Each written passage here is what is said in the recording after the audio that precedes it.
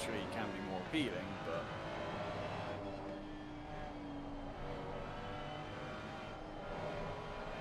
out of interest, are you supposed to be streaming the qualifying at the moment? Oh, I see.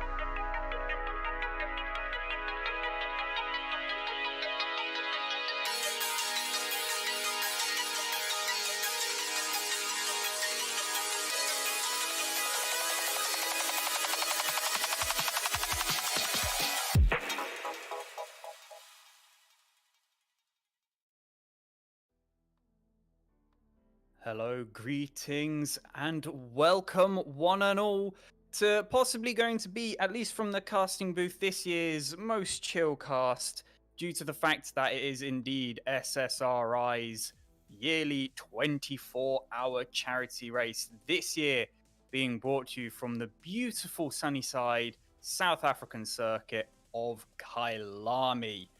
I will be, well, at the moment, I am on my own. I am Kieran. We'll be starting you off, taking you maybe through qualifying if we get into it quick enough. But I will shortly be joined by pretty much our common caster at this point, and it very conveniently appears there in the bottom left, Sam Pierce, who is yet to appear. I think she is setting herself up. But yes, as details are appearing on the screen, as you can see, this year's charity will be the Christie charity. And excuse me, I am very ill prepared for this. But I mean, looking overall of what we have in terms of the teams, we have the likes from Team Abbey, we have the current favorites, I think, at least from previous responses, Team R&E, who actually naturally bring several drivers and cars into this, and everyone very nicely sporting their very, very own 24-hour charity live stream livery in support of the Christie Foundation. Now, one thing I have actually forgot to ask our very wonderful and beautiful producer, Chris, is if we have a track guide, which I believe we normally do.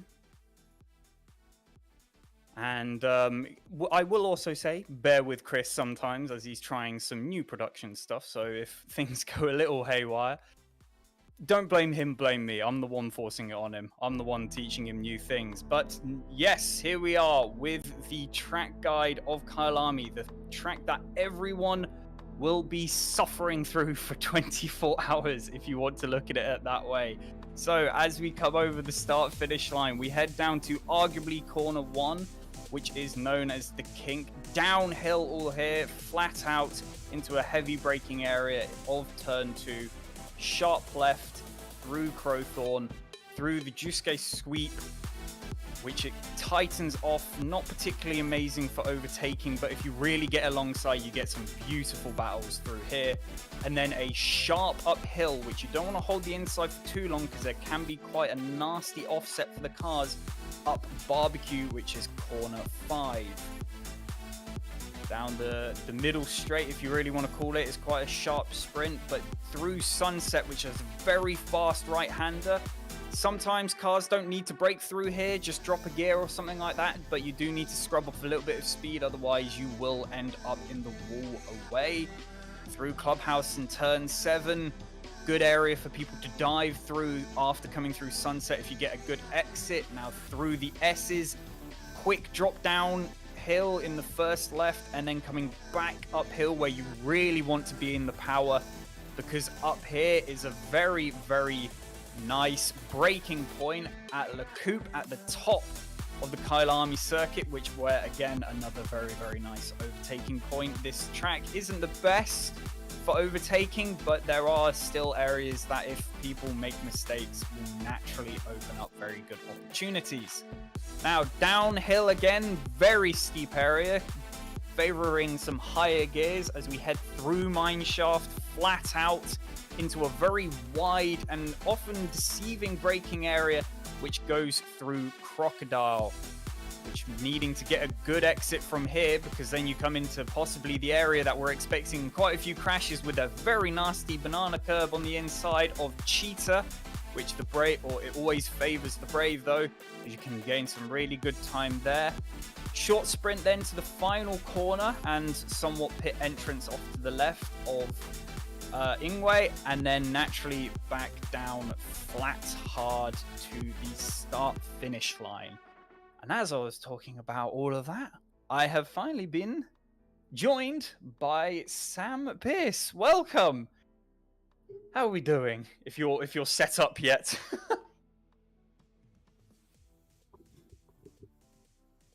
Am I being given the cold shoulder? I think I'm being given the cold shoulder. So we got a good start. We'll give her a bit more time to get going. But as I believe qualifying is happening in the background at the moment, I'll get pit wall up, as I think it has now started. It has.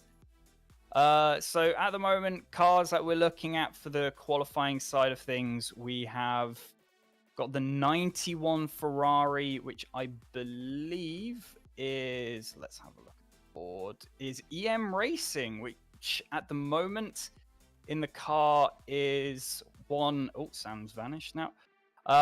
Is Maximilian Gallus, who's in the car at the moment, doing them some very good times of 140.9.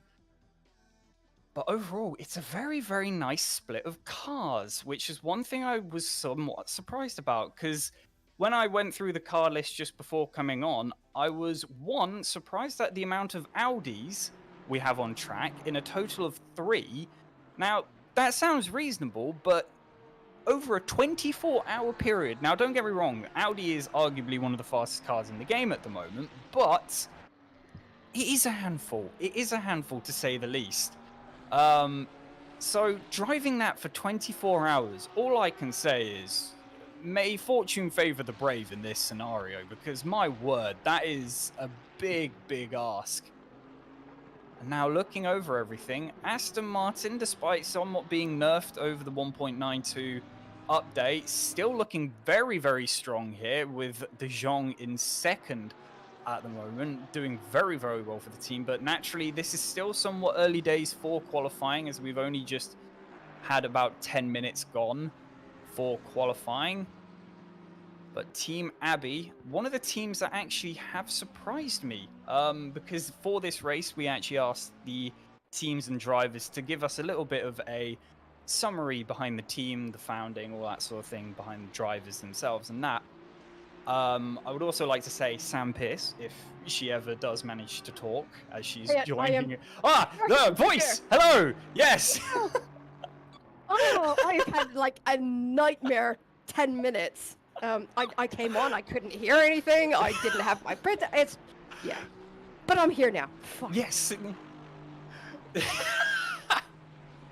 Well, nevertheless, you've made it. Technological stuff aside. Thank you for doing the compiling of the entry list, which was what I was going to get onto, because it's actually made things very, very nice for all of this. But going back to the point I was going to make about Team Abbey, I'm very, very surprised behind the sort of history they have.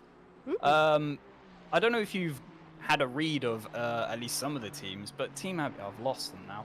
Oh no, where have they gone? I've been scrolling too much. Hang on, where have they gone? Here we go. But yeah, Team Abbey is older than me. That's something that really caught me off guard, because naturally, this being one more community-based thing, I was naturally expecting it just to be like some fun teams that were made specifically for the community. But no, Team Abbey being formed in 1993 by Nelson Ambrosa. And, well, with his nickname being Abbey, which is the entire reasoning behind it. And then he won 1994 125cc gearbox class Zimbabwe karting championship and came second in All Africa Victoria Cup Full Nelson in, like, what? Yeah. It's got so much history behind it, and just to have it here for a community thing is such a treat. Yeah. Yeah, I mean, I had so much fun putting this sort of comms cheat sheet together, because, Abbey Racing is just, one example, but so many of the teams that we have with us, there's just such interesting backstories behind a lot of them.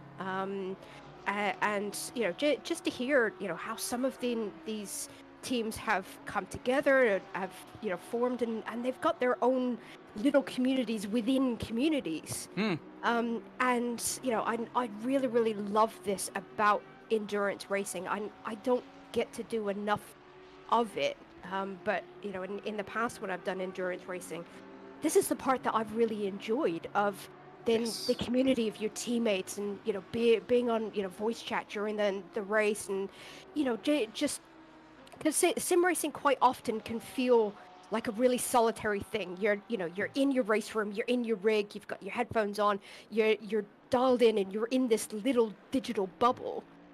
But having teammates on voice chat with you, and you're having a laugh, and going through the highs and lows that an endurance race naturally brings, I think it's such a heartwarming part of Oh yeah.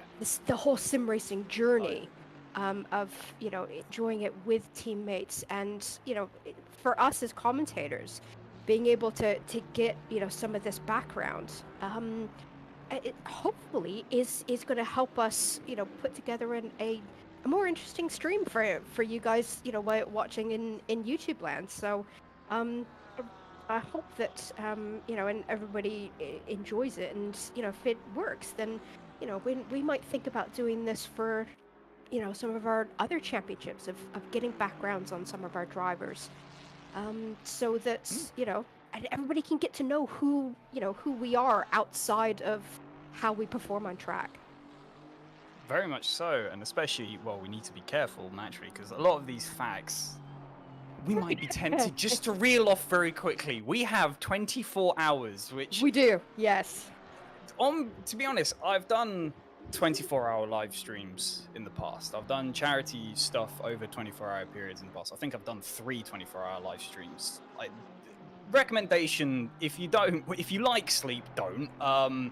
They can be quite grueling, but Yeah. doing one, I have done one on my own and one with someone wow. else. The comparison is night and day between how easy that sort of thing is. Doing it on your own, it is a chore doing it for full 24 hours. With someone Yeah. else, you pull each other through, and that Yeah. is what I'm somewhat expecting to do here. The main difference, though, is these guys are going to be way, way more focused than I ever would have been doing my charity streams, because I could have just hopped on what's it, like Animal Crossing or something like that. I don't play it, but you get the concept of just a chill game so that your brain can settle for a little bit. Now, admittingly, they will be swapping in and out of the car, apart from one, which I'll get onto in a little bit. There is well, I don't want to call him a psycho, a brave person. Let's put it that way.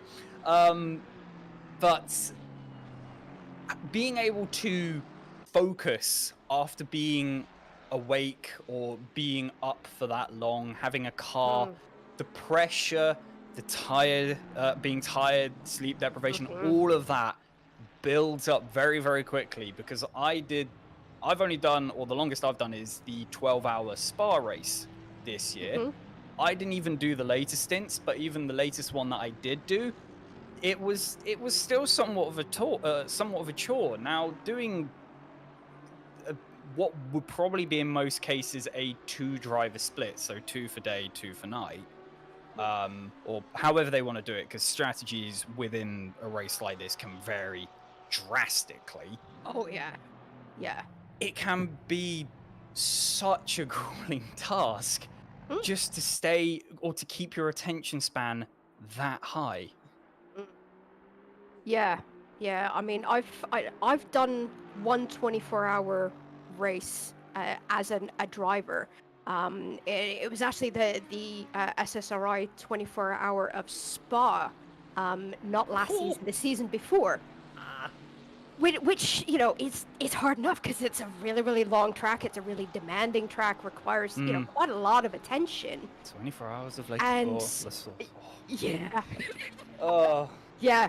But it very, very much was the managing your energy levels, and making sure that you're just keeping awake and focused. It is a challenge all on its own, and something that I don't commentate on a lot of endurance racing, but the endurance racing that I watch and that I've participated in the past, it seems that the possibilities for strategy tend to grow exponentially by the length of the race. So, Yeah. in like a short 3-4 hour sort of sprint endurance, then there may be like 3 or 4 different strategies that various teams might employ. You bring that up to a 6 or 8 hour race, that can multiply by like 2 or 3 times as to the different types of strategies that are available for teams to do. But 24 hours, we're probably going to see every strategy under the sun, and as to how people manage their driving time. Do they do back-to-back stints, or they swap drivers every single pit stop, and tire management, and all of that stuff just compounds, I think, then the longer a race is. So it's going to be really, really interesting to see. I mean, I'm doing this opening stint in the comms box, and then I'm coming back for the end of the race. So I'm going to find it really, really interesting to see, okay, I've seen how everybody's gotten started after 24 hours, then, how have those strategies have panned out over the 24 hours, what's worked, what hasn't. So this is going to be quite a fascinating weekend for me, I think. But you touched on our one team that well, can you call it a team? I mean, technically we can call it a team. It's technically a team. There is a name, or a team name, I guess. Yes. But yes, there's only one driver. Yes. Step forward, Mr. Michael Schultz. Yeah, the 135 Precision Racing Porsche. So not only is he doing a 24-hour race, he's doing a 24-hour race on his own, and then add to it that he's doing it in the Porsche. I'm just. The Porsche, I think the Porsche isn't as bad as it used to. No. Well, at least the old one. But if it was the Audi, then I would have words with him. That one I'll be a bit concerned on. The Audi has become a bit of a lethal box. It's quick. Oh, yes.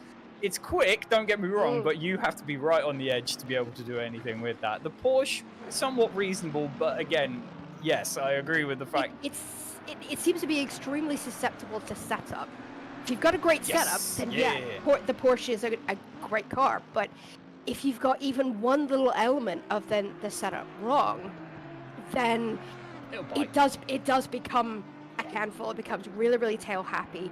I believe it's still quite short on overall power, I believe, even since the latest update.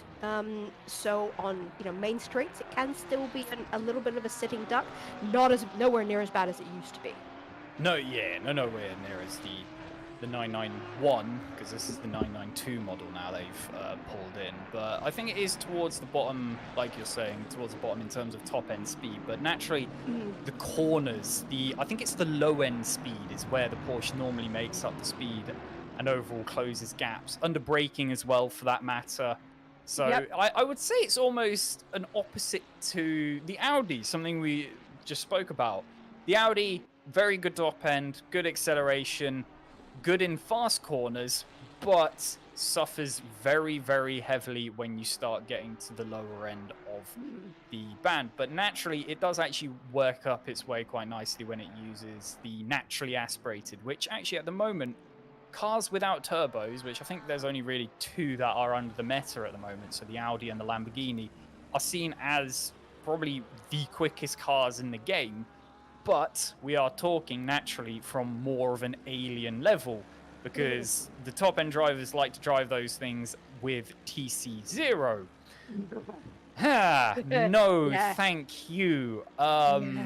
So that one I would happily pass on to someone else. But one car that I am looking on the grid, which has only been entered for this race specifically, we have a Bentley on the grid. We have a Chubster laying around, the 405. Oh, thank you, Chris. I don't know if the stream can hear you on that. Yes, the the producer being called out being chubster. Don't do yourself like that, my guy. No. But yes, the 405 here Yeah. of the Riccobellin Racing GT3. This team has 6 drivers. 6 drivers. Wow. So this one naturally feeling more like a fun team. The fact that they've brought this car in, to say the least, is enough said as it in itself. Because if anyone who follows stuff like, I think it's the LFM,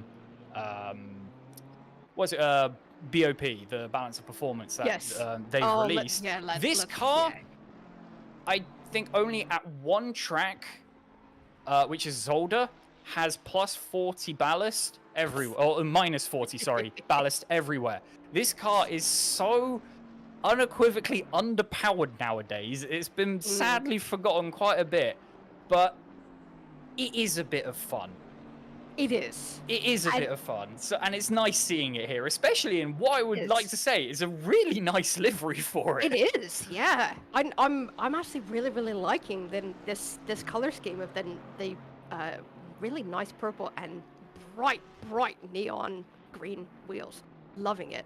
Interestingly, this was actually the car that my team took for the 24-hour Spa 2 seasons ago, and back then the Bentley was a great car to drive because it had a massive fuel tank.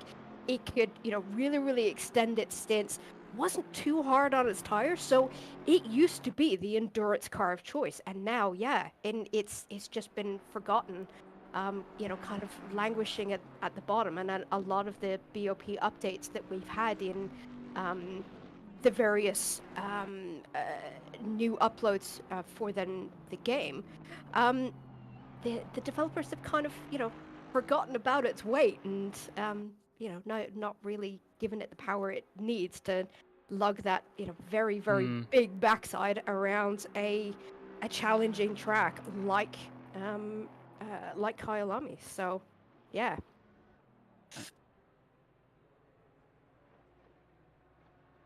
So we are just being warned that this, don't be afraid. Well, I guess qualifying technically has ended, but what everyone is doing at the moment is swapping out drivers who are going to be wanting to do the first stint. So we're going to actually get an idea of who's going to be in the car for the first part of this race.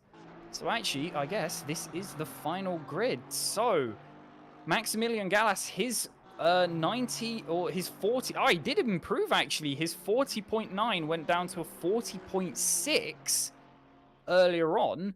I completely missed that. So he's managed to withhold the top of the grid.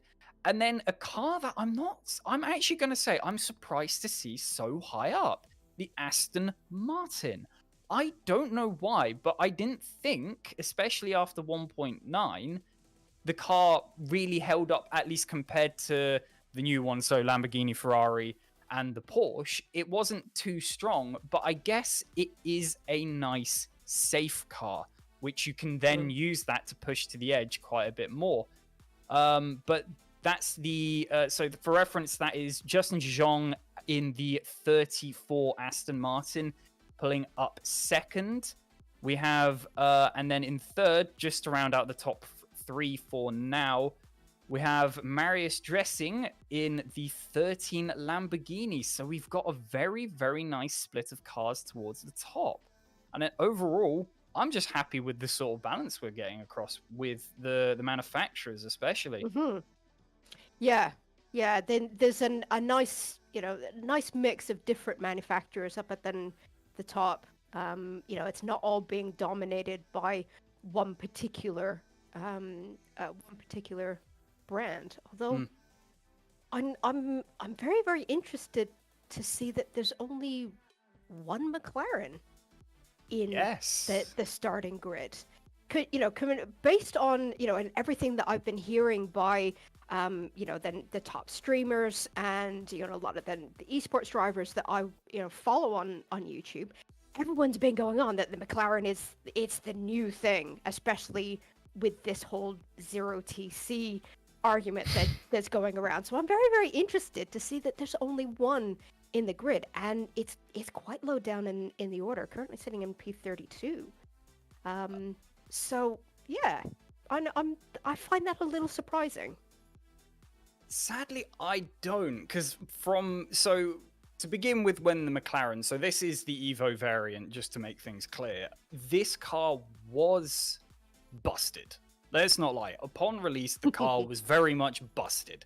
It was quicker pretty much anywhere, especially like Spa became the biggest talking point, because I think it was 1.5 seconds almost quicker than the next fastest car around there.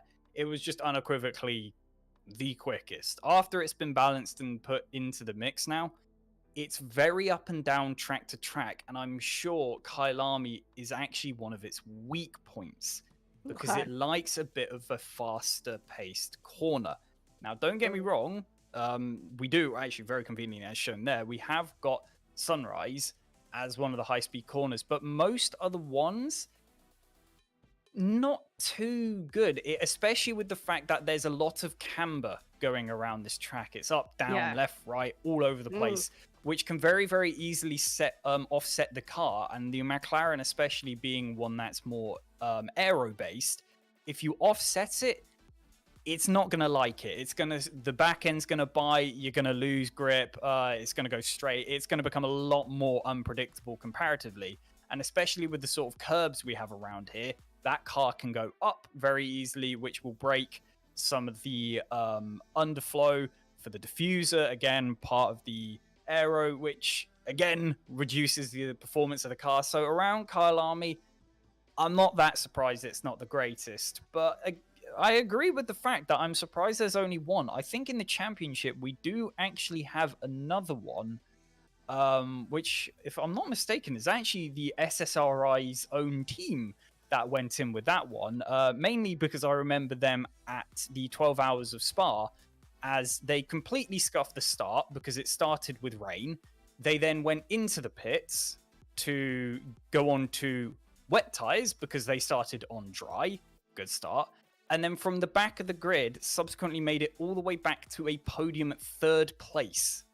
Wow. Which is ridiculous. Now, obviously, it's more plausible over a 12-hour endurance race, but nevertheless, that is a huge, huge achievement, especially with the fact that when it comes to starting from the pit lane, you do start about half a lap back, and around, especially Spa, that's quite long. Oh, God. Yeah. But naturally, this being the 24-hour race, we do have some of the typical cars that we see elsewhere not appearing for this. We don't have the drunken lads in the Mercedes. I'm trying to remember what the team is. There's been quite a lot of chat about that in CBSR. Thank you, Chris. They're not here, but I don't blame them. Drinking over 24 hours might be a bit dangerous. I mean, they could hold themselves back, but I don't think they want to. No. Yeah, there's been quite a lot of chat in the commentators Discord that we have with SSRI of a lot of our commentators saying, oh, it's a shame that we're not going to have them there. It was such a highlight and to commentate on them, and it's really, really amusing. But I think we're going to be in for a really, really fantastic, interesting, exciting race. It's a great track. It's one of my favorites in pretty much the entire game. It's really, really fun, but still challenging, and it flows nice, but still requires a good level head. So it's a great track, and I don't think they actually do really, really long endurance racing here in real life. No, and that was actually going to brought me very nicely actually onto a point that I was going to make about this track and being over a 24-hour stint. This track is not floodlit. So when it comes to the night stints, it is going to be almost pitch black for these drivers. So track knowledge around here is going to be crucial. Wow. Naturally, you've got the car's lights and that sort of thing, but if you're not careful, especially over a long stint of time, you could lose vision or whatever looking into other cars' headlights. But you need to have a very, very good idea of where you're going, because otherwise it's going to be a bit of a headache. Yeah. Wow. Yeah, that is going to add such an interesting level to then the middle part of this race through the night. Yeah. Wow.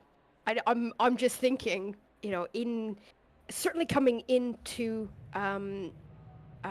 crocodiles. Sorry, no, coming out of crocodiles into cheetah. Cheetah, yep. Cheetah being, the absolute car killer that it is. I'm thinking the direction that you're coming into cheetah, I don't think headlights are really going to highlight that curb very much. No, because it's one of those corners that it's turning commit. So your car should not be facing it until you're there. So it's going to be the unseen killer during the night. Definitely. I would not be surprised if there are some or quite a few crashes overnight, which is...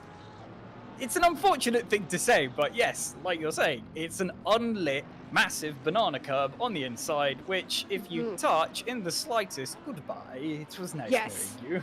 Yes, it instantly spits you out into a very, very deep gravel trap that is lined by a concrete wall.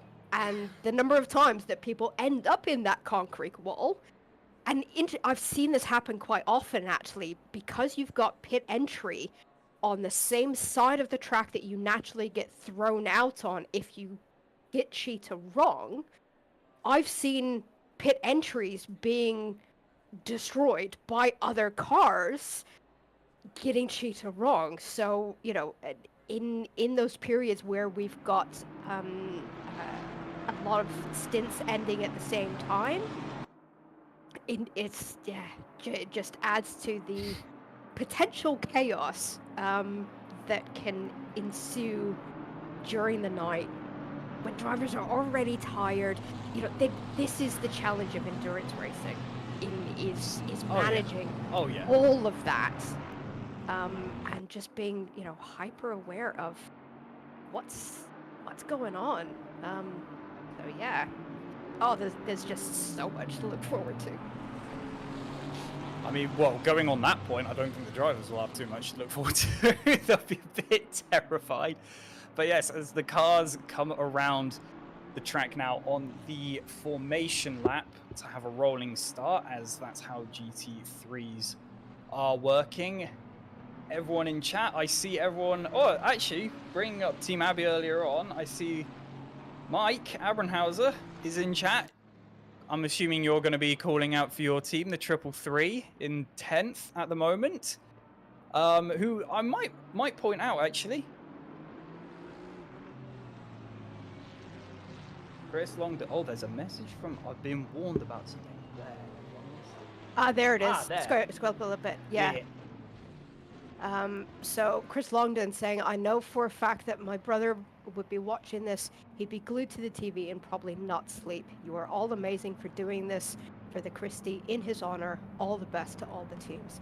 Thank you very, very much, Chris. And yeah, when our thoughts, when with you and your family, and when we hope that we put on a fantastic event for you and for then the Christie charity. So yeah, really, really great for you joining us.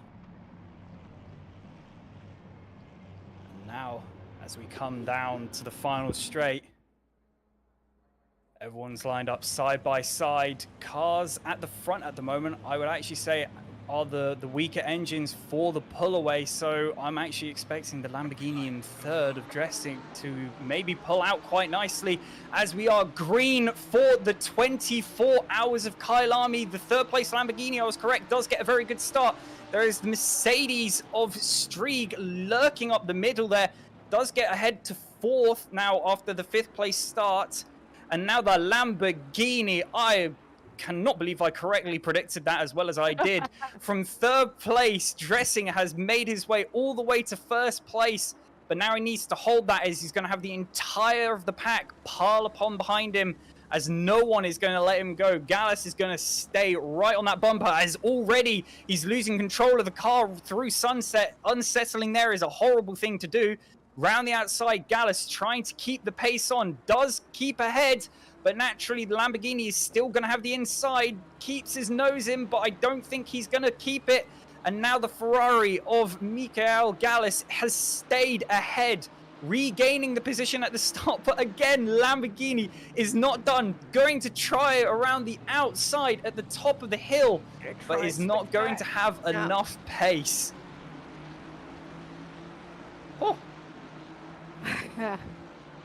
Well, that was surprisingly clean for a first lap of Kyalami. I did see a couple of cars off in the C720. The background. 720 is looks like they. That's the ZRD boys in the Mercedes. Don't seem to have a good start. They were going quite slowly. Are they going a bit slow? No, they seem fine. Yeah, whether they just went off, might have been bumped off a little bit. Maybe I'm thinking probably through sunrise, to be fair. Doesn't look like there's a lot of damage on there. No. So. But overall, very impressed with everyone, as it's been kept very clean. Packs still very close to each other, so overtaking opportunities are going to be plentiful still. And, well, no one on stream heard it, but our producer again, Chris Hill, did bring up a very good point. Everyone is pushing this hard. This is lap 1 of a 24-hour race. Now, I understand track position means something, but my word, lads. Yeah. 24 hours? Chill! I know. And but again, being so well behaved, it's good entertainment. Yeah, Mike Ambranosa has, just echoed the same thing in the chat. I don't get the lap 1 aggression from some cars. It's a long, blank race. So, yeah, there are 24 hours of this. God knows how many pit stops in that period and as well. If you're running to the 1 hour stint, there's at least 24 pit stops that you can, gain, lose time. There's, all of the incidents and, chaos that naturally happens during the night of endurance races. So literally anything can happen. And something, and people who listen to me commentate for SSRI with our GT3 cars, I say this a lot, that any incidents that happen early on in a race just doesn't matter, especially in a 24-hour race. Oh. Yeah, just a tiny, tiny little touch, but it did the right thing. Waited for the pack to pass by so that he could rejoin cleanly. The gentlemanly thing to do. Then if no doubt he is, sitting in the car being, quite annoyed with himself, especially considering it didn't look like that was, anything that he did wrong. But that, over 24 hours, that is really not going to make too much of an impact. You can quite easily make all of that time back. And no doubt the rest of his teammates are going to be, looking at then the strategies at times, seeing what they can do to claw that time back. Now looking back a little bit, not too far though, one car that I will say I'm very surprised about to see already this far up is the one lonesome BMW of Simsport, as I'm pretty sure that started in 30 or qualified about 13th. And he's made his way up very, very quickly, very nicely through the pack to the top 5, which actually at the moment is giving the top 5 cars are all from different manufacturers, which again is just, when it comes to GT3 racing, is something I completely adore. It's so nice to see that there are such different cars, such different designs, setups, all of that, but they are all at similar paces. Now, at the moment, we are having a bit of an accordion effect, I think, as the grid are spreading out a little bit. But to get this far up, I kind of want to go back and have a look at lap 1. Well, not something for Chris to do, let's put it that way, because I think it'll be quite a long replay. But after I hop off, I might go back to the start and see what on earth he did, because again, to get that high up so quickly, very impressive. Yeah, yeah. I've got a feeling that in that sort of mid to high, from about P5 through to P10, I think there was a little bit of pushing and shoving, because I've noticed Ben McConnell in the 169 Ferrari for Raggy Nation. He started a lot higher up the order than P14, so he's dropped a good number of places, and at least 5 or 6 places that he's dropped. So I think somewhere in that first opening lap and a half, that there was a little bit of argy-bargy going on in that mid-upper level of the grid. So I mean, it's a lap 1, isn't it? Again, it is. I know it's a 24-hour race, but these guys are racers. They're here to race. They're gonna send it, despite being possibly a very illogical thing to do. But it's good fun. Makes for some good entertainment, as we are now settling down into a more lap by lap, pace by pace sort of going. As I'm actually looking a little bit forwards now, Strieg in the Mercedes is really harassing De Jong in the Aston Martin, as the power of the Aston Martin's engine in the lower RPM really struggles with the larger weight. So the Mercedes might be able to get that pace out coming out of the corners, because there's quite a few slow ones, as I did think I saw a car go off. Yeah. Is that the 405? I saw 405 of Philip Adler. It was it was sat stationary for a while, and I was watching to see if he would get going again, but unfortunately he's right. Keeping an eye on that BMW. So he started a bit way back. He kind of parted the Red Seas. Oh, we had a little bit of a bonk. Actually, that's, I believe. So that is Ben McConnell. Oh my words! It was a lot more argy-bargy than I thought. So yeah, these cars going all over the place. And then there's, I think back there, someone getting pushed real wide and stuck at the back. Yeah. But that's clearly why Sem's managed to make this many places, because essentially he parted the Red Seas. I think the common thing casters say on this sort of matter, but my word, that was a lot more aggressive start than I thought, because we mainly focused on the top 3. Yeah, but I've raced with Ben McConnell before in another community, and he is very good at cutting through the pack. So I'm pretty sure that we will see that Team Raggy Nation Ferrari a lot further up the order shortly. Going back to Philip Adler in the 405, still currently in the pits. So he was sat quite stationary for a while. It looked like just coming out of crocodiles. He was sat, still for quite a period of time, and then returned to garage. So he is obviously going to have a controls lock for a certain amount of time, on top of fixing any damage that he may have picked up. But it looks like he is now on the move again, and coming back out to rejoin. So fantastic to see him coming back out, but he is going to have a lot to catch up with. That is he's now a lap and 15 down. Quite a lot to carry back, but over this length of a race, it is more than doable. Very much so, and to be honest, as harsh as it might sound, I feel like it was somewhat good it was a 405, because for reference, that's the Bentley. This is the team that are probably going to be taking this more chill than seriously.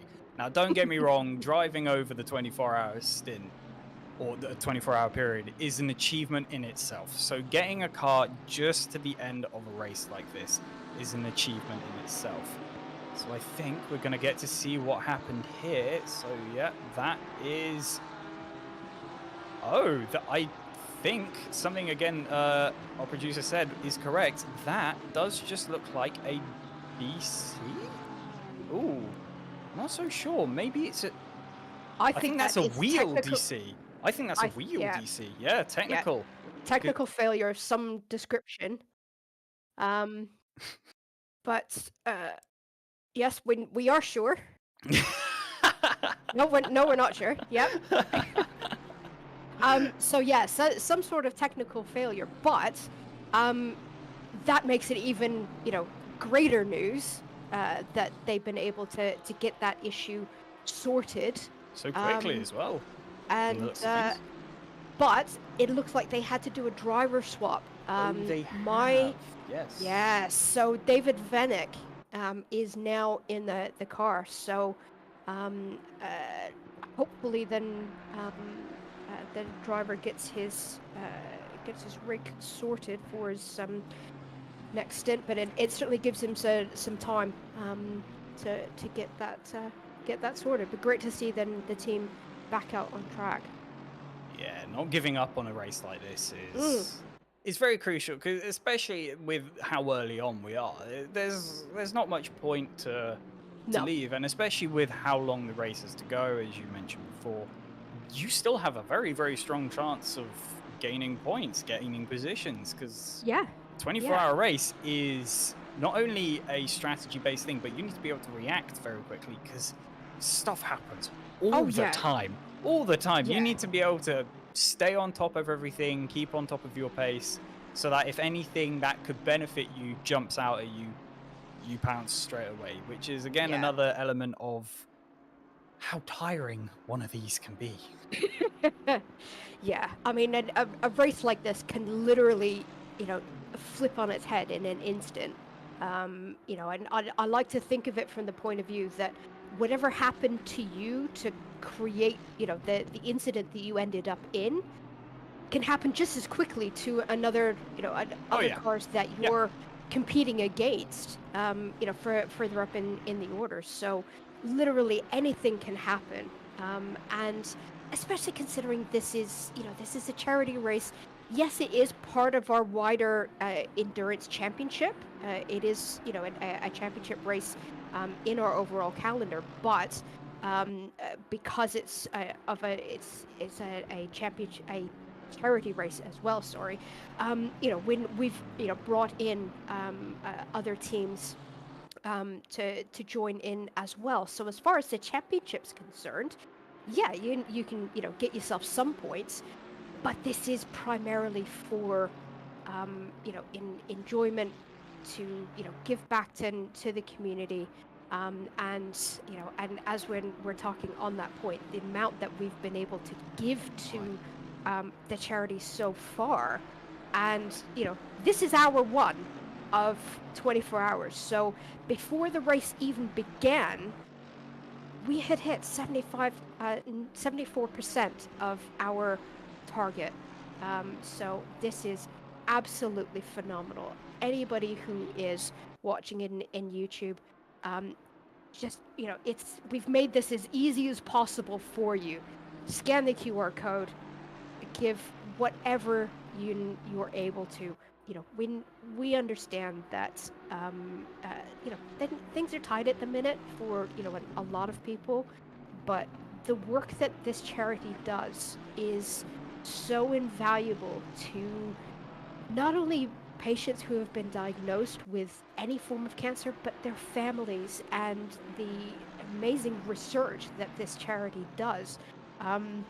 While I was putting the commentary sheet together, I was reading up on some of the work that this charity does, and the one thing that really jumped out at me, they are the first cancer specialist hospital in the UK to open a proton beam therapy center, which is a far more less aggressive, less damaging form of treatment for some cancers, and that they have reopened a state-of-the-art research facility where there are medical staff and researchers from all over the world working on groundbreaking treatments and protocols and test studies to make cancer just so much easier to treat, less aggressive to treat. So the work that this charity does is just phenomenal. Anything that you can give is all going to be greatly appreciated. And don't forget, we still have our auction going on in the background as well. So if you jump on to either the SSRI website at Simsport Racing International or onto our Discord, there are links there that will take you to our live auction where we have some absolutely amazing prizes available for you to bid on. I'm just heading to the auction room now. I've got them up at the moment. So to give you an idea of some of the things you can get, so one of the things that has kind of been fanned out into a couple of things is a 45-minute session in a motion D-Box sim. We originally only had one, which you could bid on, but there is now an additional 3 more added in on that. So the options there have drastically opened up. We have a SimLab XP1 load cell 2-pedal set. Current bid is €230, but again, go knock yourself out. Go tease or go treat yourself, that sort of thing. It's all in for a good cause. Probably Christmas presents. Exactly. Why not? And I think, well, we had one more apart from this. There is a €200 voucher to spend at simline.eu, which at the moment the bid is actually below that, so you're kind of getting free money if you're not careful. So I mean, nudge nudge, wink wink. But we did also have a sim cube, if I'm not mistaken. It's still there. It is still there. I can't see it. It's still there. Yep, it's right at the very top for me. So it's a SimuCube SC2 Pro wheelbase, and that is currently sitting at €950. I might go and have a look to see what the retail is on that, because that is 1. quite 1.1. Yeah. 1.1. So you're currently getting a bargain there. That bidding is going to be live right through the race. So the auctions will close, I believe, in the final hour of the race. So 11 o'clock tomorrow UK time, 12 o'clock European Central Time tomorrow. So if you're looking for Christmas presents for yourself, or loved ones who are sim racing nuts, go and sort yourself some easy Christmas presents.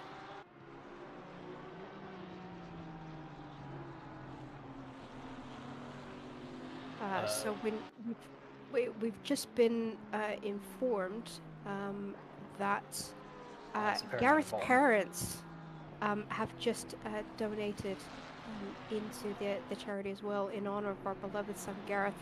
He's watching somewhere £250. Thank you so much. And I believe I saw his brother had donated as well, that I could see in that. Wow. So yeah, insane. It's absolutely fantastic. So yeah, we've got 24 hours. I think we can easily, as a community, come together and just smash that donation target of £5,000. We are literally 79% there, but we cannot do the rest without your help and support. So we are a fantastic community here at SSRI. Let's show the world just how great a community we are by donating to this absolutely fantastic cause and charity. So back to the on-track action, and we are on board with Chico Landvar. Landvar? I'm going to struggle with some of these pronunciations this week. Yeah. I'm right there with you. So with Amigos Racing Team and the 555 Aston Martin. Really interesting, subtle livery, but quite nicely done. Really liking that. I was going to say carbon. Yeah, I was going to say carbon effect. It's not carbon effect though. No, it's what's the best way of describing it? Abstract. Oh, yeah. Actually, yes. Again, producer bringing up a good point. They're trying to prevent you from taking pictures. It's the photo camo that a lot of prototypes use. Which, to be honest, with certain designs that a lot of companies have come out with, yes, they actually do look quite nice. Yeah. But yes, at the moment they are hunting down the 11 car, Richardson, number 6 of Mode 11 Blue, who at the moment, I'm actually somewhat surprised about their pace because I thought they would be a little bit higher. Now, whether they actually started a bit further back because I don't remember seeing them in qualifying, but the fact that they're being caught by Lentvar really shows the sort of pace that we have across the grid, because again, Lentvar is not one that I've particularly seen before. Whether he's just appeared for this race, I don't know, but we're getting some really good idea of how quick they can be, as already 2/10 has vanished off of that time gap between the two of them. It's going to start heckling as much as possible soon through Sunrise, down into a heavy braking area. I think a bit too far back at the moment to really look for a move. However, I say that gap has dropped by 3/10 very quickly, or at least over the last timing mark, as Richardson touches grass, goes really wide. That's going to scrub the speed, but there's not really anywhere to overtake here, and that is always going to be one of the annoyances around Kyalami. There are some amazing areas to overtake, but then there are some areas that are impossible to overtake, and you really have to time your pace gain perfectly to get those areas. I think he might have a look into Crocodiles, and depending on how brave on the brakes he is. Oh, he's sticking his nose in, pushing Richardson wide. But now we're going to get a bit of a scary thing. Oh, he's backed off a little bit. No, I think that's a smarter move, especially coming up to Cheetah. That is an area scary side by side. Very possible, but it is a bit terrifying. And now we get a good on board to see what the driver sees. As I think Lentvar here gets a better exit. Richardson really struggling on pace at the moment. Whether there's a bit of damage on that car from the initial argy-bargy rubbing from the start, I don't know.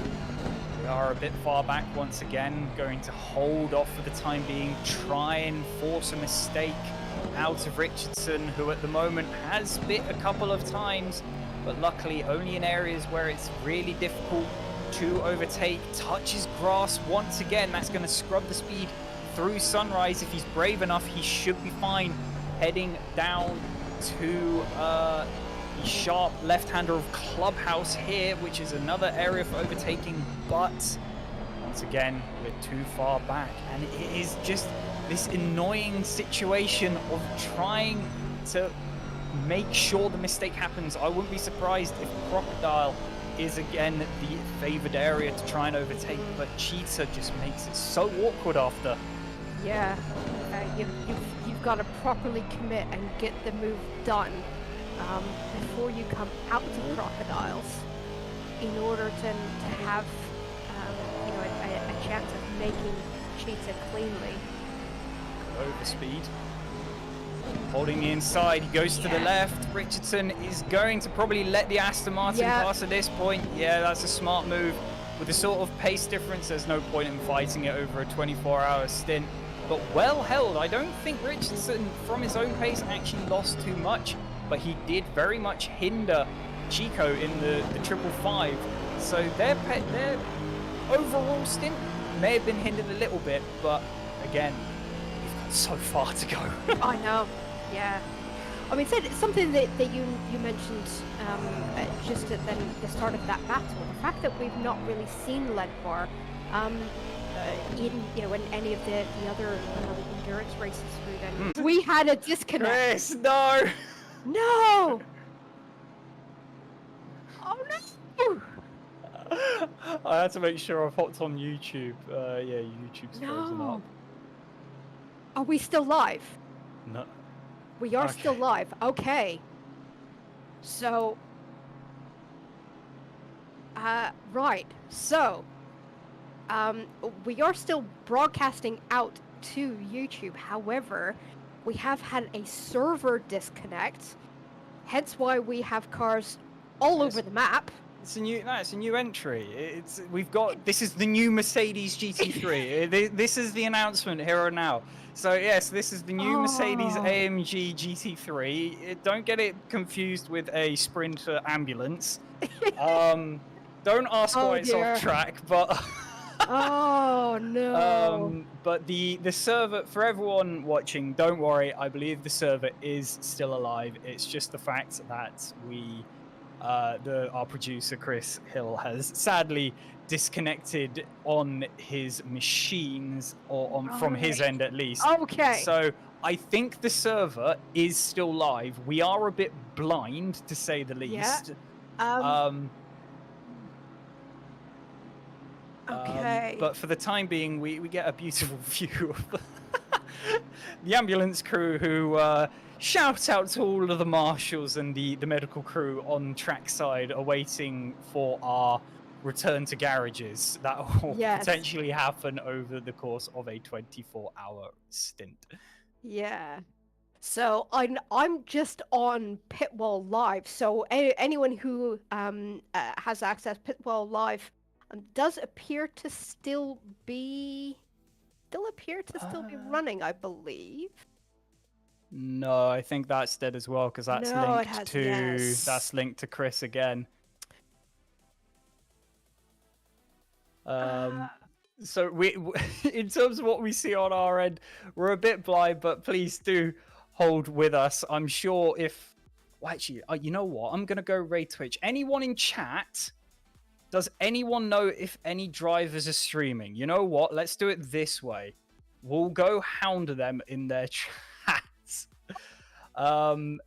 As then we could potentially give a bit more of an insight to the drivers. But naturally, we're not too sure who is streaming on the grid. So if anyone knows if individual cars are streaming, by all means, warn us. I don't put links in chat, because I think they may get flagged, but at least mention the car, and then we could go have a look. As we do have some confirmation in the background, I've just seen Pitwall refresh, so we do have a producer back in the server.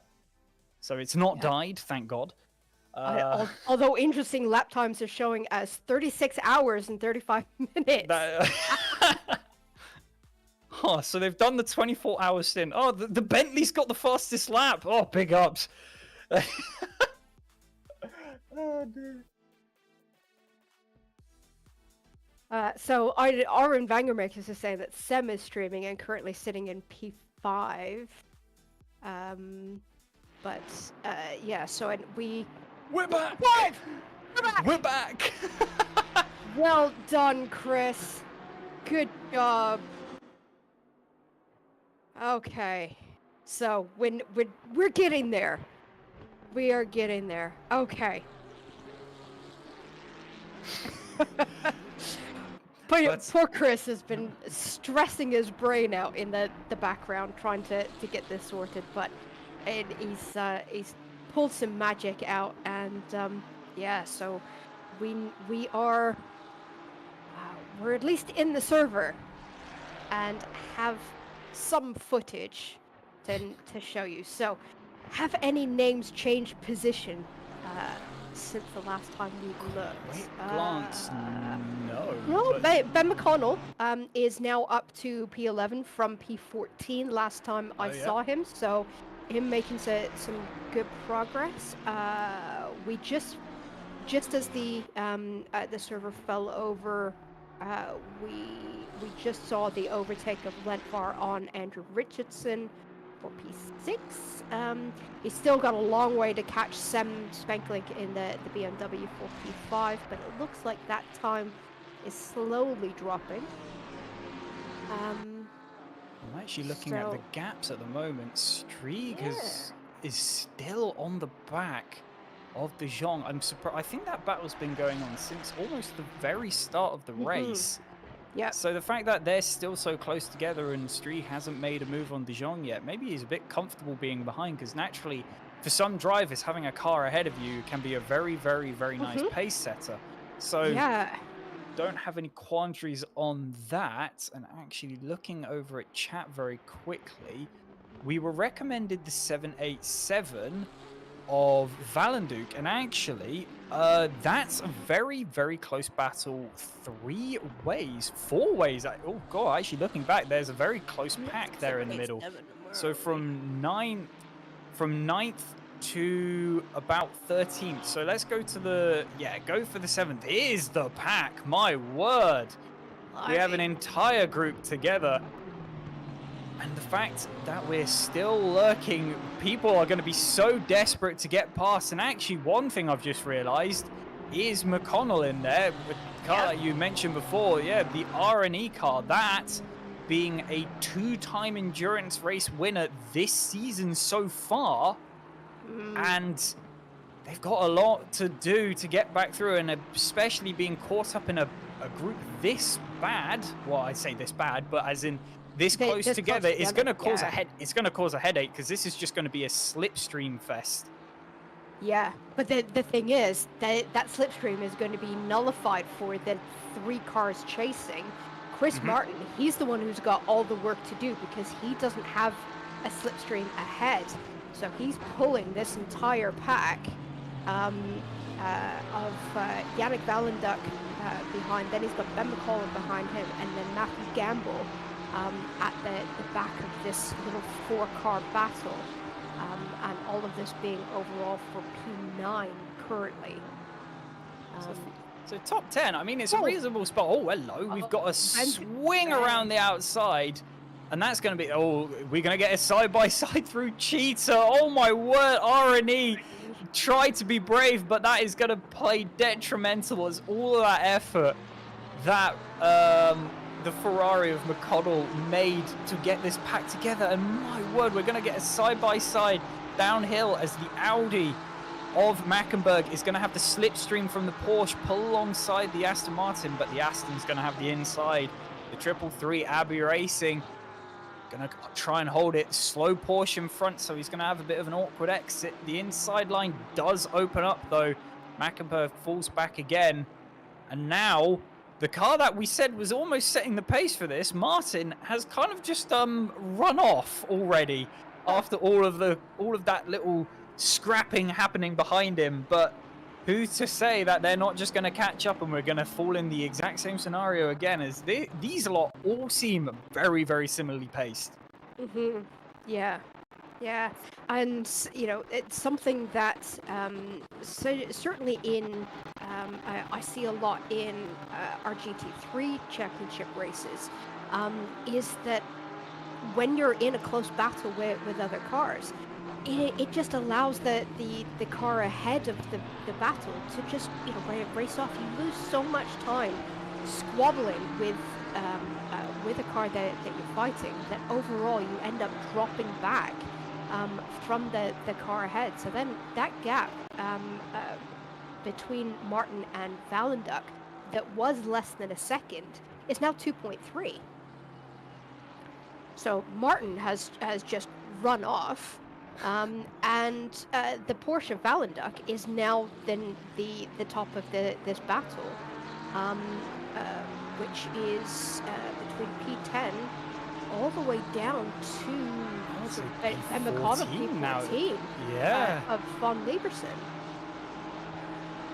fact that keeping your calm with this many drivers behind you, breathing down your neck, is something that it's a nervy thing, and especially for an endurance race, to play it as smart as you need. Because I would argue for the 1 hour almost sprint stuff that you mentioned you cast, so for the GT3 stuff, it's easier to make a decision in them because it is most of the time just defend because it's a shorter race.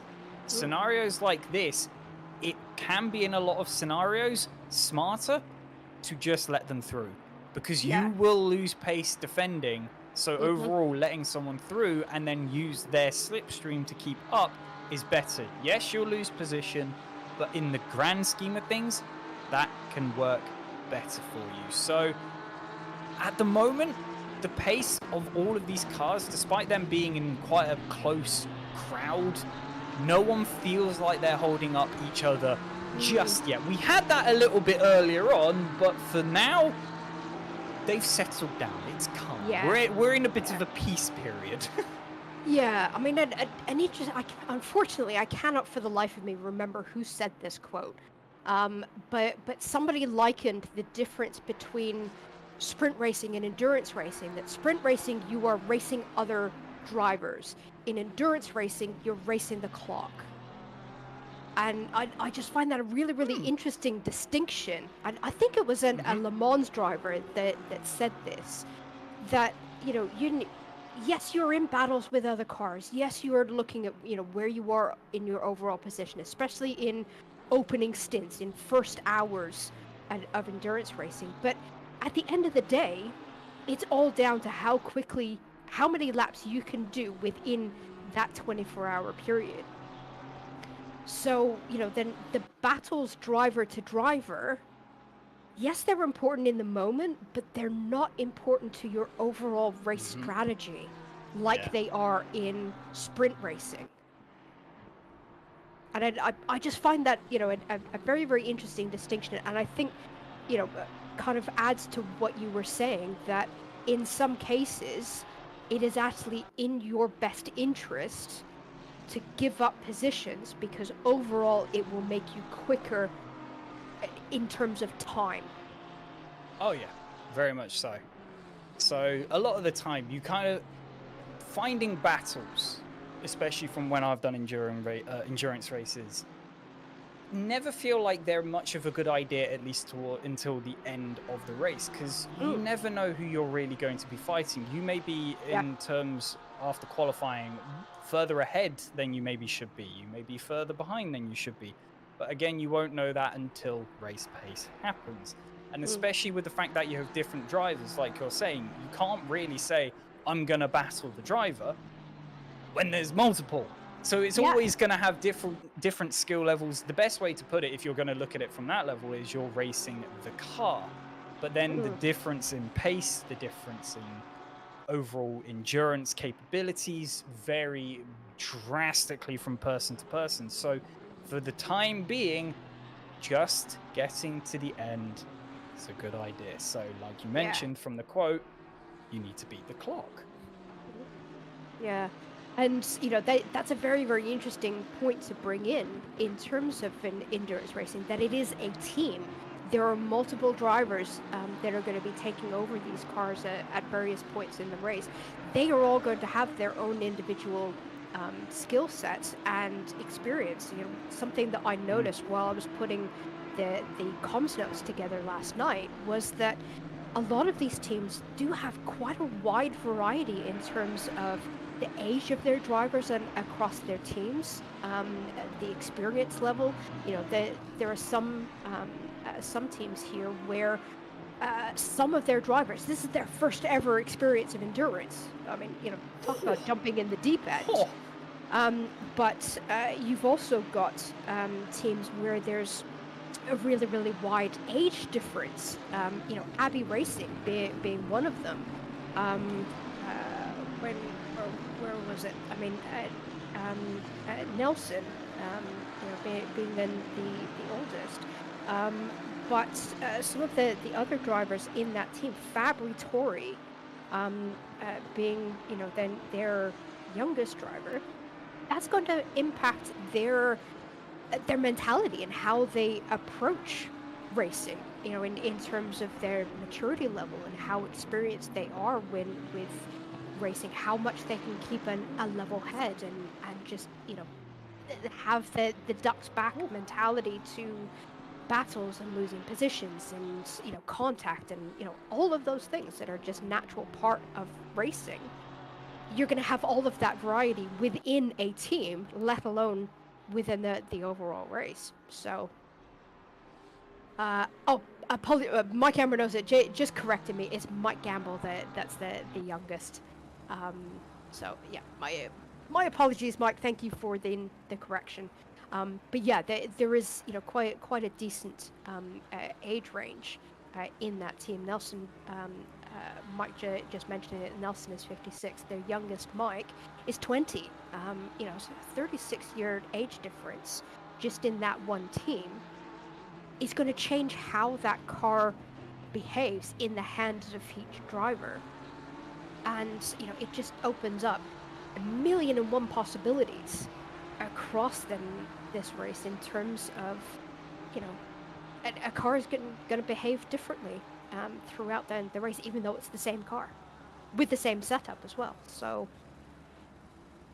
I mean, when it comes to, I've just seen that in chat as well. I guess that's something that, in terms of something you mentioned at the start, actually, these teams essentially being communities in themselves. Obviously, SSRI being the overall organizing community behind these races, but each team in themselves is a community. So when it comes to age range, as much as it might be a bit strange, it might be a bit awkward in terms of trying to understand things, you do get some of those funny moments that kind of enhance your bond, like Mike puts in chat, the fact that you're talking about movies before people were even born. I know. And it's good moments like that can especially make a team bond so strong. So when it comes to races like this, not only do you have good mentality, you have good strength, you communicate well with everyone, but you can then also, in terms of the age gap that you're mentioning, pass on that experience. Because at the moment, Gamble, Mike, you might be able to correct me if I'm wrong on this, he seems like almost that pumped up sugar youth. He's really quick, he's really aggressive, that sort of thing. But the thing is, in terms of composure over potentially a longer stint, he might not have that sort of composure, which is naturally where the more experienced lot who have done this for much longer come in and they tell him to calm down a bit. So you kind of mellow out everyone quite nicely to the point where you have overall a very well-rounded team. Yeah, and building on that camaraderie and helping people through the difficult parts of racing. It's very easy when you're in the cockpit and something goes wrong. For we hear it all the time, the driver's red mist. Yes. where and emotions just they just take control, and you're driving on autopilot. It's that road rage. Having other team members, have that level head in your ear to say, no, it's fine. Yeah, it's crap at the minute, but we've still got 20 odd hours and of this left. This, that, and the other. Here's how we're going to manage it. It helps sort of diffuse the situation where in sprint racing you don't have that. You've got to mentally bring yourself back to an equilibrium after a race, and a lot of drivers aren't able to do it themselves in the moment, and that's where you see a lot of rage quitting, and thankfully we don't see it in any of our communities, but revenge driving and things like that, because there isn't that level head to come in your ear and say, no, it's fine, it's okay, which is something that you do get with endurance racing, just for the natural fact that you have team members who are doing this with you, and it strength in numbers. Perfect, yeah. Perfect Yeah, summary. there we go. Because overall, this is a team sport. If one person fails, it affects everyone. Because again, if one person crashes, there is only one car. If that car goes, you can't just say, "Oh, it's the driver, he's gone." That sort of thing. No, the car is done. You are all done. So, trying to keep everyone on the same level, keep a level-headed across the team is so important, especially over such a long period of time. That's where the entire building a good rapport with each other comes in dividends for a race like this. So Very much overall, so. Yeah. Mike, you've done good with your team. Let's put it that way. Yeah. Yeah.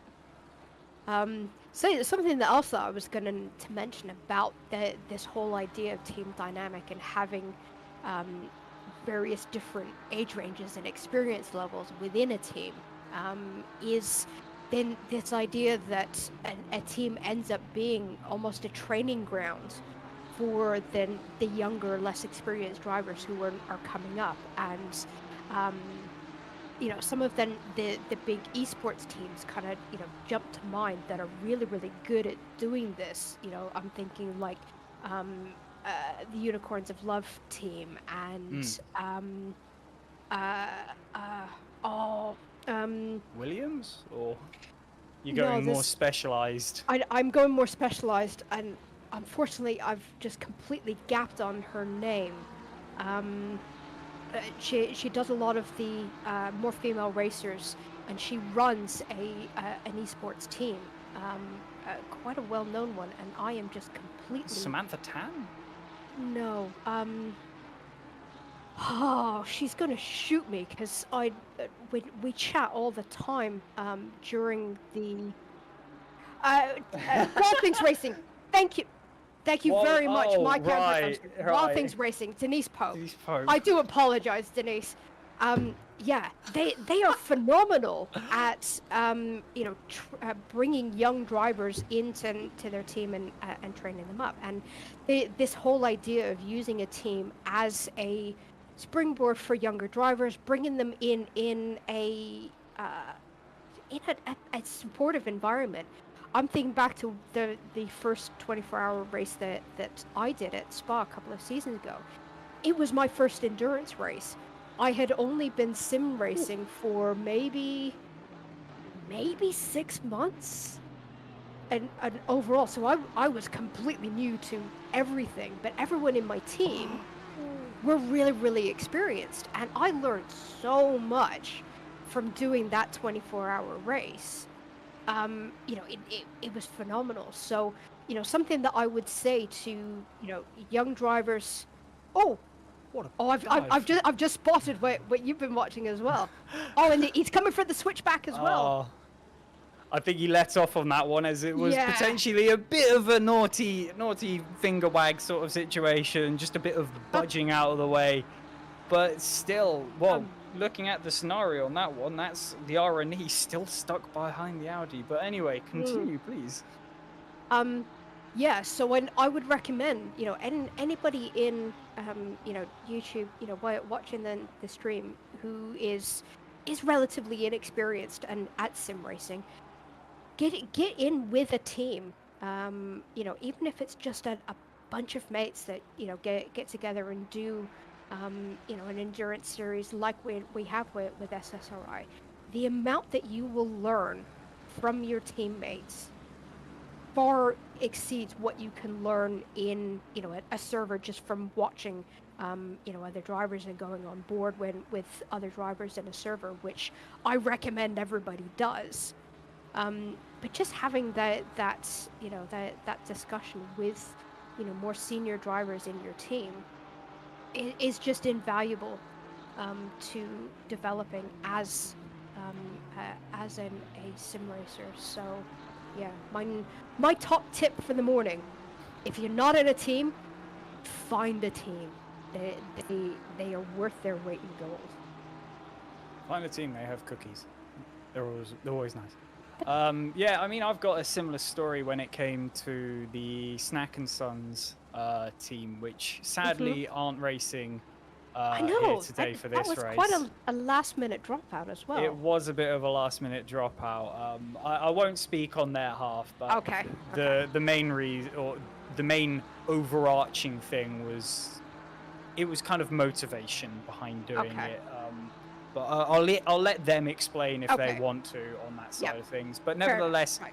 that team brought me under their wing. It was a bit of an unfortunate scenario when it came to the second car, because naturally when I joined, there was the plan on having two cars, one a more amateur, one the main team. But they brought me in, they brought me up, they taught me. We did quite a lot for the first race of this season, so the Laguna Seca, where we had our full team. It did very quickly crumble, sadly, but in terms of the second team this is, and people started having commitments everywhere else. Prime example, I couldn't do pretty much anything for the first half of the season because I moved house. But life kind of caught up with everyone. I think comparatively to a lot of the teams, or the more renowned teams within this community, we're quite young by comparison. Don't get me wrong, we still have some people we call grandpa in the team, but but I would say the average age probably levels out at one of the younger teams, because prime example, the youngest person on the team is by far our quickest, Matt Tubby. So take from that what you will. He's probably got the most experience as well out of all of us. But yeah, like you said, get a team. Oh my word, I saw that as well. Get a team that helps you and takes you under their wing to get going. And I think, for a second, was that the Team Abby? No, was that Team Abby? Oh no, Abby's ahead. Sorry, yeah. Okay. Yeah. So Ben McConnell, side by side through Cheetah, as we have said is a really bad idea. Contact ensued, and unfortunately, I didn't see who it was that got speared off into the gravel. I think it was. It was Mackenberg, so it was an Audi. Mackenberg. Oh, Mackenberg. Lewis. So it was an Audi. Yes, the 417. Yeah, yeah, there we are. Yes, Pitbull just updated, dropped down to 15th from 12. Not a nice one, but I'm annoyed I wasn't watching that one as much as possible. So hopefully, Chris, if replay, nudge, kiss, smooch, I would love one if that would be great. Pretty please. Pretty please, yes. But yeah, as I was mentioning, finding a team. I think even as we've been talking about this, we've had some shameless plugs. Shock in chat from certain numbers from certain teams, basically saying, "Join us." Yeah, that sort of thing. Yeah. So by all means, there are plenty of teams out there that are willing to take you under their wings. However, one of them on there, be careful of the CBSR lot. You may have to have alcohol. But no, they're great guys as well. They have some amazing fun with the endurance races.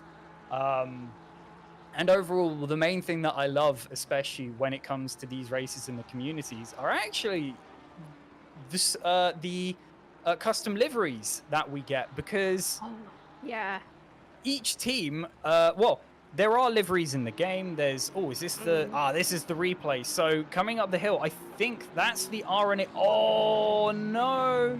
Yeah. Team RNE, who have been so desperate to get through.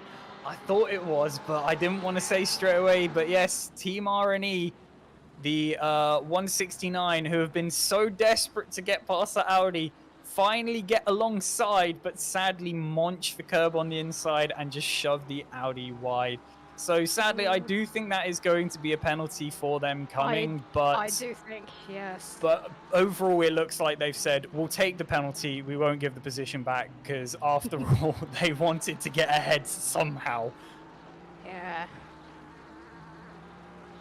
But it does happen, and then Shisa is just absolutely synonymous with that sort of incident. You you don't go too wide into Cheetah if you can avoid it. And it is just one of those corners that on a track map it looks really, really benign and very safe and sedate, but it bites, and it bites very, very, very hard, complete with venom and the whole lot. So Sharing films now, but it's mainly around that, just the sausage curb. It is just the curb on the inside, because like you mentioned, looking at it on a map, it's pretty safe. And to be honest, without the sausage curb, I would also be inclined to say it is safe. But you put the sausage curb there, you cannot touch. On the inside, it becomes a launch pad for NASA's new adventures. As I have seen some cars that have gone straight over the top of that thing, and airborne has been the next motive. Yeah. So it is a horrible, horrible bit. But looking forward now to what we have at the moment, Team Abbey have been on the back, to be honest, of this 787 Valenduc Porsche for quite some time at this point. But to say the least, they've never really felt or seemed too threatening just yet. It's Valenduc opting to probably play a more defensive route on this. As actually, I want to quickly shout out, because I've not been able to do this because I haven't cast in a long time. I love their liveries at the moment, because for anyone who's been here a long time, 787, the Valenduc team, I can't remember what they're called at the moment. There's a bit of them. Team Gazoo, that's it, or Team Rocket Gazoo Racing specifically. They wanted to do this entire season in the Honda, which at the start, before the 1.9 update, was the fastest car, and the 787 causing a collision with the 169. So actually, that's the other way around. Oh no, that is the car we're looking at the moment. Speak of the devil, the Team Gazoo are the ones that are getting the penalty. Not sure what collision, or I'm trying to think back what one that could be. But the 169, that's the R&E team, which are so far back. I'm wondering if that's on the opening lap. Hence why McConnell's so far back. So, or it was actually lap 20, I can read. So it was a bit way in. So so we've got 14 laps ago. Yeah, so overall, I think that might, is possibly what pushed McConnell even further back, because I don't think he was, the start was unfortunate for him. He got maybe around 10th, but then clearly there's been more collisions that have pushed him even further back. But nevertheless, getting back to the point, this 787 team wanting to run the Honda for the entire season, 1.9 came along, completely destroyed the car. I remember them having an absolute nightmare at Spa, to the point where this team, which had won, I believe, Bathurst in the Honda, came to Spa after the 1.9. Well, it went to Imola first, then went to Spa, and I was able to outdo them, which is not something that should be said for a winning team like that, because this is my first season, so not good.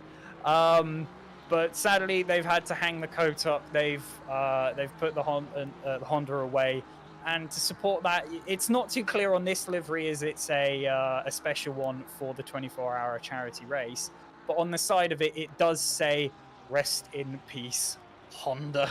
So they're wanting to say.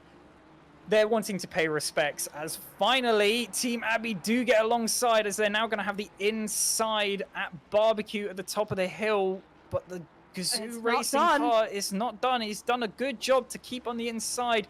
But sadly here for Sunrise, you do want that outside line, because you want to slingshot the car in, because the downforce from these cars are very good. Is my word, we nearly had contact there.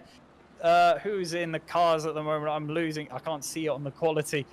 But we have Gamble and Valenduc. Valenduc, that was it. But yeah, Martin keeping to the inside there as Valenduc wanting to get another move past us. This is going to be quite an intense fight by the looks of things. Lads, there is still 23 hours just gone.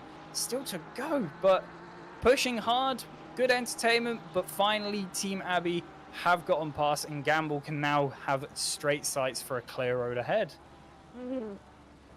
Yeah, I think then that battle is going to be one that I think is going to possibly go back and forth until the first round of pit stops, and I would hazard the guess. Actually, thinking of pit stops, yeah, we probably should start seeing some come in relatively soon, as we've gone over that first hour barrier, as the maximum stint length that these drivers can do is 1 hour 15. If you go any further than that, you will be penalized with a 5-second penalty, I think.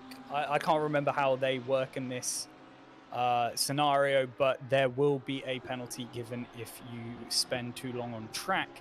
Now, some of these cars, I believe, in terms of the fuel tank, can't actually make it the full length. Some can just, as I remember when the Snack and Sons team were potentially going to be in this race, they were doing it for the Lamborghini. The Lamborghini can make it just. You need to have a very clean stint though, but the Lamborghini can do the full stint straight away. But it's probably advised against if you really want to put the push the car. As I get a bit of insight, thank you once again, Mike, being a very good informer in the background, I might add. The Aston's fuel tank can do the full length, as I feel like the Aston's actually got some very good fuel consumption. It sips quite nicely. Same goes for the Ferrari, as that matter, as I think there has yet to be a endurance stint or a track for a 1 hour 15 stint that it can't do. It was the only car that could do a full hour 15 stint at Spa, which is what made it so strong. But I think cars that can't do it, the Audi I don't think can do it, because that thing guzzles through not only fuel but tires as well. Well, depending how you drive it, because I have the experience to say this. I drive the Audi in our GT3 season, which I don't know why I did that. I'm still somewhat, well, I'm still a rookie, and I've just given myself possibly the biggest headache ever in terms of what to drive, but it's good fun. And I'm not sure about the Mercedes. I think the Mercedes might be quite close. The Porsche goes in the same category there. So whether they start pitting, I would probably say around the 22 hour 50 remaining mark, so in about 5 minutes time, is when I would expect to see the first flood of cars coming in. Mm-hmm. Yeah, so I do think a lot of drivers are going to be, starting to think about, strategies and when they're going to come in, whether they're going to do driver swaps, or let a driver do a back-to-back. And I don't know about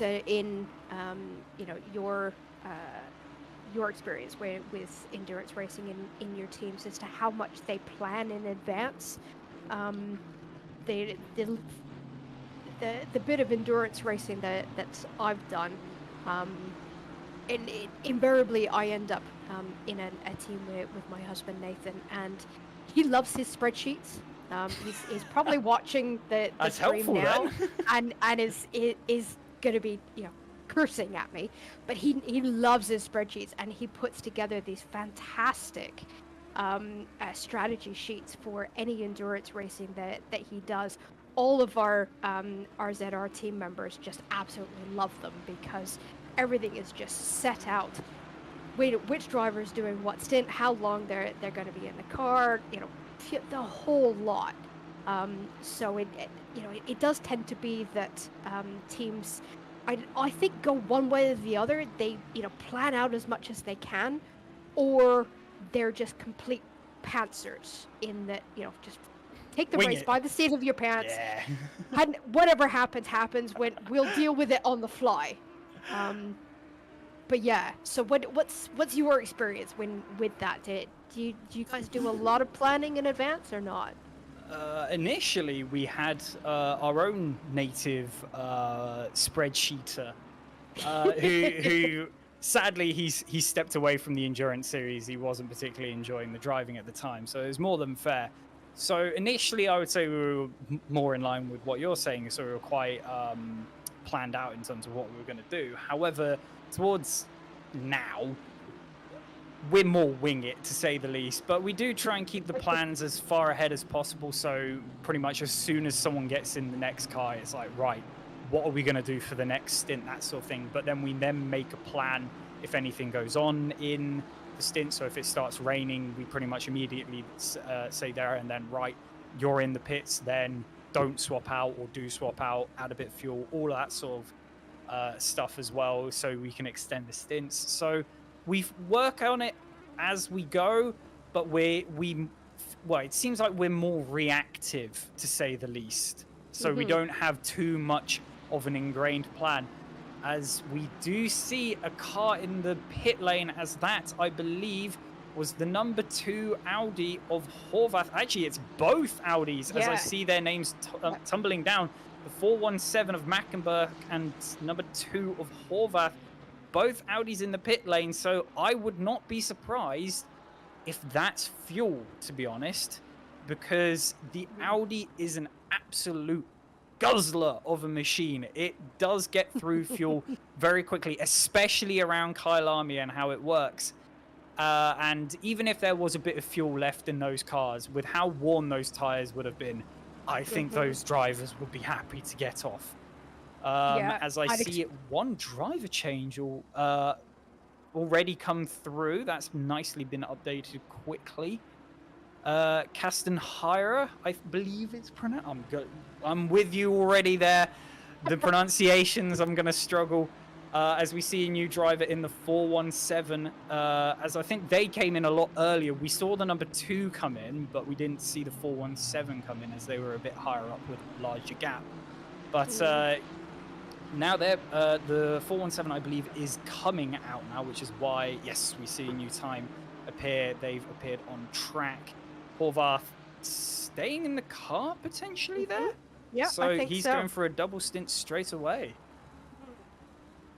Yeah, I mean, so sometimes doing, double stints back to back, once you get into the flow, and you're just on it, you're just doing lap after lap after lap. Sometimes it is actually better to stay in the car and just keep that rhythm going. So and I do know a lot of teams do play on that back to back. RZR, whenever we do an endurance racing, quite often we will have drivers do 2 stints on and 2 stints off, and doing a bit of engineering in the middle as well. So it can sometimes work out for the teams of just letting the driver, if they're in the zone, why break it? Yeah, no, I get that. I yet to find myself in that position. I can't wait for the day. I can't wait for the day. I get that. I do need to be doing a bit more driving, as I've fallen out of the rig a bit too much as of recently, which is, I feel really bad for saying, to be honest. But nevertheless, I will more than likely be reappearing this Tuesday. I'm promoting now. This Tuesday with the Tier 2 GT3 Championship to go at Silverstone. Yes. So I've been looking forward to this race all season. It's gonna be wet, isn't it? That's my main threat. If it is wet, I'm so scuffed because the Audi. Why did I pick the Audi? I've avoided going into the midway practice server to see what the weather is like, because I want to have the surprise of showing up on the day. Fair enough. I've not been in there yet. You haven't? Okay. No, I've just been doing my own practice in my own service in my own time. So I guess I've got the surprise as well. So if I get in there on race day and it's raining, I'm gonna Yeah, Ah, let's face it. It's the UK in November. exactly. I think it would be suicidal to It's gonna not do snow. at least some It's gonna wet snow. running. It's not gonna snow. Jesus. Um, uh, so I've just had a quick sneaky look at the timings on Pitwall Live. mhm. P1 after an hour, 7.5 seconds ahead of P2. Maximilian Gallus in the Ferrari is just a man on a mission. I mean, We've seen similar. Well, I want to say we've seen similar pace in the past. I can't remember exactly after literally the first stint though, but that is yeah, unbelievable to make that sort of gap as well. And then if you look even further back, it's about 5 or so seconds, I would say, to the next Aston Martin. So at the moment, the top three really stretching their legs and getting some good gaps between them. yeah, yeah. So yeah, interesting to see that level of gap developing after only just one stint. And as in, you know, when we're seeing a lot more drivers coming into the pits now. We've got a gaggle of P10 to 14. Well, they're now dropping down the order now, 17 to 20.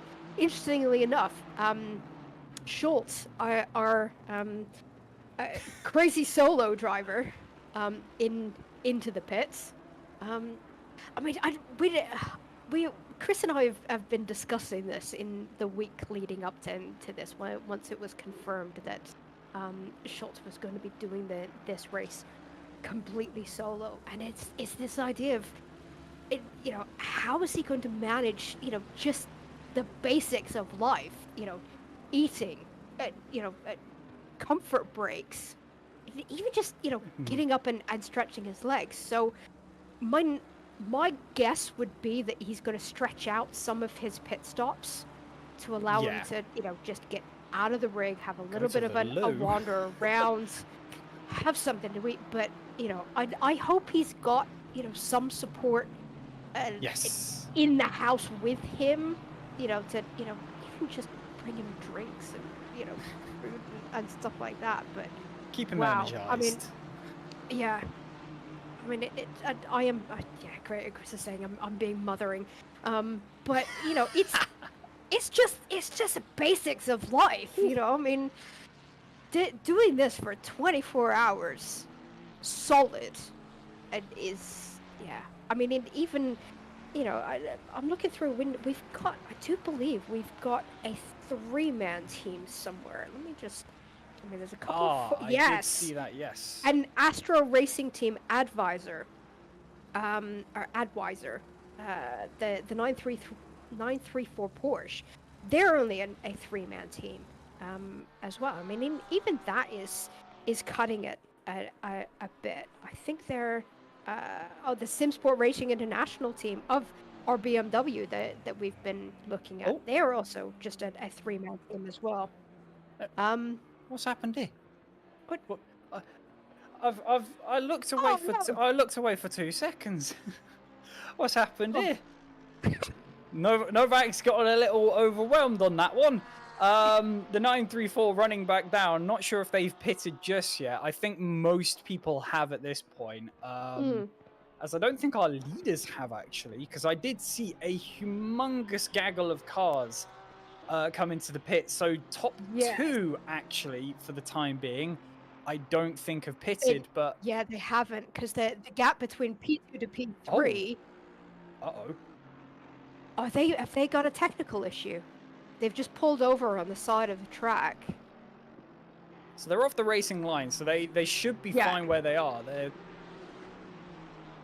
going again. A controller issue? They didn't seem like they had anything wrong, unless someone was having to use mouse and keyboard. Okay, so it looks like then they are. That car looks like it's relatively under control now. I think it might be damaged actually quite badly, because it does seem to crab every now and then. So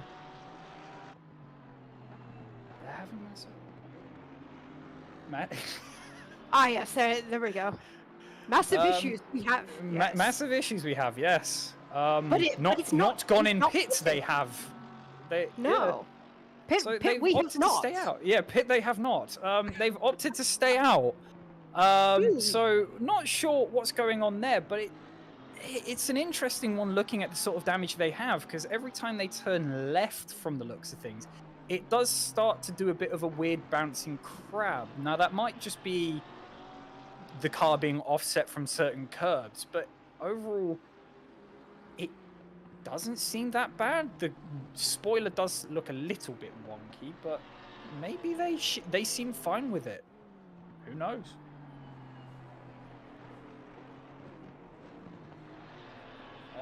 So Spa-Fancorchamps had brake pedal issues. Manuel Novak now hadn't any brakes at all. But that's not good in a car. No brakes on a track like this that has quite a number of couple heavy braking zones. Yeah, so that's interesting. Chris, our producer's talking. He said they're up to speed as they go wide. Yeah.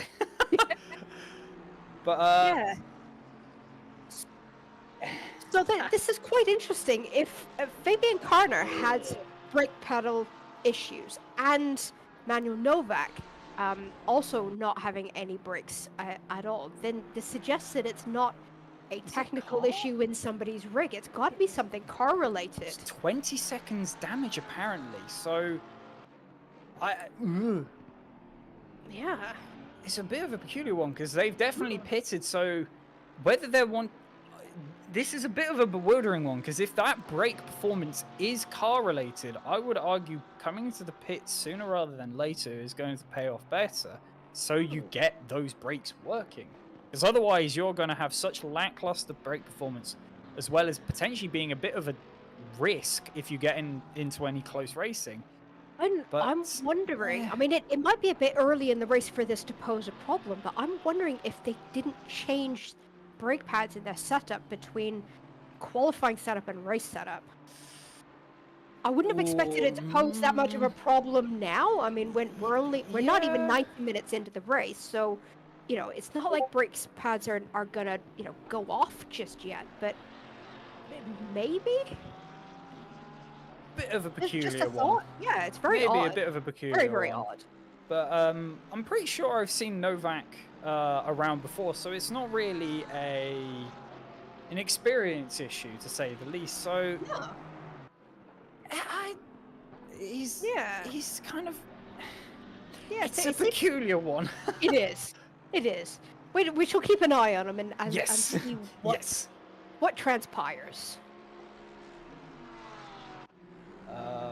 Looking ahead again, I have noticed now that our leading group, or our leading two, have indeed pitted now. Yep. As the 60-second gap to P3 has vanished all of a sudden. And I did notice, actually, it's nothing really we can show, but number 4, the car of Spenklink, who has decided to stay in the car, so double stint himself, has actually leapfrogged the 34 Aston Martin. Or actually, no, sorry. They were fighting the 555 Aston Martin, who's lost out to the 34 as well. So whether there was some pit issues on the 555's end, because Lempvar is still in the car on their end as well, can't really tell. But yeah, overall, the BMW and Aston Martin of the 74 and 34 gaining position potentially off of some miscommunication, poor setups, bad timing, who knows. But all of the stuff that could go wrong during a pit stop, which sadly have played out for the 555. Yeah, and then this is something else that plays into this idea that endurance racing is against the clock. It's almost like endurance racing, because there are so many pit stops and time is your biggest factor in this style of racing. You have got to hit your marks on your pit stops. So you've got to get your braking point coming into pit lane coming up to that speed limit marker, all of those things, you've got to get spot on to limit the amount of time that you are losing in the pits, because you are going to be in the pits so often over it. Ooh, wait, yeah, what? What was Car? that? That's a Porsche. Oh, is that? Oh no, was that the same? Don't tell me that was the same Porsche. Oh, I don't know. Yeah. dear. Was that? The...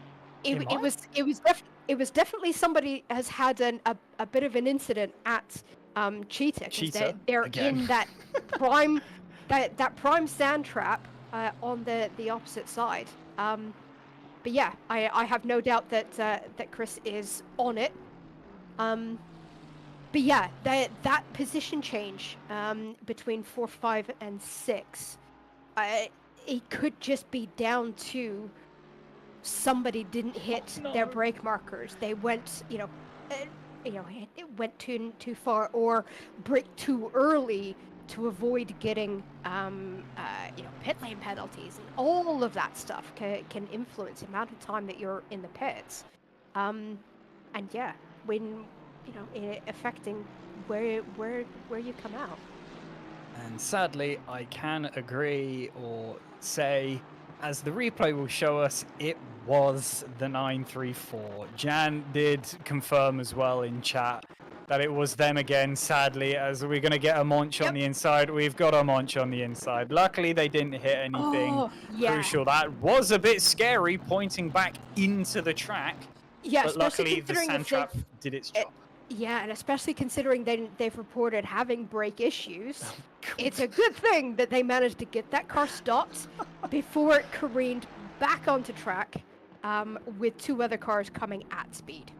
So, yeah. So played it safe. Overall, did well to keep out of the way before rejoining. But again, it's just the way of the Cheetah. That's all we can really say. If you go too wide, you lose too much speed. If you take too much curb, you die. There's no real nice way around saying it. That's it. The car is gone. Ifs, ands, or buts. It's a horrible curb, and to be honest, there's quite a few around this track that you don't really hear too much about, like especially watching these cars come up the hill through the Juxkay sweep. There are a couple on the inside there, if you're not careful, will do a similar thing of just push you wide. They're not as harsh as Cheetah, and they won't shove you off the track, but especially if you're door-to-door racing, you will hit that next car. So... but as we watch here with Nick Vargas, someone who's very well accustomed, especially within the GT3 Championship, I remember seeing his name quite a bit, and naturally the Mode 11 livery, one that is well seen amongst the grid. Now, I don't think it was this Mode 11 car, I think it was Mode 11 Red. But they started out the season, if I am not mistaken, I hope we have a Mode 11 driver in chat. Please speak up if there is. But you started the season in a Nissan GTR. I think that was the Mode 11 guys. But again, it became sadly one of those cars that did fall off due to the 1.9 update. So, unfortunate they had to go for a bit more of a meta pick, and especially with the Mode 11 Blue team that we're watching at the moment, as of recently have had some very, very good forms. Now, I can't remember where they finished specifically last endurance race, so the 8 hours of Monza, but I believe it was their best result to date. So looking for some very good performances as of recently. I might be chatting. Yeah, I'm not sure which team did this, because unfortunately they provided the same commentators notes for both Mode 11 cars, but they have said that this year we entered 2 cars, 5-person teams. All of us having a great passion for sim racing. Our best result to date, a 2nd place finish during the Silverstone race. Oh, it was the so the one I was driving in, actually. Oh, damn. Sorry, lads, I never saw you. You were too quick. Yeah. I mean, Mod 11, then they're a team that they're kind of synonymous with Simsport racing. They've been with us as a community for quite a while. I mean, then the team themselves founded in 2021, so a relatively young team in terms, compared to some of the other teams that we've had in terms of how long they've been around. Yeah. But they've been with Simsport racing from day one, and they're a really, really great team. I always find it interesting that their team name originates from the infamous Motor 11 that helped Max Verstappen take his very first Formula One win. And just this idea that they've got that extra little mode that's available to them.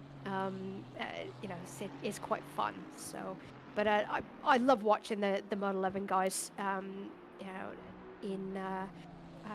during the GT3 championships.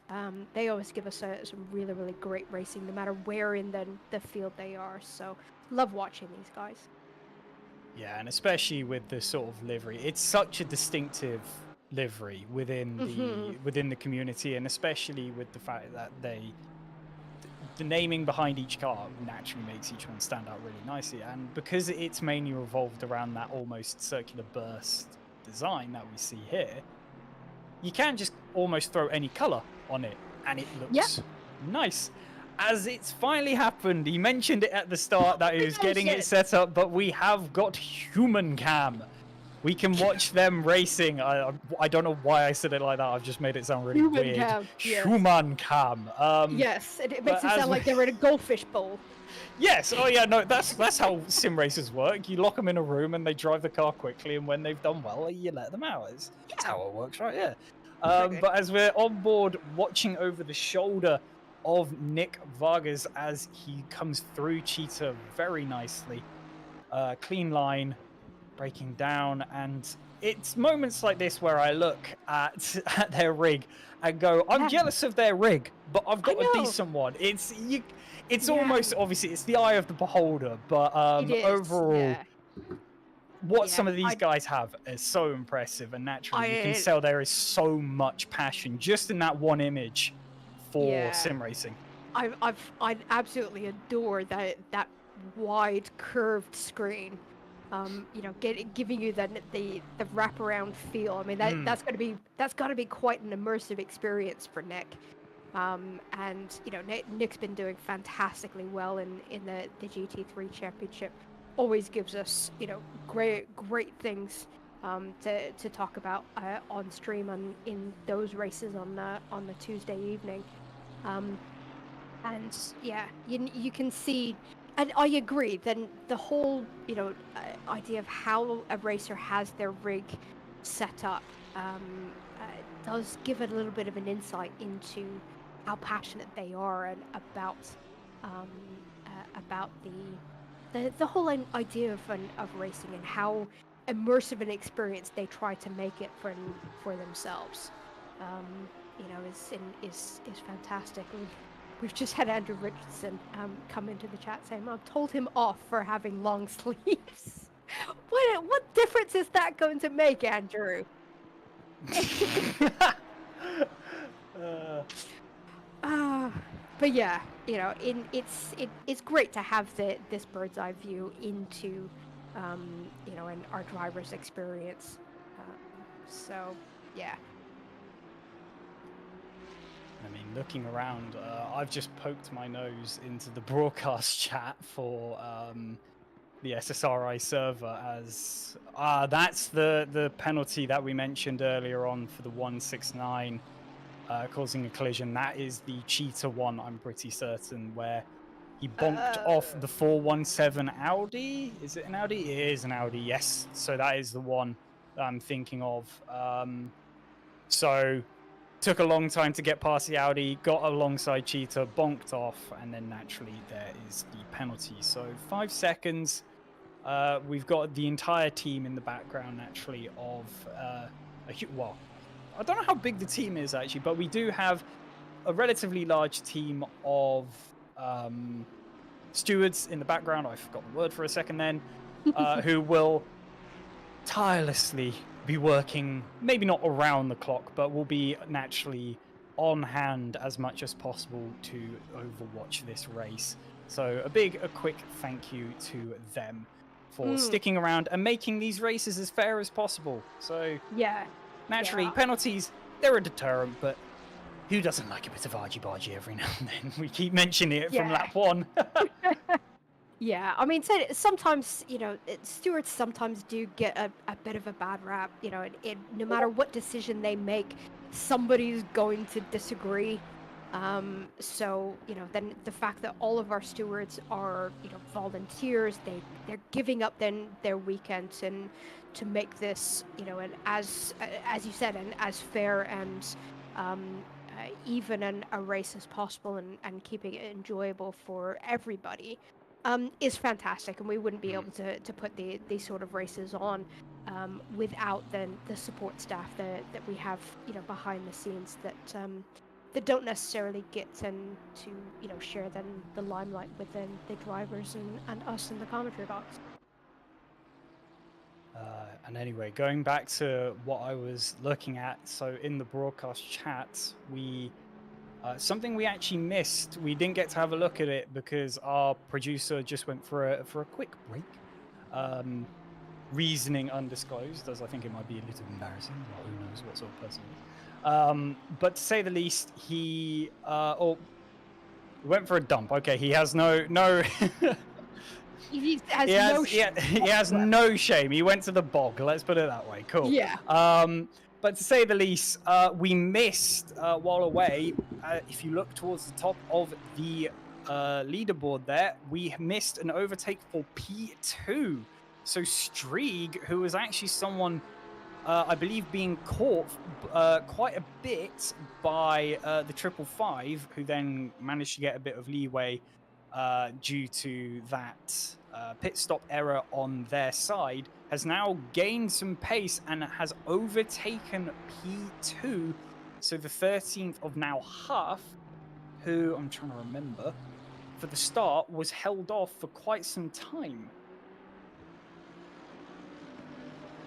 As we look now, as I believe this is that overtake we just mentioned, coming down the hill into the first corner. This just later on the brakes, and overall I think the Lamborghini sadly understood that there was so much more pace on that car. Let it pass. We've got a long race ahead. As long as you keep up with it as much as possible now, there is more opportunities than possible later in the race.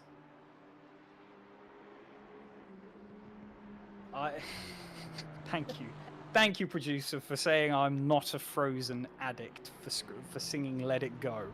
That song has been drilled into my head so much it's irritating more than anything at this point. All right, and I want to welcome to the commentary box Ben McConnell. Thank you for joining us. Hello, My pleasure. Ben. It's been a long time not speak. You well? I know. Yeah, I'm doing very well. How are things when I've got to ask? Oh no. It's been a bit of a chaotic start for RNE. Tell us what happened. Well, going into turn 1, I got a little tap from the Aston, which kind of destabilized me a little bit. I opted for the inside line simply because I know that when there's crashes in turn 1, the cars always end up getting sent out wide. So I thought if I take the inside line, nobody can sneak up the inside. Yes, I know it compromises me a little bit for turn 2, but like likelihood is everyone's going to play it safe, right? Nope. Well, into turn 2, somebody got on the curb on the inside, bounced off it, went into the side of the Aston that was in between us. So we were 3 wide.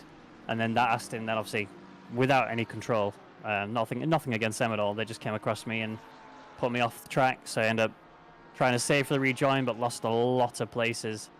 I actually wasn't too bothered by that, to be honest, but it did mean I had to put a recovery drive in. And the downside I found now with this Ferrari, it doesn't have any straight line speed here, because it misses the acceleration. So I have to get creative with my overtakes. I don't know if you caught any of the sends that I was doing, but some of them were very squeaky bum time. One of them was a little questionable. Is that the one I got a penalty for? It might have been. But yeah, actually, I guess run through that scenario, because for quite a long time you were held up by the 415 Audi, or 417, sorry, it was. So overall pace, it did seem like you had more behind it. So I guess that's where the entire you needed to invent ways to overtake because of that lack of pace within the Ferrari came in, because by comparison, the Audi is very, very strong around here because of the acceleration it has. So I guess, did it almost break at that point? It was just an irritation of, I'm alongside, I'm committing for this sort of scenario. Pretty much. It was a lot of desperation in there, but it was like, I've been stuck behind them for so long. I'd already attempted a couple of moves. What was more annoying was I actually got past the Audi quite early on, and then the Aston that was in front of it too. And I was fighting Valenduc for that position. Oh yes, yeah. But no disrespect to Valenduc. Love Valenduc, great driver. Bit of a mistake. Obviously I've done the same myself. Punted me off. So I lost those 2 places. Got a little bit flustered in the moment and was a bit like, now I've got to do it all again. But when it coming into Chia, I think I had the right line. Everything was, I took quite a tight line into it, which was tighter than I probably should have done. And then I just misjudged the braking and turning in point. If I'd have broke that a little bit later, I would have been fine. But yeah, as soon as I downshifted to second, slowed down quite a lot, went right over the curb, and just speared into the side of the Audi. Very apologetic to them, sent them a lot of love and sorries and whatnot. I think I've been very. I think the stewards have been very kind to me to only give me a 5. I probably would have spanked my ass into the pits, but it is what it is.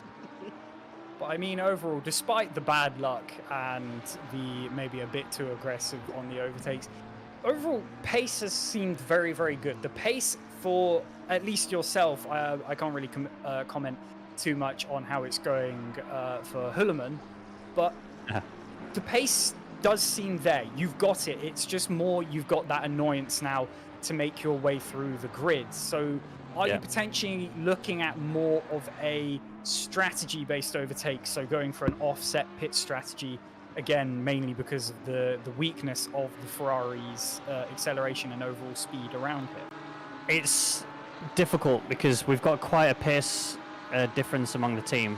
Hulleman, who's in the car now, is... you probably won't mind me saying this, he's definitely the least practiced driver out of the 5 of us.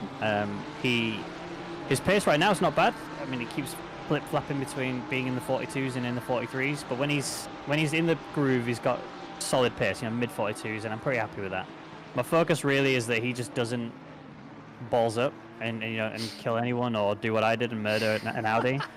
But the problem there is that the pressure on me and Yonti or Jonas Hakala is that we have to make up for that pace loss. So we're full sending hard to try and get every lap time to be as consistent as quick as possible, any overtake to be as quick and as clean as possible. Not like I did earlier, but just trying to recover anything that we lose with our teammates. But Hulleman out of the 5 of us is the slowest for sure. So if this is his pace, then we're fine. But I fully expect that there's going to be rain tonight. I reckon most of the night stints is going to be wet, based on what I've seen in the practice servers at least. The problem you've got is when it's night time and it's wet, the track doesn't dry. Even if the rain stops, it just takes so long to dry out that it's going to be a very spicy night time, I reckon.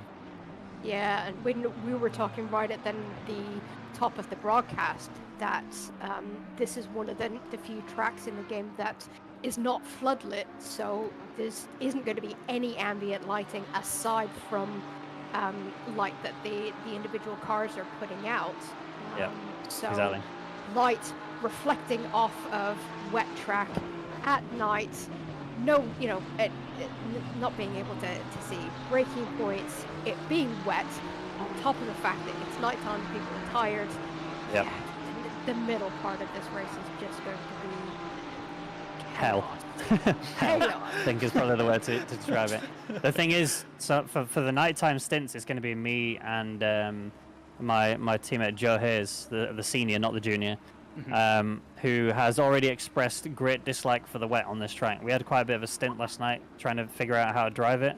I'm pretty comfortable now, but he's not. He's not comfortable at all. Oh, so dear.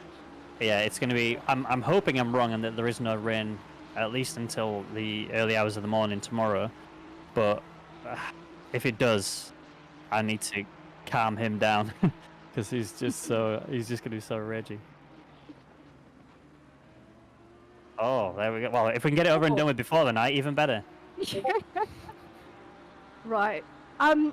Something I just want to pick up on what you were saying there. We were discussing earlier this idea of having drivers of different pace and experience level and maturity within a team. You've mentioned that Robin is your slowest driver in the team, and that you and Yotzi need to sort of manage that pace throughout the overall race.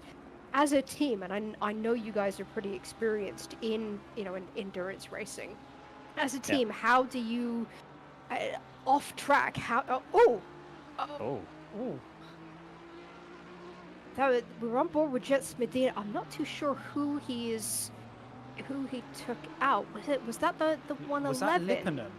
Oh no! Oh yeah, Lipponen. Yeah, he's now tumbling down then the order as the timing tower updates. Oh dear. Yeah. So yeah, Ben, how do you A, compensate for that, and B, how do you work with Robinson to help try and increase in his pace coming into an event like this?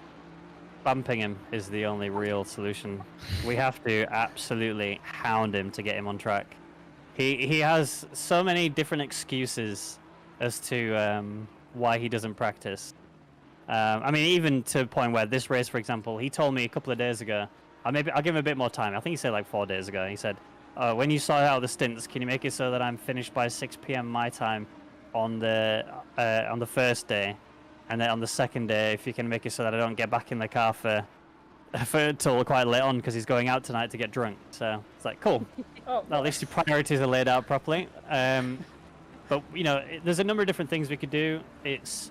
We try to get him in the car as much as we can and nag him as much as possible. When he is in the car, we take whatever feedback he can give us about the car very seriously and try and accommodate as much as we can. We also give him less stints so that his impact in the race is less. But to be fair, I'm being a bit harsh on him because he's my homie, my boy. I gotta give him a little bit of a hard time. But when you look at like last race, for example, his pace was good.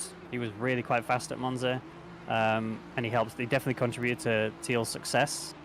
I think whenever he is practiced, he's definitely one of the strongest drivers in the team. Just getting him in the car. But when it comes to like the overall team effort, we're a team that's not trying to be esports level. We started off as just a fun community team that's entirely focused on just doing these races to have a good time, but also to try and push each other to be better. And in turn, we've found that we've gained quite a lot of pace, and actually to a point where we could potentially win the championship this time round. So if we've done, I think this is our 3rd season with SSRI, and this is the one where finally we're in a position where we can win it. We've said this every year. If we actually practice, we could really get somewhere with it. And so, go on. Sorry. I was going to say, for someone saying that you're just based on a community team that you don't want to do esports level stuff, the fact that you've come into this season and have 2 endurance race wins under your belt. You've kind of got some pace there. Saying you're a bit chill might be a bit of an understatement as to what you're capable of, at least around here.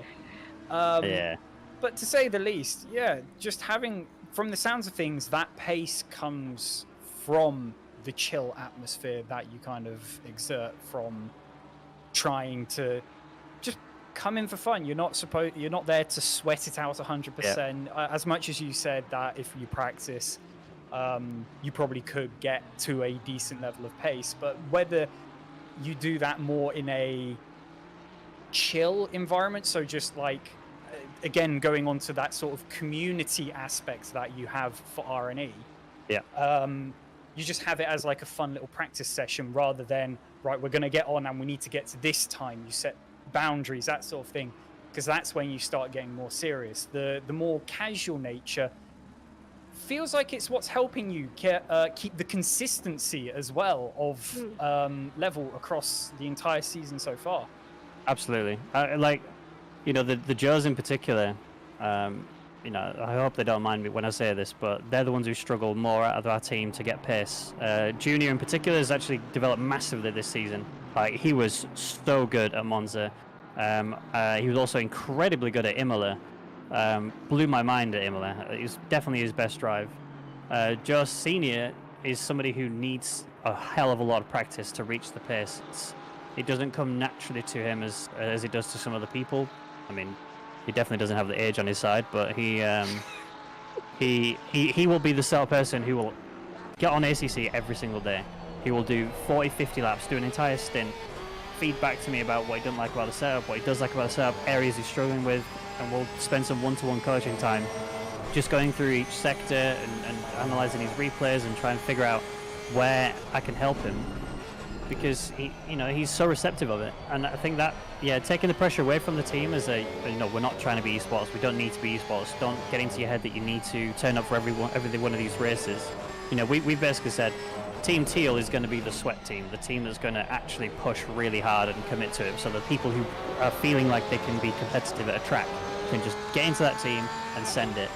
Team Red is going to be a team where we sort of more relaxed, less pressure to win, which is why we've had 2 car changes this season, because we were a bit like, we'd rather just have a good time than worry about results. And then Monza in particular, I was like, boys, we're winning this. We are absolutely winning this. We've got so much pace, to a point where we stopped helping Teal because we really wanted to kick their ass for once. And annoyingly, it was my mistake that cost us the win. But, you know, for the team as a whole, we benefited massively from that event.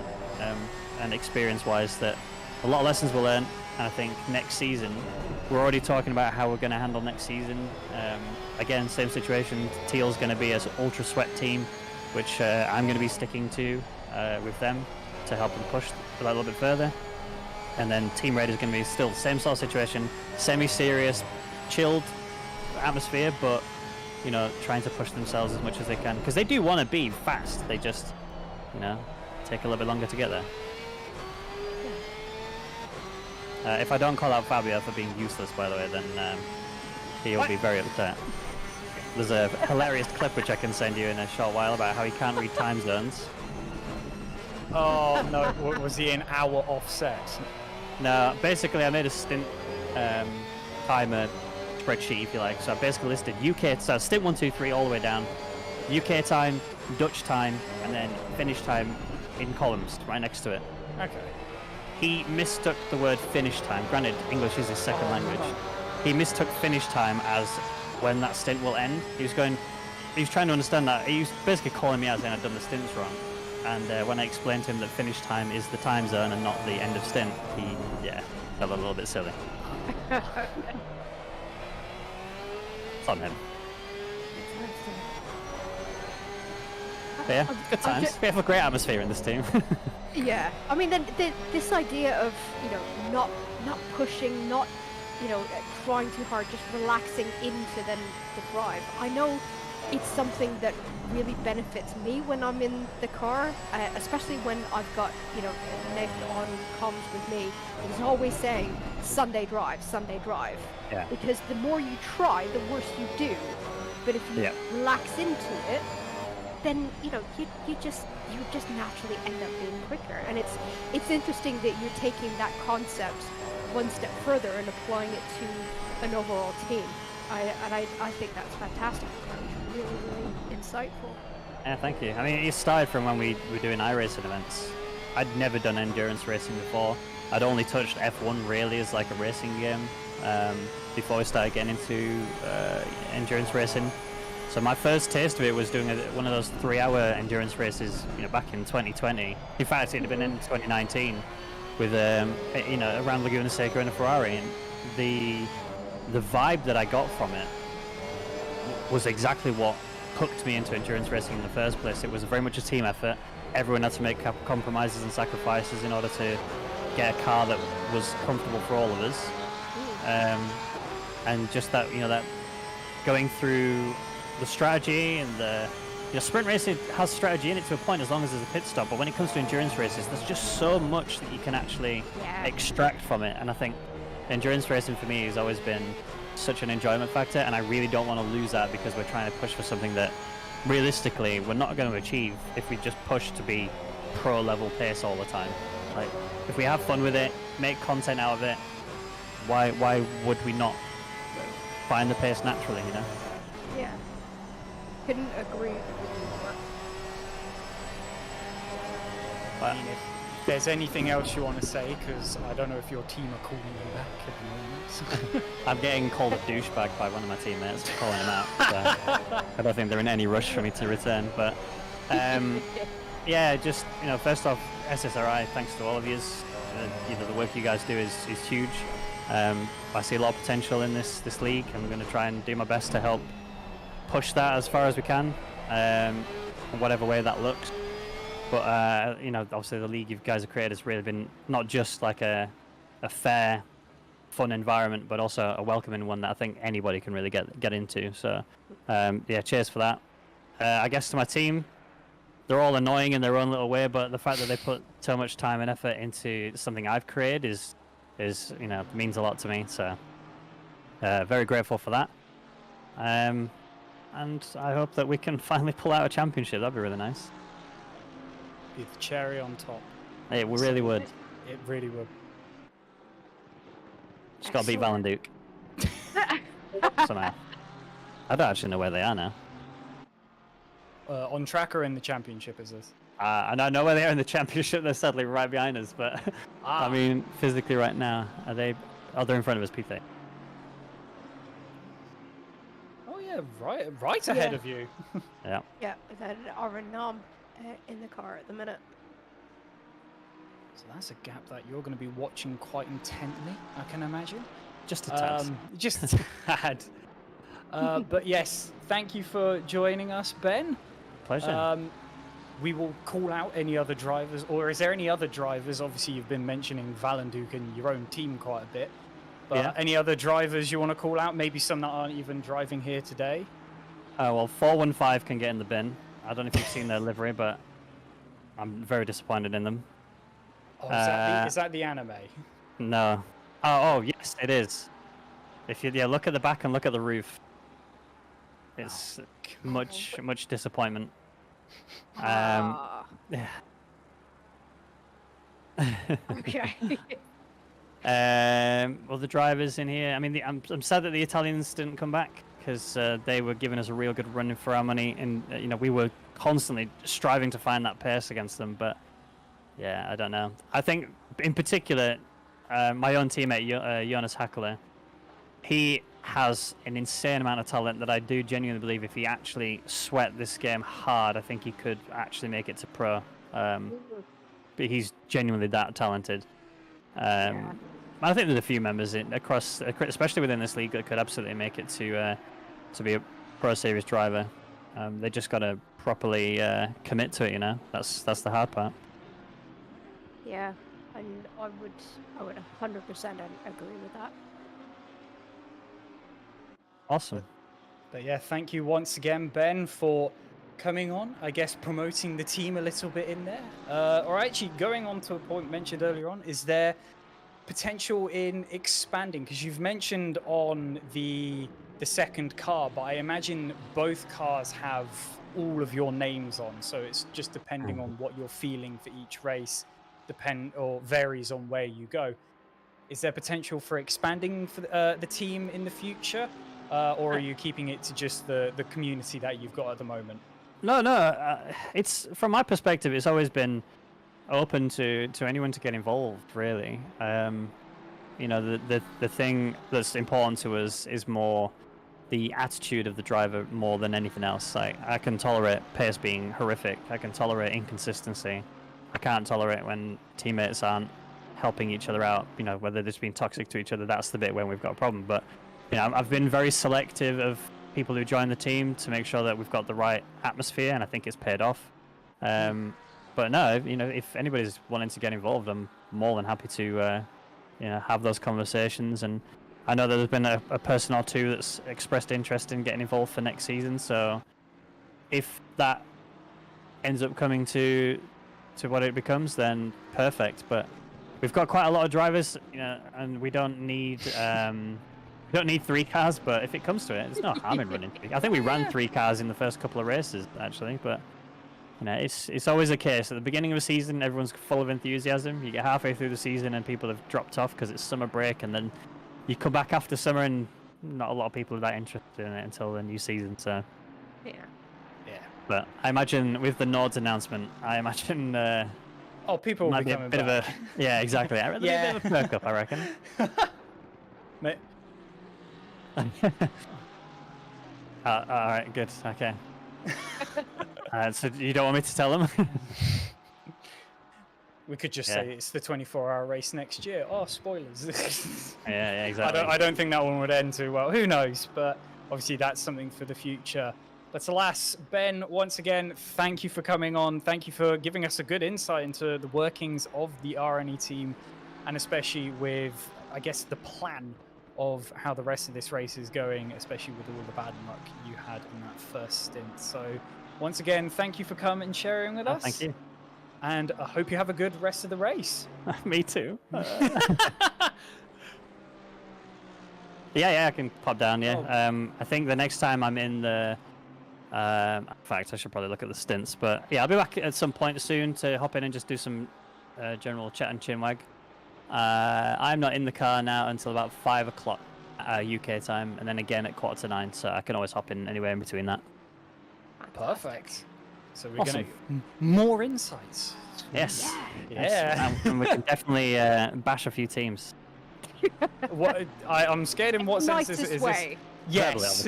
In the nicest way. Oh, Please. yeah. No, I'm not going to repeat it again like I did earlier. This is a more physical aspect.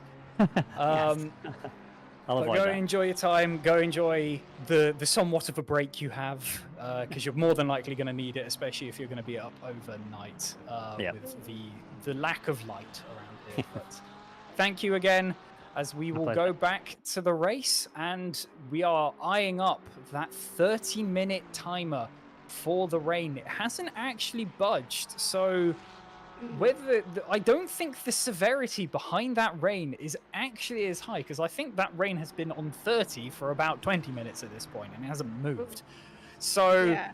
I'm calling rubbish at the moment on whatever weather reporter we have. I'm going to go and do I harsh think I things. think it's coming, but I think it's gonna be light. It's gonna be one of those really Yeah, oh, it's greasy. annoying. Oh, yes, yeah. one of those annoying little rain showers that come along, throw a massive cat amongst the pigeons, and then buggers off, and it doesn't actually get full wet. It just makes things a bit slippery and a bit interesting. But something that I want to bring up, the fact that we're on board with Tim Miro from 901 Racing. This is Apex Lovers. Something really, really interesting happened midweek with this team. The company that Johan works for, they actually donated 150 euros as an organization to our event, and just wanted to give a massive, massive shout out to them. They are, God, I really, really hope I pronounce this correctly. Vander Sanden Bricks. They're a building brick manufacturer based in Paraguay. And interestingly enough, they've come up with this method of manufacturing bricks that is CO2 negative, so doesn't create any pollution. So not only are they a really great company in terms of how much they're doing for the environment and everything like that, they're also donating considerable amount of money to the charity. So thank you very, very much from all of us at Simsport Racing. to everybody in that company for supporting us so well. So thank you very, very much. And logo up on screen at the Top minute. right. Van der Sanden Oh, in timing. Pureway, their TO2 negative bricks that they built. So really, really innovative, very interesting if you're anything to do with the building industry. But yeah, thank you very, very much for your very, very generous support of the Christie charity. And yeah, then that team doing quite well in a minute. Currently sitting in a very comfortable P20. I think, well, one thing that I was also looking at when lurking my eyes around the screen of that battle as well was I think they had just overtaken as well the Porsche 56, the Pink Pig livery. It is the Pink Pig. Came notable with the my Porsche just like to do numbers, so it becomes a headache. But it was the Porsche Le Mans car, if I'm not mistaken, that they gave a Pink Pig livery for, and now obviously they've picked up the Porsche, or the 56 has picked up the Porsche and has decided to honor that livery, and it's become very, very notable. And if I'm not mistaken, first made an appearance. Again, a race that we keep bringing up, the 10 hours of Silverstone. So it's just one of those ones that you like to see through history. I mean, we've got a couple of them across the grid. We've got the Team Abbey, which have the early 2000s West McLaren livery on an Audi. Go ask them if you want to know why they've done it that way around. You could have gone for a McLaren, but who knows? Yeah. And I think in the past, at least, they don't run it anymore. But one car we were talking about, the 787 Porsche, not this season, but last season, which, ironically, when they were running the old version of the Porsche, they used to run a Ferrari AF Corsa livery on that, which obviously was done on purpose, but everyone seems to like to just mismatch all of the liveries here. They get the wrong ones, put them on another one. Why? It's funny. Yeah. Yeah. So it's something I see quite often throughout then the Simsport racing community, and it makes an appearance pretty much in every major championship, and in some form or another, is reusing the old Gulf livery. Yes. Beautiful, beautiful livery. I've not yet seen a car that it doesn't work on, but a lot of our teams using that livery in various guises, and always ends up looking absolutely stunning out on track.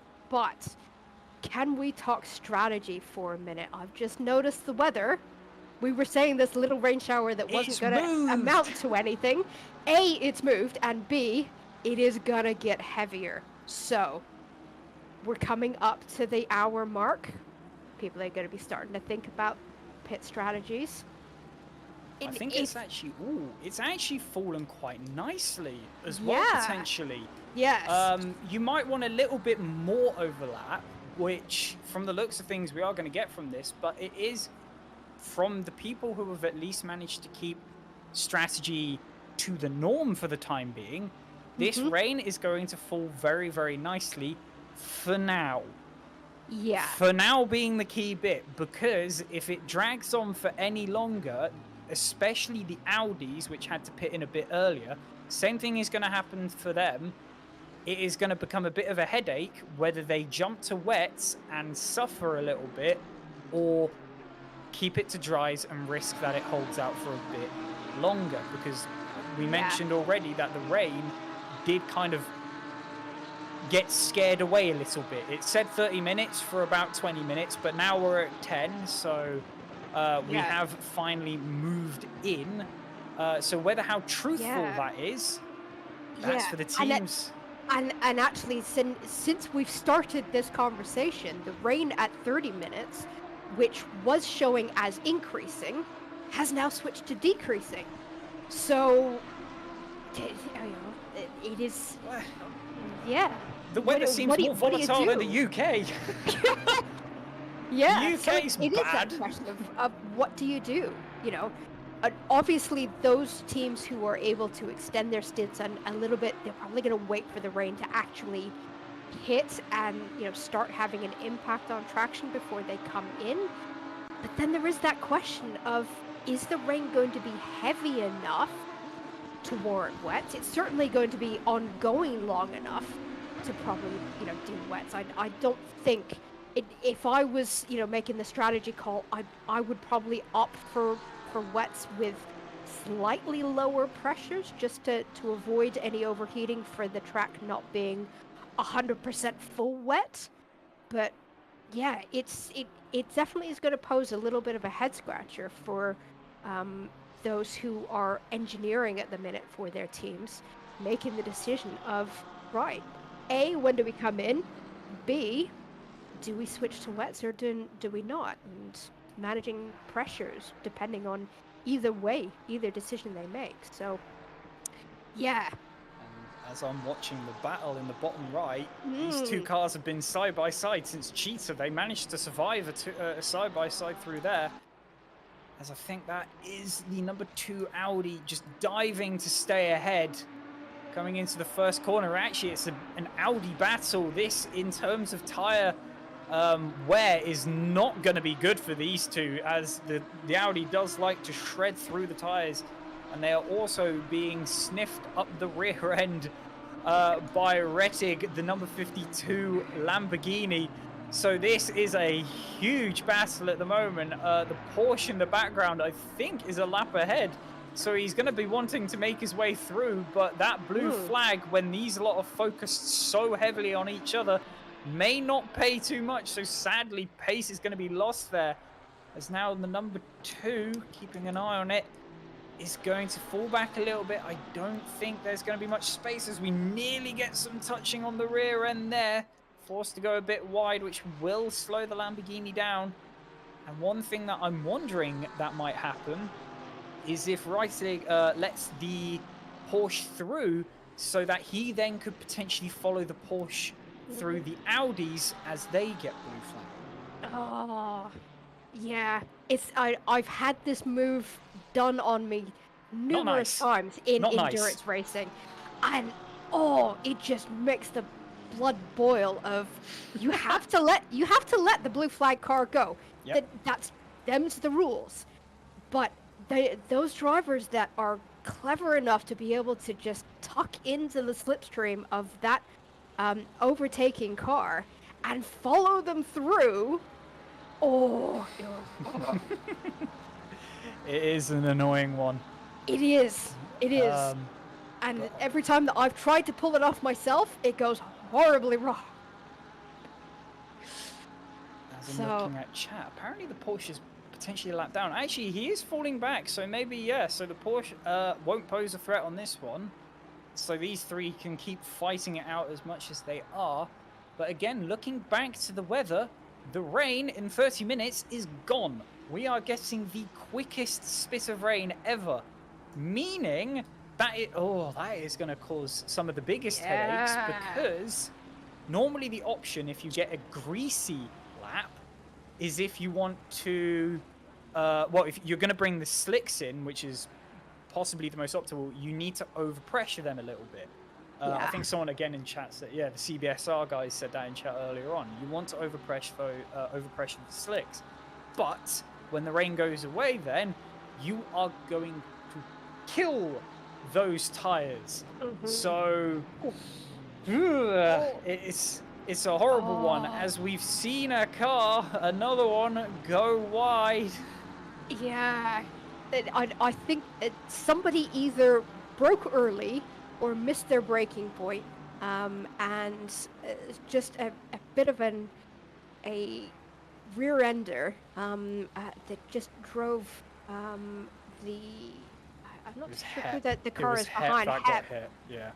And just drove him a bit wide, and unfortunately putting him right in the path of lapping traffic. So yeah, it looks like then this this battle that we're watching at the minute, it looks like they are going to have lapping traffic coming up behind them quite quickly. And very, very brave on the brakes.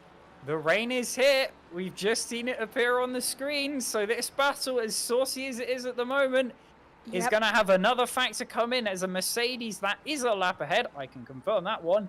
Is going to try. Is going to follow through at least on the first car. Now whether Curtin's going to follow that car, I'm trying to think which one. I think that's second place actually. That's the 88 of Strieg at the moment, who's going to try and make his way through. So Curtin's definitely going to want to hold on to the back of him as the slowdown from the Porsche. Cuts back in very aggressively, but does manage to hold the position. Does have to go a bit slow though, but does a block onto Curtin and keeps that position. But he is definitely not out of the woods yet, as a dive up the inside at the top of the hill tries to turn in, but you can't when there's a car there. And now that position has been gained.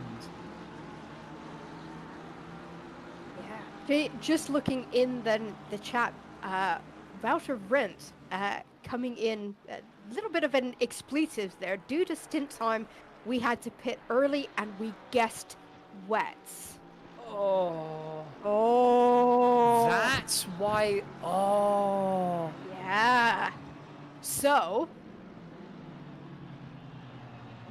we're gonna have rain for at least 10-15 minutes. It's gonna get heavier than it is now, but within 30, so halfway through the stints that are going to be switching over now, the rain's gonna stop. Track condition has just this second clicked over to greasy. So yeah, this is all gonna get super, super interesting for us. Very, very complicated for teams trying to decide what the hell they're gonna do. It's definitely not going to be pleasant for those on track at the moment, because these are some worn slicks. These are going to be worn in, so they're not going to be the most grippy ones out there to begin with. So coming into pit, sure, you'll get a new set of rubber, but then those tires are going to be cold, meaning you then need to warm up the tires on a wet track. So no matter how you look at it at the moment, this is a really horrible decision to be in. So as much as for the time being on those wet tires may be detrimental in the long term, you're going to have an absolute blast for a little bit, but it won't last, sadly. And we are starting to see some cars coming in. I'd be really, really interested to know what they decide to change to. So Hillenbrandt coming in, Horvath just coming into the pits as well. There was somebody who was in the pits who had just left. I think they have done a driver swap. Car 18? I think that... Curtin is... Ooh, I'm looking at now. Pitbull. So... If they're in the pit, I think the driver name only swaps over once you've I thought they had... I don't think they've pitted yet, to be... Oh, actually, no, the times... I would expect almost everyone to start pitting now, because the one, again, going back to something we said earlier, 1 hour 15 stints, even if you stretched out the last one as much as possible, there's 15 minutes left. So I guess what some of these drivers are probably going to be doing is suffering with those worn tires, with that lack of grip on top of the lack of grip from the rain, to then give the next driver, give the next stint the best chance possible to get the dry track so it's warmed up. Now, it will still have a bit of residue left over. There will still be a bit of a wet track, but with how many cars we're driving on, have on the track at the moment, and especially with the sort of temperatures that we see around here, so 26 degrees ambient, 32 track, I think the track will dry up relatively quick. Yeah, Yeah, but it is degrading quite quickly as well. And while we've been talking, it's just went from greasy to damp. So we might get to full wet. I think. I think we'll get that far. But then I've got a feeling that as soon as it gets to full wet, that's when the rain's going to stop. So it's a very interesting dilemma for the teams at the minute. You know, do they go to wets and suffer at the end of the stint? Do they go to dries and suffer now? There's going to be some suffering, I think, no matter what decision you make, and it's a case of when do you want your suffering to be, at the beginning or the end? Oh yeah, and I mean overall, keeping in mind it would be a 30-second pit stop, no matter how you look at it, to change the tires. So Yep. it's a bit of an awkward one. You need to do that twice, so it's 1 minute lost to do, my word, the pit stops just to quickly hop onto the wets. But I wouldn't be surprised as we see cars drifting around here. If we've got Tokyo Drift theme on hand, Chris, I don't know if you've got hotkeys. I wouldn't expect you to have it for stuff like that. But now would be that sort of times, as most of these cars, especially towards the top, optimizing time will more than likely be stay on these tires. You will have to change your line.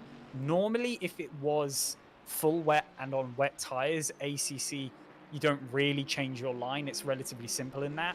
But because you're on slicks on a now damp track, that line I'm pretty sure does have to change, because the grip is wavy all over the place.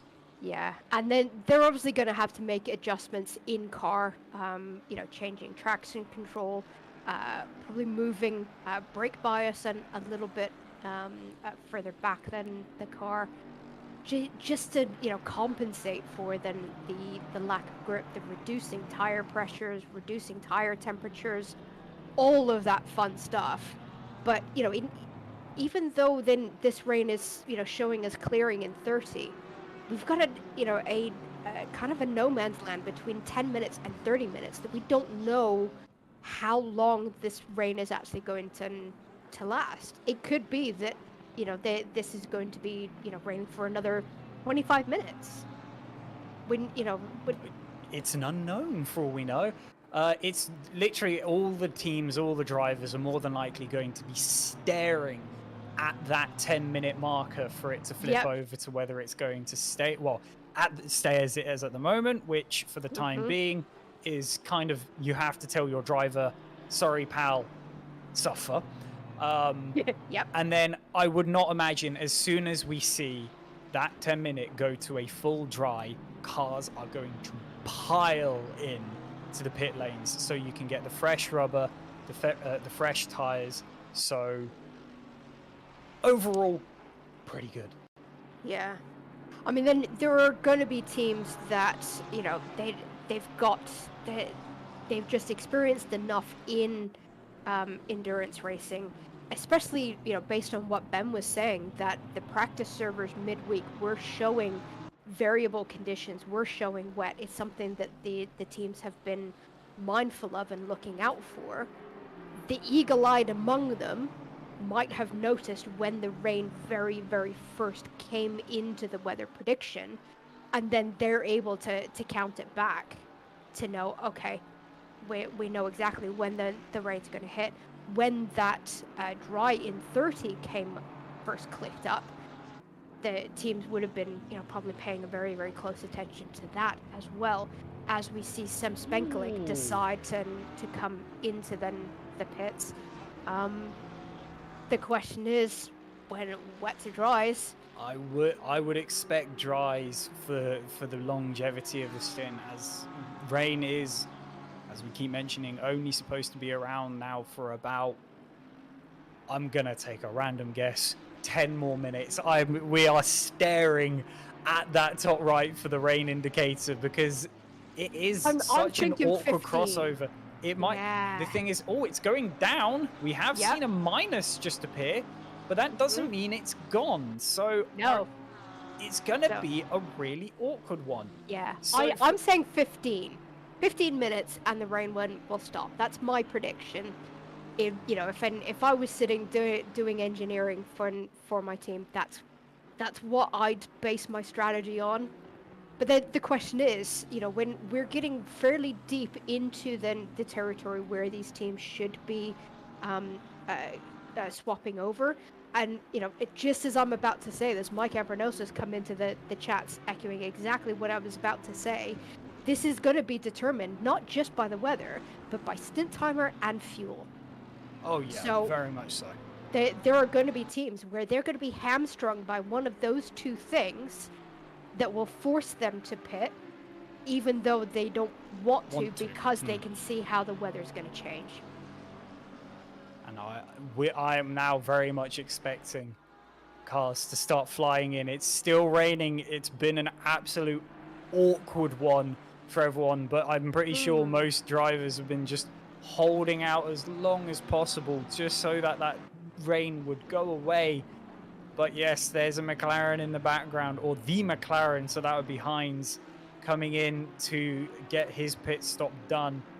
But it is so awkward. The drivers coming out on the new tyre sets are going to have an absolutely horrible time.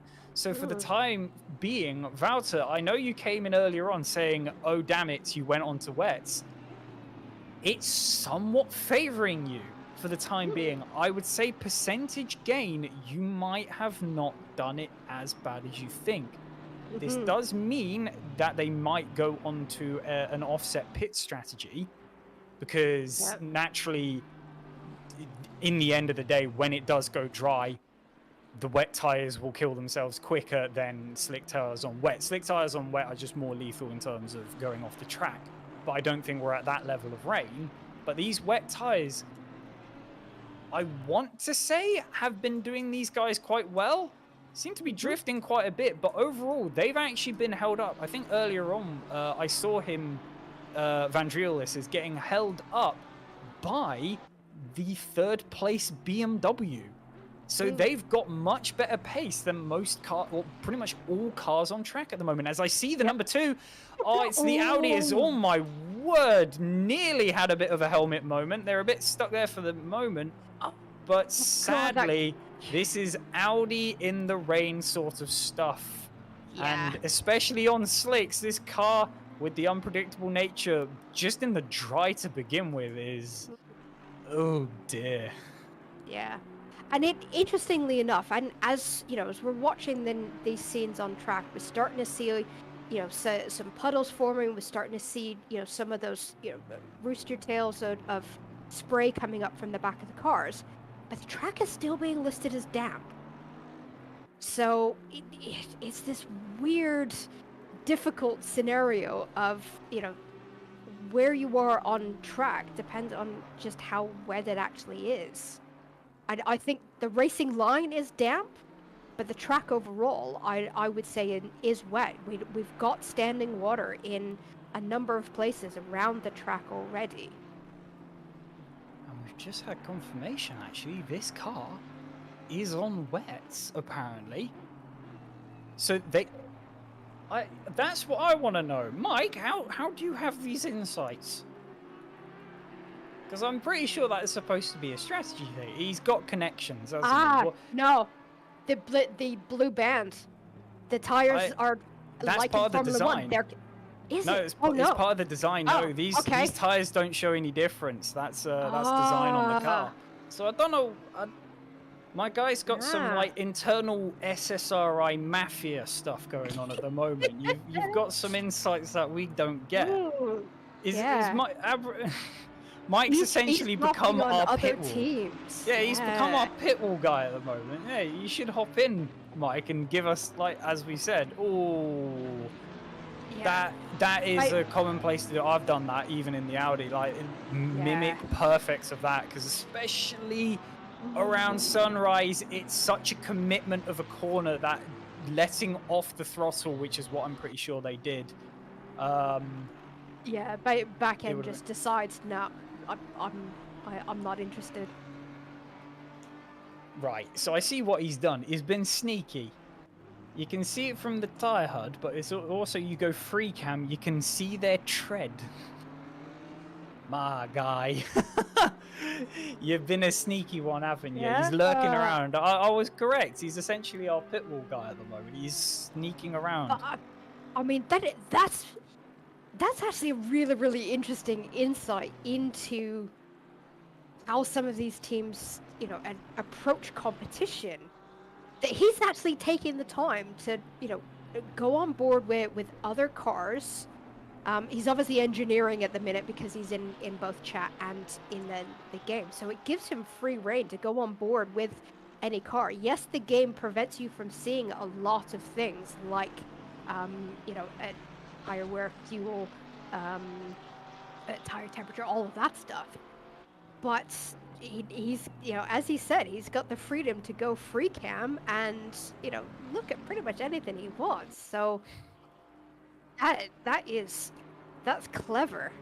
As we're just being informed that this is for position at the lead. So remember, you know, before the first pit stops filtered through, I said how, you know, far this 91 car had brought in a gap. That gap, which at the time I think was 7.5 seconds, has now vanished to half a second.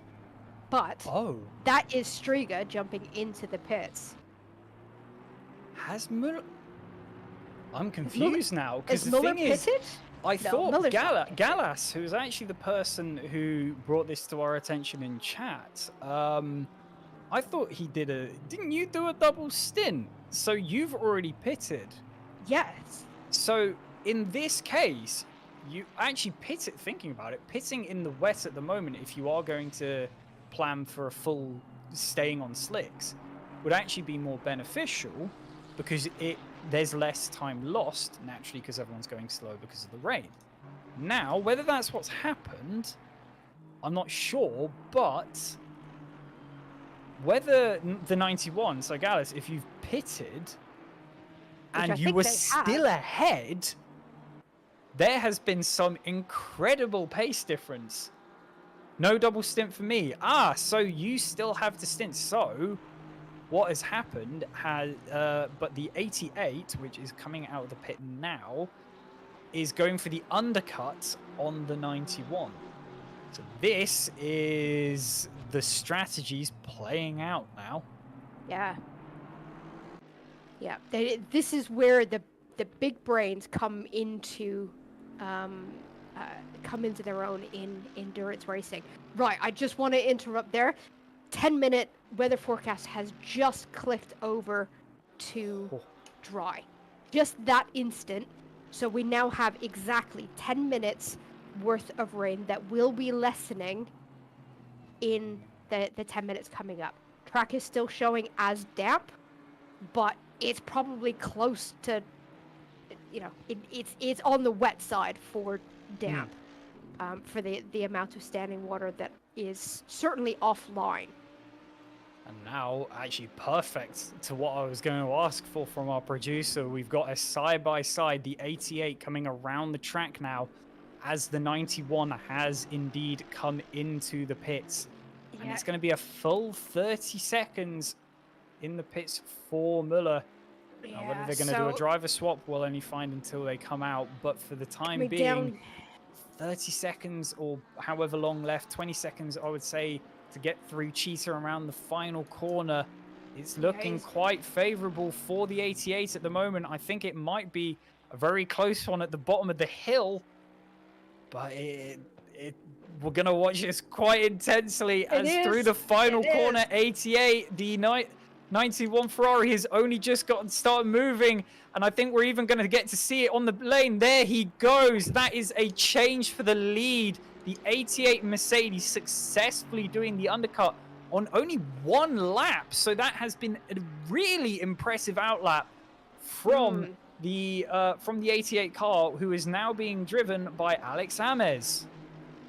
Yeah, so really, really fantastic outlap for Alex there. Getting those tires up to temperature in the wet. Really, really fantastic job there. And with coming out with a decent gap as well. Just waiting for Pitwall Live to upload. But yeah, we just had Chris in our ear saying that Gallus had a bit of a nightmare pit stop.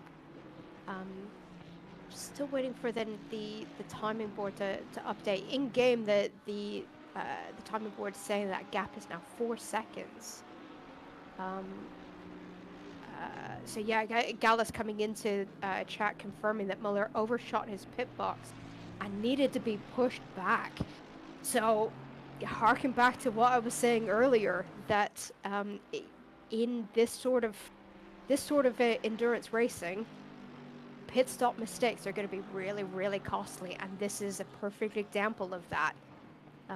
Just missing your marks, and especially missing your marks to the point that the car needs to be moved before it can be put on the jacks, very, very costly. Indeed. So as we look a bit further back now, we have Mida, who for a start at the moment, well, looking at the timing screen, apparently he only had 0.3 of a second. I'm assuming that is an overtake that has just happened. Herzig, the 511 Aston Martin, has been done now by the Mercedes. Whether that is a difference between wets and dries, it's very hard to tell at the moment, especially with the lack of insight we have from where we're sitting. Because I would not be surprised if this grid is at the moment a mass accumulation of wets and dries trying to play out to the different strengths for the coming, maybe I'm going to say 20 minutes, because naturally the track does still have to dry. Track temperature is still quite warm though. The track surface temperature is still showing as 31. But I'm just noticing that there is no wind.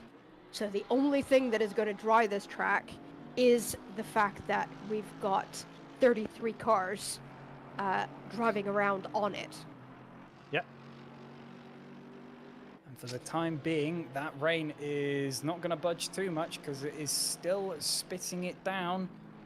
This is, again, it's becoming one of those situations of this is the longest 10 minutes of these drivers' lives because you just, you want it to go away. It will never stop going away, or it will never stop being there, sorry, but it will never go away. And here is, from someone we spoke about earlier on, the other Mode 11 car, the 111, who's now on the right on the rear end, actually. Some massive gains just then. Of Treffer, not Treffer, sorry, is on the back of Mackenberg in the 415 Audi.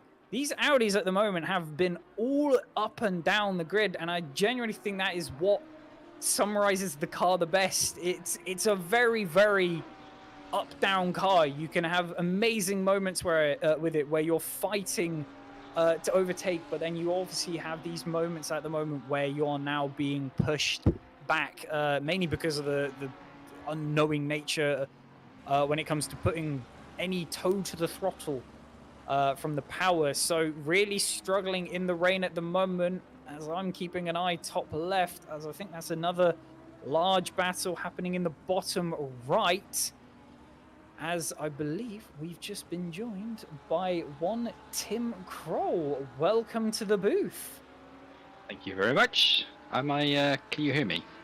Can hear you loud and clear. Good sir. All right, good. Now I just gotta put the stream on full. Just give me a second. We'll let you set up. We'll keep watching these races for the time being. But all right, we'll get back to you after you've set yourself up. But both battles that we're watching at the moment. So that is 23rd. We're looking at, I believe, in the bottom right. So that's Leppenham and the 135. No, I'm looking at that the wrong way around. Is that a fight? Oh no, that McLaren is a lap down. It's really hard to tell when you're looking at such a small screen. Yeah, the McLaren currently sitting in P30. Okay. So yeah. Yes. And it's 2 laps down on the leader. So certainly then the lap spread across the field starting to spread out a bit. Up to P21 are currently on the lead lap, so that's just a bit of insight there for you. But I've got more. Yeah, because I guess it's not much of a battle. But actually getting some more good insight from Horvath when it comes to the Audi we're currently watching. It's not actually the throttle that is the risk when it comes to, not necessarily the Audi in this case, but it's the fact that this team is NA. They are across the pond from us. So naturally it becomes the brakes, because judging when it comes to latency becomes a bit awkward, and especially on the rain, that just adds more of a factor. So for the time being, they're playing it what seems to be a bit more cautiously, which I think is smart, especially in these conditions, but naturally that does suffer your pace. And for the time being, they seem to be doing a very, very good job holding up the 111, the Mode 11 driven by Treffers at the moment, because he doesn't seem to be able to really pounce upon anything that's going on. Mackenberg's just kind of keeping with the pace, keeping it calm, sticking to his lines, and especially around here, if you do all of that cleanly and well, overtaking normally becomes quite painful. Yeah. I had a feeling that might have been the case. And Emma Horvath is actually referring to, when he's saying that Audi is NA, he was actually referring to the fact that the car is Normally naturally aspirated You and not based in North America. That's what NA means. Yes, naturally aspirated. So I say it's not Thanks, having Alex, the for benefit clearing of that the turbo. Hence why throttle is not really a problem, because it's not turboed. It's the brakes. It's a clean acceleration or throttle curve is the right way of putting it. Yeah. And Alex, giving his 2 cents worth a few times that he drove the Audi in the wet, left him shaking and very scared. Why did I pick it for this series? Hello. I think I set up. Hi. Yes, welcome back. Tim, hello. Yeah, hi. Hello, hi. Yeah, I'm driving for Lork Driving, which is currently sitting at a neat P26. My brother is driving now. I did the first stint, and I figured in the off time I try and do some commentating, but you sound way more professional than I do. So let's see where it ends up. You'll be fine. Yeah, I'll be fine. I mean, I guess for the time being, you can give us a bit of an insight into how your race has been going, because for the time being, Lamborghini, I kind of want to jump on the choice of car, because the Lamborghini, initially when the 1.9 update came out, I don't think the Lamborghini was really jumped on too much. A lot of people really opting for mainly the Ferrari, couple went to the Mercedes because that had a rework, and a couple went to the Porsche. There were a couple of Lamborghinis, one mainly me knowing because I'm part of the team being the Snack and Sons. But for the time being, not many Lamborghinis. And I do think, correct me if I'm wrong, you were actually one of those early leapers to the Lamborghini. Now, was there any reasoning behind that? But especially with the sort of progression and understanding we've gained of these cars, the Lamborghini does seem to be a very good choice. Well, I have to correct you for a starter there, because we actually started with Mercedes, because we used to drive with Lexus, but that one has just gone down the drain because it's nerfed like all the way down. I don't think it will ever see an upgrade, which is a shame because I really like the sound and the whole the package. Yeah. I mean, it was a bit OP in the rain, I'll give you that. We actually won a 3-hour Engaro ring with it, so that was good in the rain. But so we had to swap cars. We opted for the Mercedes, which we all disliked so much. I don't know what it was. It was oversteery. It just didn't seem to fit our general style. Maybe it was too big of a jump from the Lexus. I don't know. The Lexus was very stable. I mean, it had like understeer for days, but I mean, it was stable and going straight, so that was good. But yeah, after that, I mean, we just tried some cars, and then we figured the new Lambo. It sounds awesome. It looks awesome, and then we just gave it a go. And actually, I think now across the board, it's one of the most, what's it? One of the best cars, I think. Yeah. Yeah. I mean, we're not slow. We're not quick. So I mean, we don't fun. attract. Yeah, I mean, yeah, that's the main goal, of course. Yeah. That's the kind of the common consensus we've got at Yeah. the moment. A lot of this is fun. Yeah. I mean, yeah, we started the team, me and Dennis, just brothers, and then we found Martin along the way. We know Alexander from way back, from some other leagues in Assetto-Corsa, like the original game. And yeah, we've been racing ever since, mainly for fun. It is fun, so yeah, good times. And I mean, talking about the team as a general, or how old's the team? The team is relatively new, isn't it? Like you said, it was kind of just the birth child of you and your brother. As weirdly incestual as that sounds, we won't get into. Yeah, Let's rephrase that. This is supposed to be a family stream. Yeah, good thing it's not caught on stream. Oh, no, wait. Yes, it is, and we're live. Oh dear. But Try again. But to say the least, the team does seem like you're having a good bit of fun. As you mentioned, you're not the quickest team, but to be honest, it doesn't sound like you really care all that much. You just want to get a car that everyone enjoys, that everyone has a bit of fun in, and then try and complete endurance races like this, because you mentioned this towards the start of the race. Finishing a 24-hour race on its own is a massive achievement, and I guess that's primarily what you guys would be aiming for. Yeah, we just like endurance racing way more than the sprint races. I'm just closing the door. Yeah, we just like endurance races way more than sprint races, because the whole, I mean, you're bound to have some mistake left and right. I mean, but in endurance races, it's not as punishing. Of course, you want to be fast. I mean, it's fun when you drive in the front, but I have a 1-year-old now, so my time is diverted way other places. Dennis has work to do. Everyone is just working, so we just do not have the time to put like massive amounts of times in it, which is fine. I mean, yeah, we just want to race, have some good laughs, which we do actually, even if we make a mistake. yeah. No, we oh, there was one moment in Mount Panorama. Oh, we were like P8, so we were just like through the roof, happy. I think in one outlap and 2 laps after we had to come in again, we went from P8 to I don't know, 20 or something. It was in 3 laps. It was all down the drain. But yeah, in the end, you're like, all right. Yeah, Mount Panorama doing what Mount Panorama does. The mountain making pinballs out of cars. Yeah. Yeah. It is. No, but in the end, yeah, we just started. I think it was a while back. We also had the 2.4 hours. It came after this endurance. Yes. I don't know.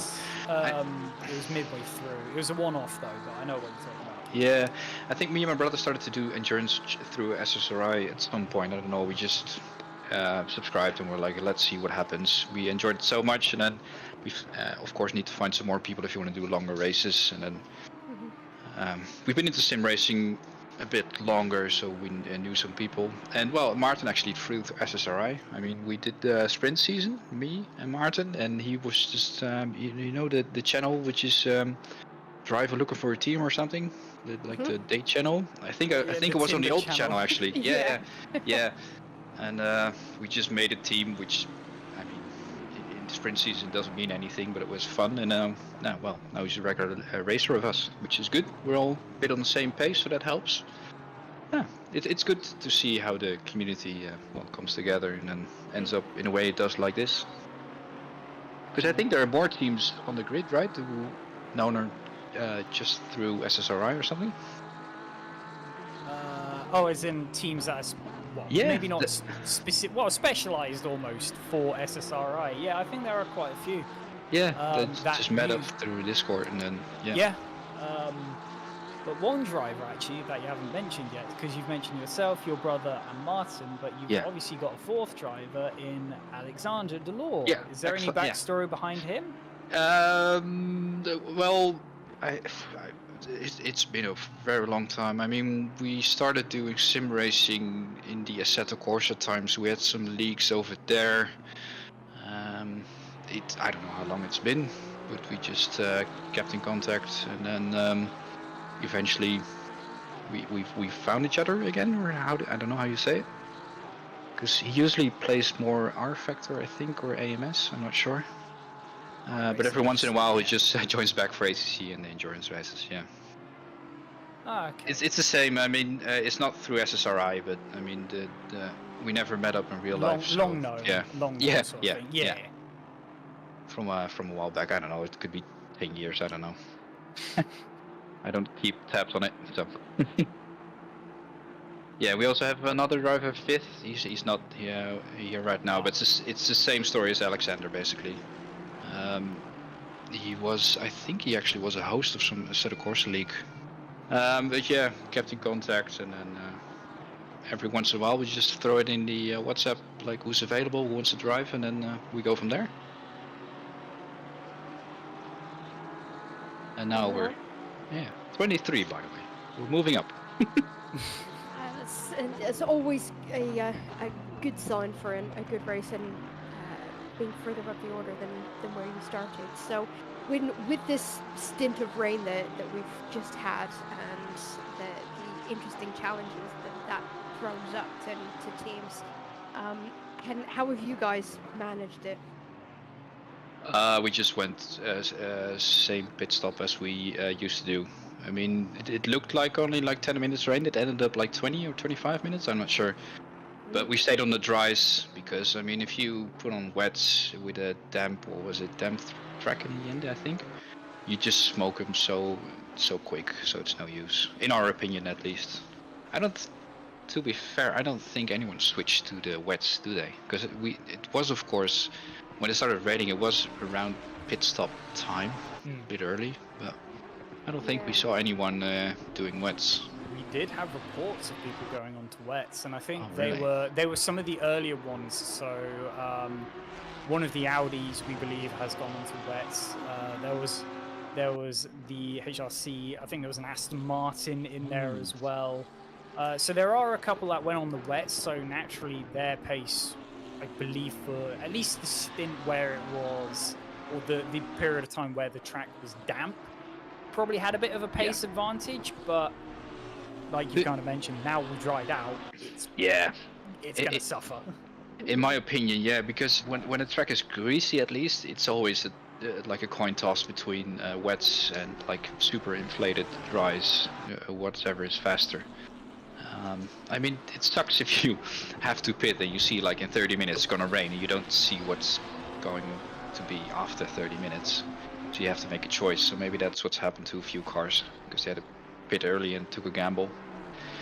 But in a way, if you know it's going to be dry in like half an hour, it's probably best to sit it out, because otherwise you know you have to pit at least one time extra.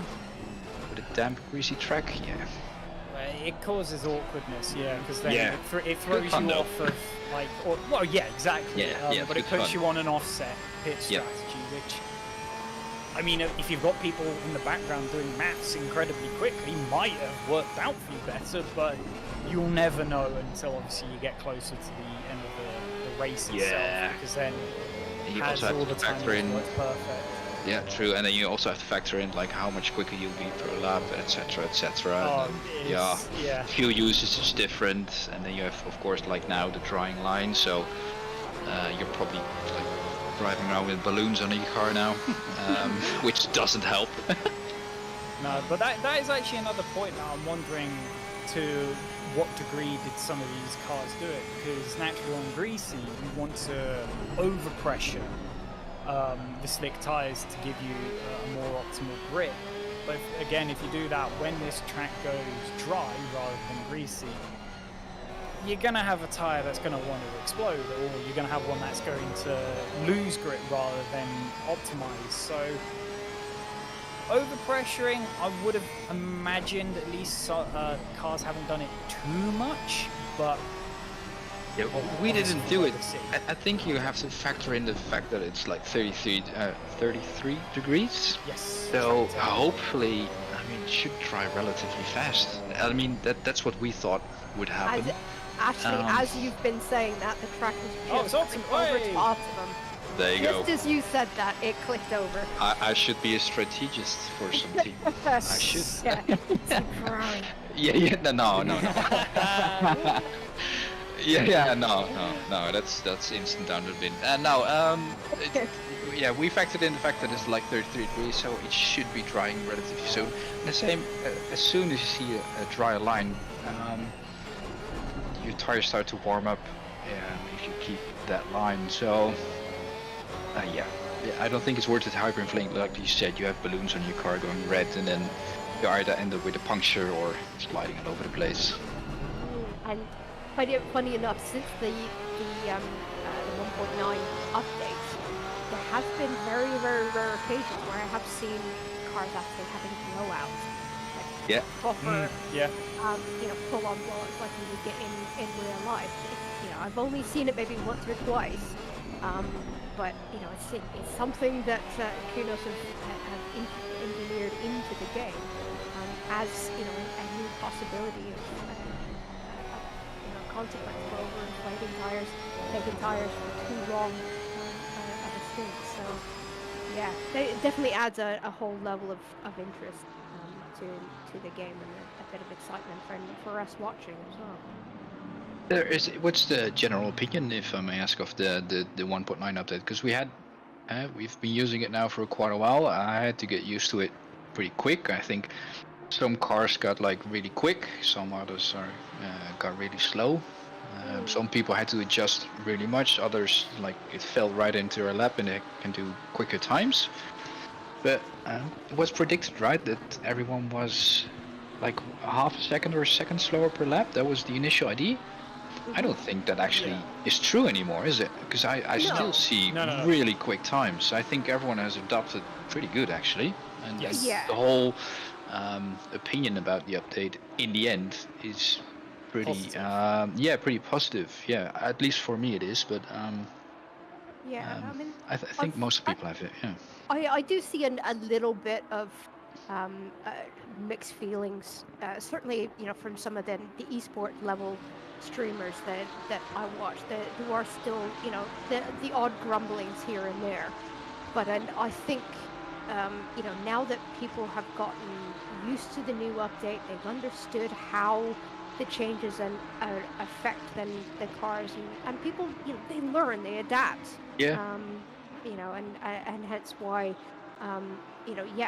people did suddenly find it very, very slow. That Kunos's prediction of most people losing an average of 1.5 to 2 seconds on their average time did happen in the beginning, but as people are getting used to it, they're starting to understand how to set up cars, because I think that was the big thing that caused all of the problems, was car setup and car physics suddenly changed, and it was a case of, right, you've got to understand how to set up a car properly now. That kind of caused some of the problems, but I think overall, I think a lot of people have once the initial chagrin of, oh, this is actually really complicated now, I think a lot of people have kind of gotten on board with it. A couple of people in the chat have just come in to say that it's better that they are enjoying it, feel quicker and all of that once they've gotten used to it.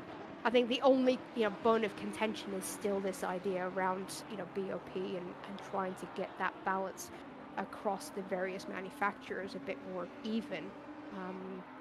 But I think with some of the advancements, certainly that LFM have been doing in terms of great stuff, creating that model for custom BOPs, I think is interesting and is, I think, going to increase the longevity of the game while we wait for ACC2, which is still rumored to be coming at some point.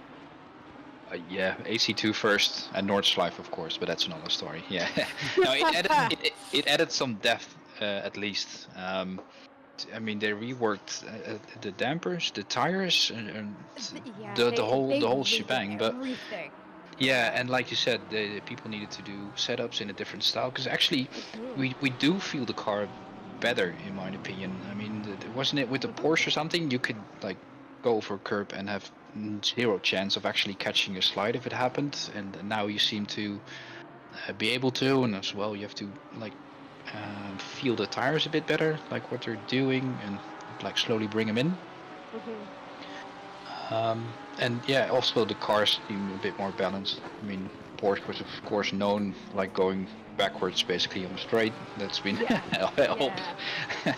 All cars can take curbs better, like in real life. So yeah, I think they did a better job overall now. Yeah, and like you said, the whole lifespan of the game is way better now. So I just wanted to touch on a story that we were following earlier, the issues with Manuel Novak. He's just came into the YouTube chat a few minutes ago, explaining that he had reduced throttle in his pedals. That when he took over the car, he suddenly only found himself with 70% full throttle. And only 10% for brakes. My God. I was going to say the next bit is even worse. Yeah. So and that explains a lot of the issues that they were having in that particular stint. It actually took him. I think this explains why he pulled over to the side of the track and just sat there for a minute. He was actually unplugging and replugging his pedal set in and out of the computer to kind of give them a hard reset in the middle of the race. But then unfortunately they had a crash. I'm not sure if that was related to the brake issue or not, but they then had a crash that resulted in 20 seconds worth of damage, which they had to carry through for the entire stint. That's great work. So, that's remarkable if you do that. Yeah, so, but the fact that he was able to get that fixed on the fly, manage the damage for an entire hour's worth of driving. Really fantastic job there. Yeah, great job. I mean, 20 seconds, the whole car is going to feel vastly different in the way you set it up. So that's good stuff. I do get a bit of Le Mans vibes. Was it in the big cuff time? Did you guys see the stream? Then the guy just swapped his whole rig, not just like a steering, he had a steering issue or something. Yes. And he had this issue. He stood up. I didn't see this. Oh, it was brilliant. He had I don't know what the problem was, but he stood up. He just rolled his rig to the side, grabbed a new one, plugged it in, and then he just drove away from the pits again. It was brilliant. Wow. Yeah, it feels a bit the same with Manuel Novak in this this occasion. Yeah, but having an entire rig built and ready to go on a moment's notice. Wow, that was one of the surprises. Yeah, like that's another one. I know, that's at a whole new level. Yeah, people had spare time on their hands during COVID, right? Well, I'm not just thinking the spare time. I'm just thinking the spare money to have an entire rig. Yeah, but they had He's like a professional. Yeah, they were like older professional drivers. I mean, they don't. Yeah, I suppose team sponsored and all of that stuff. Yeah. Wow. No, I hadn't heard of that. Yeah, just that's look it up pretty when you have amazing. time. Yeah, look it up when you have time. It's good fun. I think because both rigs were on wheels as well, so he just yanks it out of the way. Yeah. Just to bring the other one in as well. Just off camera. The next pit stop was the driver's swap. Actually. Yes. That's definitely some forward thinking to just two have rigs. in mind that not only do I need two rigs, but let's put it on wheels so that it is just a straight pit stop for a rig. It is. Blimey, Yeah. Phenomenal. That was good. It seems so unnecessary. Yes. So, just had a bit of a reminder. We are now 3 hours in. Alan's. We've surpassed 80%. Fantastic. £4,032.25. That's in sterling. We've had some really great donations since we've come on air. And at this rate, then let's keep this going. This is absolutely fantastic. Really great to see. So and as we've said, we've tried to make this as easy for you guys as possible. Just scan the QR code on screen, and it'll take you straight to the Just Giving page. Fill in however much you are able to donate. Anything is much appreciated. And speaking of donations, something else that I was updated on earlier was in regards to our auctions. That's the word I was looking for. Our auction items. So Baswit was very kind enough to give me the retails for the SimLab pedals and the SimuCube wheelbase.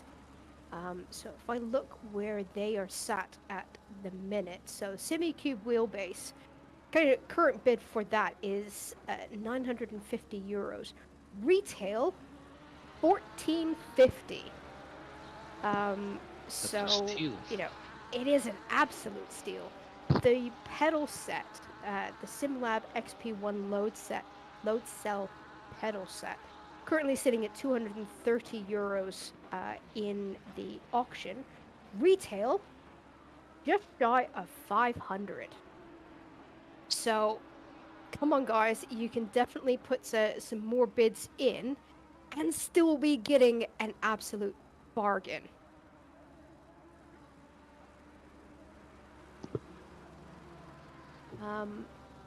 So yeah, And I think, to be honest, with all of that said and done, so once again, thanks one and all for the absolutely astounding generosity to get to where we are now. He stayed quiet in this call for a little bit, but I'm now going to drag him to the front of everything. One Mr. Patrick Prince. Is he lurking? Afternoon. Hello. Here he is. Hello. He's here. But yes, have you been watching in the background? Well, actually, I've seen you appear in chat, so yes, you've been watching, haven't you? Yeah, I've been tuning in here and there.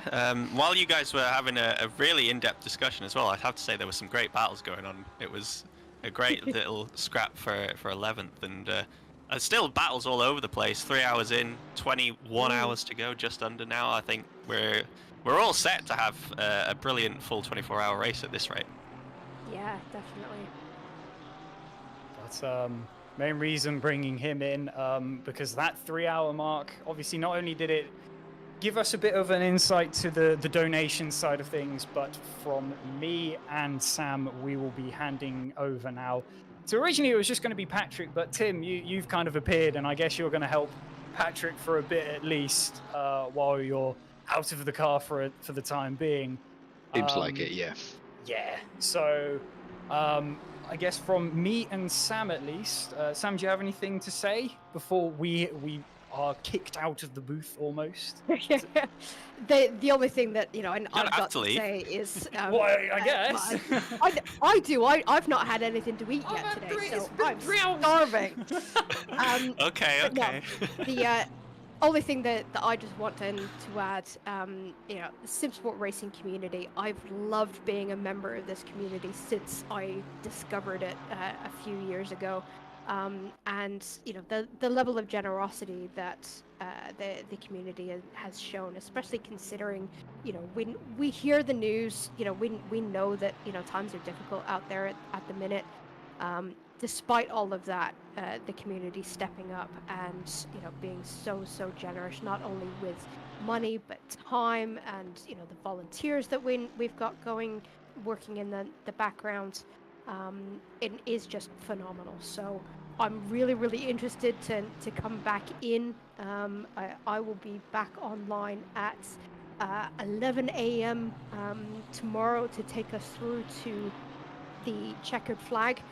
Super interested to see how all of these battles play out over the nighttime stints and to see where the big you know, gainers and losers are and over the night, and to see everything through to its hopefully climatic finish tomorrow. noon, lunchtime. Yep. Yeah. Day. Yeah. So, not too much more to add from my end. That was beautiful, to be fair. Yeah, just leave it there and leave. Yeah. Yeah, I probably should. But yeah, from my end, I've not been driving anywhere near as much as I want, as we see some argy-bargy in the background, so I'll try and sign off as quickly as possible.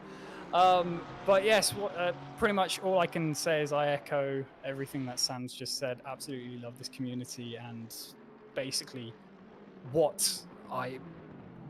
just the atmosphere really of what I've been brought into has been absolutely astounding, and especially with trying to find something to do after leaving full-time education. This was very much something that I'm glad to find. So such a nice place to be, and overall I absolutely love it here. But again, from me and Sam, we'll be signing off, and I guess to take you through this fight that is literally appearing in front of your very eyes. However, that is a back marker, I believe. Or no, front marker. There's two scraps going on right now. It's insane, honestly. There's a lot. But yes, I will sign off quickly and leave you in the capable hands of Patrick Prince and Tim Grohl to take you through these fights. So from me and Sam, it has been a pleasure. See you guys. Yep. Right, Tim, what have we just been watching in the background here while those two took their time to leave, I must say, with such an amazing little scrap going on. We've got two amazing battles going on here. This one was initially between David Hill and Wesley Levels. There was a little coming together, and in the background, just behind this battle, there was also a fight just a bit further down between Herzig and Nadeh. And that then accumulated after the little contact in everyone all over the place, these two fighting while the blue flags were going around. Amazingly, it's sort of calmed down a little bit. We got a little bit of calm, but I'm sure it'll be just a matter of time, because it does seem like both the faster drivers are the ones stuck behind at the moment. Yeah, it looks like P5 dropped a little after that bit of contact he made with David Hill. But I think is the Aston Martin in front of was it Wesley? You said Wesley Levels? Yeah. Is it also a blue flag? I think it is, right? So yes, because yes, that's it is. so Herzig and Nadeh, 19th and 20th were that scrap going on just behind, and it was through that contact that then the overlap happened. And to be honest, it's a really tough one to determine, because obviously as the blue flag driver, which both of them were at the time, they're fighting, and with the Ferrari going slow, which he made the contact and he avoided doing an overtake, which is a very fair and the right thing to do in that situation, because obviously you don't want to punt to pass, and you will get flagged up on that if reported. So he did the right thing. He waited, but then these two guys fighting behind were so close together that they couldn't lift and didn't want to lift, because one of them, they were thinking, the other would take advantage of it. So then you had the whole problem of these two guys being back ahead of the car that they'd previously let through. But it does seem to have helped Herzig a lot in this. He seems to have picked up the pace now, and actually getting a bit further ahead of Nadeh in 20th. And he actually almost seems like he's going to be able to unlap himself at this rate. I was gonna say, it looks like he's closing in on 555. Bear with me, like how fast you can see which driver is which. But anyway, no, it's very fair of him not to overtake him after he put a small punt into David. So that was very good driving of both of them. It looks like he's going to go for a move here. Yeah. I think he's going to indeed try and unlap himself, but that's so tricky to do. But that's that's endurance racing. It's really good. I mean, you need to respect each other, and I think you both need to be on the same wavelength. And obviously, the last thing that David Hill wants right now is to let this guy who's sat right behind him, basically being a body block to Levels, who Wesley's clearly back on the pace again after that little hiccup. So he wants all the protection he can get. I mean, we say this like it's a sprint race, but yeah, but he also gives him a slipstream, so that's a tough one if you want to let him by or not. But it looks of it, Levels has caught up again, though. To be fair, so I think the Aston Martin will have. Yeah, there we go. I think he will let him by now. Yeah. So they're back behind each other, and now let's see if Levels can close the gap again and overtake him, this time cleanly, hopefully. That's good racing after 3 hours and 10 minutes. Yeah, and at the same time we've got Jonas Hackler. Not sure who he's fighting against. Looks like it's the Porsche of Sam Schmid, and these guys are also nose to tail. And they seem to have also, both of them, passed Andy King, who was ahead. He was quite a bit up before all of this happened. So Andy King was holding back Nick Kleffeld and Sam Schmid. He's dropped a fair ways down. Maybe tyres not being so kind to him in this situation. But the run right now from Hackler is going to try and offset, maybe go for a little bit of a switchback. This seems to be the best spot for an overtake. I've seen quite a few of them here while just spectating. Not Great quite got the camera. run there, but it depends now how defensive do you go as the Porsche. You look at the time, you look at the fact it's a 24-hour race. There he goes. Yeah, he There he goes. doesn't put up much of a fight. Ooh. Hackler takes it up the inside. A little bit close for comfort for both of them, but it's all done clean and dandy, and Hackler is going to be pushing on now to try and catch up to P11. Is that The the guy highest in place, front? Yeah, is that the guy in front he sees, or it's that's a Lamborghini? I can't really see it. No, that was a great move. That was clean, and of course the Porsche left him just enough space. It was close, like you said, but I mean, not all spots have to be taken for free, so that was good. And sometimes it might be faster in endurance racing just to let the faster guy past, and then hopefully you can keep in a slipstream and then move forward both. And then let's see. Well, there we go. We're back to the fight for P4. I think that is. David has caught up. That's good. This is such a difficult corner if you have to do it blind. If you're stuck behind someone, that's so difficult because you have to turn in blindly. And if you hit the inside sausage, then you just yeet it into the pit lane, basically. So great driving from both we had of the them. sprint series back only about 3-4 weeks ago now. Yep. And I was driving around for that, and I've got to say I brought myself into crashing through there because I had 3 or 4 moments when you go through, and then because you have one hiccup, then you try and focus a little bit more, which actually is the worst thing to do because you lose your rhythm and you lose the flow. Yep. So every time you overthink the corner, you're going to be slightly worse off, and then because that makes you slightly worse off, it's basically a downward spiral, and then you get to the point where you do end up giving it a good old whack, and round you go. But I personally actually haven't seen anyone have a problem with it so far. I think everyone's been giving it the respect it deserves. You have to, yeah. I think I saw 1 or 2 flying off actually when I was in the car, or my brother. But I don't think they had massive damage over there. If you just, yeah, of course, if you hit it, then it's not good. But if you hit it, like, not too bad, it is somewhat savable from the wall. But if you're just side by side. Ooh, yeah. Oh, that's good. Yeah, sorry to, Is he to gonna cut you go? off there. No, but no, that's Levels good. is going Is for he it. I going think he's inside? Going up the inside. Oh. No, They're all David over each other, Hill aren't is- they? Yeah, he's clearly not quite got the pace over the Ferrari, but he seems to be placing his car perfectly. Not really having to defend too aggressively, so I don't think it's affecting his times too much. If I just have a quick look at pit wall, where is Hill in terms of his lap time? So his last lap was a 43.4, and I don't know how quickly or how well pit wall live's been updating. I know people have said there's been a few issues with it, but where are we? Hill, I've just lost him altogether.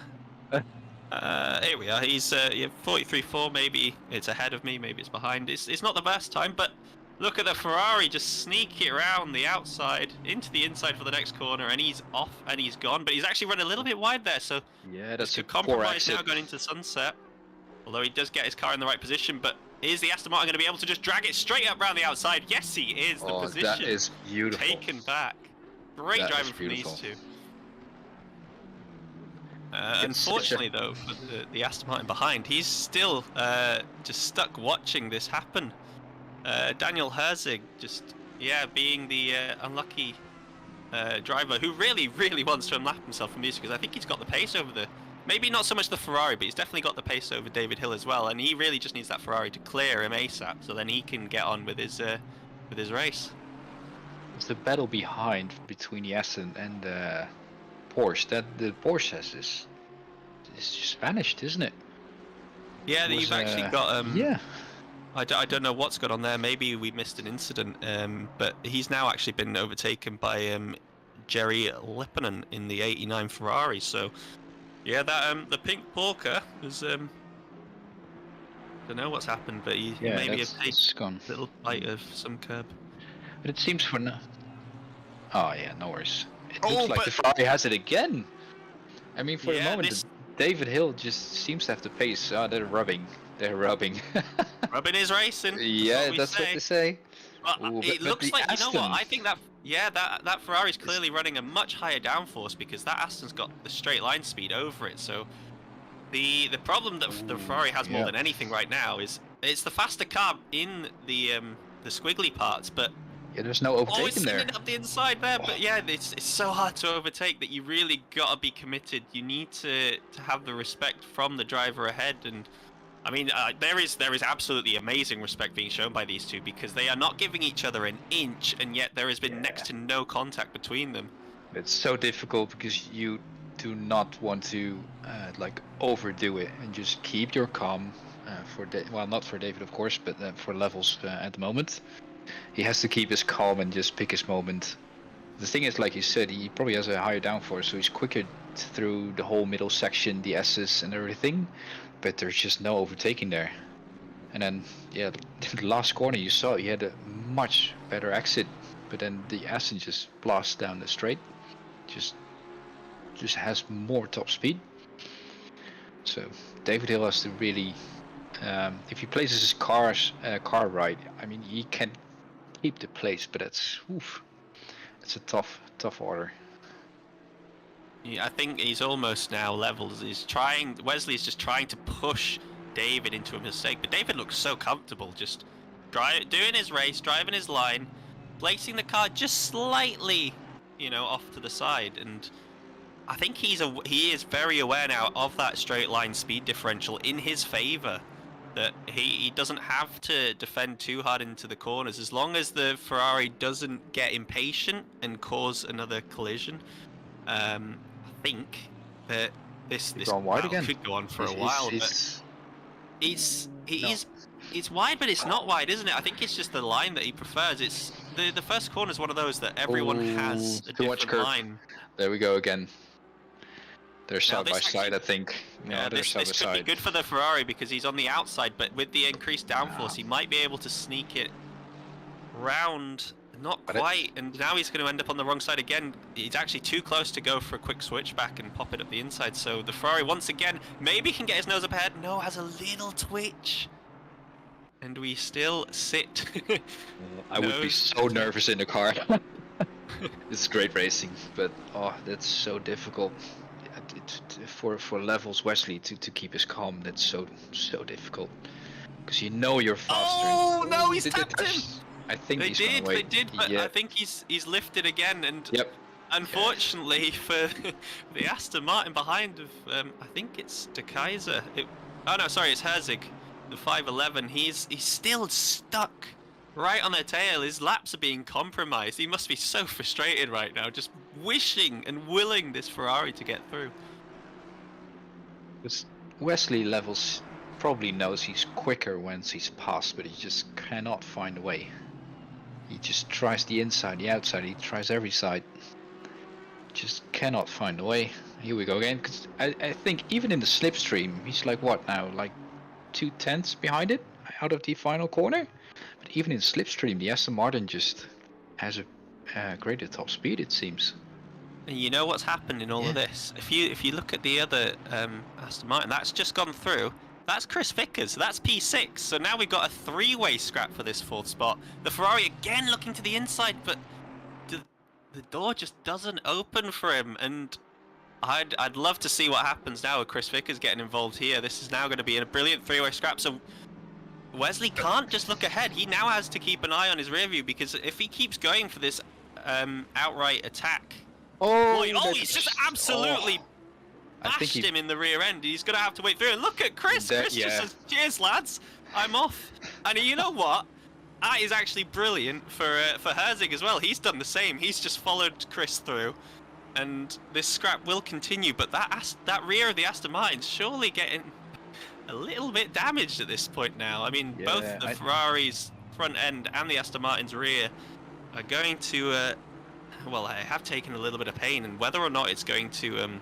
cost them in the downforce, straight line speed, or even in the high-speed corners in the case of the Aston Martin, that diffuser can be a worry when you keep taking repeated hits in the rear. I don't know if you recall back to Silverstone last year, the first race of the season, you actually went into the back of me when I was in the Aston Martin in the first lap, and that completely destroyed our rear diffuser, and I had to pit and ended up a lap down, so...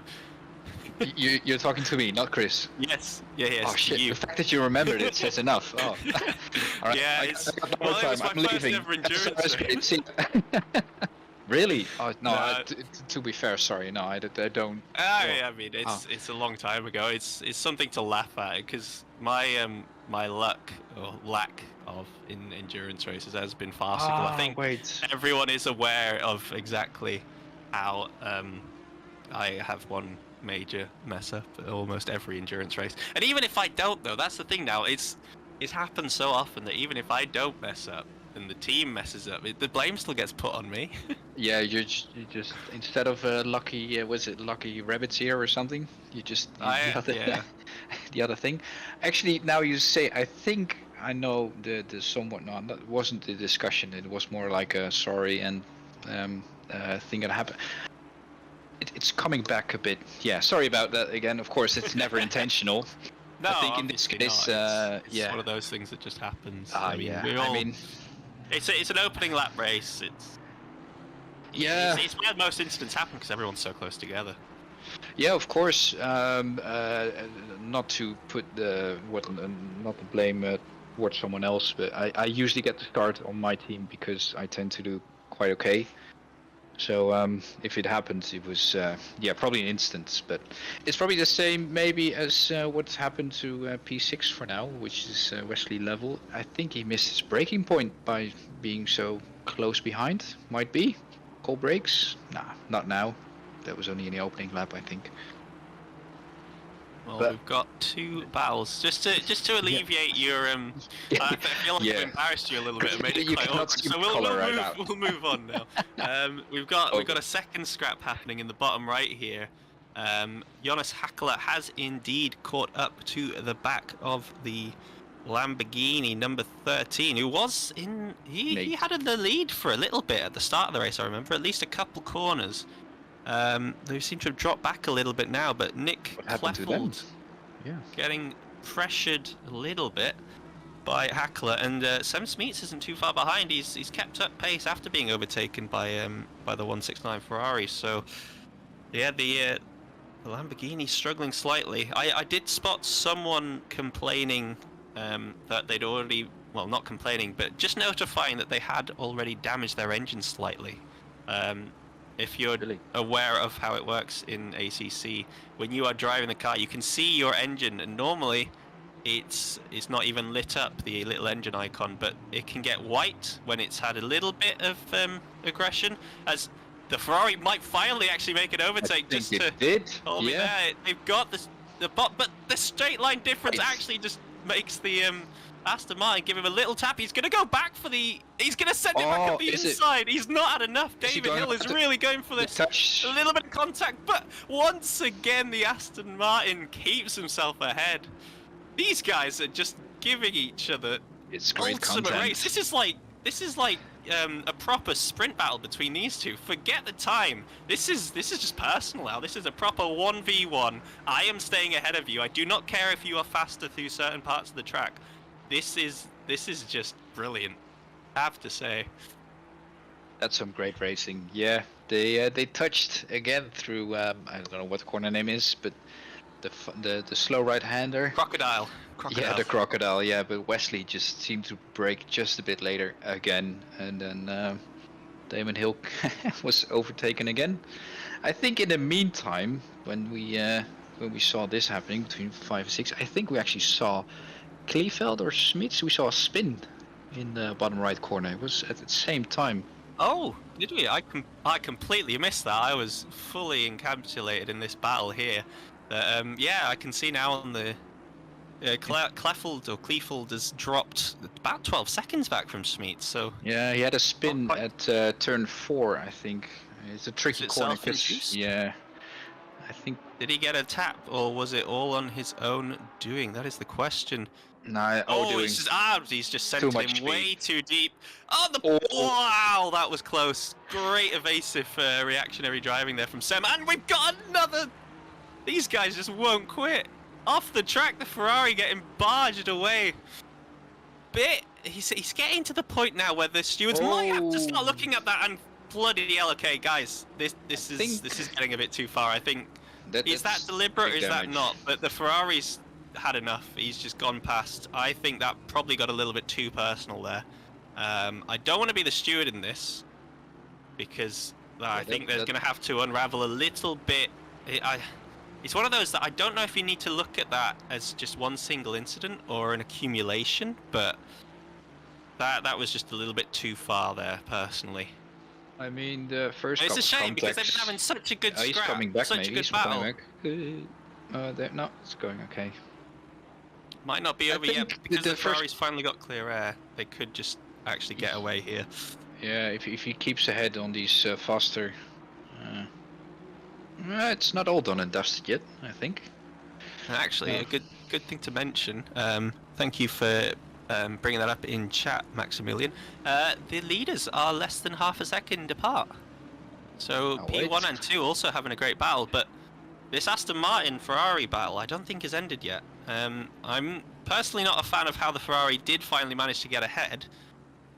So, we'll wait and leave judgment on that because we only came on to the scrap when the Ferrari was looked like he was being pushed off the track. So I don't know. I think they've been having such a great fight and it just looked like it got a little bit out of hand. Yeah, but maybe it was a misjudgment as well, because I don't. That's always. Let's presume possible. that it's not, Yeah. of course, not intentional. Maybe was it P5 Wessel's levels just wanted to take a wider line with more entry speed and hopefully then more exit, like he does now. And he didn't expect the Aston Martin to break in the middle of the track. Could be, but yeah, we'll wait and we have to see. Do we have a change of the lead? He's clipped Cheetah. He's alive. He's okay. But David Hill did just clip Cheetah. And the worst thing for him right now is John Betton is right on their tail, and actually Bart Zweering is not too far behind either. So all the Aston Martins seem to be going a little bit quicker than David Hill. At a considerable rate, their last lap was a 44.9 with the battle. But now we now also the have leaders. the battle for the lead, isn't it? Clyde Barney has entered the server. They're a few tenths apart. To say it's brilliant seeing the variation in cars. I wasn't expecting this. When it felt like it was a Ferrari-based track from when I was last on and around here, but I think no. a Merc and a BMW. BMW is actually one that's always felt like it's ever since it got bopped at the start of 1.9. It never really felt competitive. But I'm being proved extremely wrong here because Clay is all over the back of Armez going for this lead here. To be fair, I've seen Clyde Barney driving multiple cars. He's quick in everyone, so it might. I think it's just himself. Just props to him. Whenever I see him in the surface, he's just driving really quick. And now he's close to the lead. I'm not sure where they started actually. Number 74, but they started 13th. Was it? Really? They've made a great step forward, and now they're fighting for the lead. So that's great stuff. They seem to be more close on top speed than the Aston Martin and the Ferrari. So we'll wait. We'll have to wait and see if Clyde has the actual speed over him, or in the slipstream. Because in the sectors here, it looks really close. Distance Yeah, they seems to be the same. Yeah. doesn't look like they've got any more traffic ahead of them. Maybe one car left to pass until a bit of clear air. So I don't know if that's actually going to be beneficial or not for the BMW, because you do. Oh, we've got a yellow flag actually. We have a yellow flag at Cheetah. Someone has fallen victim to the curb. They are often moving again. But all that clear air I was just mentioning has actually been reduced slightly. The 901 there falling victim to the inevitable Cheetah, which I think every car probably will end up clipping at least once throughout this race. So that would be Hauben currently driving that car, the 901. So he clipped it in P32 for the moment. But it looks like he got going again. Maybe we got a replay, we can see if he had actual damage, but in the end, we're also watching the battle for the lead. After 3.5 hours, actually, it's already been passed. It's going quick, isn't it? Yeah, it didn't feel like it was that long ago when we still had Kieran and Sam in here. So yeah, a quick half an hour. I mean, we've had some brilliant scraps to take us through that first 30 minutes of me being here in the comms. I definitely am not against that and any more battles of those. So guys, you know, keep pretending like it's a sprint race. I mean, the thing is that is actually something that can well happen to people when they're not in the car for more than a stint at a time. If you, depending on your strategies, if you're only doing one stint and then switching out for another driver, that is an hour and 15 of a sprint for yourself almost, isn't it? And that's, I think, quite a lot of modern IRL drivers take that as well. And here, the sad moment of truth. Oh, he didn't actually take Cheetah at all. He showed it way too much respect, but I think that's probably the best outcome because it didn't even look like he touched the wall. I think that was quite clean, yeah. Just maybe lost some, what did Lando Norris say? Just some ego, and then he got on the way. Yeah, so that's happily for them. Yeah, it's better to, I mean, they can keep going. There's no big damage or anything. Like, in the meantime, I kept an eye on P5 and 6, and I think Damon Hill, was it? Yeah, David Hill. Damon Hill, someone else. Sorry. David Hill, what? Maybe he subscribed. I don't know. I mean, the way he was defending, he could well have been, you know, gathering in his inner Damon Hill there. But no, Damon Hill is an ex-F1 driver, a great F1 driver as well. It would be great to have him on board, though. That would also help the charity a lot. So now, maybe next time. No, but David Hill. I say it again. Anyway, I think he gapped Mr. Wesley for now, has he? The last time I saw it, there was like 2.5 seconds between 5 and 6. So actually, the Ferrari is looking like he's gaining. Yeah. Yeah. So he's definitely quicker now. He's overtaken him. Right. So that's upcoming. For him. Sorry, again. Chris is in our ears. He's not on the street. For anyone wondering, Chris is just like what's happening now? All right, yeah. Information. My first time, so be gentle. I'm just learning the ropes. Yeah. No, but in the meantime, Clyde is still behind P1. They're driving similar pace, aren't they? They're probably quick. 43.1 are the last lap times of them. Oh, we've got a pit. Maybe an undercut, maybe just the end of the stint. Let's have a quick look at pit wall live. Is it actually working as intended? Because the gaps are a little bit far ahead, but I think they've done an hour and 14 and 40 seconds as they come into the pit stop. So they have timed that beautifully to maximize the stint to the extreme, because any more time there, if you hit the 75 minutes, which is an hour and 15, then all that disappears right in front of you. It looks like David Hill has just been passed by Jean Beton, and he has indeed, and we've now got a little Ferrari battle. I think maybe just some back markers behind, but I think Hill is now very much struggling. He must surely be nearing the end of his stint as well. I would be surprised. They've been out a little bit now. Let's have a quick look. 8 minutes tops.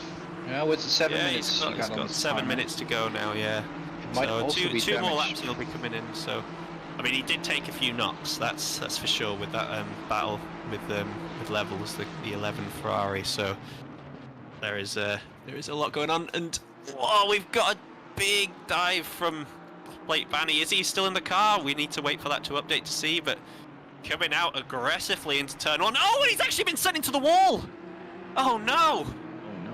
That's huge. That is a massive impact, and that is going to be so devastating for them. Almost taking the lead, coming right out the pits, and maybe just trying to do a little bit too much too quickly. But I'd be surprised if they can continue that car without having to come back into the pits again. That is Looked like a devastating. certain pit stop. Yeah, that looked like a certain pit stop. That looked like big damage. I'll probably get a replay in a bit, but. What on earth is just happened? No, that car is moving way too slowly right now. Even, no offense to the big Bentley there, but I mean, It that looks car. slow. Yeah, it has no It looks steering. so slow. Yeah, that car needs to come straight back into the pits. It's heartbreaking for such a car doing so well. I mean, the only upside is that they clearly have the speed to be leading the race, and there's so much time left in this 24-hour race that they can get it back in and just start plugging away once more, because they did start quite a ways down. I think it was mentioned that they were lower than 13th. They did it once, they can do it again. Yeah, Maybe. exactly. Just Although it's got to be so demotivating. Is it Clayt then? Was Clayt actually? Did he stay in the car? It looks like he has. it. Yeah. Oh, does it update? No, it's still Clyde Barney, but wouldn't be surprised if the steering is actually straight back in. Yep. I that's wonder a shame. how much damage that is. If anyone, any teammate for Clay is around in chat, could you let us know just how bad that damage is? But I mean, we could probably time it, couldn't we? He's just gone up. Let's get a clock. Nah, it's too late now. It's going went to be in at at least like 30 seconds. 20 seconds. So Yeah. it went in at point 20. Let's see. So yeah, came out very aggressively, and I don't know if this is a scrap for position or not, but it's 3 into the corner. Oh, and the Aston Martin just comes across. You might be right. That might actually be David. I think it's David Hill. I think they went 3 wide, and the McLaren on the inside might not have known this. So and that was left room for for one position with the Aston Martin. Again, I'm glad not to be a steward in this, because there are some awkward events going on, but it's an odd incident. I just watched it back on the stream with the slight delay. And it looks like the Aston actually had some over or understeer or something. Yeah, like something snapping. maybe clip the curb on the inside, and it just had a bit of a slide. It's an awkward one. Very It's an unfortunate. awkward one. Yeah. Very unfortunate. But I mean, if you're the 88 Mercedes, I think you're having a big sigh of relief there, because you've just gone from having a car right on your rear end. Now you've got 15 seconds to Hillebrand in second. You're both yet to pit. I think you can relax a little bit now in this next pit stint. It doesn't have to be quite as perfect as it probably would have needed to have been to keep position. As we watch on now with a Lamborghini scrap. Striking blue versus striking red. They really do stand out, these two, don't they? Ooh, that was a close swipe. Good to see everyone takes different lines through Crocodile. It's one of those corners, isn't it?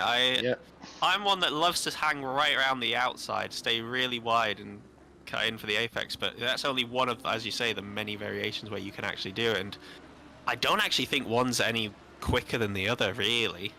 So it just depends how I think because of that, it almost makes it more beneficial to try and utilize different lines when you've got other cars around you in order to aim for an overtake or a defensive move, because you can position your car in so many different places without actually penalizing yourself time-wise.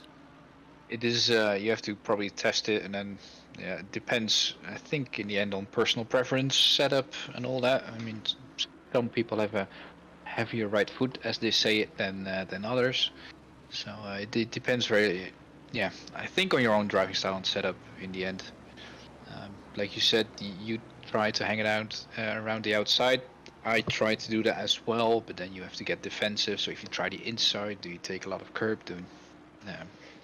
All things to consider. But yeah, 11 and 12 are still close to each other. 2 Lamborghinis, so that's down to setup and drivers. Which one is faster? Good thing they have very opposite colors. It's easy to keep them apart. It's good though, with the yellow. Same part of the track as before. And they're side by side once again. This time, will the red Ferrari try anything different? Looks like they've just been able to scare the blue Lamborghini. There you go, and that's outside line versus inside. Yeah. He got it though, he did it cleanly. That little kink coming down the hill is one of those awkward points though, when it really is sort of only a one line through there. When you're side by side, I guess it's who has the bigger nuts, so to speak. Yeah, cojones. No, it's yeah. It's the kink to the right. It's not worth it to do with 2 people, in my opinion. We don't see it a lot. I mean, we see drivers just tucking in behind the one they're trying to overtake, and then either do it on the back straight or on the main straight, I mean, or somewhere else. So that's good. I think E1 is pitting Ames, number 88. So Hillebrand is taking the lead for the moment.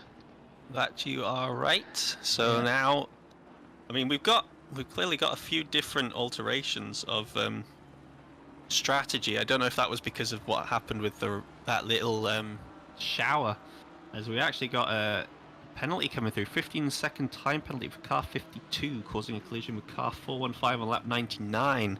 But it's the Lambo of Shell. 52 that's the one that we did just witness being overtaken. Yeah. So 15-second penalty for them. They've got a 20-odd second gap. I mean, it's hard to know if pit wall is correct, because it was telling me that there was a 20-second odd gap between Betton and Hill before that overtake even happened. So I'm taking it with a pinch of salt, the information that's being fed to us right now. But they do have the allegedly have that gap in favour, so they won't actually end up losing a position if the timing is correct. There's various pit stops now coming in again, so it's always we have to wait how it all turns out.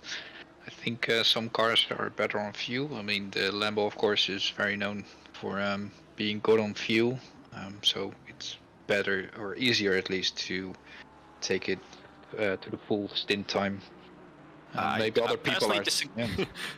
I have to disagree with you on that one, because Really? As a seasoned Lamborghini driver, and had been driving it for this endurance series, this is the only track that 75 minutes actually can be hit. Is it the only one? All the others. Ah, really? All right. All the previous tracks had you hadn't been able to do a full stint. You had to come in a couple laps earlier than your stint timer, just because the fuel wouldn't allow it. Really? All right. So then we're just lucky with this track. I was gonna say. I mean, we're driving this car as well now, and we don't have to fill up the entire tank and still make it 75 minutes. So, I mean, at least then on this track, it's very fuel efficient, it seems. I think, thankfully, most cars are, because there's quite a bit of lift and coast in certain parts of it, especially through the S's. In order to maximize that line, you don't really want to do a lot of braking and throttle. It's all about just keeping your minimum speed up, which I do think around a circuit like Kyalami, which is very flowy, you want to lift and coast a little bit more than around certain other tracks where it's brake hard, throttle hard, like all the 90-degree turns, like Monza last time round, where that is the complete opposite of a circuit like this. The track itself is way more flowy in a sense. I'm not sure if that translates correctly. It does, yeah. But it has a certain flow, like you said. You want to keep your speed high, same as Watkins Glen. Maybe Imola is also in some parts has the same. Like you said, you just want to lift and carry on the speed, not brake too much, and then unsettle the car or anything. Got our second cheater victim of myself being in the voice comms, the 56. Not sure what's going on there, but they got a yellow flag pop up around the the penultimate corner, I should say. So there we are. And yeah, just to remind everyone what this 24-hour race is about. It's just disappeared, but the QR code will pop up in the top right again. It's all for charity, so that will be here. Thank you, Chris, in honor of Gareth Longdon, who sadly did pass away just recently. We are running this 24-hour for the Christie charity, supporting the Christie charity, sorry, I should say. And I mean, we're doing brilliantly. We're at almost 82% of the £5,000 goal. I still need to donate myself. Actually, I do plan to, so I will get that done probably just after I hop off. But it's for a great cause. I mean, the battling and the driving that's going on is brilliant as well right now. And I believe, if I remember correctly, Gareth was a big racing fan, a big Aston Martin fan as well. So the Aston Martin's doing a brilliant job currently, being 3rd and 4th in his name. That's actually good, because I saw a picture of Chris, who was attending the funeral, of course, and I saw 2 Aston Martins, if I'm correct, and 1 McLaren, which they arranged for his funeral. So it's good to see they're actually driving the Aston Martin a bit in front as well. So it only seems fitting, right? I think. Yeah, in my eyes, the Aston was actually one of the weaker cars around here. So these guys they're proving me wrong, because they are absolutely flying right now. We have 3 Aston Martins in the top 7. Actually, the most of any car in the top 7. So there you have it. You know, they are right on at the top end. But yeah, if you can support in any way, any little amount would go a long way in supporting and helping others who are unfortunate enough to find themselves battling cancer. So yes, any little goes a long way in this fight for life. There is still something coming up. It should be. We actually, as the broadcast team or commentators, whatever, are challenged by Jonathan Leclerc and Mohamed El Gouriri, and they're part of RSR Red and RSR Blue, if I'm saying that correctly. Yeah, Revolution Sim Racing Blue and Revolution Sim Racing Red. They challenged us. Doesn't really matter, I think, to read their team description out loud in the stream. And so that's car number 2 for Revolution Sim Racing Blue, which and then we have Sim Racing Red. I have to look. Yeah, that's car number 123. So 123. Yeah. They asked to also sit in the commentary booth while we are going to do this.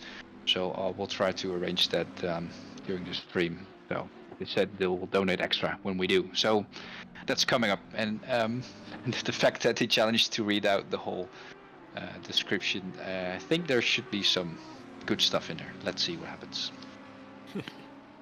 I look forward to it. Whether or not I'm on stream, I hope it gets clipped just so we can all see that and enjoy that moment later on. It's going to be on YouTube, so yeah, it's going to be forever.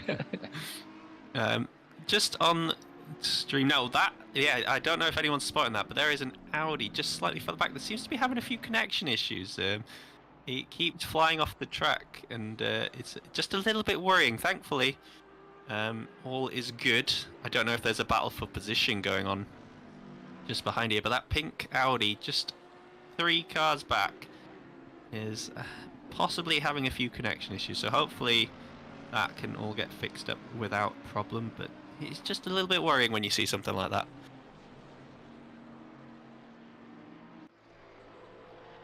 I'm sorry, I missed it, to be honest. I was looking at pit wall for a second. Oh, we've actually got a yellow flag just going through the S's. The 417's had a moment.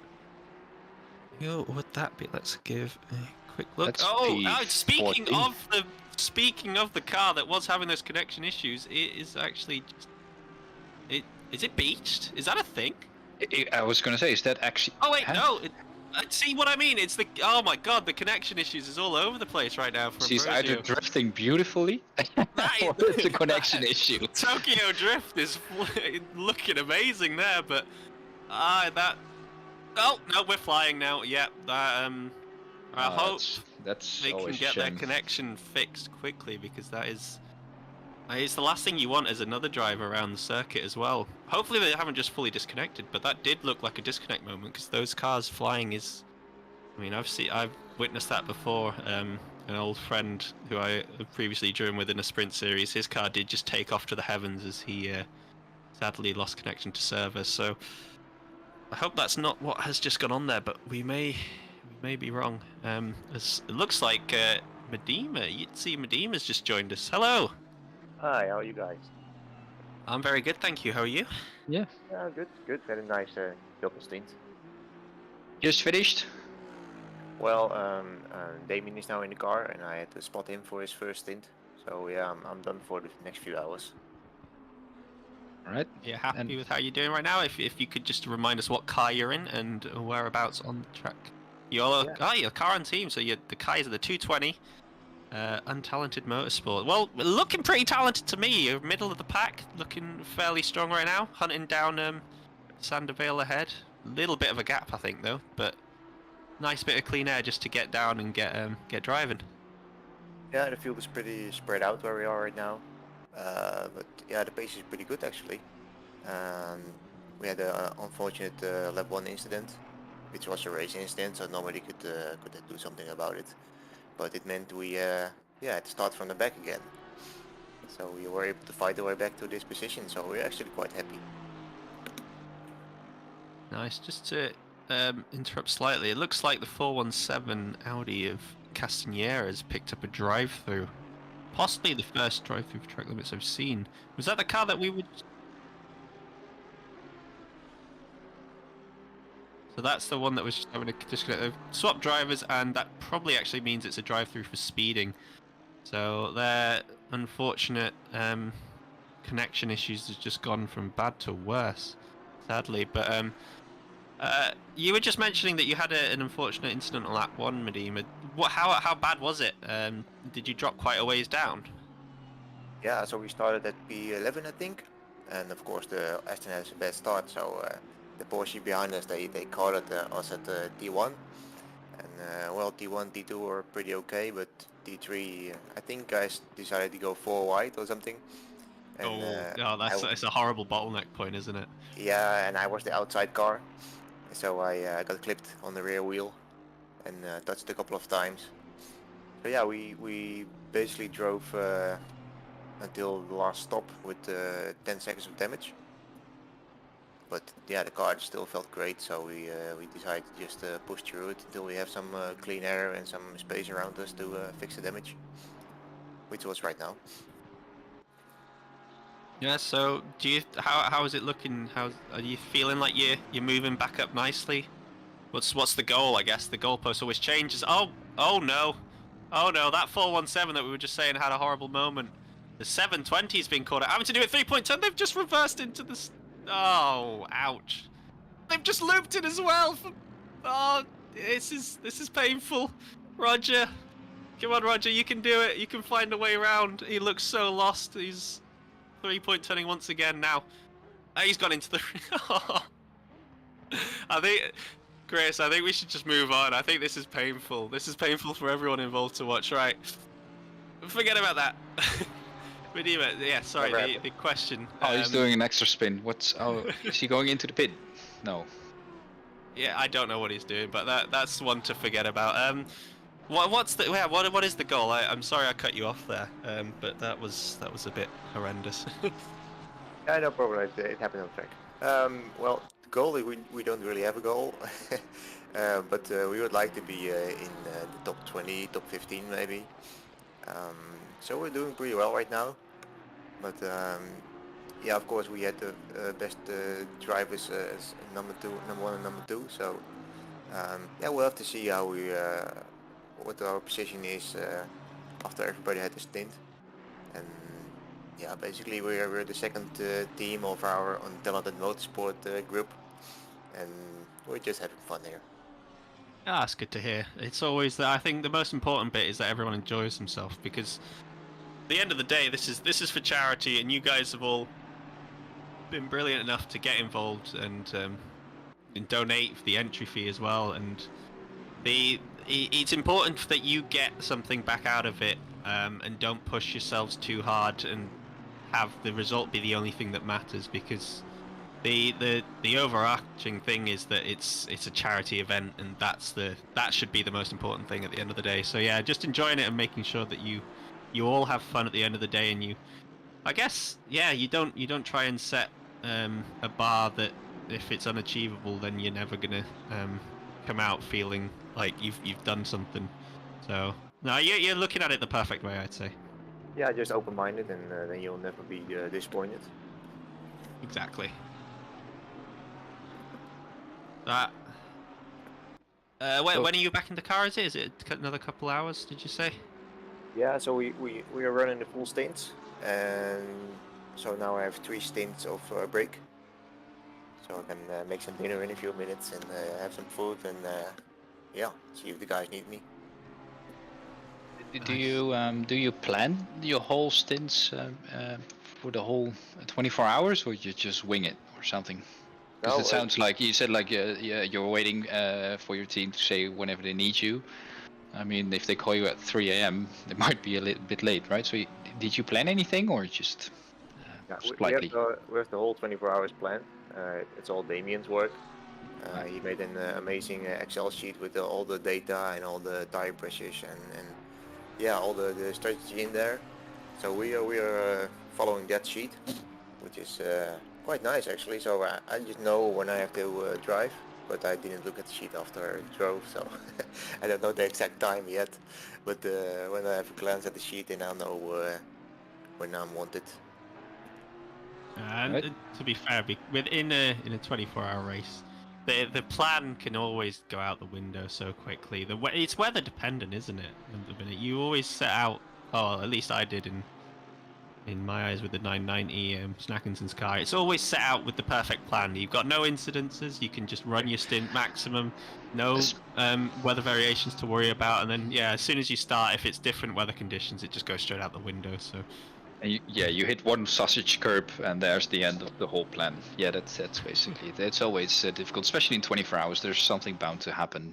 You make a plan, and then you throw it in the bin and start over after like a couple of hours, basically. Yeah, that's very true. So the document we have is kind of a live document. So it's it's really nice to have. Really nice to have. But then again, if someone bins it horribly and you have a lot of damage, then you basically start over. Yeah. At the very least, it is important to have a base plan just to get an idea of generally when people are going to be in the car.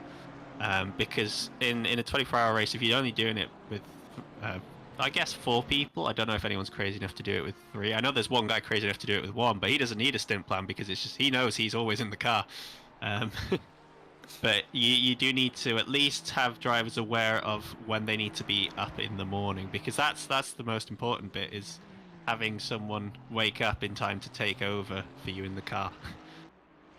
Yeah, exactly. And we also exchange each other's phone numbers, so whenever the doo-doo hits the fan, then we can always give each other a ring, like to get ready. Even during the night? I'm okay with being called during the night. Okay, that helps. Yeah. It's always the biggest time gap to fill in stint times is like between 12 and 6, I would say. That's always a bit rough. We of course have driver 1s in this whole setup, and you have to drive first. So if a disconnect happens, driver 1 has to rejoin first again. But for me personally, I think I will drive to like 1 a.m. or something, and then I go to sleep. So if something happens between 1 a.m. and 6, 7, I'll probably won't be woken up by a telephone. So, but you're okay with that? Are you driver one or not? Yeah, I'm driver one. Yeah. So something happens. Then you need to need to try and.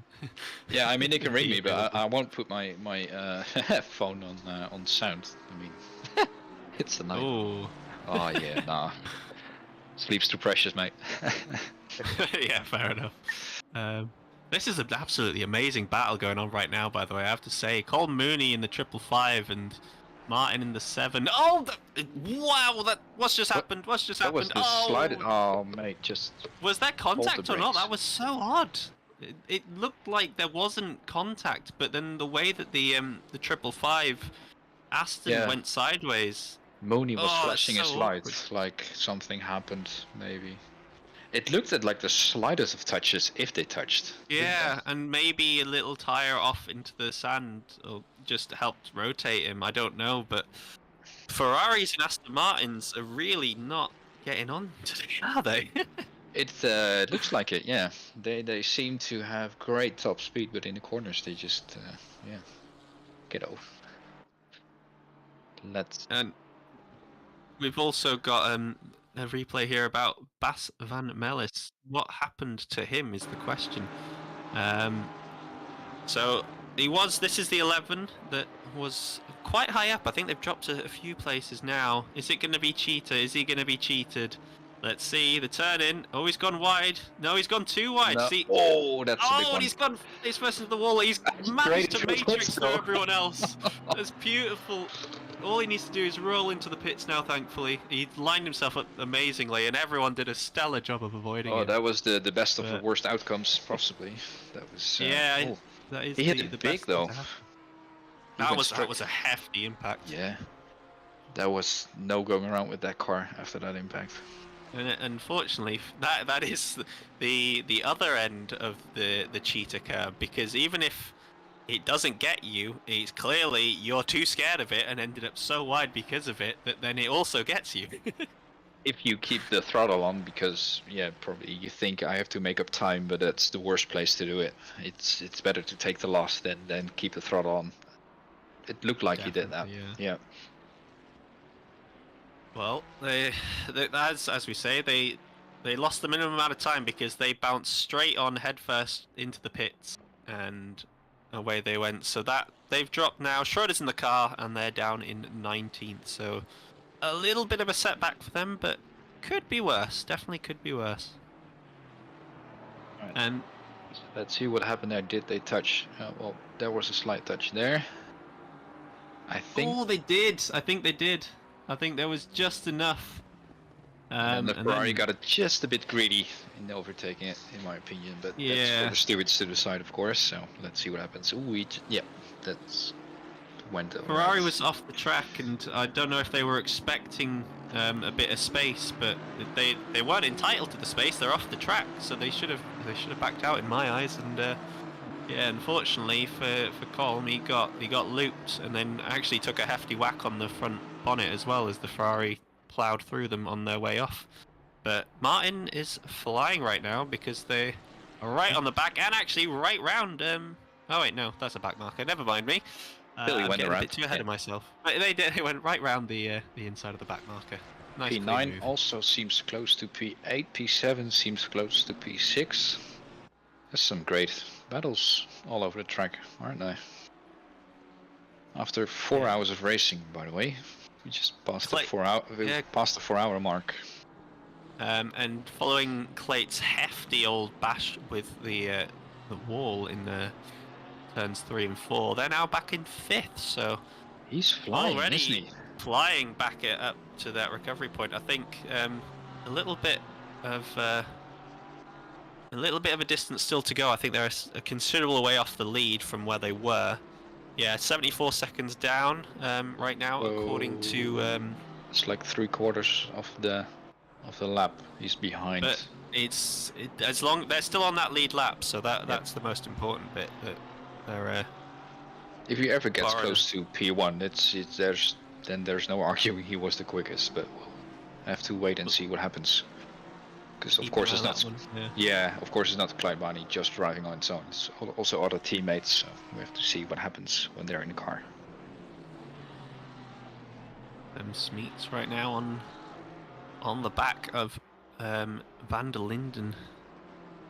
Fair bit of traffic up ahead though, and I don't know if... Oh, it actually is. There's quite a few cars all for position in here. If you look, P6 down to Sem in P9, all very, very close. Actually, Kleibani's at the front of this, so a couple of back markers involved as well at the minute, but a busy section of road, all for position. This is the area to keep an eye on.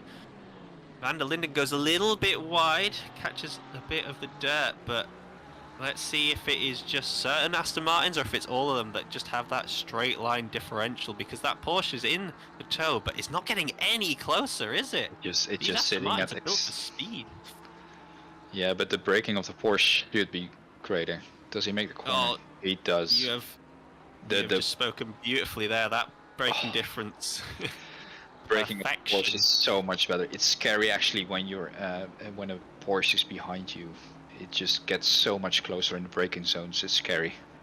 But yeah, that's the difference of how the cars are set up. So, great example. Sam's knocks himself up to 8th, and then now the other two right ahead of him battling for position. Heuleman and Luke. I'm going to struggle to Raymond. I'm going to call him Raymond. That's easier. That is a tough name. I don't know if you know how to pronounce that one, Tim. Are you any good with Again, which name? Sorry. this? Raymond on stream now. I think it's Litasian. That's actually it's Raymond. Yeah, Lutijn. I think it's Lutijn. I think. Okay, yeah. Well, we'll I, call him Raymond. Going. Yeah, Raymond. It's a lot easier to say. Yeah. But he's on the Yeah, back. He's had a big slide. We've just He caught it, cursed though. him. It's a lovely catch, but suddenly he's gone off the back of Heuleman, and now only just ahead of Sem, who's we've just seen him overtake Van der Linden. He's still not too far behind, so from overtaking at one point, having a massive old drift, proper Tokyo style. If someone wants to clip that and pop the you know the song that I'm on about. That could make a little montage. It might be his little time to shine. Obviously, take it out of context, remove the our voices, because it doesn't sound as good with us being negative about it. But yeah, maybe one to save replay and do a little clipping from. But right now he's got to stop looking ahead of him, and now got to start looking behind him.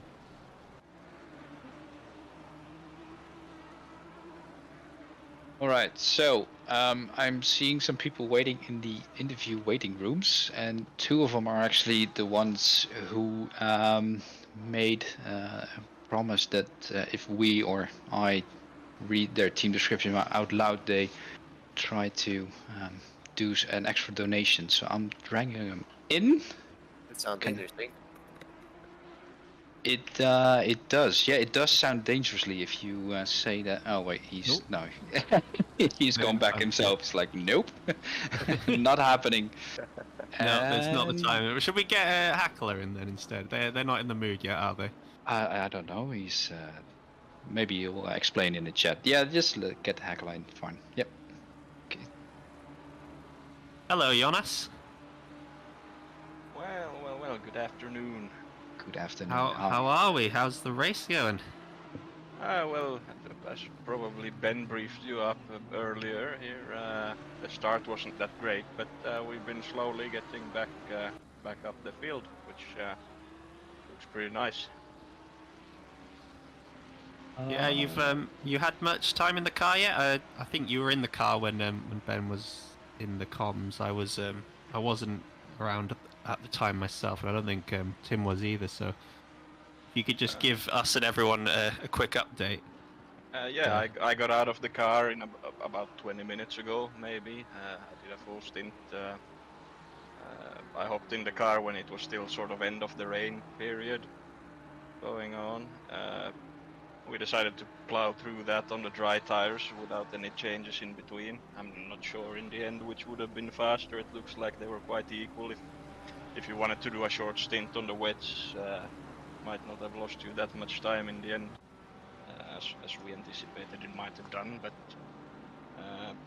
yeah, we decided to plow through that in the dry tires. I was able to hop in the car with less than 5 minutes of rain left, and yeah, put some times on the board, and well, the car felt pretty good, even with the slightly shot up tires from driving into wet conditions with the dry tires, but it wasn't too bad. So yeah, the pace looked pretty good for that That's good. stint at least. And now we have Robin in the car again. This is his second stint now, so he's doing a very good job of it. He's sort of doing the pace we want to do, and yeah, he's keeping up there in P6 very nicely.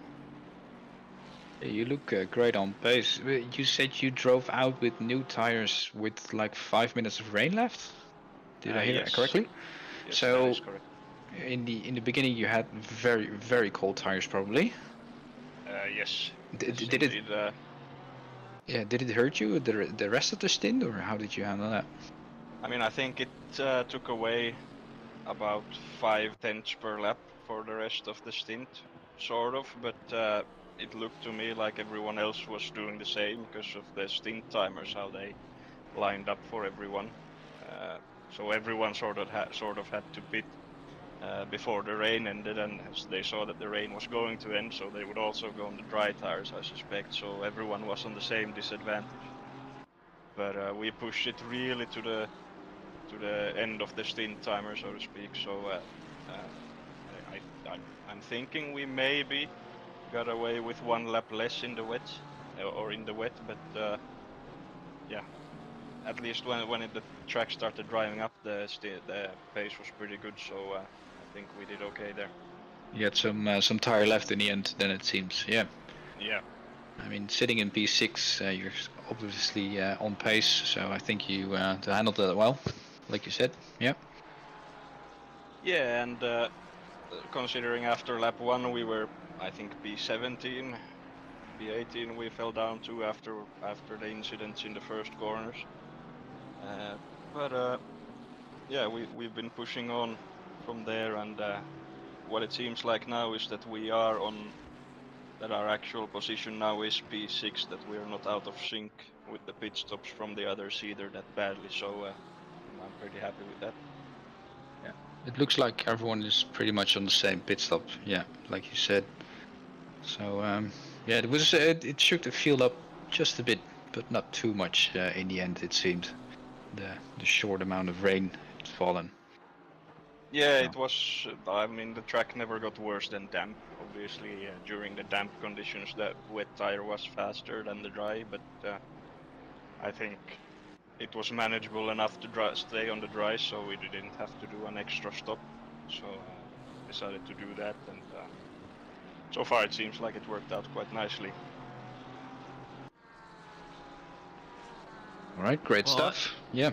Yeah, it's looking pretty good for you now, P6. You did have Raymond on your tail. I don't know if that was you'd just overtaken him or what, but then he had his moment through Crocodile where he went Tokyo drifting. So you've now got a bit of a gap behind. It looks like Clay's just about pulling away by maybe a 10th or 2 a lap. So is it top 5 the goal? Is it sort of just see where you can end up kind of thing? What's it looking like for you guys? I mean, seeing as we still have over 19 hours to go, our goal is still to win. Oh obviously. God! Wow, you've almost had a massive crash. That Two was sirens. That was some amazing evasive action. I think Clate might have been one of those there. You may have just gained a spot. Clate, then we'll see as you cross the line. Yes, you no. have. No, Clate's fine. Clate's still Okay, there. it was just Yeah. a couple Clate's back fine. markers, but that was close. yeah, that was a worrying moment. I already imagine in my head what kind of words Robin used there when he was dodging all of that. But I'm guessing they're let's- ones that you can't say on stream. yeah, let's leave those out for now. But yeah, I was about to say Clayt is obviously a very fast driver, and the fact that Robin is able to stick in the pace sort of okay still is a good sign for us, definitely. But yeah, as I said, we are not lapped yet by the leader either, so I think we're still in for the win. We obviously have still many hours to go, so anything can really happen. So we're not counting that out quite yet, but regardless, even if we get a podium, it will be a win for us. Very good. Well, that just showed the volatility of it all, didn't it? It's just a reminder that you can't, that anything it can be right around the corner. Yeah. And Cheetah is one of those corners. I think we're going to get a replay of it, exactly what happened here. But it's just one of those things that anyone can be caught out on, even on a good day. So we've got Walker going sideways. Clay just avoids it, and the back marker of the boat goes through, and it looks like Van Horn's been absolutely ruined. I think that might be Van Horn. Just picks the wrong direction to go. I'd say he obviously went off track to avoid, and it might have was it Van Horn? I don't know. The Mercedes there. It was Van Horn, I believe, the 18. Pick the wrong line. If he'd stayed on track, he might have been okay. But it's a split decision you got to make in that situation. And I wouldn't say that all of the other guys were wrong to put their foot down and drive off track as quick as possible. It just so happened that he got caught in a bit of a sandwich, but he didn't make contact at the end of the day. So although it's a fair chunk of time lost, there's no damage for it. He did an amazing job to get the car stopped. I mean, it's those kinds of things. You know, I think 50% of it is just luck. You know, you have a split second decision. You see for a split second what's happening in front of you, and by then you have to decide what you do. Yeah, it's either left or right. Yeah, and still with the instinct of I don't want to lose time, so you're sort of just gonna try and pass them as quickly as possible, even though, you know, the risk then just gets bigger that you get damage and lose even more, and it's usually not worth it. But it's just how usually one goes and reacts. But sorry. In your favour at the minute, all the cars behind seem to be in a little three-way scrap. You've got Van der Linden, Raymond Lutain, and Sam Smeets all very, very close together right now. So that's, I think, helping you just pull a bit of a gap, bit of breathing room behind. Not that I don't think you're looking behind you at the minute, but you know, it's always nice to know that you're pulling away from the cars ahead. And when they battle, that gap just increases at a significant rate. Yeah, usually we don't really look behind unless we notice that someone is considerably faster behind us, and then we might notice might have to deal with that soon or something like that. But usually, you know, if someone's outside half a second from behind us, then, you know, then they're not gonna be close enough to do anything anyway. So don't think about that and just do your lines. Focus on the task at hand to just get the car forward. And it's a good 3-second gap behind, and I think it's Robin gets to do his laps in peace and just keep it consistent like that, and I think it should be okay then. Looking ahead, it looks like there's a close battle going on for second, and not only that, but it seems like the gap from second to the leader is also coming down. So you know, there's a lot to play for with that, as I think 56 gets involved with the 118 in a bit of an incident going through Sunset. Both of them moving slowly, but now back on their way, just in front of the leaders as well, actually.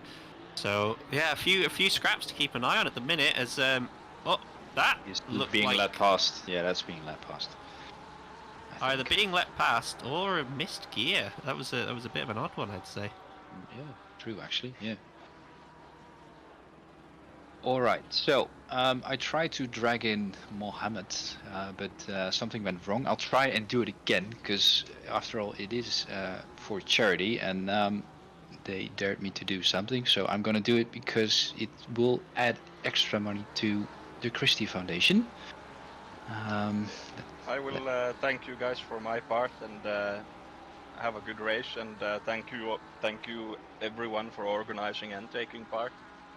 Cheers for hopping in, and good luck with the rest of the race, Jonas. Thanks for hopping in and giving some insight. See ya. Yeah, thank you. Bye. All right, so I have dragged in Mohammed El-Guri while we also watch some battle on track for P2. Hey, Mohammed, also Jonathan Leclerc. Yeah, I'm not Yeah. sure if he wants to, but No, he no, just he might has to. He has to. No, he doesn't. No, he has to. It doesn't. All right. So to summarize what has happened, of course, we're doing this race for charity, and you said in chat that you dared the commentators to read out anything for your team's description, right? Yeah. Yeah. For some extra donation. That Yeah, was exactly. But you can yeah. you can pull John also in the commentator box because I see he dropped back again. But Yeah, I but told him. Oh, sorry. he does it himself, I think. So I can keep dragging him in, but then Oh. he can keep going backwards, I think. So I don't know what he does then. I can try and do drie keer scheepsrecht. but- Yeah. Jonathan, don't touch anything. Don't do anything. Just listen. no, he's just. Ah. I don't think he wants to. Okay, then. Oh, he's back again. Yeah. Chris is feeling. All right. So I tried not to read the team description. I just scanned it really quick just to make sure there's not anything too illegal. Me. Oh saying. yeah, thank you. Yeah. No, I think I'll do all right. Do we just start, or what? Yeah, do you have a yeah. plan, or do you want to explain something, or? Yeah. Just one thing. Jonathan says he clicks on the join voice, but you shouldn't do that, Jonathan. So they just drag you in and you just listen. That's all. I think. So don't touch anything. Yeah. Okay. Don't worry. Then just do what you want to do. No, I mean, because I saw that your team, which is the blue, if I'm correct. Yeah. Exactly. Right. Yeah, that's the second team, or is that the first one? Do you want me to start with the Jonathan one, or am I incorrect, or does it? You can start with the Jonathan one because he started with the how do you say that, with the challenge. He said that if you didn't laugh, that then was the he would challenge. donate. And then I said, okay, I want to join, and if I don't laugh, then I'm okay, and otherwise I'll need to donate. All right. So let's try and do this. I'll try and read it out, and then we'll discuss whatever I just read out on stream. I won't mute myself. All right, we'll try. Okay. Okay, so Jonathan Leclerc, he's one of the members of Revolution Sim Racing Red, and he has the following description for his team. Revolution Sim Racing Red are a brand of misfits that, despite hating each other in real life, discovered that they hate each other online too. With a team of an Englishman, an Irishman, a Belgian, and a German, no, this isn't a setup for a bad joke. I think it's easy to see why we are, however, united in our one true passion, trying to be our arch rival or sister blue team, and that is what holds us together, unites us and drives us ever onward to new and exciting ways to DNF our races this season. Until now. Our single goal is simple, complete more laps in this race than we've managed in the entire season thus far, and raise some funds for charity. Our two main goals are simple, to run a lot of laps, raise lots of money for charity, and display a fanatical dedication to the Pope. I'll come in again. We suppose you want to know a little about ourselves, but you are going to regret asking. Don't say we didn't warn you. Jonathan earned his nickname Pluck at school, but despite this nickname, he isn't actually a chicken. He is in fact a octogenarian, I think I'm allowed to say this, ex-porn star that got his nickname when, surrounded by his classmate, he fiddled with a chicken in the school farmyard. Of all the facts you're going to read here today, this is the only one that is true. The chicken bit, not the other bits. He's never actually knowingly starred in a porn film, though he has watched a few for research purposes. He's a talking Wow. chicken. I'm just recollecting myself, it's not over yet. Alright, Axel is better known for his day job as a loud-mouthed, wisecracking Detroit detective, solving crimes in Beverly Hills for the terminally inept LAPD. He has had one hit song written about him. His real passion, though, is sim racing and disguising his true identity by imagining he is from 3 different countries. He has lived his triple nationality life for so long that he now believes he is actually a canary. All right. Michael is German and has the nickname Shepherd. You might therefore believe him to be a breed of dog, but you'd be wrong. He is a human, since dogs are quite incapable of controlling a racing wheel effectively. When he isn't racing, he is found to shepherding his own personal flock at home. Alright, last but not least, Carlin is Irish, but we don't hold that against him. Mostly because we can't understand a single word he says. It's not because of the accent, it's because he's actually tied up in Clark's basement and has a tape over his mouth. A sweary chicken, a shepherd, a confused canary, and a mad Irish lad. We are Revolution Sim Racing Red, and we are here to race and chew gum. And we're all out of gum. Alright, that's it. That's good. Good job. That is the description, jeez. Yeah, it's Sorry? No, really. oh, that's a pity. Just for anyone who couldn't hear that because Chris was talking, 1, 2, 3 has had a disconnect, it seems. Oh, that's a shame. Well, they'll reconnect and rejoin. So who's driver one? Probably not the one across the channel, I think, is it? No. That's the other team. I thought it was Shepherd. So wait. they should get in. Their race is a little bit. They're having a little bit of difficult race. They ran brake pad 1. Oh yeah, I read that in the chat. Exactly. Yeah, that was how did Jonathan say it? I'll say it again. Wait. Learning point number 37. Pad 1 is unsuitable for a 24-hour race. Exactly. So that's what he found out during the race. Yeah, that's Exactly. And they also went accidentally selected wet tires when it was dry. So it was their race is a little bit up and down. But hey, we're doing this for charity, eh? Yeah, I think that's a great team description. It sounds like you're at least having lots and lots of fun. And to make it even, I'll let you decide if it's better or worse. We have another one for the other team, which is actually your team, Mohammed, if I'm correct. Yeah, that's exactly my team. Yeah. All right, it's a bit shorter, so for the ones who already cut down the stream, you can go back in a few minutes. Exactly. All right, I'll kick it off and then we'll talk about it a bit. All right, so Team Revolution Sim Racing has increased its operation to run multiple cars this year. A move has nothing to do with the rogue chicken being fed up about nobody willing to let him personally tattoo us after reaching a stretch goal in donating. Joke's on him though, nobody lets him do it in his new team either. But one thing remains certain, we will raise money for charity and have a good time doing it. That part is very true. Alright, so the drivers. Ricardo, RSR admin and team manager, spiritual leader, always guiding us to race where we can support a worthy cause, and always just a great company to drive with. Mo, which are you, team driver, or is our range specialist and our night specialist at the same time, and we are desperately trying to get him to give up some driving time for the others. Also has a tendency to get us all laugh out loud crying, which is not helpful while driving at all, but worth it. No. Signature move, hashtag Mo2000, speeding in the pit lane.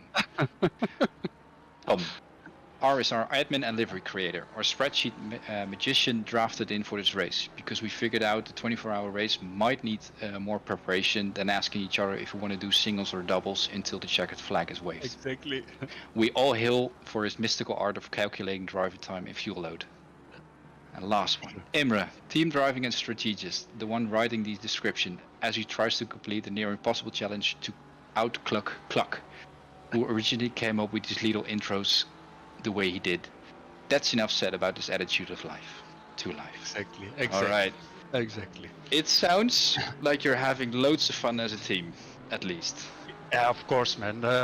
I heard someone else on the. Well, was it you? I think. Yeah, you said that you do this also to have fun, of course. The endurance racing. You know, we have lots of laughter, as you said. Last year when we did the Suzuka charity race, I did my signature move, and Christian did hashtag Mo2000, because every race I do stupid things. Somehow I do.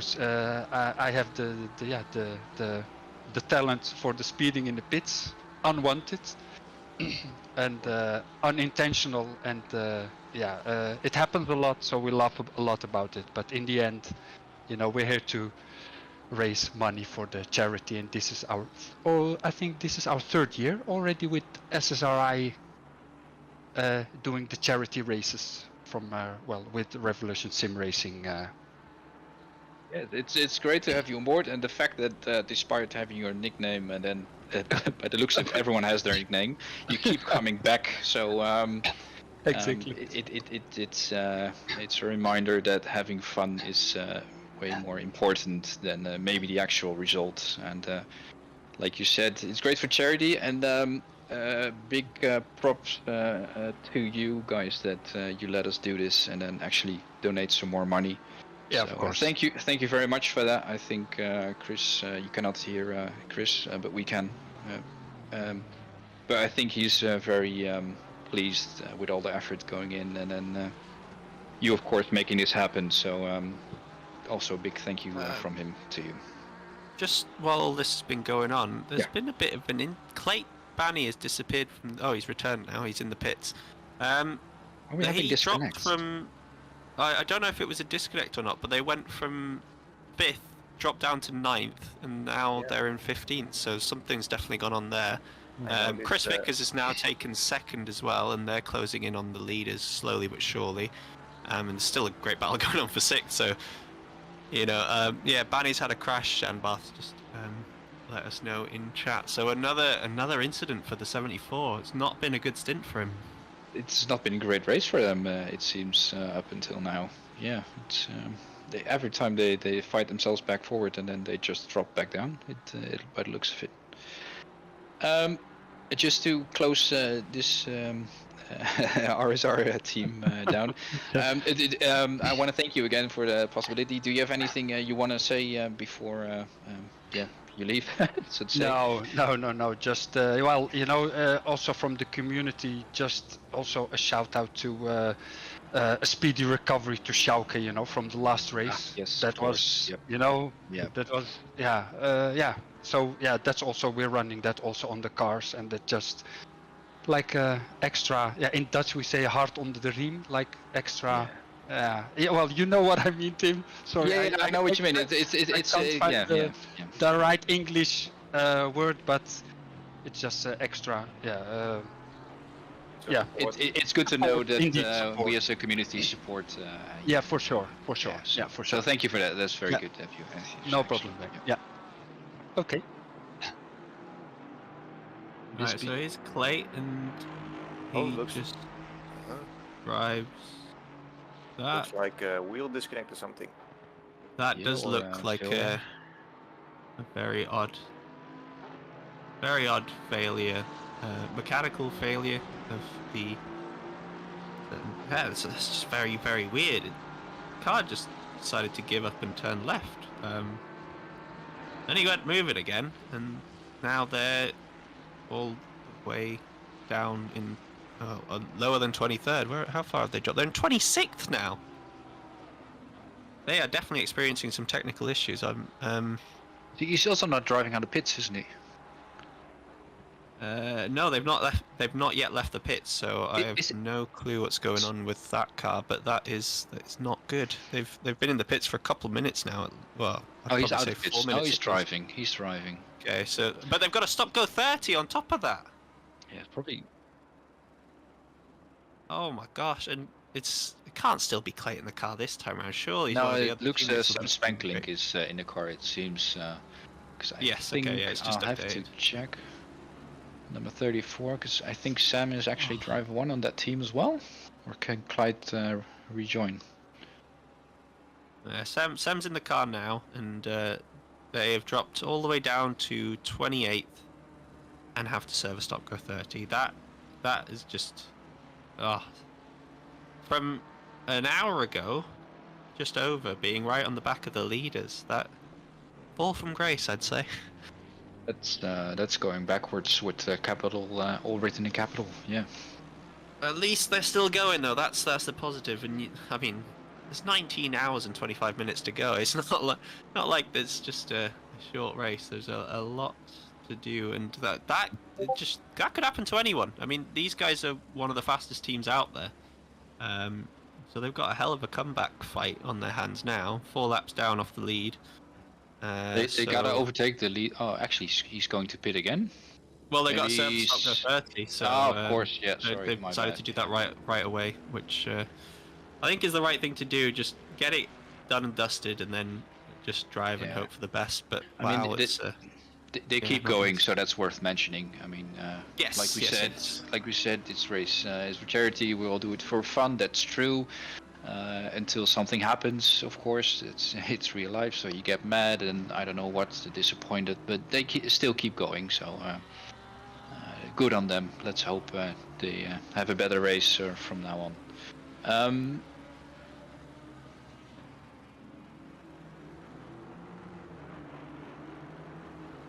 All right, so I'm also gonna leave it for a bit because my initial first commentary stint is gone by quick, and I'm gonna grab a bite to eat, and then I'll probably be back in the car. So thank you, and I will probably join later on. No worries, Tim. Thanks for hopping in. I thought it was just going to be me for all this time, so it's been great to have you in as well as others. And just to mention, we are going to go for a quick 5-minute break as we drop a video to just to remind everyone exactly why this 24-hour race is going ahead. So we'll catch you back here in 5 minutes.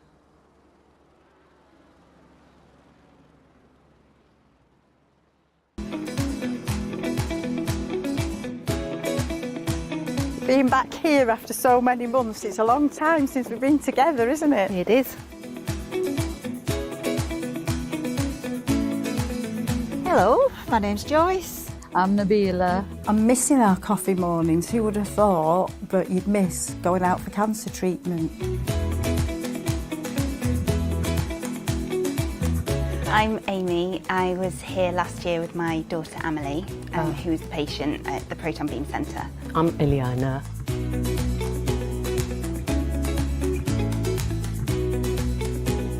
Why are you at the Christie? I was diagnosed with a brain tumour. I come to the Christies because I've had malignant melanoma. Our first major link to the Christie was really when a very good friend, colleague was diagnosed with prostate cancer. Ralph was our company architect for over 40 years. He was also a family friend. Sorry. I was diagnosed with testicular cancer. 11 years ago I was diagnosed with prostate cancer. I personally was treated here at Christie for bowel cancer. How about you? I was treated here first for ovarian cancer. I ended up coming down with COVID. Ran a few blood tests and found out I had acute myeloid leukemia. Were you surprised that Amelie could carry on with the treatment during COVID? I was surprised at how normal it felt inside. Christie's, as far as I'm concerned, definitely didn't just slow down. Going, no. Yeah, you still got everything. Yeah, your scans, your treatments, the lot. I actually had video consultation with my consultant. There's been meetings that I've been able to attend on Zoom where actually if I'd had to go to a face-to-face meeting, I wouldn't have gone because I didn't really feel 100%.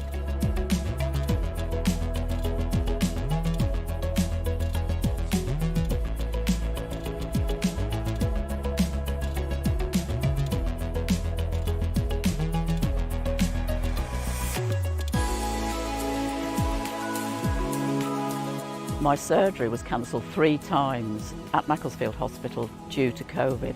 And Christie very kindly stepped in and said that they would perform the operation. To me, the feeling, it was like a bubble, you know, and the moment you walked in, totally protected. Yeah, there was no difference in, during COVID to what the standard is always here, which is absolutely brilliant.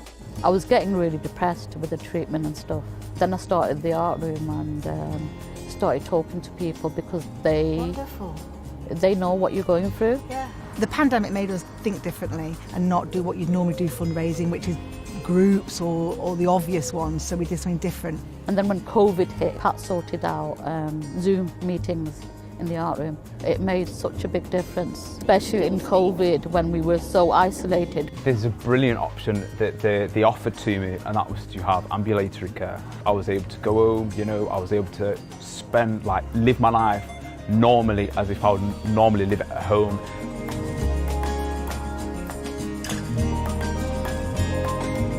I'm just glad I'm not paying the taxi fare. My God.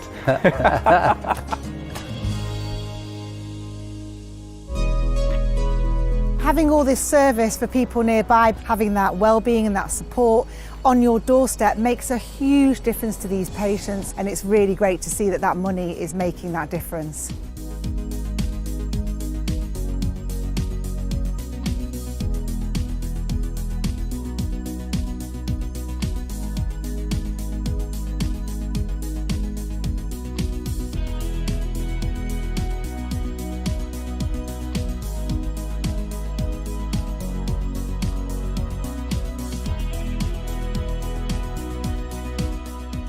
By the time you fight your way through the traffic to get to the Christie's, I would go down there, it takes me an hour for 5 minutes because they're always very quick. I'm back in the car in another hour coming home.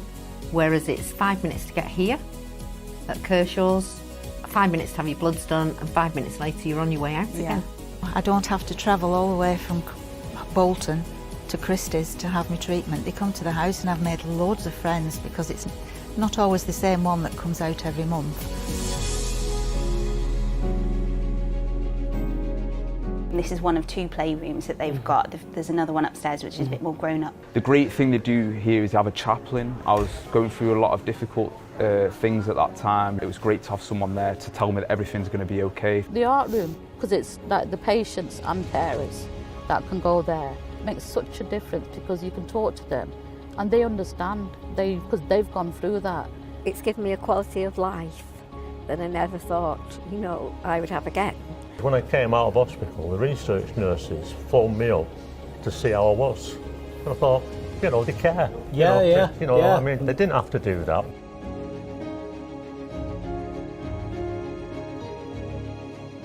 With Amelie, when it got hard for her to swallow, by the end of that session, they'd been on the phone. They were going to send me some protein milkshakes for her the next day. So it wasn't that they did what you asked, it was that they almost preempted what you needed. Yeah.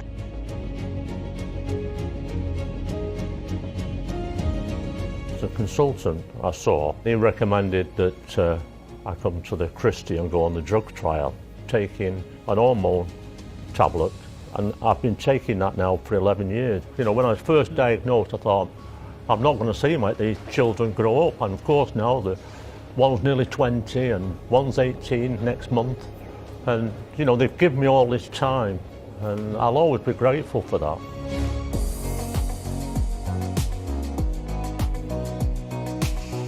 Got offered a clinical trial. You know, I had no hesitation. First, it did involve taking 16 tablets a day. Yes. And now I only take 4 tablets a day. Any side effects from all this, all the tablets? Fortunately, not. It's absolutely amazing what they have done for me. For me, it was a miracle. Without the trial, I wouldn't be here today talking to you, because the trial led me to the transplant, and then the transplant now. Have you seen the building over there? Yes, I have. What exactly is that?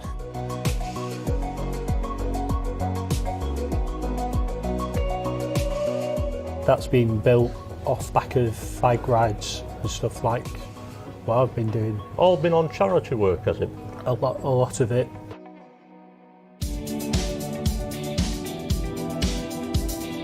How important is the charity to you? Oh, it's very important because I'm able to go to Bolton Hospice to have my bloods done, which I wouldn't be able to do if the charity wasn't funding them, yeah.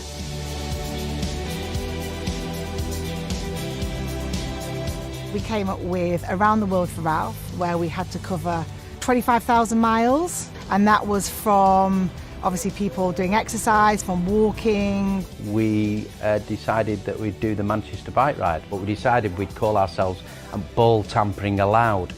which given my sort of history with testicular cancer. We raised over 13,000 for the Christie charity. I've raised over £4,500 this year.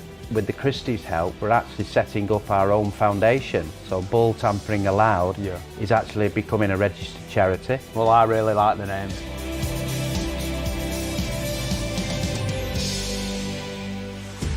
In 2011, in the October, I was in China, and we raised, as a group, we raised about 100 grand for the Christie, Brilliant. I think, like huge amounts. And then 10 years later, it pops up on my timeline, look what you were doing 10 years ago. Yes, and then I'm taking yeah. my daughter here, and I just thought, you know, that's got to be a sign that it's going to be okay. When I first had cancer 23 years ago, and they told me I had to go to Christie's to have an operation, I broke my heart because I thought, well, you don't come out of there. And now, it's the only place I want to go. There's a compassion here. Yeah. Whether it's the person that meets you on reception, the people that do the cleaning, all the way through to the nurses and the oncologists, etc., etc. Yeah. There almost seems to be a common DNA. It's pleasant. It's always you first. So how was your week? Or did you do anything interesting? You know, it's about the person. They remember me, you know, and they make you welcome. There's an award called the Healthcare Heroes Awards, Who Cares Wins, and I nominated them as best team. I can't overestimate how amazing they were. And it's just incredible we've got places like this to come to.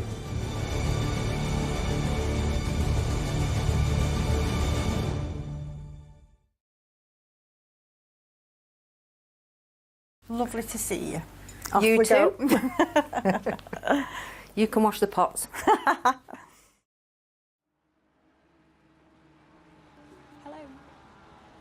So I hope everyone just took a moment to appreciate and for us to reiterate just how much of a worthy cause this is for.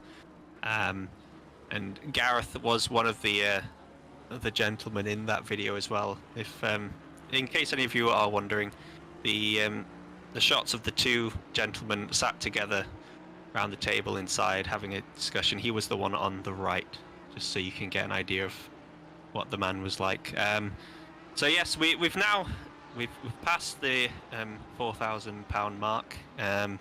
If anyone else would like to help donate, just scan the QR code below, and you can head over to Just Giving and support the Christie charity, which is what we are racing for today. So obviously we've got the drivers all here who their goal right now is just competing in the race and doing the best they can, but the overall goal is in the name of the Christie charity and the fight against cancer, which unfortunately is a taker of life like no other. But yeah, it's a brilliant cause, and I still need to get that donation done. So once I've finished in the comms booth, I will be dropping a donation in support as well. And I hope anyone who can give anything does just take a few minutes to donate what they can in the name of the charity. So back to the action now. Raymond Lutain looks to be all over the back of Hulman. I'm not sure if we've had some pits going on. Let me just double check pit wall live, because Hulman's dropped a couple places. Van der Linden now up to 7th. We've got 13 racing up in 6th now. It's the highest I've seen a Lamborghini in a while. Doesn't look like the pits have happened yet. No, we've got 10 minutes about for these guys to get back. And just to mention as well, that gap for the lead is under 4 seconds. So there's been quite a bit going on in the background that we've missed. So I wonder if Hulman's had an issue. Maybe his tyres have just given out. Could well be a thing that the Ferraris aren't quite as kind on the tyres as the other cars around them. But he seems to have a little bit of pressure coming on from Raymond, who we did see him taking it quite a bit easy earlier on in the stint. Clearly saved the tyres for now, where he can attack the other cars around him. But still a lot to play for in the race. But if there's any drivers that are sat just watching the stream right now that want to hop in and give a chat about how their race is going right now, maybe update, you're more than welcome. It is just me in the booth at the minute. I think I might be having someone hop in soon to take over. Dylan may be on his way. We're not sure on that. I think he was fairly busy throughout the day doing other stuff, so wait and see on that one. But yeah, if anyone wants to hop in, just say how the race is going, give us an update, strategy. If you're exceeding expectations, if you're underperforming, you know, it's always good. See, we could always get a cheat account if anyone's taking touch. I'll keep. we maybe it's something that we could have looked at the start of this race, but I know a previous organisation that I had raced in had a 24/7 camera set up at Cheetah just to get a shot of every car that had the unfortunate event of touching it, as we get very, very close to a bit of contact there between Raymond and Heuleman. Raymond sends it up the inside, respect shown by both. Don't think Heuleman's interested in fighting that one out too much, as we are getting very, very close to the pits. He only has 7.5 minutes now until his stint timer ends, so might expect to see him in very soon indeed. That gap for the lead now 2.6 seconds. Let me just double check how long the leader has. He's got to be in this lap or next. Where is he on track? He's just gone through, he's going through Sunset now, so may well see him as Dylan joins us in the booth. Welcome, Dylan. Oh, hello, Roddy. How are you doing? Doing very well. Well, that's not correct. Oh, does it? Oh, God. Is this any better? Doesn't seem too bad in my eyes, but just to mention, Chris thinks that Dylan sounds like he's talking from the other side of the room. I can see what he means, but it's not too bad. Let me see if I can fix that for you quickly. I'm guessing we can't hear Chris on the stream, so it sounds like so it's the good old we sound like we're going insane when we're talking to Chris. Oh, it's the best. It's the best thing to do is to think you're just talking to yourself and going crazy. Maybe we are crazy. You know what is crazy? The speed at which this gap between first and second is coming down. 1.6 seconds in the last lap. I don't know what has happened to that 88 Mercedes. He had a good 15-16 second lead. He's actually still got about that same gap to Ike Hughes, but Chris Vickers is on a mission. 1.4 in the next sector. Where is the leader? The leader is going through the first or second corner now. Stint timer is 1 hour, 11 minutes and 20 seconds. So he's got 2 minutes and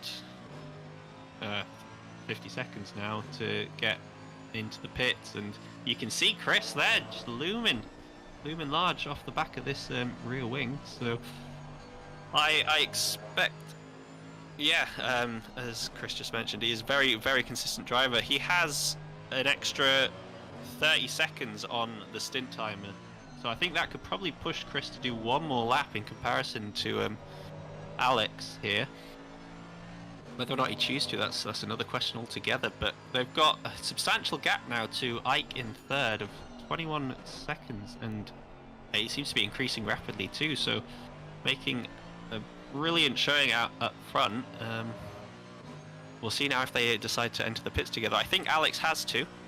The average lap time around here being 1 minute 40, Alex has 2 minutes to go until he hits that 75-minute mark. If you don't go in and you pass that 75-minute mark, just to reiterate, you will get a drive-through penalty for exceeding stint timer, so that's the last thing any of these guys want. So we'll see now. They've just gone through Cheetah. The leader does dive for the pits, and Chris elects to stay out.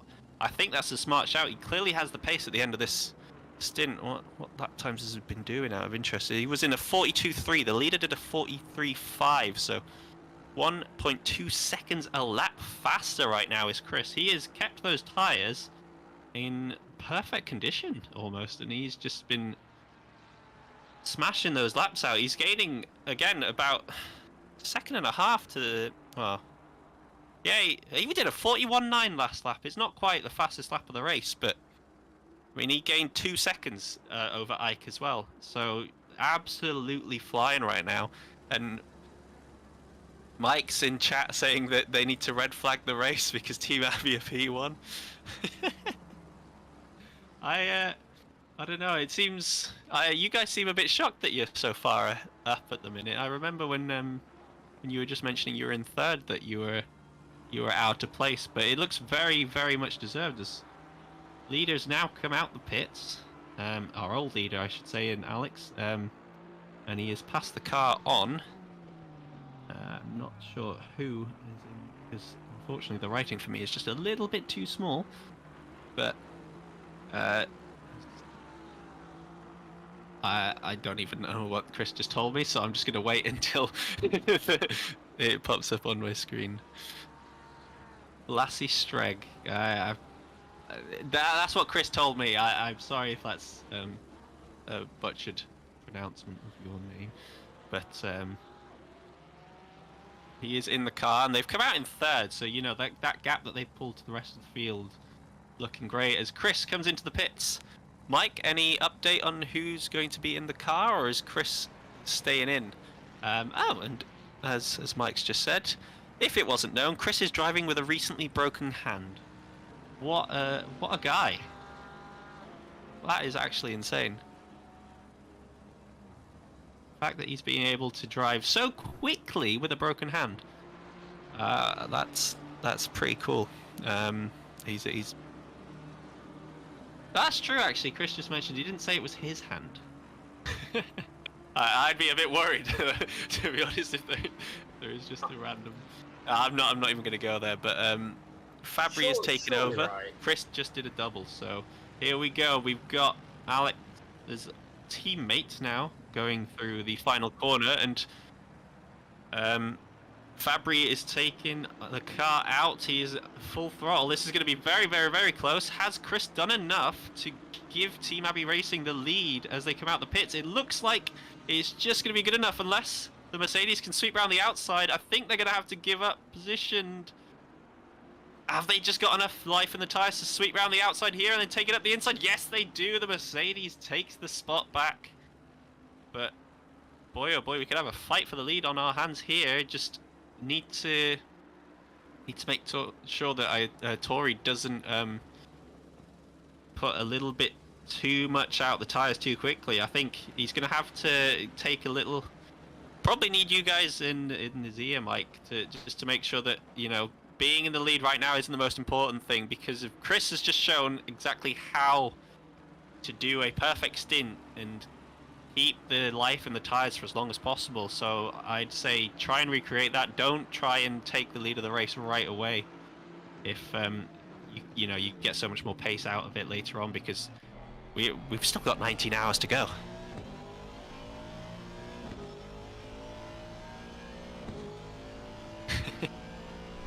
It does seem like there's a lot of racing left to be done, but it's just there has been so much racing going on already.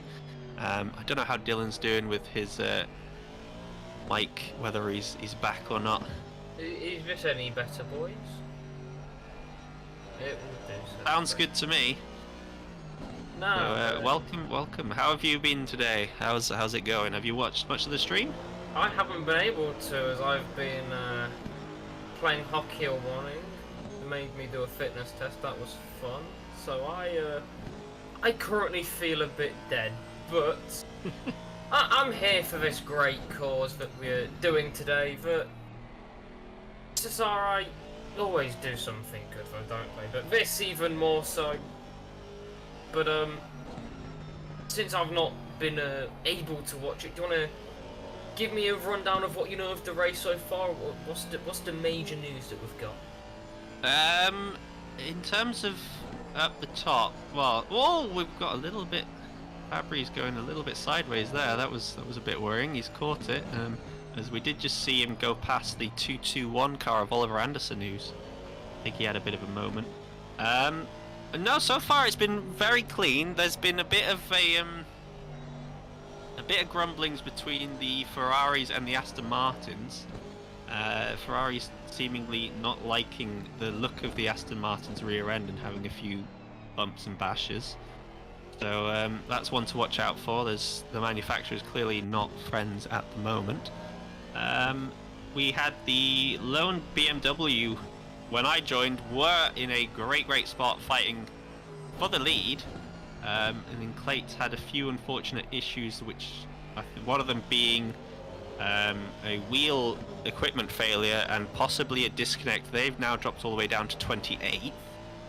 So they've got a long fight to come back, but they clearly have the pace to be right at the top, so that's just going to be a slow grind back up through the field, I think, for them. The Lamborghinis have been yo-yoing around the top 10. One of them took the lead on the first corner for 3 or 4 corners, and then they dropped all the way down to 14th. Now one of them's back up in 3rd again, so there's everything to play for right now. It's all over the place. Everyone's seemingly having a good race. Cheetah's taken a few victims, as it always will. It's scared a few others as well. You know, it's popped up out of nowhere, and they've gone so wide that they've driven off the track on the other side and spun around. So a little bit of everything. Some great driving too.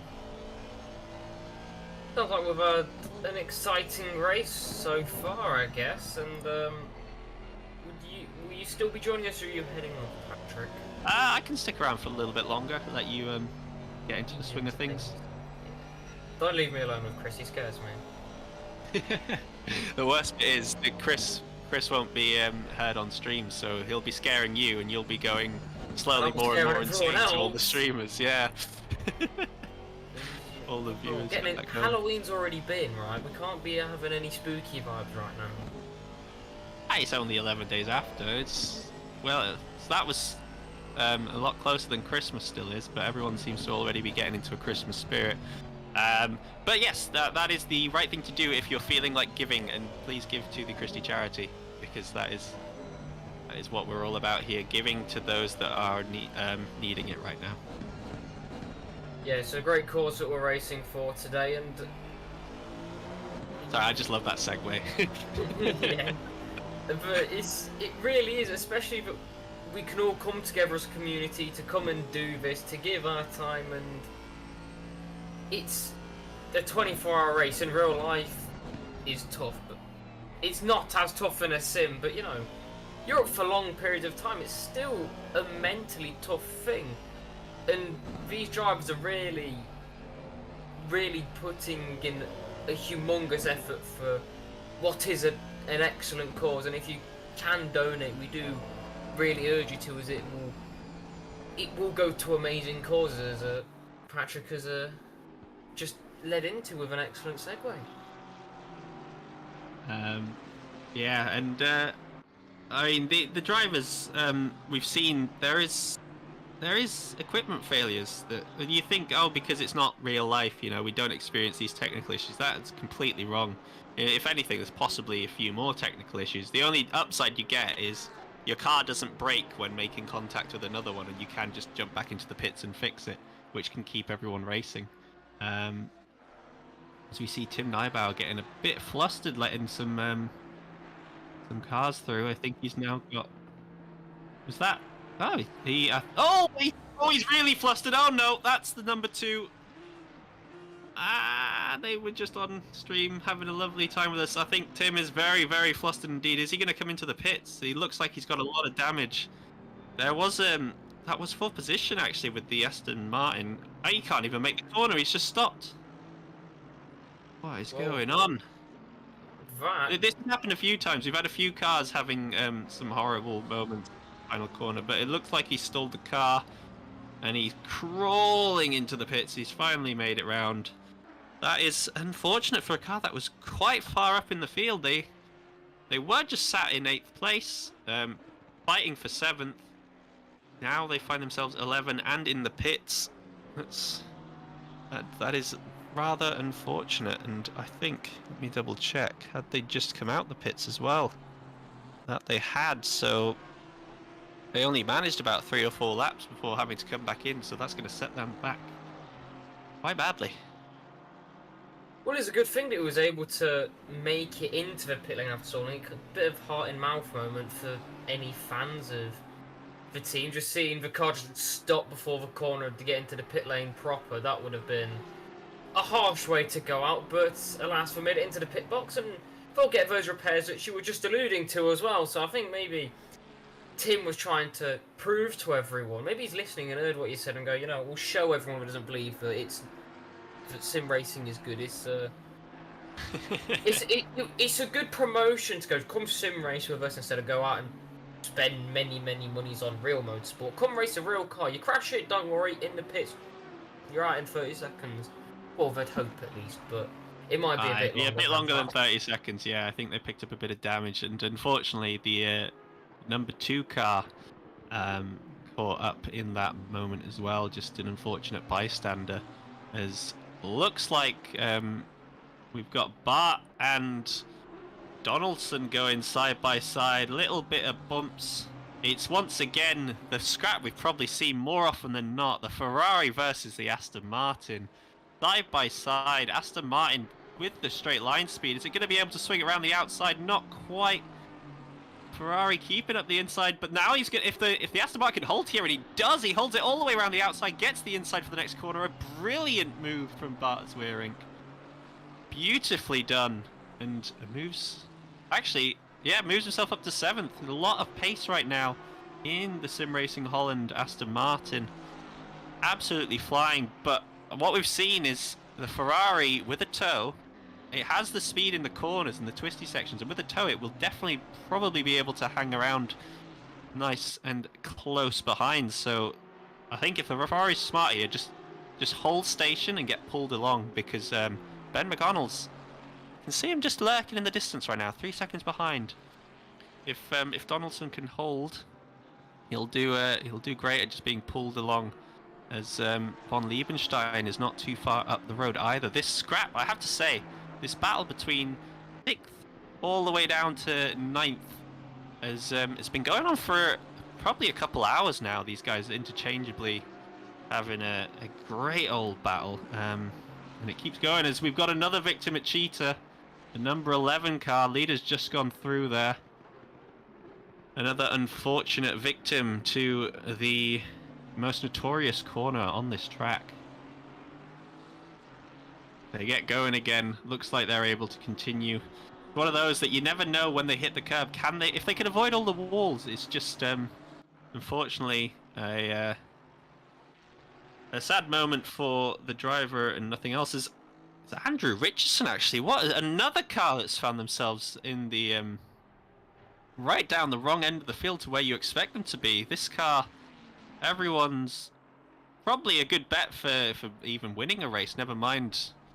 You know, being in the top 10 quite comfortably. Down in 31st. 74 and the 11 having a horrible race so far for their own expectations, and I guess everyone else's, but wow. There must have been some major issues earlier on in the race that I wasn't aware of, because that car is so out of place right now. It was the joys of endurance racing, I guess, and we still have just under 19 hours to go. Anything can happen. It's a team of this quality. It's unlikely they're going to end up staying down here and, well, finishing in 31st. As when I'm here in the booth with the endurance races, Mode 11 is always in the top 5, always giving it a good scrap and providing a lot of action.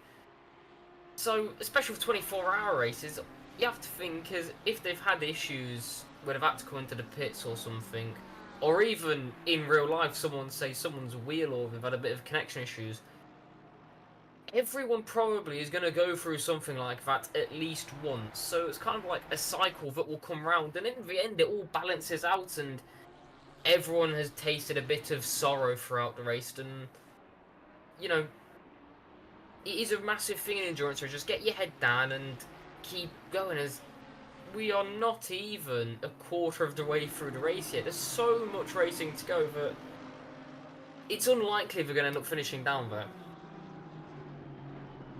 That's very true. I think it just depends on if they can avoid any more incidences, because I mean, that possibly was of their own doing.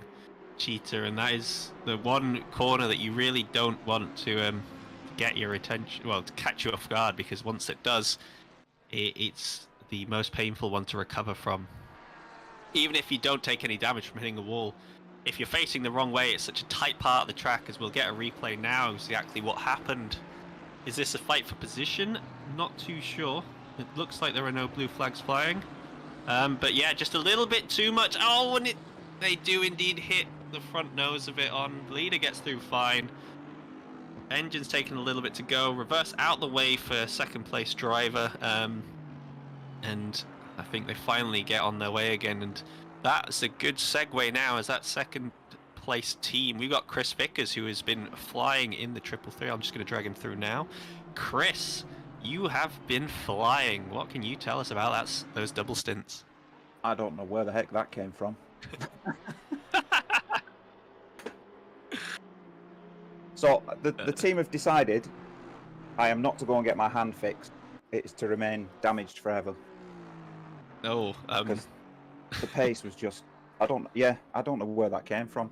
I don't know if the teams in front had the slowest drivers in, if they had issues, but it just kept coming to us.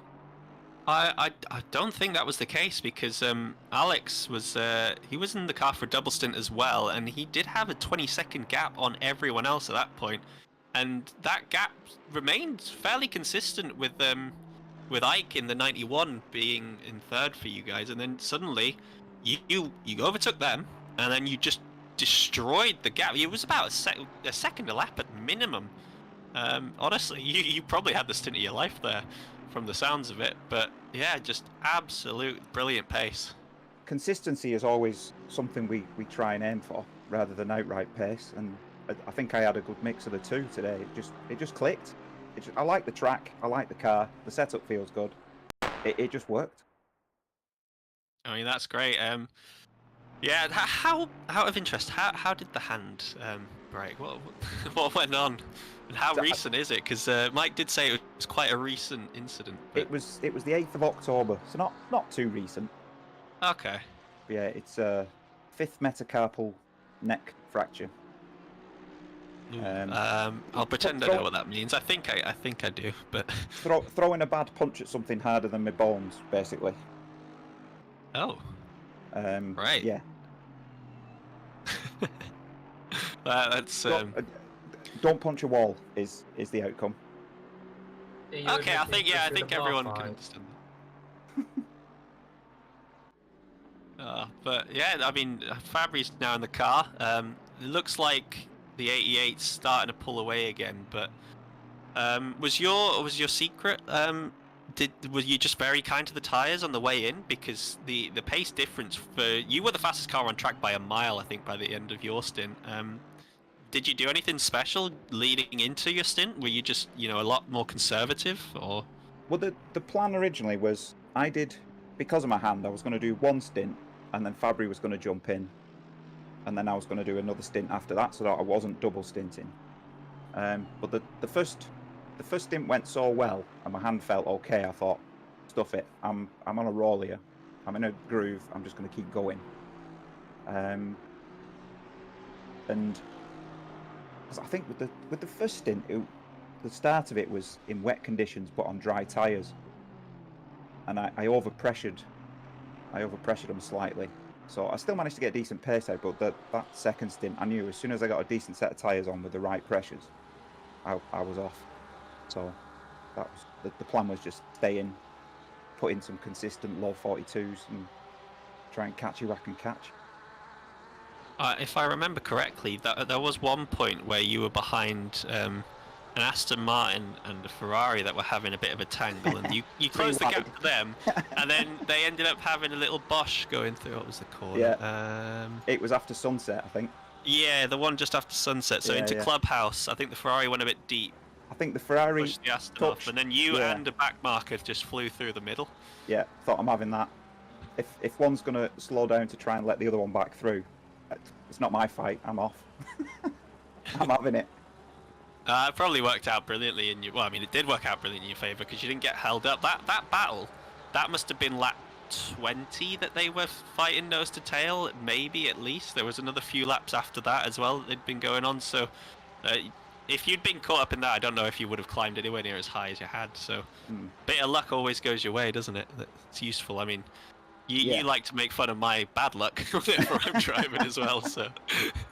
It's all said in love, by the way. It's not... Oh, no, I know. I am very aware. It's just funny how half the time it's not even actually my mistake, but I still get blamed for it now because I've got that reputation. I must say, your car has been missed on track today. We've mentioned it a few times between us all. It's we always have a couple of battles with you guys, so it's a shame you went on today. Yeah, it's unfortunate, but I mean, I do miss it now watching. Myself and a couple others. You weren't feeling right. No, mentally we just didn't have the motivation. Only Alex Crawford was the one who was really still up for it, and I feel bad for letting him down for not driving. But you should. I mean, yes, I definitely should. But for me, we pulled out, and then to be honest, I had a horrible 2 days at work. Really stressful situation. Machines not working properly. I was meant to be the guy to fix them, and I've struggled to do that. So I had an 11-hour day on a Thursday. So I wouldn't have had any time motivation, doesn't it? Yeah, that's my problem at the minute. It's just finding the want to drive after stressful days at work is not there. So hopefully I can pick that up. I think I probably just need to give myself a complete break for a little bit and just find that love to drive again. But I've ended up picking up a cold out of it now. It's fortunately hanging off a little bit, so I can continue calming at least. But no, I do miss it now that I'm not involved. But at least I can get involved here in the booth. Still involved in some way, yeah. So just another question for you. You seem to feel like you're out of place. At least the way it's come across in chat from Mike, you feel like you're out of place. Are you? What was your expectation coming into it? I mean, you're always up there from our point of view. You're always in the top 5, top 10. Previous seasons, we've always aimed for a top 5 podium is like the ultimate goal. But this season, there's been quite a few fast teams, so just getting into the top 10 has been like a struggle. It's been a decent battle just getting that. So that was the aim again today. Try and get in the top 10, and I think Matty qualified 10th with a sort of last minute lap.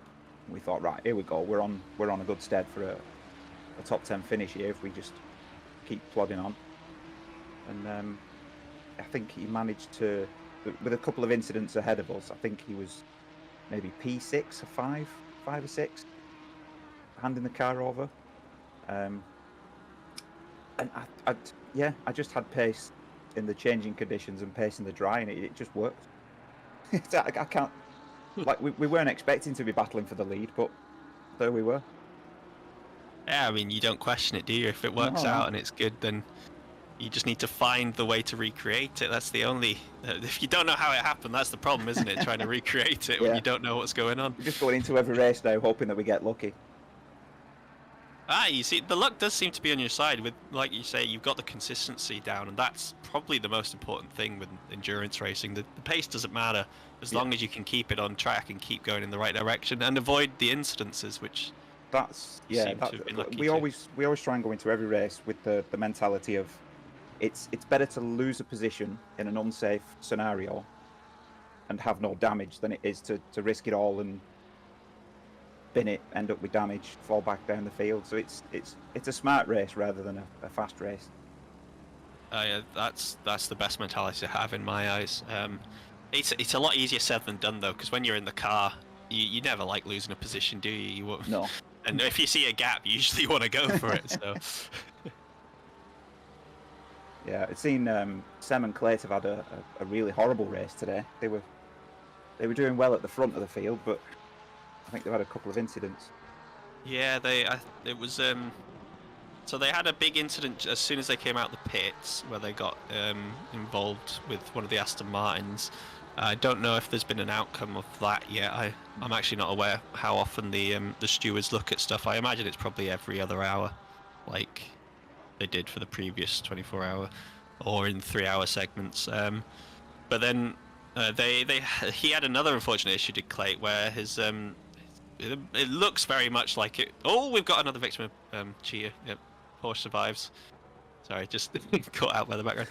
But yeah, they had a wheel disconnected. Looks like just going through turns 3 and 4. His car just very wide and veered left and straight into a wall.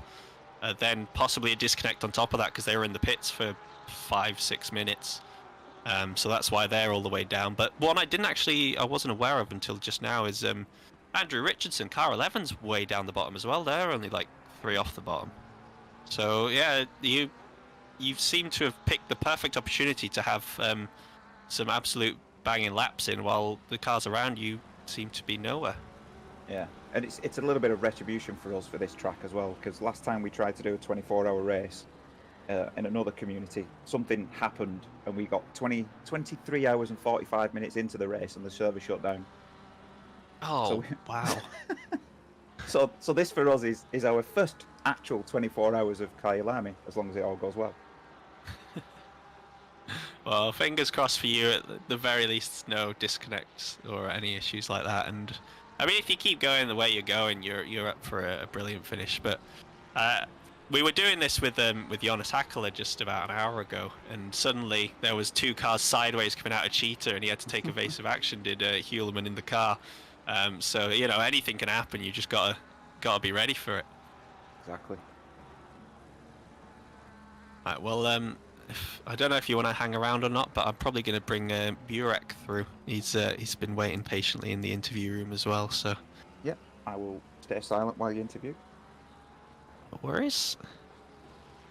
Burek, welcome to the stream. How's it been going for you? Oh, thanks, man. Oh, your sound was quite loud, so. Sorry, did I just wake you up? Yeah, you did, man. Oh, hang on. I was looking back at the stream. I was looking back at my stint. You were actually following me on the tail. That was quite nice. But I'm doing fine, man. I had a good stint. I had a really, really great stint. I had a gap in front of me of, I think, around 27 seconds, and I got out of the car with, I think, 11 seconds left of a gap. So that was quite decent. So yeah, we're doing quite well. Can you just remind me what car is it? What car is it you're in? We are right now in P4. It's 34. Ah, okay. So you are the Sim Racing Holland car. Cool. Yeah. Sorry, it's just I don't recognise your name, so I'm trying to put a car to a name and vice versa. But no, you guys, not quite the best Aston Martin on field. I mean, Chris has taken that, but so 2 in the top 4 in Aston Martins that. Well, in my eyes, it wasn't meant to be one of the strongest cars around here. I'm clearly wrong in that fact. No, it's you're flying. Yeah. The thing is, I'm driving this car for about a week now because I'm a McLaren guy. I haven't been driving or racing ACC for a really long time, so I've learned this car in about a week, like whenever I had the time. But the pace is quite good. I really enjoy the car, but I'm missing somewhat of the McLaren here, like the stability in the car. I'm kind of missing that. But once you get used to it, it's like really easy to drive. Yeah, I think, and there doesn't seem to be many people in the McLaren, and those that are way downfield. So it may be the smarter choice to have not been in one. Yeah, last place is the McLaren, the 1-2-3 car, and it's the sole McLaren on track. So I think if I was you, I'd be very happy to be in the Aston Martin instead, just based off that alone. But no, it looks very good for you. Have you just kept out of trouble then? Has it been, or? Yeah, it's like we're for so far we're quite lucky actually. We haven't been into trouble or battles so far. If I can remember correctly, P1 and 2 were fighting in a couple moments. I think it's like 1 or 2 stints back, and then the battle that you've just talked about, where one car just passes 2 cars through the middle. I've also seen that. That was really incredible, actually. I was like, why am I not that lucky? That was incredible, man. And we were actually right behind that, so we were trying to close the gap. We're actually still trying to close the gap. We had one stint where it didn't really go that well. I think that well, it did go well, but we just didn't have the pace, and that was when the rain came in. I think that was the second stint. Okay. So I'm guessing you've just been you've not had a battle yourself then, really, or No, were you behind those cars? No, we were for myself. I haven't battled other than back markers. No, it's not really battling, but it's just trying to survive and not outbrake yourself and hit them from the back. But other than that, it's just really relaxed. We're taking it easy. But before the start, we were actually some of our team members are aiming for a P1. Some of one of us is happy with a P10. But I think that we can get onto the podium if everything goes against our odds. So we are definitely looking for the podium, I think, but we might also go for a win. Yeah, I mean you're not far off the top. There's a few gaps at the minute between the top three and yourself, but 14 seconds to catch up to third, and then I think it's another 24 to second. So, well, it sounds like a lot right now, obviously, but when you consider the time, there's a long way to go. Anyone can have a hiccup. Cheetah can pounce at any moment for any car. Yeah, we've seen it cause some issues for some of the bigger names in SSRI as well. So, yeah, I'm really of course, some part of me is happy, but the most part of me is really sad about the BMW that got punted. That was I don't know. That guy is a great driver, and I even in practice server I saw that he was I think Bunny if I pronounce. Yeah, his name. Clay. That's Clay, it. Yeah, Clay Bunny. really great driver, great pace, and I think he was definitely a win contender. I think if not the fastest driver on the field. I'm not sure. I have no idea. Yeah, so it's been mentioned a few times. They had their incident. So they were fighting for the lead, went into the pits, came out the pits, got caught, literally just as they left the pits, and then had to deal with coming back through another pit stop to repair the damage because it was quite a hefty hit. And then later on in the stint, so they'd fought back up to 5th. They'd had a moment that dropped them to 9th. Which we didn't see. Then I think it was a wheel disconnect issue, some technical problem, and then they lost about 5 or 6 minutes in the pits after that. So very unfortunate, but I mean that's racing, isn't it? It can happen to anyone offline and online. You can have a moment where something just goes wrong. Are they still racing or not? Because I can't see them in the roster. They are currently down in 24th, so after all that they dropped to 28th. Sam's in the car, they're now in 24th, 3 laps down and 94 seconds. If I won't be surprised if I won't be surprised if they work their way all the way back. I think that I'm gonna keep an eye out for that, and I'm rooting for them. I think they're gonna do it. Yeah, I definitely wouldn't rule them out. They've got the pace. They're some of the fastest drivers in that car as well. So yeah, they definitely will be able to work their way. It might take a while. It might be a bit of a slog. I think the biggest change would obviously be through the night. As long as they can avoid trouble now, yeah, definitely wouldn't put them out of the top 15, maybe even a top 10. Just with 6 hours to go. So then anything can happen from there. Yeah. Well, our fastest driver started the race, and he's gonna race in the 9th stint, I believe. So we still have to put our best show. I think we're just trying to get into the rhythm right now. I think, and we're still not up to our pace, I believe. So keep an eye out for our team in the night. That's gonna be really fun, I think. Oh, we will. Kyalami though at night is one of those tracks that isn't lit up, so it can actually be quite a daunting task. Yeah, indeed. It's one of those that you've got to rely on your memory, and if you've done enough practice in the dark. I remember when I first drove the track at night, I hadn't done any practice. Thought, it'd be the same. It doesn't matter. It does matter because corners just jump out of nowhere, especially Cheetah in the middle of the night, because you haven't got your awareness for when you turn in naturally. like you do during the day. So that I think there's going to be a few more victims of that one later on. I think so. I believe there's a lot more going to happen, and I'm really enjoying the cause, why we're racing, and I think it's really nice. It's also the reason why I'm actually joining, because I was looking for a race to join again, but I think that this 24-hour race is a big step that I took. But I'm not shying away from the charity, so I'm really liking the support that we're putting out there.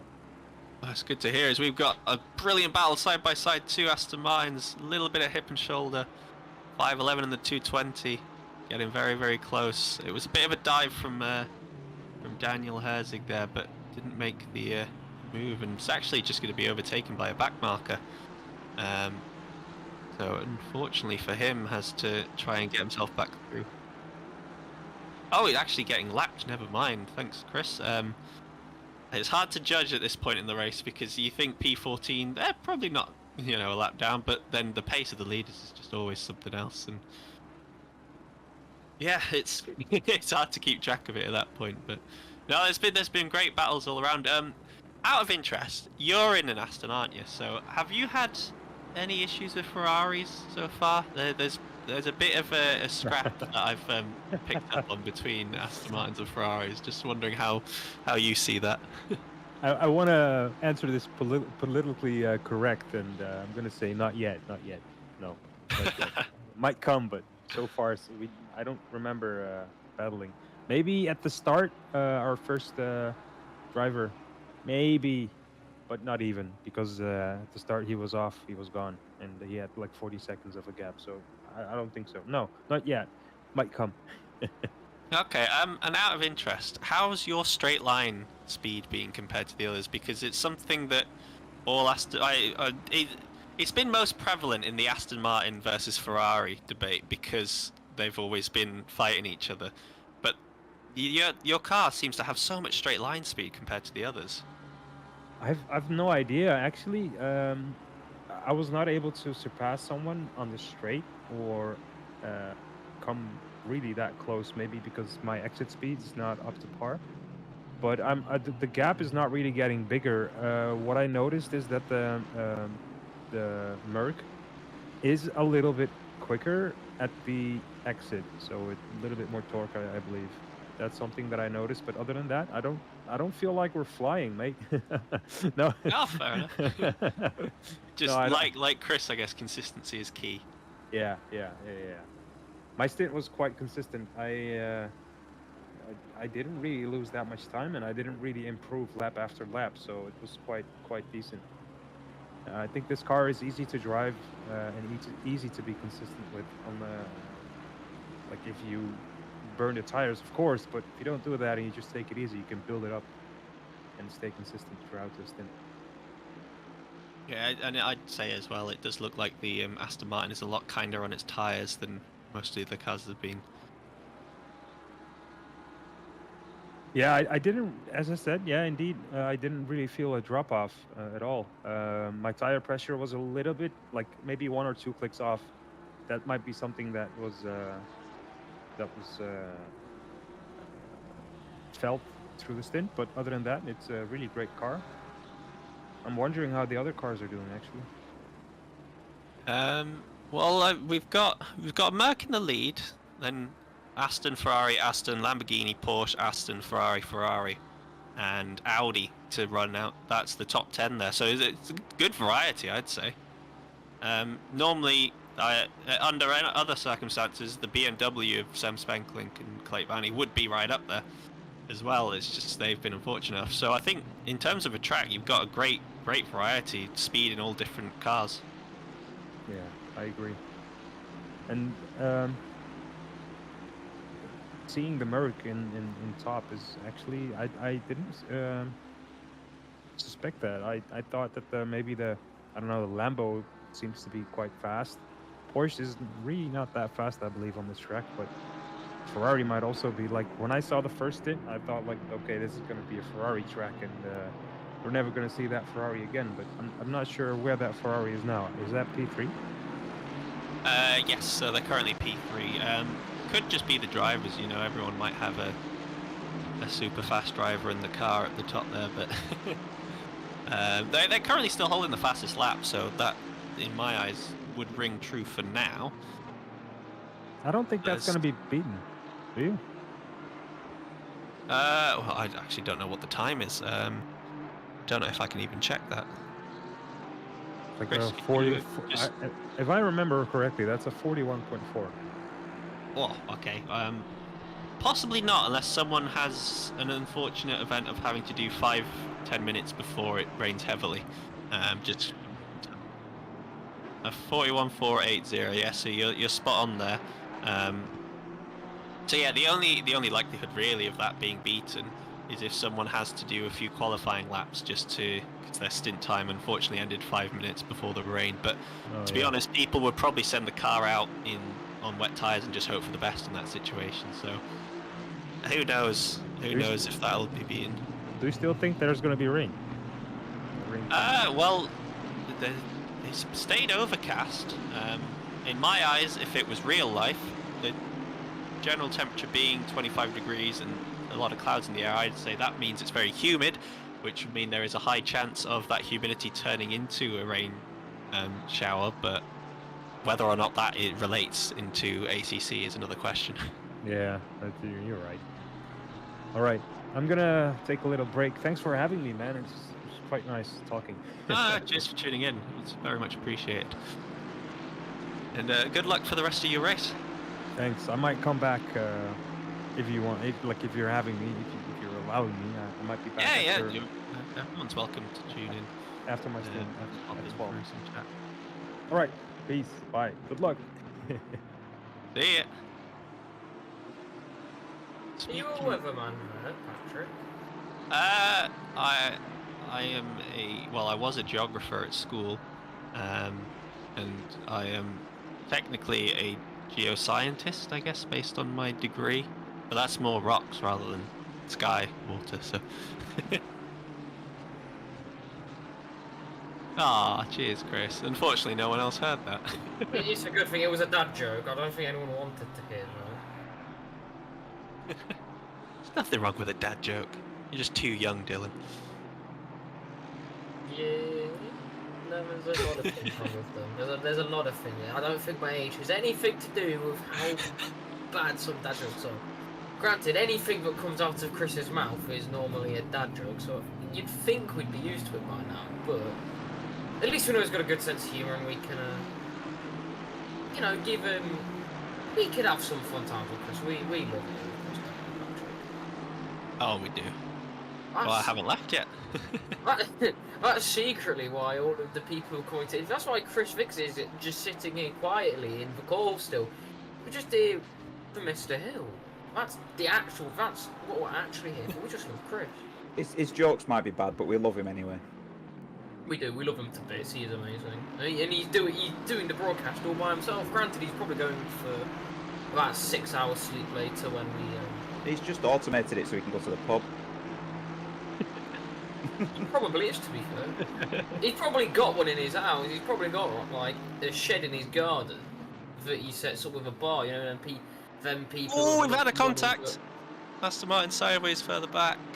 There's been a lot going on stream while we've just been chatting away, and it looks like Roddy Stewart's been looped slightly into the first corner. I don't know who by. Is that a back marker? Is that a leading car? That Mercedes ahead, but there was just a little bit of contact, and I mean Herzig took advantage and managed to make a place by using a leader to shoot off ahead, and I don't think one of those leading cars was too happy about that either, but quite inventive strategy to make the overtake as he was stuck for a while, and then yeah, just Roddy Stewart being tapped from behind. Like I say, I don't know who. By the Mercedes just in front of him on track, he got a little love tap into the first corner, which just sent him sideways.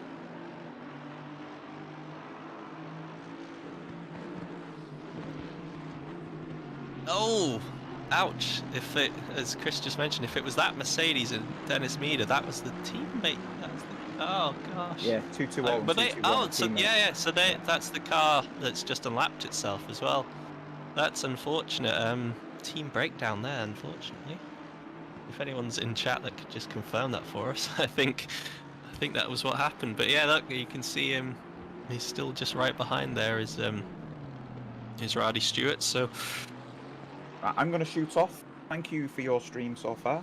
I'm going to enjoy watching this back tomorrow, I think. Cheers, Chris.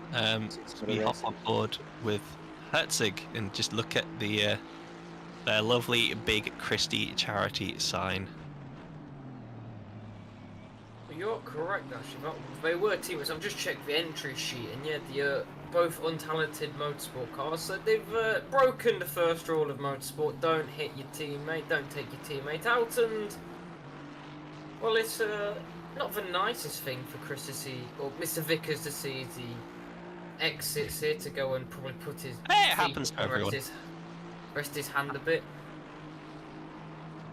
I have to say, it's very impressive what he's done. Say he's got a broken hand and he has just put it into his life. I mean, it shows how weak-willed I am that he broke his hand just, I don't know, just over a month ago, and then here he is doing a 24-hour race, and I just didn't have the motivation to go for it. It calls me out quite a bit, but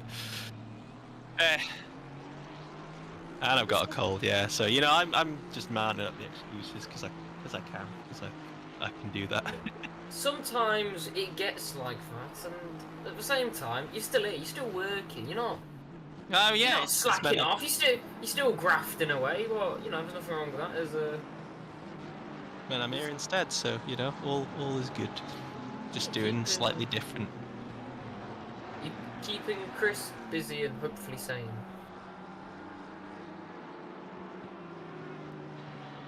I really do wish at times that Chris would have muted himself. I remember I think it was Imola was the last time I was available to be in the comms booth. For the first 2 hours, I convinced him to unmute himself, so I wasn't alone, and it was hilarious. I really didn't want for 2 hours to just be sounding like I was talking to myself every other minute as Chris was talking to me, but it's a bit of a wind-up where he knows that he's going to bug me, so he doesn't come say it. He said he's not that evil, but I can convince everyone that he is. Do you agree, Patrick? I'm going to be political here and neither agree nor disagree, as we've got an Aston Martin taking to the route, and a little bit of evasive action for one of the Audis having to dive into the pits there. I think almost got a little bit hairy, but you definitely didn't just see me completely swerve the question and move on. Clever, that's the way to go about it. But yeah, it was a funky move to enter the pit lane, however that was. I mean, if you're at the end of your stint, you have to go for it. You can't really just hang out, because the drive-through is a very costly thing to hit if you know, you do unfortunately reach the end of that stint timer. Well, that's why you're here with us and not on there, because no one wants to deal with penalties and drive-throughs and such. It's a lot more. You get a lot more peace of mind up here watching the chaos unfold instead of being in the midst of it. And you can also say, with you and Chris alluding to earlier, that you and Mr. Vickers, often you all teams in these endurance races are around about with each other, whilst Chris has had this amazing pace for 2 stints, and he's shocked where it's come from, and he could be like, "Oh, we would have beat you. I would have had you today." You could say, "Well, I wasn't here, so you don't know that." So you knew that Chris's magic hand was going to give him some superpowers, and you've gone, "Right, boys, we can save ourselves from looking bad here. He can think he's had a world. It was just because we're not here." I like what you're doing there, Patrick. Well, I mean, they would have cast me into some form of mistake, as it is, because even if not, someone. Sorry. Oh, it does. Yeah. No, that's an exciting thing to spot, as we get a very unique view out of the front bumper of the Mercedes here. It's quite an interesting shot from the leading car. Lasser stage just showing us. How do you get the camera in there? I can believe it. Normally you'd Yeah, be more- sending me to do that. I guess I have to say, you know, we were just chatting with Kunt about the weather, and he was like, "Oh, do you think there's more rain coming?" I think I got it correctly. Either that, or I just cursed everyone, so now there will be rain. But there we are. It's coming in 30 minutes. Whether or not it's going to be enough to cause issues, because that kind of light rain is one that you can probably just get away with driving on the dry tires, like Monza in the previous endurance race. We had a lot of piddly rain, I'd call it, which was enough to make the track a bit greasy and a bit damp, but not enough to actually switch to the wet tires, because those wet tires just overcooked and actually ended up being considerably slower than just staying on low pressure dries. So it's one to watch out for now. All the drivers are going to have to be looking into their weather radars, keep an eye out to see exactly what's going to happen going forwards. Because yeah, you want to make sure you're not caught out by that. And I have to say as well, unfortunately for a lot of these cars, if we just look at the stint timers, take the top 4, the leader's done 51 minutes, so he's got about 20 minutes, 22 minutes until he needs to pit. That's only going to give him about 7 or 8 minutes until this rain hits, so they're actually going to have a lot to figure out. The only guys that I think have a great advantage going into this are the let me just open up all the top 10. Let's get the top 10 up.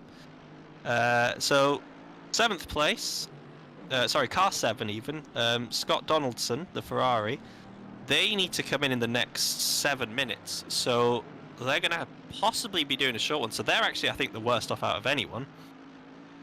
Everyone else is going to go about 10 minutes to this rain, other than the number 13, 5th placed Lamborghini of Daniel Hummel.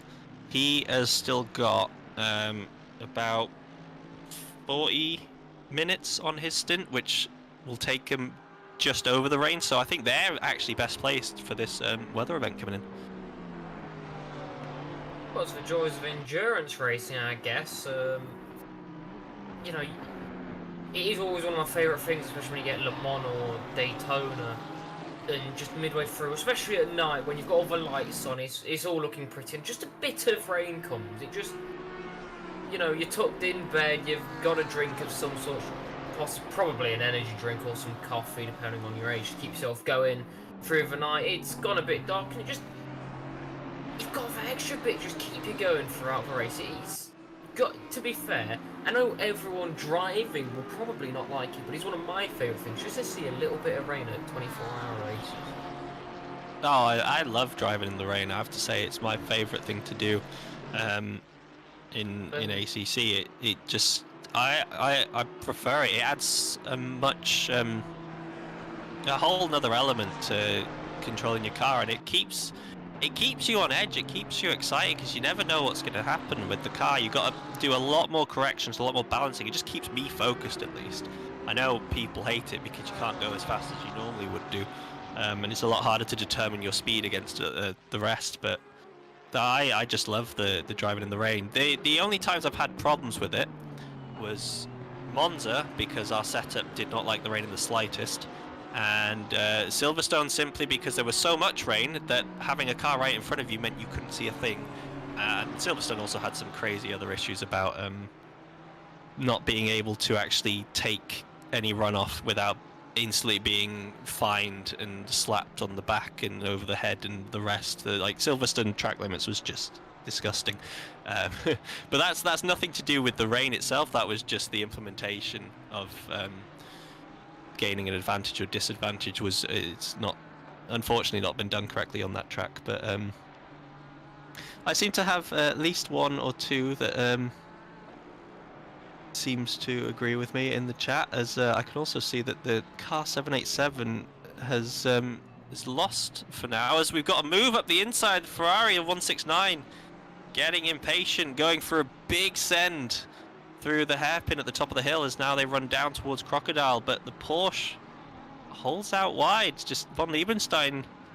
Samuel keeping it nice and pretty on the inside. Now forcing Ferrari wide. Ferrari's not going to be able to get any sort of cutback on there. We've got a lovely camera shot here. How are they going to take Cheetah? Not go anywhere near it. Ferrari a little bit closer, but perfect again. But look at the difference in the brakes. Normally, the Porsche is brilliant on the brakes compared to every other car, but Ben is absolutely sending that 169 Ferrari on for everything it's got, really. I mean, he's got to as well, because if you look at the track map, the leader is only, I don't know, 5 seconds back. So the last thing they want to do is get lapped. As we see, 4th place pick up a drive-through. Well, what a way to go! I just love that little transition for it. What a way to do it. That's made my day. But yeah, Ben McConnell, he's looking hungry. I mean, often that 169 car in these endurance races is one to bring the entertainment, is always hunting, and even when they have an incident there, they're going to find a way to try and at least get a top 5. And right now, down in 8th place, they're hunting down the 404 IDC car. And yeah, you saw the advantage in the brakes as Ben just drives a bit wide there, slows down his momentum as he heads up towards turn number 10, but again in the braking just closes right up onto the back of him. Just think, if he gets a good exit out of one of these slow speed corners, he's gonna be hunting a move sometime soon, and if someone in his team gets on the radio to him and tells him that the leader's on his way, he might just get a bit of a shimmy on. Well, you can only do so much when you've got a car ahead of you, though. You don't want to be forcing your way through. He's doing the right thing now, keeping all the pressure on and trying his best to force a mistake. The Ferrari looks brilliant out the final corner, I have to say. It really does close up, but then the drive from the Porsche just leaves him in the dust. And it doesn't look like he's going to be close enough to make a lunge into the first corner either, so we're going to start this lap just like we finished last. Ferrari just about hanging back, thinks about it, actually goes for it, but big bit of contact. He's actually sent the Porsche very wide, hip and shoulders. Looks like he lets the Porsche back through. Maybe just trying a little bit too much there, but does the right thing, lets the Porsche back ahead. Just getting a little bit too eager on that one, but as you can see, the gap now between Ben and the leader coming in for lapping him is just halved from that lap to the last. Yeah, it was a silly move there by Ben. A bit hurried, bit rushed, maybe a bit panicked as he knows the leaders are coming, but Liebenstein has been so calm right now, whilst especially when Ben gains so much in the corners, you might put the throttle on a bit too early and maybe a bit panic and run a bit wide, but none of that's been so calm as you'd like, and it's a really good shot that we actually see as we get to look behind, as we see even on a moment. I thought he was letting through him, but the leader, just had a slide. Had a big slide coming out of the hairpin. Managed to gather it, but has cost him a little bit of track position. As there you see the Mercedes looming in the distance down that bottom right. That is your race leader coming up to lap P7 and P8. That is quite a performance from that leading car. It just goes to show you how well those top 6 are doing to be so far ahead of the rest. It's just a matter of time now before they come through by the looks of it, because the Porsche is showing good speed. I mean, the Ferrari showing a little bit more, but all the Ferraris seem to be lacking that straight line speed. And here comes into the pits Scott Donaldson going for that stop. He comes in with an hour 14 and 39 on the clock. He had 20 seconds spare for his stint time, or I'd say that was perfectly done by them. Their problem now is, do they fuel the car up to the full, or do they do a half? Because the rain's not changed. It still says 30 minutes away. Still only light. I'd love to know what they've decided, whether or not they keep that to heart. If anyone's in chat on that team, please let us know, because it's lovely to get an idea. But actually, look at the weather. That rain is gone, so that means there is a 5 to 10 minute light rain shower interval in the next 20 odd minutes or so. So if I was them, You may have just timed this a little bit off, but hopefully all they did was just put the dries on, fill it up to max, and continue, because everyone's going to have a little bit of a hiccup round there. We'll just have to see how it affects the cars, but everyone else now is definitely going to be right. We just go onto the dries and we just drive through it, hope for the best. Maybe bump up the tyre pressure slightly, so you're going to be slightly overpressured for the start of your stint, but then with the rain and coming, it'll cool your tyres down, your pressures will drop. Whether or not they stay down for the rest of the stint is another question, but that's the variability I think we're looking at now. No one's going to even consider the wets at this time. Well, now the excitement has kind of dipped with that, but it might be back. You never know. We've got Patrick will probably be with us for a little bit more, and he's clearly should be a weatherman at a major news station instead of here with us. But alas, we keep going on with the race, and the IDC cars, we instantly go away from... How'd you know? Chris has gone and shown us another absolute worldie of a camera view. How about this one then? The rear diffuser shot from the Porsche. An interesting little cable going along there, it looks like. Whether that's just an artifact shot, I don't know, but... It's an eyesore.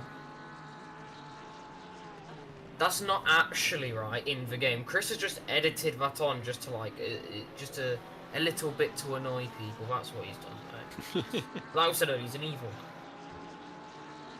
But yeah, the IDC car's got a bit of breathing room, but Ben McConnell, after being lapped, or both of these cars being lapped, is hunting him back down again. It's about 3/4 of a second that gap, but he's gonna have to. In this time, he's probably focusing on putting his foot down. He's got to come up with some kind of a strategy to get past this 404 IDC racing car. I don't think he's going to be able to before the leader's gone past him, because that leader is right on their tail. Is he not been lapped yet? No, so the leader is currently right behind Ben. He's probably going to have to let him through into this first corner. We'll see exactly what happens there. Maybe just a little bit too far back still. Yeah, it looks like they'll be continuing in formation through the first stages of this lap, but I'm sure by the end of this lap that the leader will have passed both of these guys. Well, Speed differential on another level. What was the 88 car, the leader clipped a bit of a curve there, lost a bit of a rear, so definitely not getting past Ben McConnell this lap, probably, unless they get close enough down at turn number 10, but McConnell's showing some pretty good pace right now as well, which isn't necessarily the best thing, but maybe he does let the leader through when he can, because obviously the leader is going to eventually have to pass the IDC car. So potentially let him through at an easy place, lose as little time as possible, and hope that the IDC car gets a bit caught up with it, and whilst Ben's showing some good speed, can get him with a bit of a misfortune for the 404 car with being slow. I'm not saying that the leader takes them out, I'm saying they get a bit slowed down being lapped, as blue flags tend to do. But it's also a good time for him to kind of start to build a bit of an action plan here, as Liebenstein's so far, whilst McConnell's been chasing him, has been near perfect. I've not put a foot wrong whilst he was on the roof cam following him. You could see the line that was getting was perfect. There was little Ben McConnell could do, and we saw him just go for that move. It didn't turn out the way he wanted. Just avoided disaster, but he's gonna have to get his thinking cap on here and get a bit crafty if he wants to get past the 404 safely.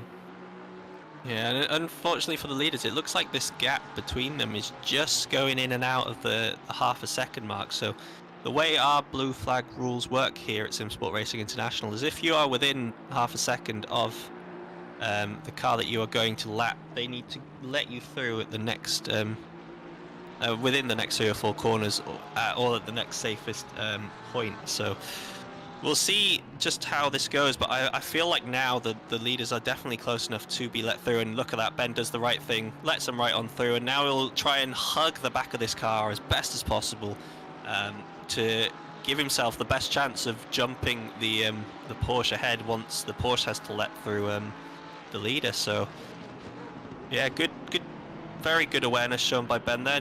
Does realise that as soon as the Merc gets right up to the back of him that he needs to let him through. Does so at a good opportune moment, and let's see if he can now take advantage of that in his battle for 7th place.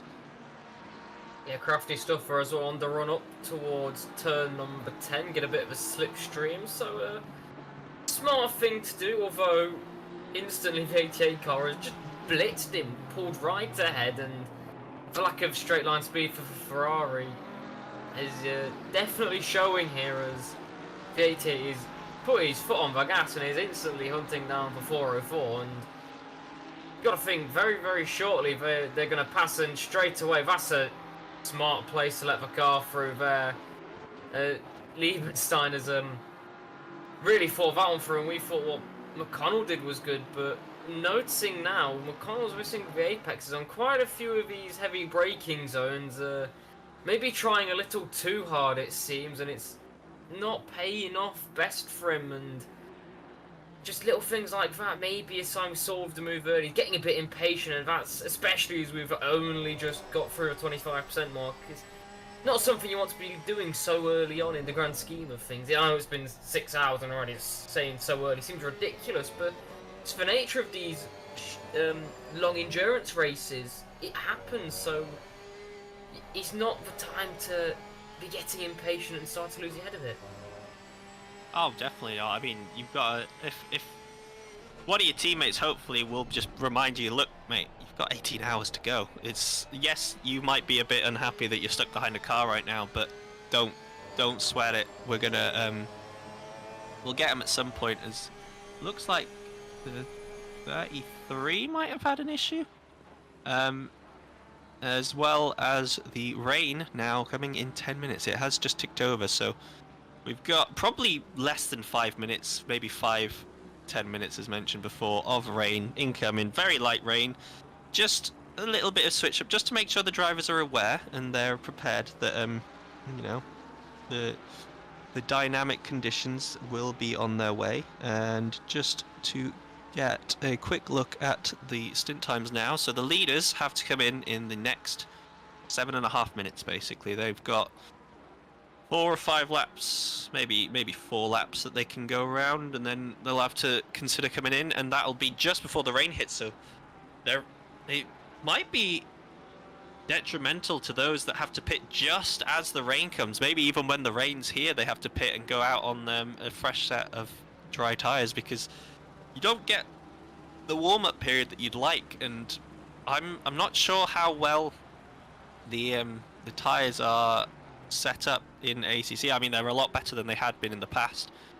So it could actually see that you could damage the tires by driving it in low pressures in the wet when they're cold. I mean, you do get the warning in game that says low pressures, please avoid curbs.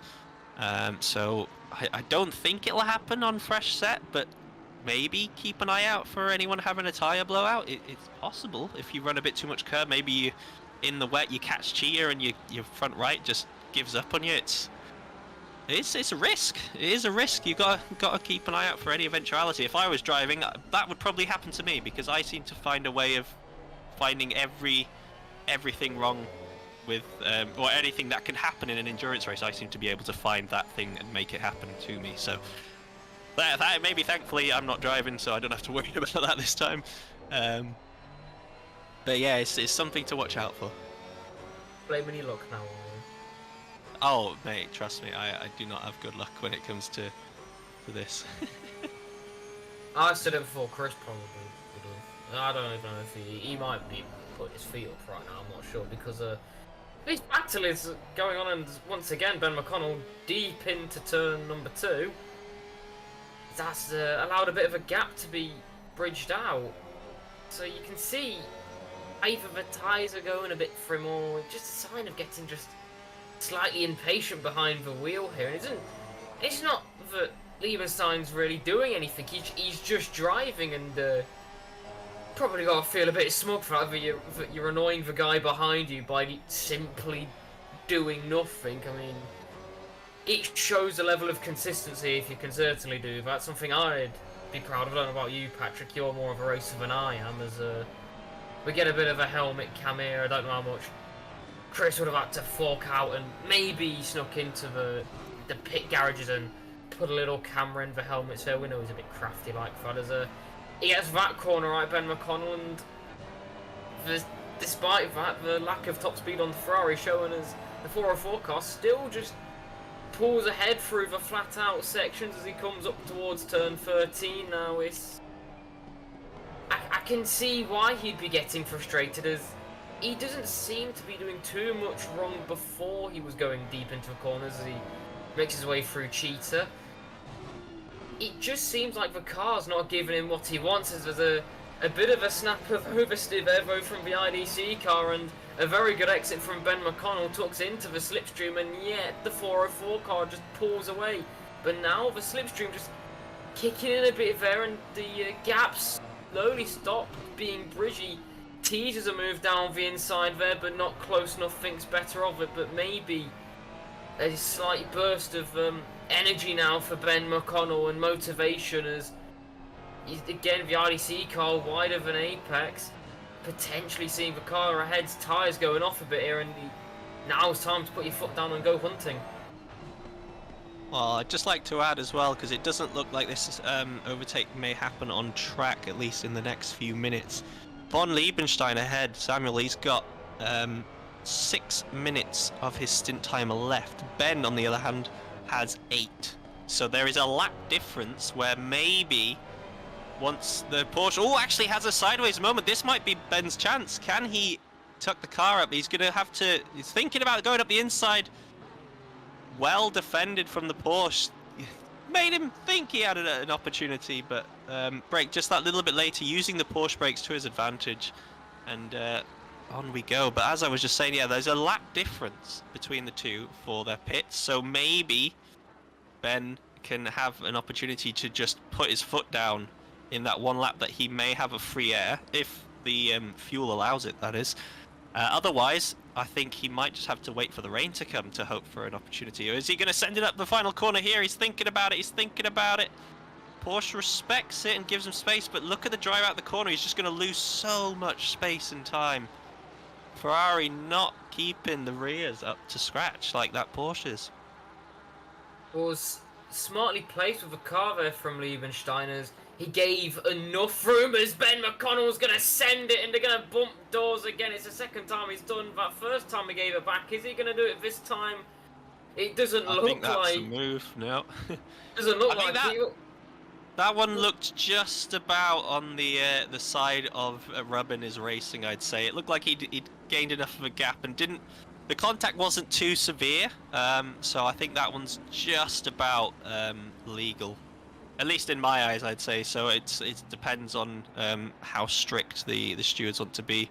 But I wouldn't personally report that. You might be a bit frustrated in the car, but I think it had to... You could see that was about the best opportunity he was going to have, really, to make an overtake, was just being a little bit aggressive, and gets that move done. And makes it stick for the time being, and he's already pulled out at 7/8 tenths. So you suddenly see the speed that Ben was unable to offer before has just come out instantly once he's managed to make the move. He's got a second on him already, so he was very, very much stuck behind. But the Ferrari showing that he's not a good race car. Very good hot lap. Whoa! He almost goes into the back of the Lamborghini there. Had to give us a little bit of an awkward moment, but now the leaders come into the pits. There we have. Strej is in, and the rain is still 10 minutes away, so I think we are getting about 8 minutes of rain at the very least. So couple in Zveering as well from 8th place. Well, he was higher. Ben has now been promoted to 6th based off the number 12 Aston pitting. So we've just got to wait to see what happens with the rain coming now. But everyone should be preparing. The pit crew should be getting ready for all their cars coming in. Whether or not we'll get some driver switches, we'll wait and see. But yeah, it's just a matter of time few minutes now, I think, and then the rain should appear. I'd say 3 or 4 minutes from once Strej leaves the pits, or whoever is now taking over that car, and then we should get a little sprinkling. One way to put it, I guess, but yes, Fabritori now takes over the lead of the race just briefly before they will inevitably have to come in for their next pit stop, whenever that may be. I know you've got the. They've got 3 minutes. They've got 3 minutes until they have to. So. Aren't you helpful? Actually, no. They have. Sorry, they have to come in this lap. I've got it wrong. I was looking at Adrian Pixel. They've got 50 seconds. So well, they're actually cutting it quite fine, I have to say, because they have still got the back end of, well, half of Sector 2 and then the rest of Sector 3 to go. Well, actually, they're going to reach Sector 3 here, so we'll keep an eye on that. They have 30 seconds to go. I think it's a fast final sector, so they should just be about okay, because all you need to do is cross that pit entry mark, and then you're fine. So pushing it to the limit is the 333 of Team Abbey Racing, but I think they have timed that to perfection. Bit of a countdown time. Oh wait, yes. Okay, it's just, the times have just changed on Pitwall Live, so they now have a minute and 5 seconds. So I don't know what's real and what's not. Well, that is having a bit of a moment, but. Oh, speaking of moments, that's the 91 car that's currently in second. Oh, they are having a moment. But yeah, they bumped doors briefly with a back marker and haven't been able to regain steadiness of their own car there. It seems as bumping around, but as they now come onto the main straight, is a bit of half in mouth moment there for Adrian Pixel. Maybe he got a bit, you know, shocked a bit. Oh, the rain's here, and we do have just over 10 minutes of rain. Yeah, well, I say maybe Pixel got a bit shocked there when you got him and Dory mixed up, but now we've got Patrick's quote-unquote sprinkling coming in. As this now makes it a bit interesting. What are the teams going to do? Are the teams going to gamble and maybe go, oh, the 30 minutes rain's going to change us? Oh, no! Has got to stop go 30. That's not good at all. Is that going to be for speeding in the pit lane? That's definitely for speeding in the pit lane. There's no other way about it. Whether or not the pit limiter came off while they were in there, or it was on pit entry, we don't know. But you know, I was saying that they were very close or not. They had 10 seconds when they entered the pits, so very, very tight indeed. And unfortunately, yeah, Mike's just called me out in chat saying we did a me. That's not me. I don't get stop go 30s. Yes, you do. Oh, I've had maybe 1 or 2, but not any time, not recently. I don't remember. Actually, no, I did. I say that like I didn't get one in the last race, which I did, because I got downshift protection just entering the pit, so I didn't actually drop. So you know. Oh yeah, no, I've been there, Mike. I've been there. Fabri's pit limiter didn't engage, so at the very least, you can dodge much of the rain. I suppose that's a benefit. Yeah. Tacticals. It was all tactical, man. See, the plan is coming together just nicely. This Pixel goes in, and now new driver in the 88 is Matt Royal. Takes over the lead. Is it Royal or Royale? That's the question. It's got a double L, so. Is the team named after him? It is, isn't it? Maybe Fonzie, who knows? He's a gentleman driver. So is he the team owner? That's the question. That's what we need to know. Chris says we go over, yeah, but my stance on it's Royale right now, and it'll be Royal if they win the race. I think that's a good way to look at it. Do they not need to like get myself and Andy King signed up to the team? No, you're not that much of royalty. Yeah, if you know, you know. It seems like that went over your head there. Oh no, I got it. I'm just trying off to bring it down. But, well. I got the joke fully. I'm just trying to like make sure you don't have a big ego. Well, we got Alex in chat saying team is named after him, and he started the team, and it's pronounced idiot.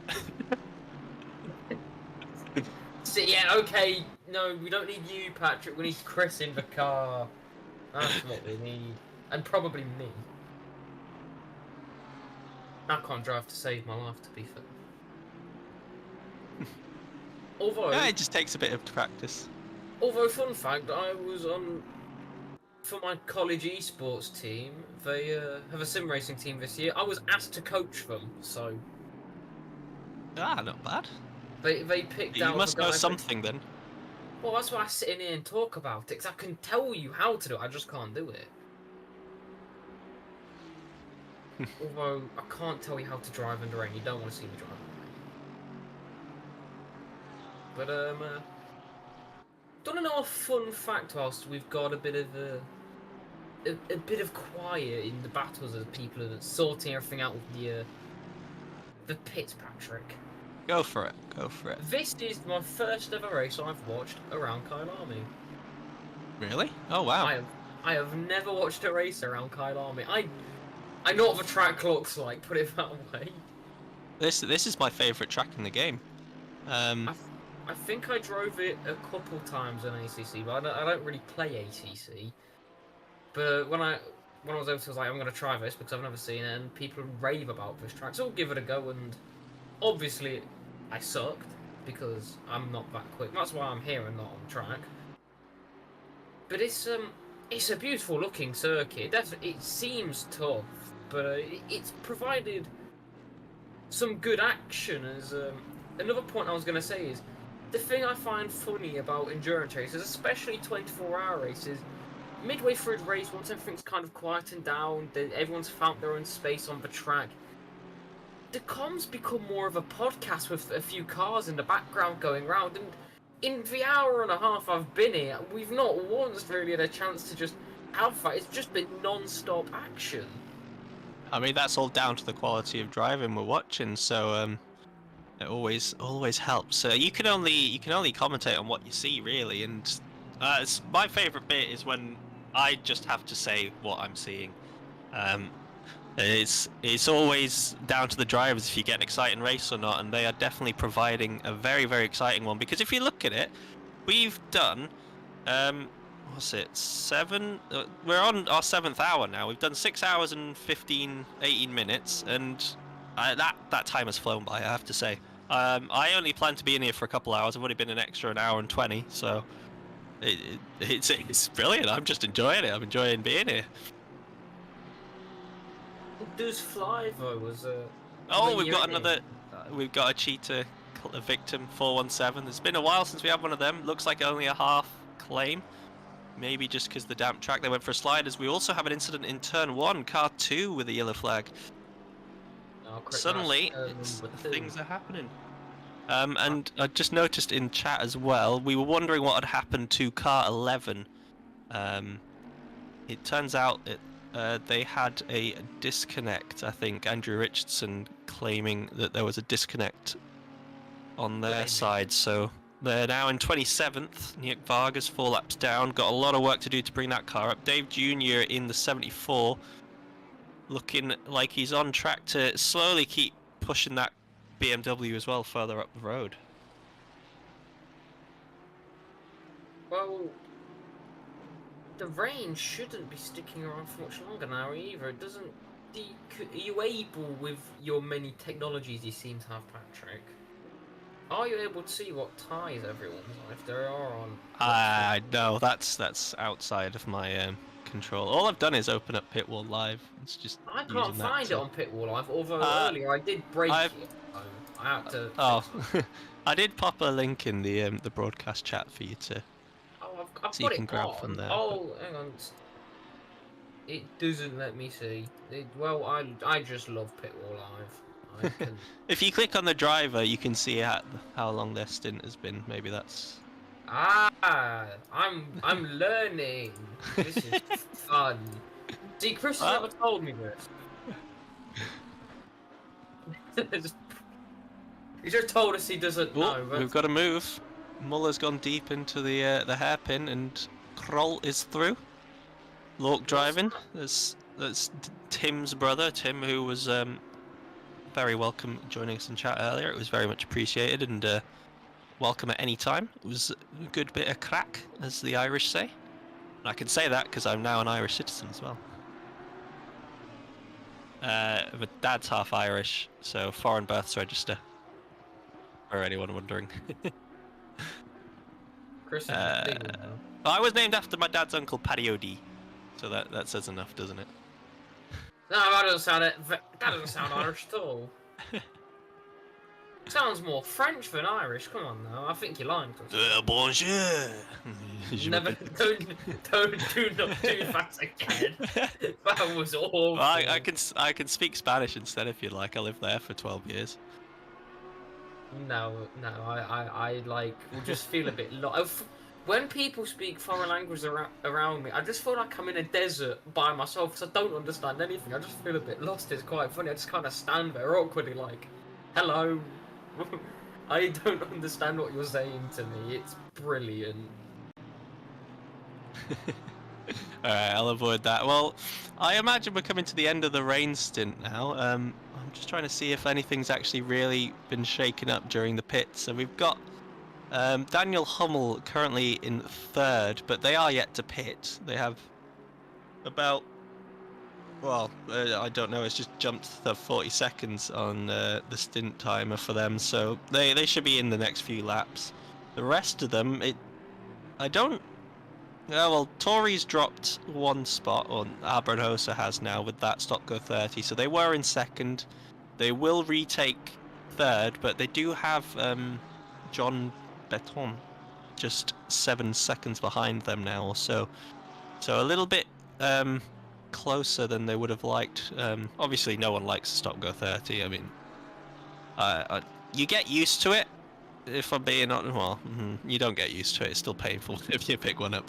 But I guess you don't feel quite as annoyed when they happen from technical issues. But yeah, they've got a long way to go, and all they need is to get Chris back in the car and drive with half a hand, and it clearly makes it much faster than everyone else. So they'll fly back up again, I'm sure. Just heard that the Ambranosas are going to go over to Chris Vickers' house and break his other hand just so it goes even quicker. I'm not sure it would work right away. I feel like there will be a slight diminishing of his capabilities if he was to have his other hand broken, but that's just my thoughts on that. No, he's a superhero, don't you understand? That's how he's that quick. Super Chris? Yeah, Chris is so much faster than you. He's 6 hours ahead of you in the race. And he's not even in the car right now. Okay. We'll let Chris answer that one if he fancies it. If he's in chat. I think that went over your head. It did. I wasn't sure. 6 hours ahead of you because you're not racing. Come on now. You've not started it. You were making fun of me earlier for apparently not understanding your joke. No, he's trying to make fun of me, but I'm not having it, so I'm just ignoring it. It sounds like you're trying to snitch on me now. So Chris, he's bullying me. Please, I don't get bullied. No, that's why Chris is here. Everyone tries, honestly. Everyone tries, but it doesn't work. I'm a man of steel. Soft heart, but man of steel.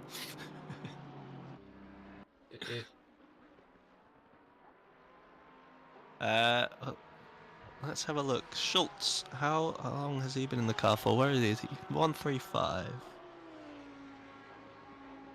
Yeah. Has he been in the car a while then, Chris? Oh, of course. He's the one driver team, so he is on his 7th pit, and doesn't look like he's been in the pits for a long time. He had a quick 2nd and 3rd pit stop. They were very close together, but I don't think he's had much of a break yet, unless he just jumps out, goes straight to the loo for a needed toilet break, and then continues again. But he's currently 15th as a solo driver. Hats off to you, mate. That is unreal. Do you think you could do that, Patrick, with your immense depth of talent you have, do you think you could do 24 hours by yourself? No, because What's I'm the not longest mentally you insane. can I struggle to do triple stints. So I don't actually think I've done a triple stint. So if I had to, maybe 4 hours. But this man's already done 2 hours more than that, and he's still going strong. You say only like it's close to what your best is. I'll stop trying to put you down a peg. It'll probably last like 5 minutes, mate, but... Do you know one thing...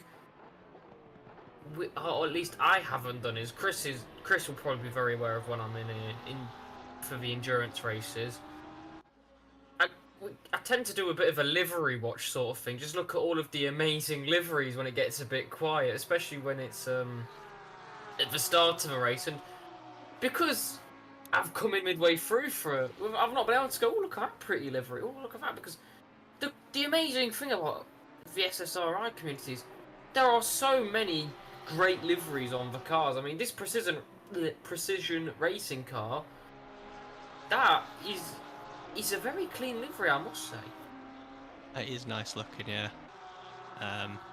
I don't want to leave you alone, but unfortunately the stomach calls and it needs filling, so I am going to take this moment to head off.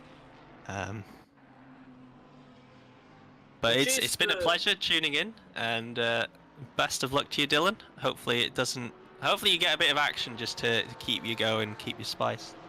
I mean, there's been plenty of it so far for my few hours, so I'm sure there'll be plenty more for you. Well, yeah, thank you for keeping me company longer than you had planned to. I'm probably going to spend the next 15 minutes convincing Chris to unmute his mic and give me a bit of comments. Good luck. Good luck with that. It's worked the past time I did it, so you never know. You might feel sorry for me, that's why. Well, you never know, Chris, right? You might feel bad for me. I might tell you a really sad story, and even then, Patrick might be listening to you and his food. He might be that heartbroken he comes, but you never know. It's a bit of a snap from the number 135 car there. It's slowly getting a bit dark here, and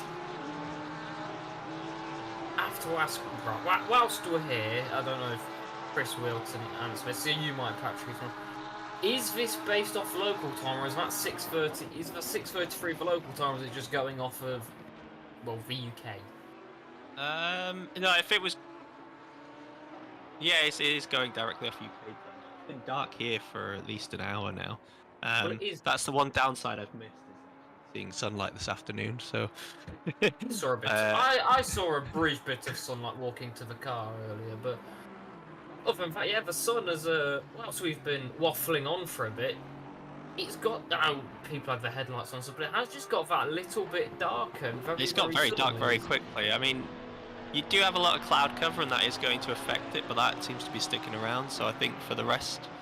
But you probably get dark skies in the next 30 minutes on track, and then the fun really begins, because then people haven't got their markers anywhere near as easily visible, so...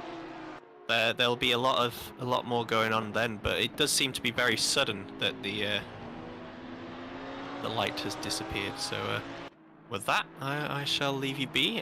Thank you for having me. It's always a pleasure, and thank you for joining me, Tim and the others, Dylan, yourself included. And good luck to all the drivers out there, and keep donating as well. I will get on that as soon as I leave. So see you guys.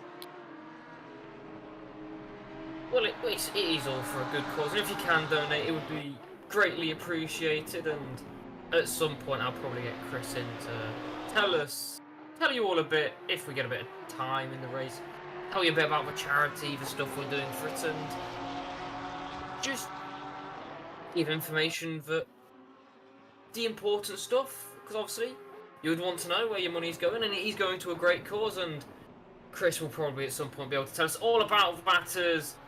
The number 33 car, Crawler's got himself a stop go 30, that's the fun one, and the 417 has stopped on track as there's a yellow just after turn number 5, I believe that is. just about got going, but that's going to be an interesting one, as maybe Mr. Hill can go find out for us what's happened, if anyone knows what's just happened to the 417. But I'm sure if someone's gone for a bit of a twirl, done a bit of dancing, Mr. Hill will find us that replay. But it's a funky shot here on V135. I don't think this is a very realistic shot. I'd be curious to know how you do this in real life without impacting the aero, but nonetheless, we get to see this lovely... You just said I wanted to see livery, so that's what we're doing. It's quite nice. Looks like they've got glow sticks on the top, and speaking of good livery, that's a funky one in the Ferrari behind, though. It's not the Ferrari on track or on position with them. It's a bit further back, but that's a lovely livery nonetheless. I'm just looking down the order to see where everything is right now, to see where there's any action going on as we just look at the glow stick car. I might dub this as he goes through Cheetah. Right, not quite, you know, flashing. Imagine if you could do that and make it look all sparkly. That would be amazing at night time. That's one way to put off the people that you're chasing, but we do have to give a bit of credit to Michael Schultz here in the 135, aiming to do the full 24 hours by himself. That is something. I can barely stay up and watch Le Mans. I mean, I normally get to about 5 AM, pass out, and wake up as the race is finishing, and I've done that for the past 2 years at Le Mans and really upset myself. But this, if you can do it, it is... I'm sure most sim racers at any level have at least once thought about it. But a lot of them come to their sense, I know it's silly, but Michael's not done that and is powering on, and as the sun starts to set, the moon comes out a bit here at Kyalami. We'll get into at least what is my favourite part of 24-hour races. When it gets dark like this, it's just a sight to see all the cars in their headlights. It's quite a beautiful thing, I must say. And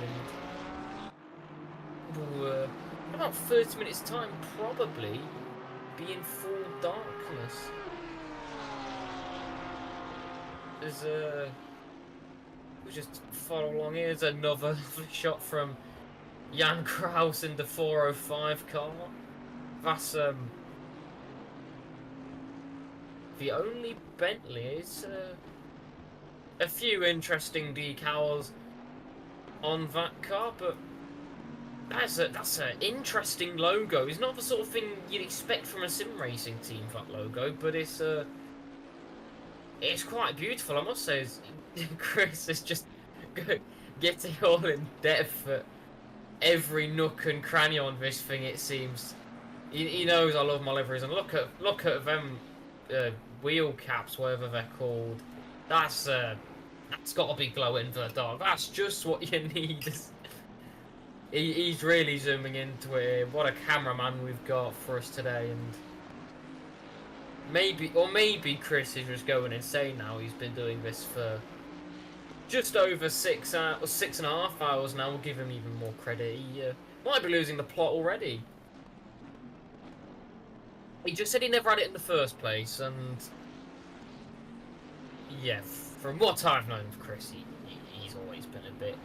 He's been a bit unique, we'll say, but we love him, and the 405 has taken an adventure there. It's fascinating. We've got another victim cheater, I believe the 71 had just brought out some yellows as well. And Schultz has also gained a position, and the Spyro Ferrari livery has lapped him, it seems, or potentially unlapped. We're yet to find out. That's probably Jonas Karlovo, or Morgan, potentially. We'll be able to find out. That one has... They moved their way up along the racetrack, or down rather, as we now reach an uphill bit. It's all fun, but Kyalami, such a beautiful track. It's actually someone unlapping themselves. Nick Vargas in the Mode 11 car. That was the one we was on about earlier that was extremely out of place. Came up 4 places since then. And it's a good way to get your shimmy on, I guess, and already bridged a bit of a gap to the car for 1 lap, so there's definitely some pace in that car. They just need to find, as Patrick had said earlier, the Ferrari seems to be really good on pace, but overtaking's not great as we move to a bit of a battle between the 110 and the 220. We've got Rene currently chasing pole. Is an Aston Martin versus a Lamborghini. The way that, well, it was a Ferrari actually, but the way these Aston Martins are battling away with every other manufacturer today, you may as well make a movie about it. I don't know if that's been done before, a battle between two manufacturers in an endurance race, but I think maybe Chris Hill can up his production value and get us one of them. I'm sure he would. That's the time of day to do that one, definitely. But as we have another helmet cam, goes a bit wide on the exit of Cheetah, kicking up all sorts of nature's doings there with gravel and grass, and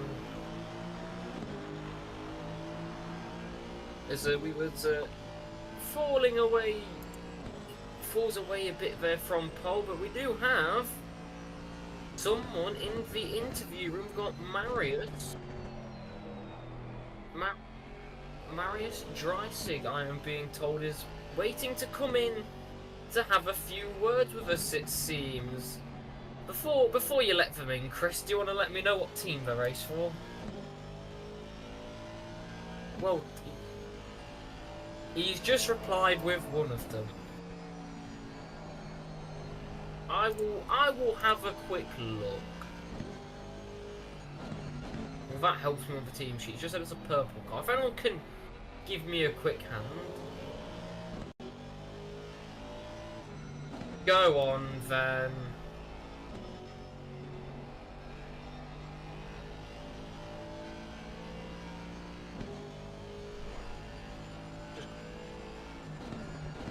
Hello, Marius.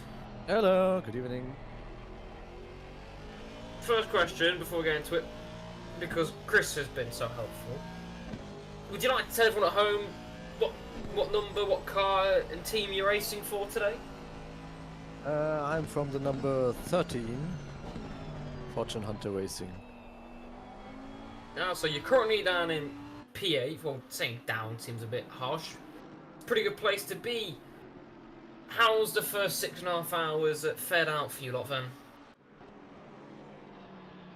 Yeah, actually, I had a pretty good start. I started P3 and got to P1 in one corner, which is not that bad. But we have, let's say, a variety of pace on the car. Yeah, my teammates are a bit slower, but yeah, we are making the most of it, I think. One problem we had is I had some double shifting into turn 1 at the time, and then we got the yellow motor, and that's where we lose 2.5 to 3/10 a lap now. But yeah, still going good, I think. Well, you're currently running in P8. Well, it's a long way to go in the race so far, but how do you think the race has fared for you so far in terms of expectations? Has it been good or worse than you was hoping for coming into today? Actually, we didn't have any expectations because we didn't knew any of the drivers, or at least, yeah, just a few ones. So we didn't have any expectation at all, so it's, yeah, going pretty good. Top 10 is alright. So, as you come to the end of this race, now you know a bit of, you've spent 6 and a bit hours in a lobby with them, on track with them. Now you've probably got to know the drivers a bit more. What do you hope to aim for with the rest of this race, with the 17 hours and 20 minutes we've got left? Come the end of that, at 12 o'clock tomorrow, where would you like to come across the finish line? Like, well, not in an ideal world, because you'll just say P first, but in this world, where do you think would be a good place that you'd be aiming for? Yeah, as I said, top 10 is pretty good, so I would aim for that. So, yeah, we got one more driver which is a bit faster than the other 3, so we are 5. Are like, yeah, 8 tenths, 7 tenths slower a lap, so yeah, this takes a bit from the pace off, especially to the ones who are going on the front. So yeah, this will make up a gap there, but I think top 10 is possible, I think, yeah. Now, you've already had one of your stints. How did you find the Lamborghini handling? You're the highest running Lamborghini. How did the car feel to you? Did you feel confident in it? Do you feel like there is some good pace behind it? How did it fare out for you when you stood with the car on the track? The Lambo's going pretty good. I had some problems on the braking, to be honest. Yeah, it's like, I don't know how to explain it. Maybe it's because I'm doing my bad German English stuff here, but yeah, I think it's like a little snappy on the braking. Yeah, you can say that. That makes it sometimes, yeah, tricky, and you have to counter steer and hope that the car doesn't end in the wall or something. That's yeah, the tricky thing, but on throttle I think the car is pretty stable, so you can do a lot there, and you can do a lot of steering with the throttle and braking as well, so you don't have to steer so much, which most of the time is good, but if you steer too much, then you might get into troubles. But yeah, it's a pretty nice car around here, I would say. Well, Michael's in the car right now. He's keeping the gap between yourselves and the 404 cars hovering around about the 9-second mark. You've got the number 7 car behind you. It's slowly closing in, little by little. What are you hoping from Michael just in this stint? Any idea how long he's been in the car, when he's coming out next? What would, if obviously reverse, but if you was with him right now, what would you be saying to him just to get through his stint, sort of thing? Maybe avoid, maybe hold P8, or just try and close down a bit of a gap to the 404 car ahead? What would you like from him in his stint? No, it would be nice if he just get a smooth stint, so there's no on the, I say, it's harsh to say, but of the slower people, Michael is like, yeah, he's one of those who are 7 tenths slower than me, for example, but so he's not on the attacking side, I would say, but if he gets a smooth stint and does not any mistakes, and yeah, he's doing good so far. I would say he's one of the fewest who didn't have a big mistake. I broke the engine and the other ones just spun 1 or 2 times, and he didn't do any mistakes, so that's, yeah, if he goes to continue that, then all is good. If he loses 1 or 2 positions, I think that's not on his table. But we have, yeah, 1 or 2 aces, yeah, at least 1 ace driver noch in the night. So we will have some pace in hand later on. Well, he's definitely done a good job making his way through a load of the lap traffic. We saw about 5 minutes ago there was a cluster of them, and he dealt with it really nicely. And now you're just behind the lead, the race leader, and that's not necessarily a bad place to be, as you can just follow them, and following the quicker car definitely helps, as you've taken 3 seconds out of the 404 car ahead. Don't know if they've made a mistake or something, but definitely sitting behind the leader, especially as like you're saying, they're a little slower than the rest of the guys on your team. It's a good thing to learn from, especially in motorsport. And the best things for it is following a faster car. You can learn. So, do you think that's probably beneficial for him? Yeah, for sure. but he really knows this stuff good. So maybe all of the people in his team know if there's a faster driver, so they can just stick behind and take the curves. They are pretty smart, I would say, the most of us. So yeah, they know how to do it, and they obviously he's just sticking with him. So it's good. Well, my last question for you is then, you've been out of car for a bit. When is the next chance we'll see you in the car? And yeah, actually, it was the last stint for me now, so I will go to nap. Go to have a nap for like I will sit in the car at well, let me see, like in the morning hours, 5 o'clock or something. So yeah. Well, I won't keep you around then. You go get your nap. You've thoroughly deserved it. Enjoy the rest of your day, the race, and good luck for the rest of it for you and your team, especially when you're back in the car next. Yeah, then thank you for the interview. I just took a challenge with it because I never did an interview in English, but I hope I did. No, at you least did just fine, mate. All You right. speak better English than Christie, so don't worry about it. Thank you so much. Yeah, have fun. Thank you for joining us. I was at Marius Dreisig, everyone, and we've just got Ben McConnell, who's Hello just there. come to say hello. Are you coming for an interview? He's helping me. Oh, To help you. Keep you company. good, because Chris might make me go insane if I'm stuck in a room with him. Oh, No, I can feel that, to be fair. Exactly, Those Yorkshire see- people are a bit mental, so you're in a bit of a pickle there. Sorry, mate. See, everyone, right, is like, why do you bully Chris?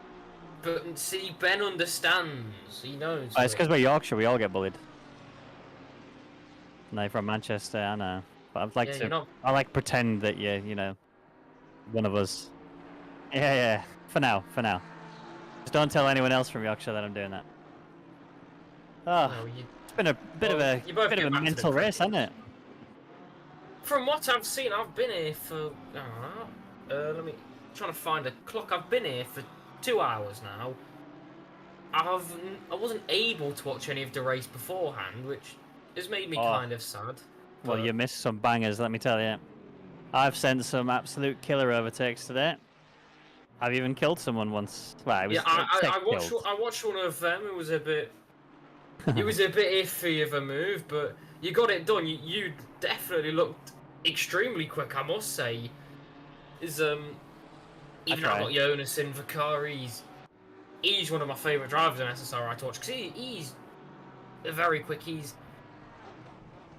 just seems to be very good when it comes to overtaking cars, and he's got his head in the right place. Where no offense, seem to be getting a bit frustrated early behind the 404 car, but Jonas. What do you mean, man?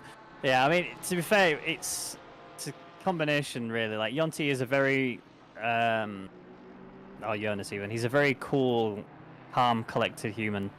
Very calculated, knows sort of the right moments to go in and out. Whereas I'm very much, I'm a bit more ballsy, I guess you'd say. Where if I see a gap, I'm going for it, and then I'll realize afterwards why I probably shouldn't have gone for it. But, I think we definitely boost each other's strengths, and we cover up each other's weaknesses, I think. So now he's in the car. He's currently zooming. I think he's actually the fastest guy on the server at the moment. Absolutely ripping it. Good. Have a quick We are pulling up towards P4 and 3 at the moment, but we've got to get past this little bit of traffic. But yeah, he's wicked. He's absolutely killing it. I can't complain at all. To be fair, everyone in the team is. I was expecting Robin to be very off pace, but he was, especially in his second stint, his pace was really, really fantastic. But to be fair, if you look across the board, like Car 88 in particular, they've been very quick. The guy who was in previous to the current driver was so fast, hitting 41 highs, and even hitting 42 zeros on a regular basis. Whereas I was just struggling to stay in that 42 twos. You know, then you've got triple three have just obviously had their penalty that they have to serve, which helps us in the long run, but kind of feel sorry for them, really. I'm going to quickly break your heart. He's actually the second fastest guy on the track. Oh, why would you do that to me? Because I like seeing people suffer. Fair. That's what Chris will tell you anyway. Yeah, that makes sense. Makes sense. Yeah, He's a bully, isn't he, really? I know, you're getting... You know why they call him Dylan Pick? Because Dylan picks on you. See what I did there? Yeah? Huh? Yeah, I've not spent 17 years of my life hearing stuff like this. And I'm sure you had another one in your head which you can't repeat on stream. Actually, do you know what? It's only just occurred to me when you said that. Weirdly enough. Yeah. It's amazing how early people actually learnt those words. But yeah. My reaction when people say, "Oh, well done you. Have you gone to school?" I have a question though for you, Dylan. A serious question. Of all the teams that's here, who's your favourite to win it? I don't have a clue. Who would I want to win, or who do I think's going to win? Either.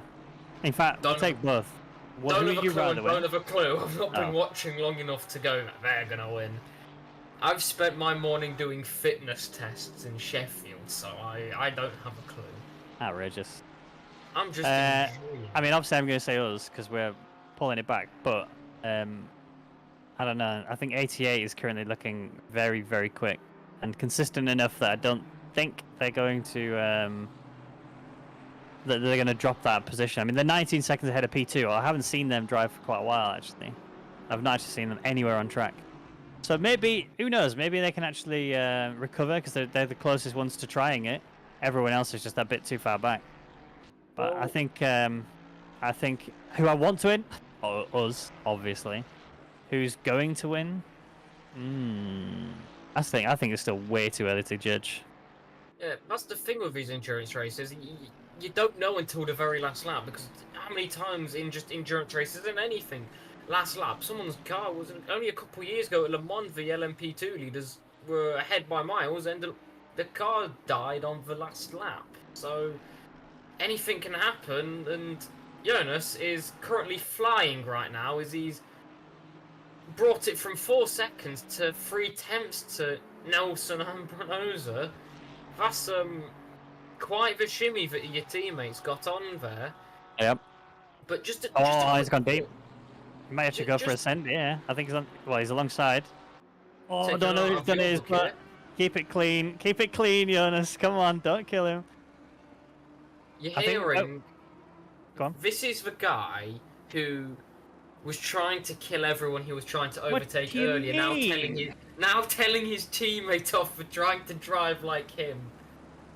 Alright, listen. With my sends, okay, there was a gap. See, he's doing it now, look. There's a gap. The problem we've got, right? We don't have the straight line speed. Double the way back. You would have gone from double the way back. Yeah. You still would have made the move. Well, I tried. I got it in the end. I made an absolutely beautiful overtake on the Porsche when I went for it. But, you know, one thing I'll say is because the Ferrari really struggles in straight line speed on this track, you've got to get creative with your overtakes. You can't just do it in the standard, like, turn 1 or here into this hairpin, because we just don't have the acceleration. We don't get enough of a run, no matter how good the exit is, in order to close in and send it past anybody. Yeah, so, get a load of this guy blaming the car on the track. It's definitely the car. That's not why you're driver not talent. even the highest placed Ferrari. Not yet. We were. To be fair, the way Jonas is going, he's getting a shimmy on. Yeah. But I just had a quick thought, going back to your question actually about my favourite car. Chris should know which one this is. Go on then. But I don't think they're racing. Oh. Go on then. It is the Porsche Ferrari, yes. The Porsche Ferrari. It's oh god, I have to remember this one. It was German car. Oh no, they did Imola as well this season. It was German car with an Italian livery, a Dutch team driven by Brits around a Spanish track.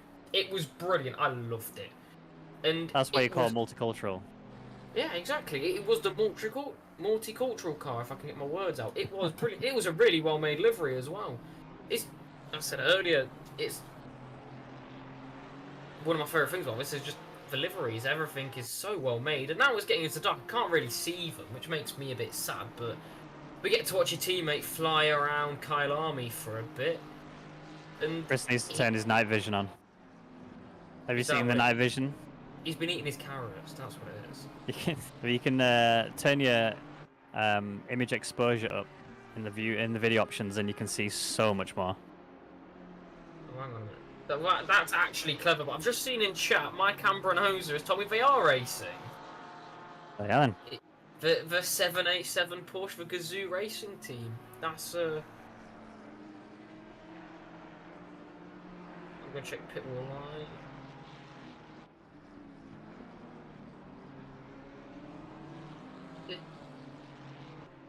That's just fun. Yeah, Tim Nybo, he's an excellent driver as well. One of my favourites, probably along with Jonas of drivers that just they make it look effortless watching them race. Definitely, you know, when they get in the car for the stint, I'm gonna have an exciting time in the comms booth. I must say. You, on the other hand, Ben, you give me heart attacks. I can only apologise. No, okay, were there any good ones? Did you see the one where I actually got the clean overtake? No, I've only seen you bash doors with a Porsche. Oh. You was my introduction to the race, so you can... You're welcome. I gave you content. You're not giving me... You're giving Chris content. You're just giving me things. A win-win all around. Yeah, I mean, everyone at home seems to enjoy it, so... I tried to be as calculated as I can, but I don't know. I guess I don't have patience. Well... Yeah. No, sorry, not image contrast, image exposure. A bit further down, it's like second from the bottom. Chris is going to make everything brighter now, and I'm going to hate him for it. That's the one, yeah. Put it on 0.8. It's the highest it'll go. He's making it lighter, I don't like it. I like seeing the dark. Why you have to tell him that, Ben? Sorry. You two have ruined my favourite part about endurance. I mean, in fairness, even in the dark, this track, even with the image exposure up so high, it's so dark still. Here we go, he's playing with the track again. When it was, I was in a practice server last night, and it was when it was soaking wet at night, and oh my word, it was so dark. There you go, look at that. Beautiful. I never said that. He might be my favourite driver, mine, because he's doing crazy stuff, is the nice way to put it. Although it's actually, what he's doing is quite amazing, but still insane. I don't think I asked Patrick this earlier, Ben. Could you go for a full 24 hours by yourself? Well, it depends really. It depends. If you want me to try and optimize it, as in, you know, try and get don't go for like 10-minute breaks each hour or whatever, or every 2 hours, then no, absolutely not, because that's mental. Could I? Could go. So when I was doing iRacing, we did the 24 hours of Le Mans, which we ended up winning, and I did 4 hours in a row. As in full sprint. I have no idea. It was like split 12 or something like that.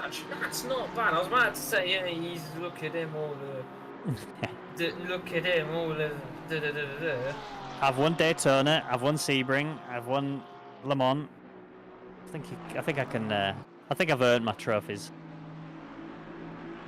Although this will be the first championship that I've ever won in ACC.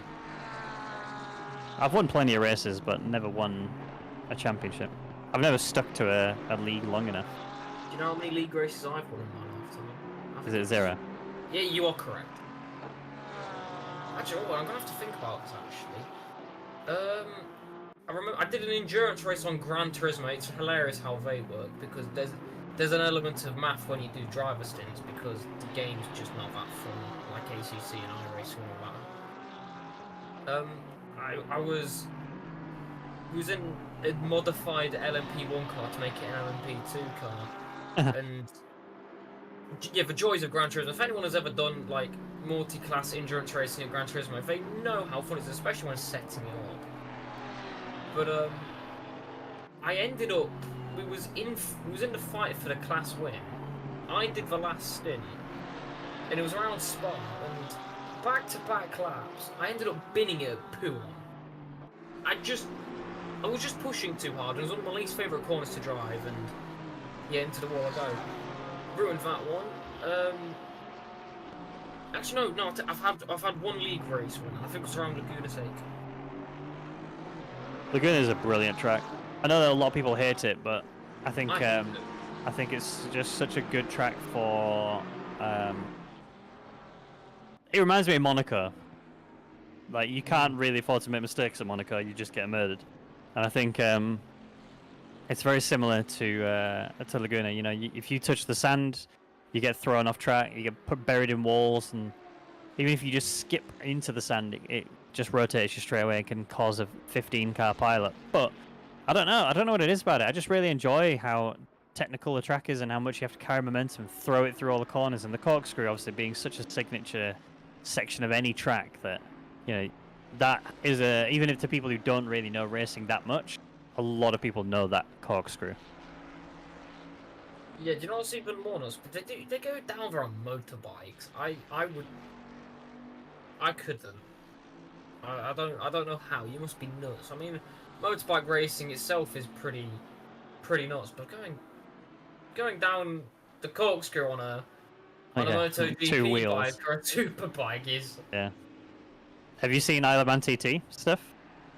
I would rather do that than corkscrew on a motorbike. I'll be honest. No, man. If you watch an onboard of the Isle of Man TT, I've seen it. I never, ever want to try that. That's crazy.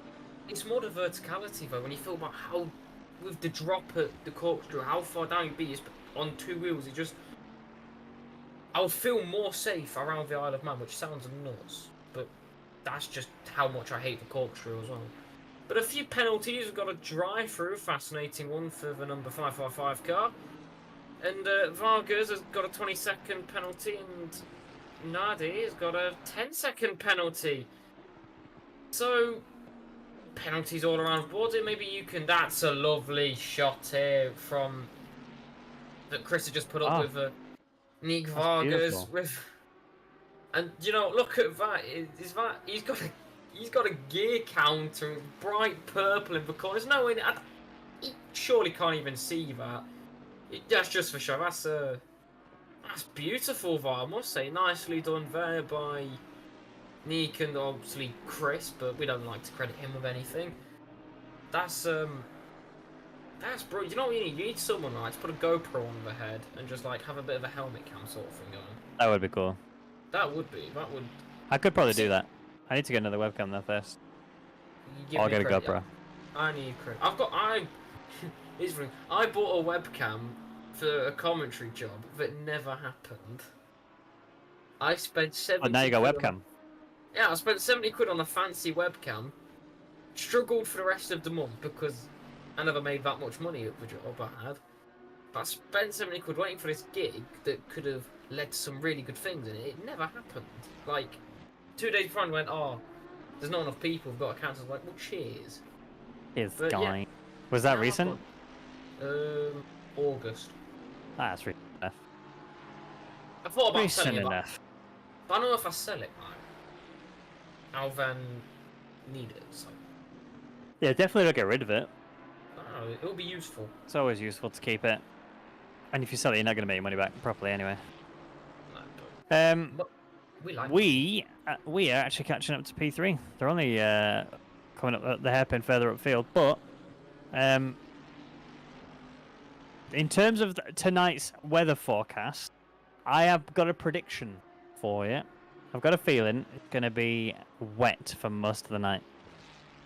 I was expecting something really in depth. Oh, there's a death. Alright, everything's fine. Somebody binned it at the cheetah curb. What's new? Number 18 car, that's Besselink in one of the Mercedes. We've not seen much of any of the Mercedes today, despite one of them leading a race. Patrick's got his wish. He never said it. Sorry, not Patrick. Ben, sorry, I do apologise. Ben's got his wish and we get to watch Jonas. He never said it, but we know he's thinking. It's alright. I was thinking, please show him. I've missed him. I've got him on my screen twice now. So apparently, fun stat for you here, according to my chat, Yancey's pulled 40 seconds on P1 in this stint. That's a lot of time. Don't know how he's managed that. Yeah, Jonas has pulled. Yeah. I think the driver in P1, if I look at their times now, I believe aren't doing ridiculously crazy lap times. So 45.8 was what they did last lap. P2 is doing 42.1, just as a reference. What's that? 3.5 seconds gained in just one lap. I think we're gonna have a change leader in a minute. Well, I have a question for you before we get to that. Does Jonas have a broken hand? No. Why? Well, Chris Vickers has recently broke his hand and was quite shocked about how quick he was. I mean, he's probably the best I've ever seen him race, and he came in here and he could barely find the words to describe it as he battled for the lead. So when you got told he had a broken hand as well, it's like he's brought him superpowers sort of thing. But Maximilian Gallus has got quite a run on Royale there, and just finds the gap. That's the sort of thing you was trying to do earlier. That's how it's done, though. And we've got to change for the leader. We've now got the 91 Ferrari, and you were complaining that the Ferrari has no top-end speed, and look at that. There's a 3-second lap of difference, man. Stop bullying me. No, it's a rule of thumb if you come here. And, if you have to sit with me for a few hours and there's not much action, I'm going to bully you. Just ask Chris. Chris That's fair enough. I'll take it. Every time. It's all funny. I blame Chris, though. When I first did my first ever thing for SSRI, we had Steve and Chris just being mildly inappropriate with jokes. I was like, oh God, is this... I thought it was going to be all serious, and then I met Chris and it was... We're not serious at all. Oh, 15-second penalty for car 555. Causing a collision. Just got rid of a drive-through as well. That's heartbreaking. They must have done something seriously wrong then. That's a serious penalty, that.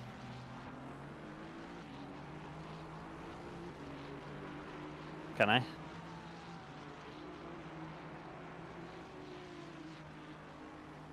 Whoa, I've missed alert. Alright, 555, causing a collision with car... Oh no, it's car 11. Car 555, 5-second time penalty for dangerous driving with car 11 on lap 118. And the drive-through that they got earlier for car 555 was collision with car 220 on lap 174. So they've had quite a fair bit of a battering. Well, I'm glad you're here, because I'm gonna... for some reason admit this on stream, and Chris might tell me off and take me to a dark room later. I never check notice board. I never check it. We get all these penalties and I don't check it. I don't know if the monitors do. Well, I'll keep it up and on other screen for us so I can keep an eye on it. Ideally, I need 3 screens. One for the race, one for Pit Wall Live, and the other for probably notice board, or just loads of things. That would... In an ideal world, I would love that, but soon come we'll have something that resembles Chris. I've got the YouTube chat up on my phone, Chris. No, just because I'm a baby to you doesn't mean I'm not smart.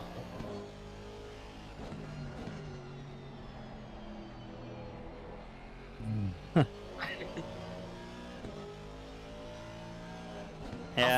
I thought you was gonna. I don't know if you was there. I know Steve was there. I thought you was gonna tell him. No, you wouldn't have been here because this would have been in the Camas Cup last year. How I put a canvas upon my wall to add a bit of decoration for the face cam. I couldn't find a hammer, so I used a PlayStation controller. I bet that went well.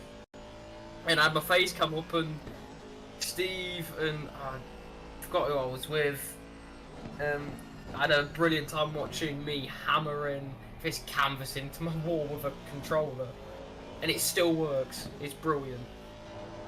But ingenuity is what I'll call it. I'm sure Smith's penalty's gone up. He's gone an extra 10 seconds on it longer. Yeah, I don't see where that's come from. Currently, all I can see is just the 5 seconds that was put on there earlier.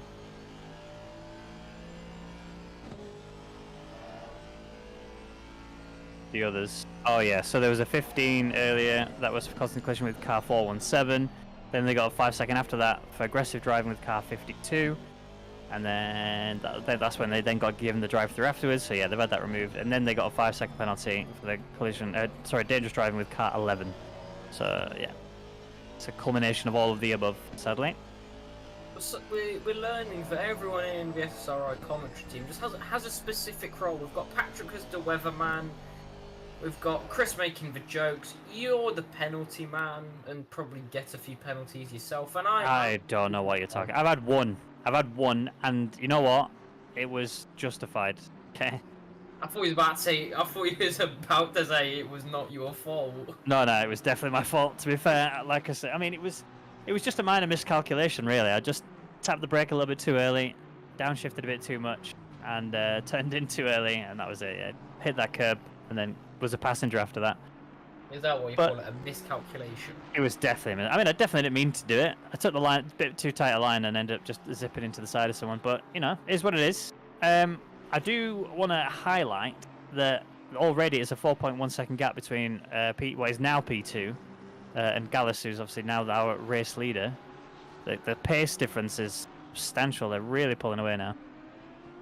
Yeah, he's really put his foot down. And actually, when we was looking at Gallus closed down, I was thinking, Chris knows I love to look at the liveries and go, wow, look at that. But what a name that is, Maximilian Gallus. I mean, it just reminds exotic, me, isn't it? It reminds me of a horse, like, you know, just a big race stallion, which is probably why he's being so quick right now. You know, as we say that he gets a bit of snap of oversteer and catches it quite well, but maybe he's embracing the imagery I've got. He's showing his speed here. He's putting your Jonas to shame here, it seems. No, I'll take that back. No. Okay, fine. 42.2 from Jonas last lap. So what's Leader doing now? Let's have a look. There you go. Oh, so there you go. I'll have you know that Jonas is fastest on track right now. Well, actually, on pit wall light for me, it says Gallus last lap was a 41.8. So. Oh, it lied to you. No, well, I'm being lied to. Well, his best is better than your Jonas's best. When you take that. My best is better than Jonas's best. And you know what? I was so best upset. Is better than my best. So I came up to the. Worst is better than my best. So. I came up to the finish line, celebrating. I was like, "Yes, I got a 41!" And then it went, bam, 42.000. Heartbroken. That was quite satisfying, though. So, at the end of the day, would you rather a 41 something, or would you rather have the 42 flat? And it's like, look at me, I did that intentionally to nail it. Where's 41 all day long. Well, you're boring. Well, I think 41 is it's a massive difference. 41.999 is a 41. 42.000 is a 42. It's substantially different. You know what I mean? Even that 1,000th just makes the difference. Bragging rights, really. Selfish. The Yorkshire selfishness is coming out. Are you thinking only about Absolutely. yourself and not our entertainment? Absolutely. Got to look after number one. No. Why would we look after you, Ben? Well, I mean, I'm not saying you have to look after me. I'm saying I have to look after myself. Number one. What's happened at McLaren? That's a pretty beat up McLaren. That is. Well, I did see them buried outside Cheetah Corner earlier, but I didn't see them clip any walls. Oh, did you see Clay? Banny had a VR issue earlier. Yeah, apparently he had VR issue and ended up just driving into the wall because he couldn't see where he was going. Suffered loads of damage. Came back, went into the pits, repaired it, came back out again, and then sped in the pit lane whilst getting that repaired, so ended up having to stop go 30. It's how it goes, isn't it? Yeah. And where are they now? P20, is that right? Is that them? Yeah, so sad for them, but ultimately, it is what it is. By the way, if you see car 415, please don't ever put them on stream. That's my special request. Put it on. Oh, please. Yeah, well, rear and roof of the car.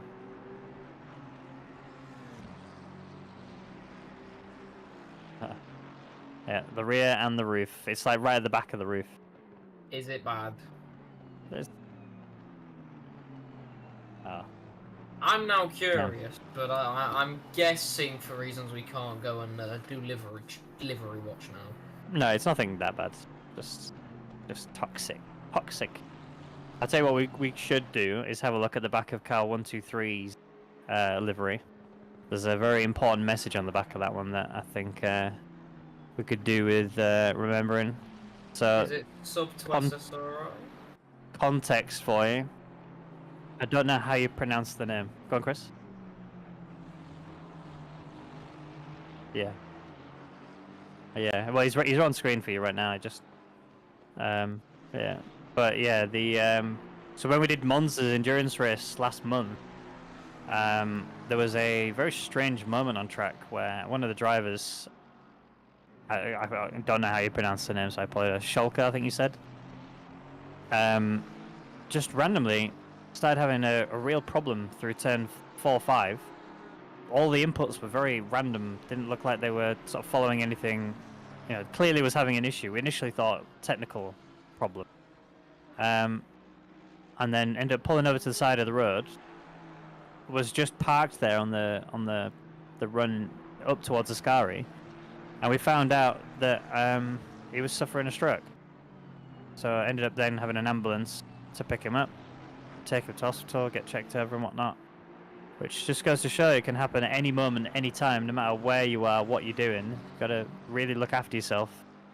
So, touching tribute from car 123, the Revolution Sim Racing red car. Way to roll your R there. Thanks. Been practicing my my I feel disturbed listening to that now. I don't know why. But you know what I think is a good time for him? He's going to hate me for this probably. But I'm going to request that Mr. Chris Hill comes and tells us about the Christie charity and give us a bit of information about it. What ways you can donate, things we're doing for this. As obviously we are raising money for the Christie charity. We've got a few things where I believe you can do. There are a few auctions potentially. I'm a hopefully bring Chris in and he can explain to everyone at home just a bit about it.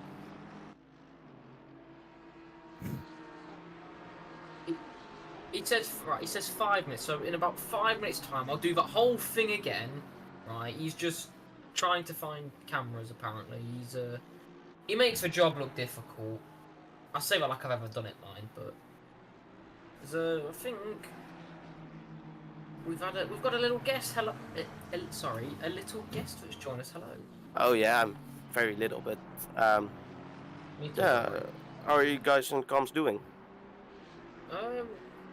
Good, thank you. You? Yeah. Just came out of the car. Well, you have been doing it for quite some time now, especially Chris, who's been here his whole day.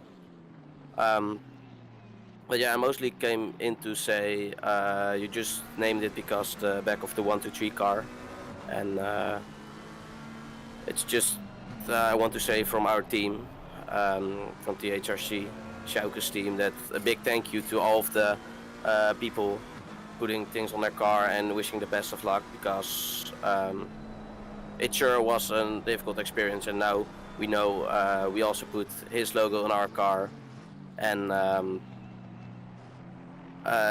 we know he received it and he really likes it.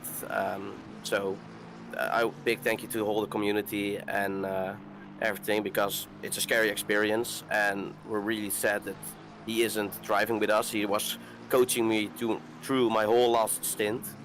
But yeah, it's his favorite circuit and he was looking forward to it at the start of the year. So we're really sad that he isn't here driving with us, but he's coaching us. And yeah, just a big thank you to the SSRI, everybody. Wishing good recoveries, and it's all fine to hear and lovely. I think as I'm slowly getting older and older, I'm beginning to realize just how important these you know, how mental it can be to be just suddenly struck down with this sort of thing. I think it's a big deal to to be mid driving and then suddenly lose that functionality, even to be able to speak, for example. I can only imagine just how traumatic that must be.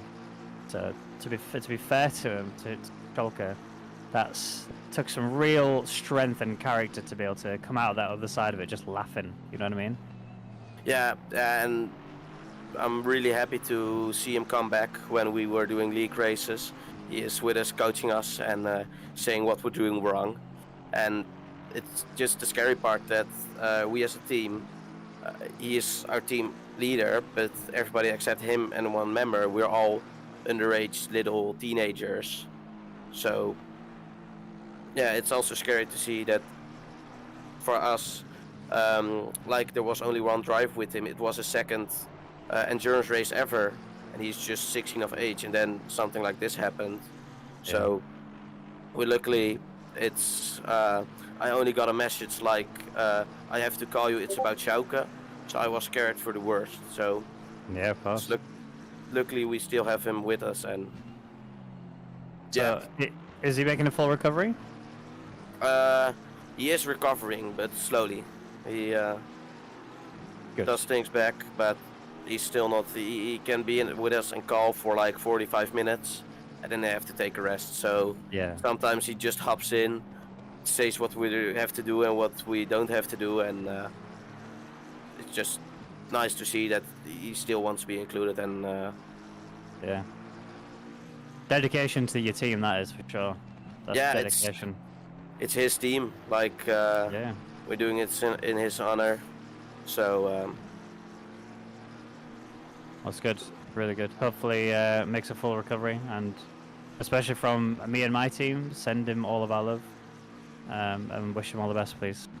Yeah, that will certainly. And yeah, loving the broadcast so far in the race, because it's by the SSRI admins well organized again. So I have been looking through the stream and in the game, and it's been good racing and hard racing, especially so far. So good jobs on you guys and just all the drivers. I haven't killed you on track yet, have I? I don't know which car you are. What? 169, the Ferrari. The sending Ferrari, I think people are calling it. Oh, no, I don't know. It seems like I just saw that I hit the Bentley one time and my bonnet magically was fixed. All right.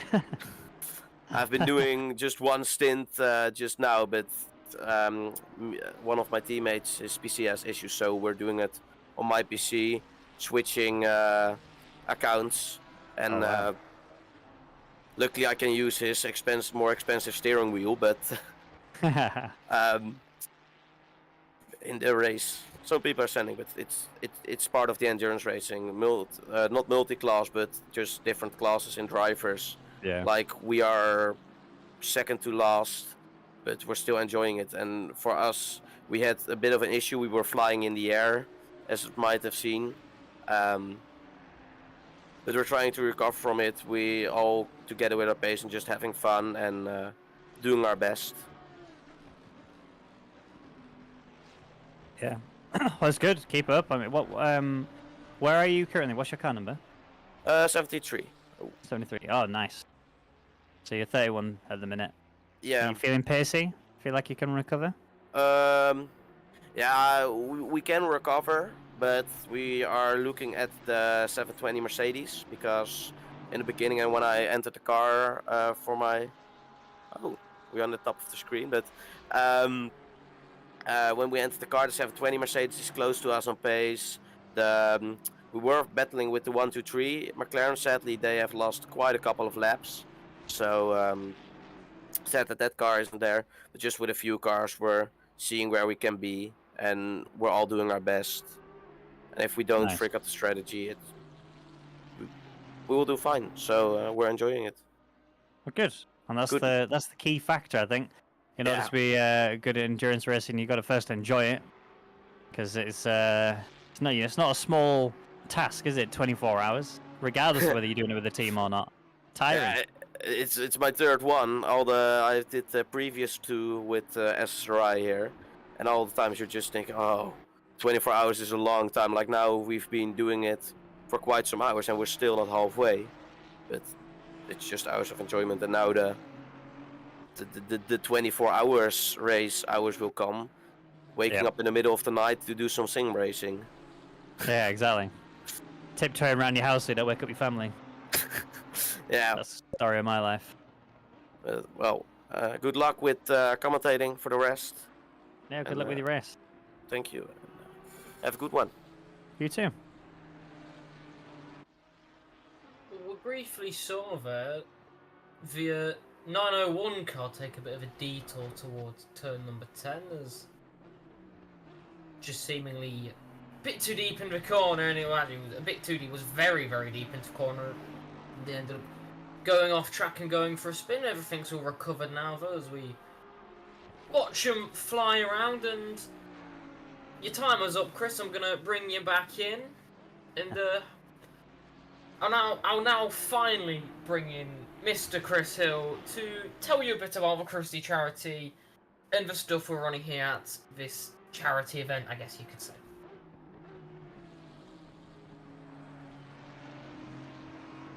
Can you see me all? Can. That's okay then. I can hear you. Yeah, that's what I said. Can you see me? 2 different things. Right, thank you very much so far, guys. Yes, I have come on stream. Dylan has managed to persuade me eventually to come on to have a quick chat.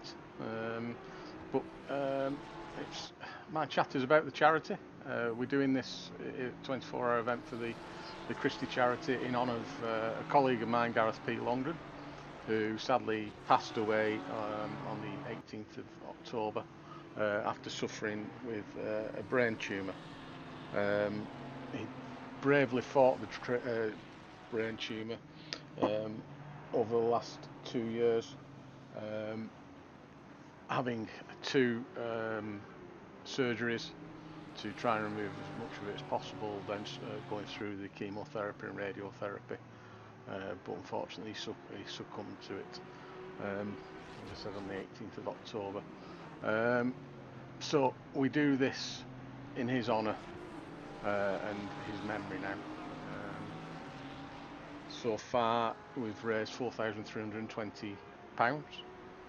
There is an auction going on, so check out our website for the auctioned items. I believe it's the Simucube wheelbase, a voucher for a wheel. I'm doing this from memory, so please excuse me. A set of pedals, and there are several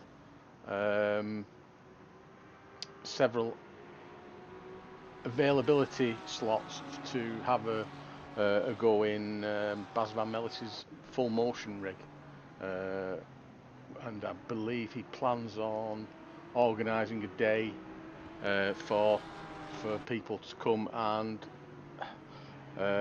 as a group of people and meet each other and make it a social event as well, which is a fantastic thing. So yeah, thank you very much so far for everybody that has donated. Please, please, please, if you can, dig a bit deeper. I don't want to sound like Bob Geldof, but let's have a little bit more money and let's smash the £5,000 target. And with that, I will pass you back to the wonderful commentary team. Thank you, guys. Thank you. Massive reason to do it. Great cause. Lots of money raised so far, but yeah, definitely need to push that target higher. Come on, get your wallets out. Stop being tight.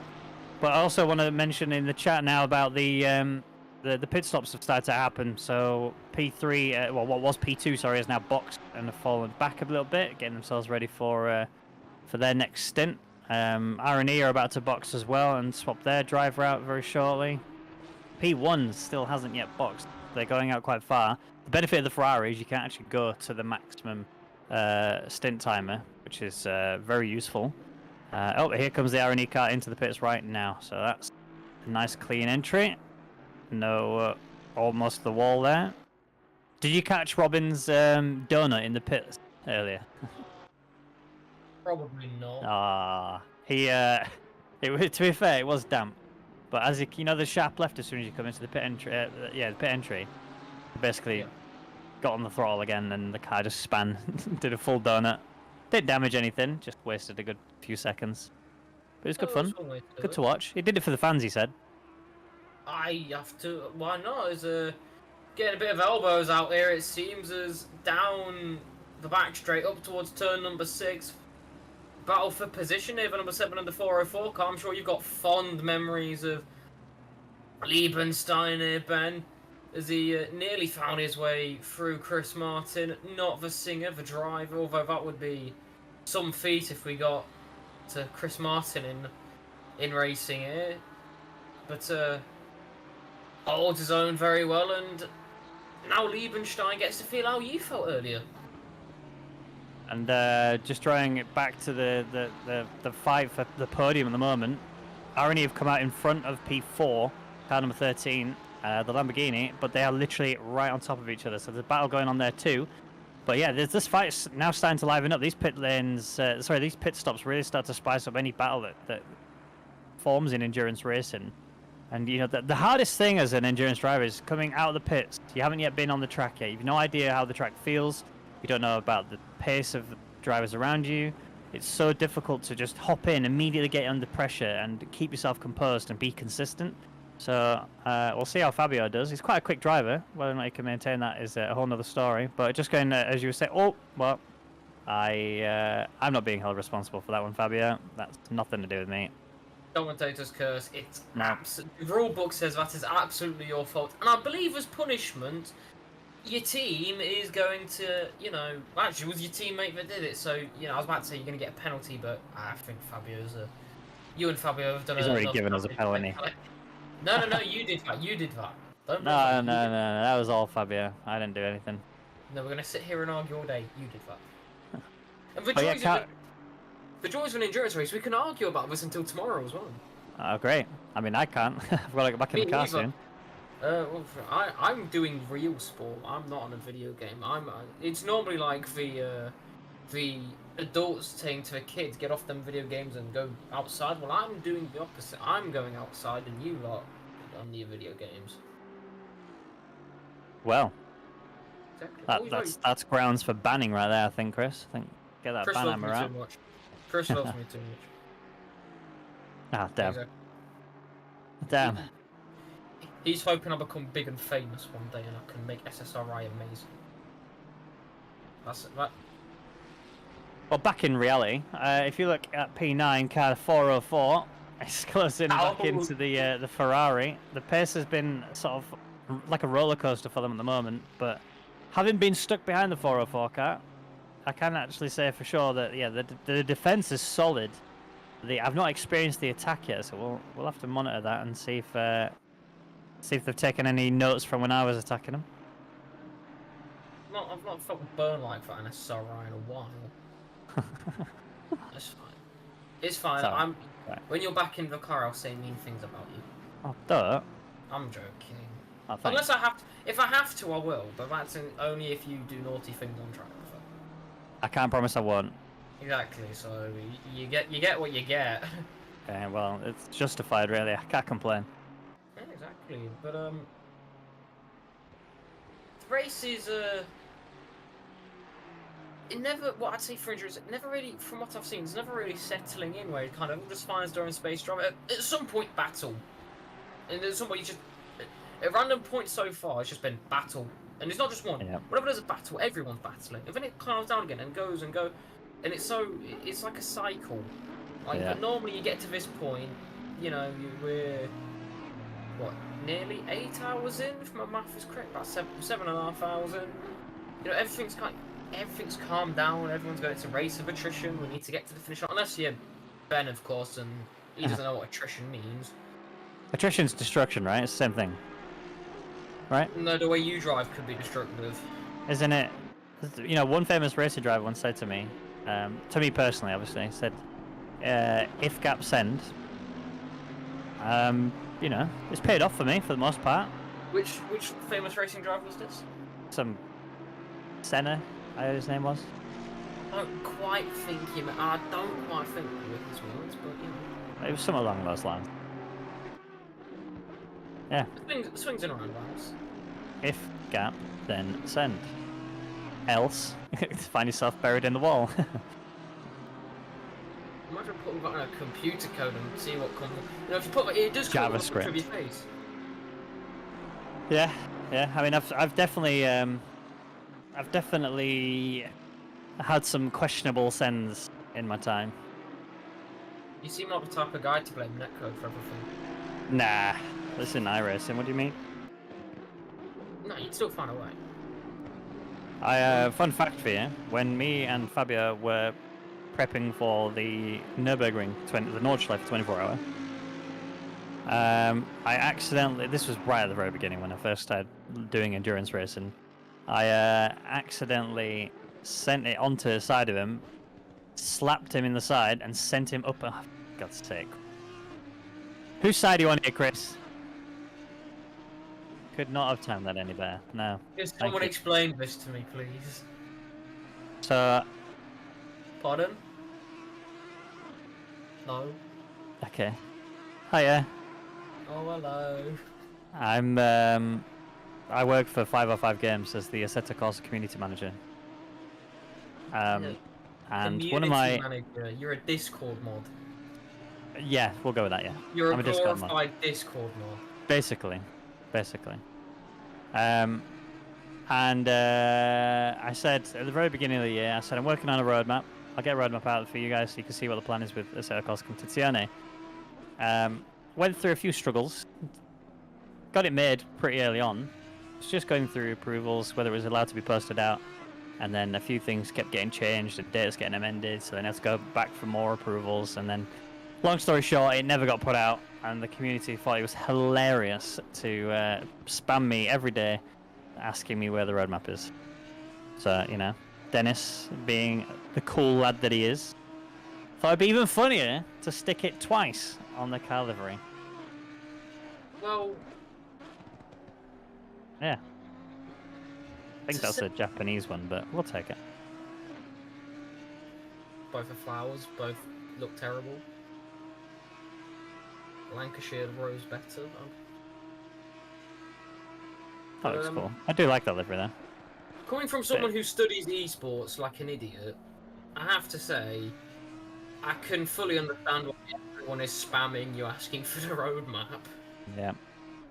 But it's fun. It's fun dealing with it every day. You know what? I'll get you in to come talk to my college. That would be really good. Yeah, sounds like something I definitely want to do. No, which college is it? As in, like, whereabouts in England? Nottingham. Oh, I'm actually in Derby. I mean, come on now. I'm joking. I used to live in Nottingham. I live on the county border. I could walk out my house and then move across. Like. You live in Long Eaton? No. And even if I did, I'm not saying that on stream. I mean, that's the county border. It's either that or Ilkeston. I think Ilkeston's like county border, isn't it? Yeah, I'm glad that most of these people probably don't know where Ilkeston is. I don't think there's many people that would try, and you also have to think about it. Long Eaton's not exactly a small area. It's also a good thing that. Exactly. Uh-oh. Fabio, please, no. Oh, no. Oh, no, okay. What? Fabio's just lost the car. Oh, yep. He has. And down at 135 is at the moment as well there at the back straight. Do you think he's going for a toilet trip? And everyone's. 901's going. Bernie Ecclestone's activated his sprinklers. Christie was getting onto that one. Fantastic.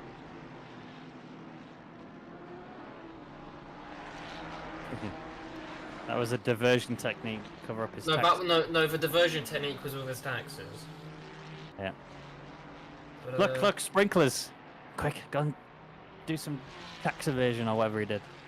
Is it tax evasion or... Something to do with his taxes. No, he definitely did not. I mean, I don't It was think anyone tax does, but evasion. he definitely didn't do it. I don't pay tax. It was a lot of tax too. Yeah, I don't. I don't pay tax. Big win. Yeah. Even if I was 18, I still wouldn't make enough money. Not yet. 18. I heard 80 as well. Blumenau, if I was 80, I would hope I'd be retired by now. Well, been long retired by then. I might still have to be slaving away, you never know.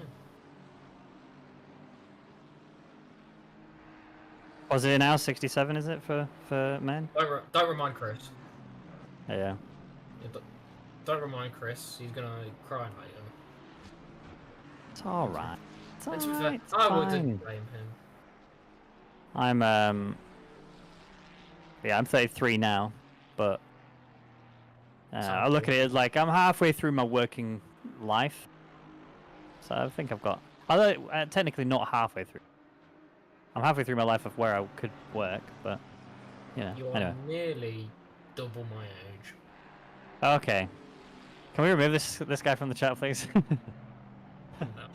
Hey, Discord mod. Just gonna right click mute.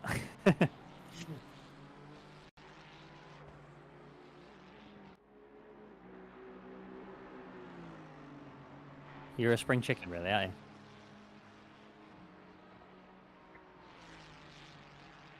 I've already had my first job, so you're wrong. Paperboy don't count. No, I had a proper job. I even got made redundant. I know how redundancy feels. I dodged redundancy like 3 or 4 times. I was so fortunate. No, I cried. It sounds like it's all doom and gloom when you get made, but ultimately it's really not that bad. Yeah, but when Just you're in my mind, age, you gotta go and- through the whole when you're job my age, search you don't have many process. qualifications. Finding another job is really fun. Yeah, Until but you're you've 18, already... no one wants you. Hey, what do you want to do? This. What, commentating? Yeah. Okay. So... Chris, if I find a way I could bring Chris with me to whatever I do, I probably would. I'd be like, I know a guy. Oh, I would bring Chris. So, I'd bring most if of you- SSRI along if I If could. you're serious about commentating, have you... Off to uni. Okay, well, I mean, that's a good start, but I mean, you can do it regardless of whether you go for an education trip on it. You could do it outside of that. Now, take a look at people like Lewis McGlade, for example, who has built up quite a reputation and following. I mean, the guy works 2 jobs. It's not. He doesn't just commentate full time. He also he's like a manager of a restaurant, I think. I don't know how he finds the time to do all of the above, but it's just finding a portfolio. Yeah, that's the one.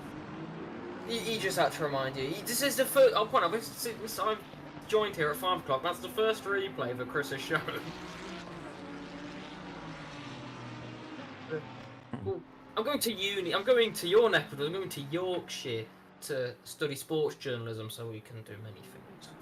You got a DPS man, mainly doing Tracer, and then I got blood. So I stopped playing it. You sound like you was plat. I got to diamonds before I got blood. My peak's higher than yours, El Bozo. I mean, you probably have way more hours than me then. Do you play Apex Legends? No, but I'm going to get back into it because my college has an esports team for Apex, and I'm not going to get kicked off of this team. I reached Masters in Apex. I never played ranked. Outrageous. I hate Battle Royale ranked because of how it works. Apex is quite a balanced battle royale, to be fair. It's very fair. Not until the balance is how the rank system actually works. We are back, it seems, and we're just talking about FPS ranks. Didn't realise we were back, my bad.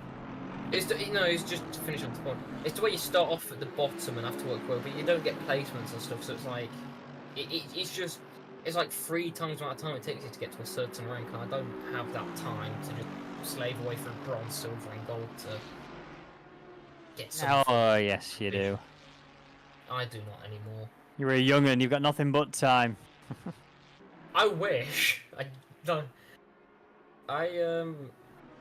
Well, this summer I literally had a day to myself. Like, I just get a day a week because I worked for 2 days at college and then I was out seeing someone every weekend. So I was like, Ooh. Oh.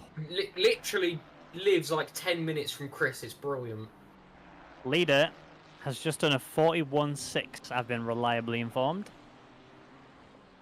How do you feel? That's Your team's insane. not the fastest anymore, Ben. How does it feel? I mean, Fabio's in the car, so... But it That's- feels very much on track. You feel like you're insulting. Are you insulting your team? It's Fabio, it's okay. We have a love-hate relationship. Like me and Chris? Yeah. Well, me and Chris are more love than hate. Is it? Yeah, Chris is amazing. Chris is amazing. I have not doubted that at all. I don't care about the money. I'm enjoying the company. That sounds really weird saying that when no one can hear what Chris has just said. Chris has just said, I don't have any money. Like I'm trying to get something from him. So... It made it sound more worse now that you just felt like you had to clarify it, I think. Well, saved any confusion. It's Fair. brilliant. Again, I'm just... Anyway. I got home, had a nap, and woke up and was like, I am not missing SSRI for anything. We're getting lapped. We're about to get lapped. We're three seconds behind us. Go on, Chris, put it on. It's already on. That's leader right now. Oh, is it? I'm not paying attention, apparently. It's It's alright, dark. it'll happen, don't you worry. He's coming. One of the above? I don't know. We're in there somewhere, aren't we? I don't Fabio know. mudded. Uh oh. I'm doing Someone's this with just a made a headache. clip of me binning Fabio. Verbally. That's not nice. See, I'm on Fabio's side here. Fabio's my favourite driver now. Is he? No. Based on what? To annoy you. Oh, fair. If you said Robin, then that would annoy me more, for sure. Then for Robin. Robin drives me nuts. That guy wouldn't know what practice was if it slapped him in the mouth. Imagine practicing. He is! That's what's so annoying! It's the same for Jonas, right? Like, Jonas in particular has got a crazy amount of talent where I will spend... Oh, that's a yikes. Oh my, okay, there's death at Cheetah Corner. 2 cars just very much had issues there. No, it's not you lot. There's, yeah, Jonas will... I'll spend hours and hours and hours and hours and hours practicing, finding time, trying to, analyze my laps and whatever. He will come in, 20 minutes later, he's already at my pace. It's the most horrific thing. And Beaker's the same, or Robin, whatever, he's the same. He'll come in, do a few laps, find a bit of pace, do a few more laps, be pretty much on pace. It's the most annoying thing in the world. I mean, look at his, he did 2 stints today already. His first stint was pretty poor. Second stint was really good. Natural talent, it seems, though. Yep, annoyingly. Sometimes that's just the way it is, though, isn't it? I mean, Yeah. some people just... It just comes to them really quickly, I guess. I wish I was one of them. I have to put so much time into getting good. L. L. You can tell you're a community manager. Yeah. Young. Have to deal with toxicity 24/7. You are in the esports industry, I will remind you. I'm aware. I'm aware. It's on a plateau. I've had to write essays about it. You've volunteered for that. True. But like, doesn't mean I enjoy it. I do. I do enjoy writing. But Do you do journalism then? Is that what you do? No, I do esports. I'm gonna go. Yeah, but journalism. esports journalism. No, just esports. So when you say you do esports, what? I mean, esports is quite broad. That's it kind of is, bro. We do a So you bit just of do everything. Oh, I see. Yeah, I mean, we learn activities, 41.8. social media management, graphics, coaching, the lot. I mean, That sounds like community management to me. we're running an we're running an event at the end of the year in our nice esports arena for our events management module. Got to set up a proper event and run it. That will be fun. You know what? We'll get SSRI down to do a LAN event. That will be really good. Really good. Sim racing LAN event. Well, if That'd you be ever need a venue, so I can get you one. Although you've got until July. That's when I finish. That's when I graduate. Can get you one, but you ain't got a lot of time. Although I can then recommend you to it, and since I'm an alumni that's won something for the college, they still like me. So. Definitely made that word up. I made that up. In our college's esports. Oh, it's happening. It's happening. Yes. Here we get to see Ben cry. Your And we've already been lapped once, but we unlapped ourselves because Jonas was in the car, and now Fabio's in the car, and he spun it twice, and now we lost all of that progress that Jonas had worked so hard to achieve. Are you gonna tell him off? Nah. Why not? Because he'll be kicking himself so hard right now. Like, on a serious note, he'll be absolutely destroying himself mentally right now. I know how it feels. That's normally me. Yeah, we have a really good, like, we'll banter each other to pieces, as you probably found out. But when it comes to the day of racing and when we're in that moment, we are... Oh, that's a send. It was one of your moves to lap you as well. How do you feel? Well, you see how clean it was? That's how I do it all the time. You wish. That's a masterclass. Oh, Fabio is having a mare right now. You're gonna have some masterclass in community management. No. It's my day off today. You're gonna tell us how to make Discord channels. But yeah. That's pretty much it. Probably. It sounds about right. It's not far off. I basically get pinged all the time, and I go, "Leave me alone," and that's it. Well, the way I see it, the difference is you do a bit more effort, and you have half the ego. Oh well, then about half. No, have you met just a standard Discord mod? They think they are God. Now I you have a may team think of them you're that work God, for me. but not a, you make money from this. This is your job. You're not volunteering doing Discord servers and thinking you're the best because of it. I only say it because there is a guy at my college who is exactly like that. Because he mods Discord servers, he thinks he's him. And if you Google Discord mod and look at the stereotype memes, he looks like that as well. It completely baffled me that he is the stereotype. Yeah, community management is. Go on, sorry.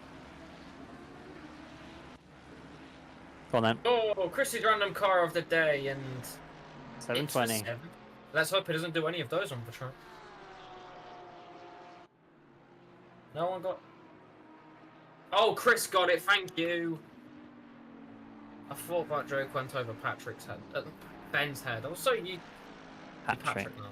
I'm getting out of here. Bye. No, don't leave me alone with Chris. Don't leave me alone. Don't leave me. I'll tell you one thing I will say. The Porsche gotta be the best looking car around. What, livery-wise or just the car? 992. Just the car, I mean. Especially at night time, that red Tron style. Oh, I've just watched Fabio nearly murder someone. P20 is a Porsche. P15's a Porsche. I think 404's a Porsche that I've nearly murdered a couple of times. The nicest car has to be the RB19.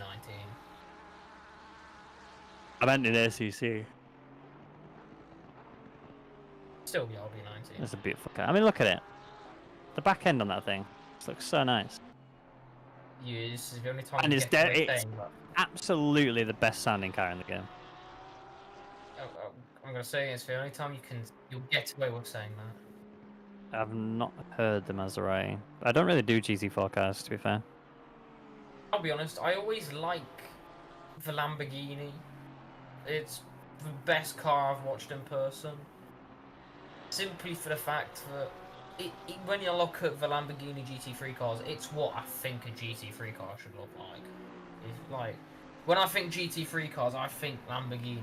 Like, down low to the ground sort of thing. It just looks proper and it sounds, in real life, I've not heard anything. I've heard 8, like, F1 cars for over a decade, and this Lamborghini still, I mean, I remember going to watch the British GT Championships at Donington, sitting on turn 2. So as they're coming out of pit lane, you knew when the Lamborghini was coming. You just hear it roar. It was beautiful. Did you go this year?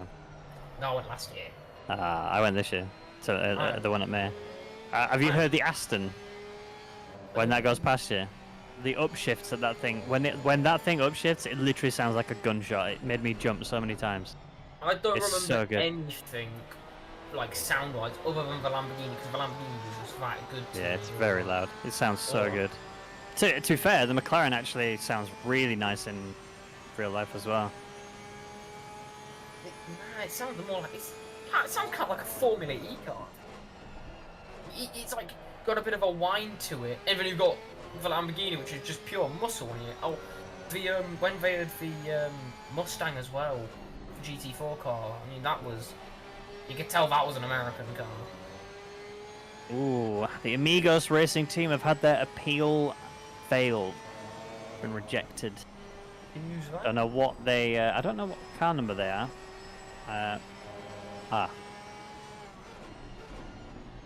Yep. Again, which they one was appealed, that? but it got rejected. Well, the 555 Aston All right, Martin. I have been summoned by my team to go and join them because apparently I'm next in the car and I need to help you're Fabio not. get ready. So No, you're not. I'm gonna have to ditch you, unfortunately. Sorry. Have fun with Chris. I won't. No, my pleasure. Take care. Have a good rest of the night. See you later. See you, Bye-bye. lads. No, can I send out an SOS? Anyone? I've been left alone again. As car number 13's got itself a drive-through, as we spoke to them earlier about how they'd hoped the race to go. That wasn't on their bucket list, and they are seemingly in a bit of a battle, actually, as they now are going through the... No, that's the number 7 car. So there we go. Was in a bit of a battle, but I think they've had a bit of a moment somewhere. And now, the Fortune Hunter Racing number 13 car has got itself a nice drive-through to go along with their misdeeds. And, Chris just said it's a nice lovely purple. It looks blue to me. Now, you lot, I don't think you can hear Chris, but Chris is just admitted his eyesight's gone with old age. He said it's true. I have to do is I have to relay the message to everyone so I don't think I'm going insane. Although the joyous thing is I could just start having a random conversation when Chris isn't here, and I can blame Chris. You could do, but now that everybody can hear me because I've just switched my mic on.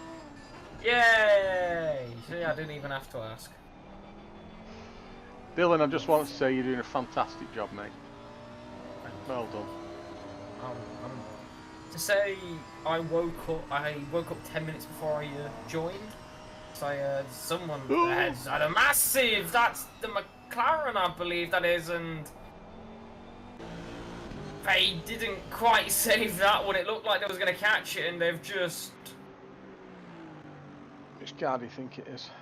Well, I think it was the McLaren down the back for the 1, 2, 3. Yeah, it was.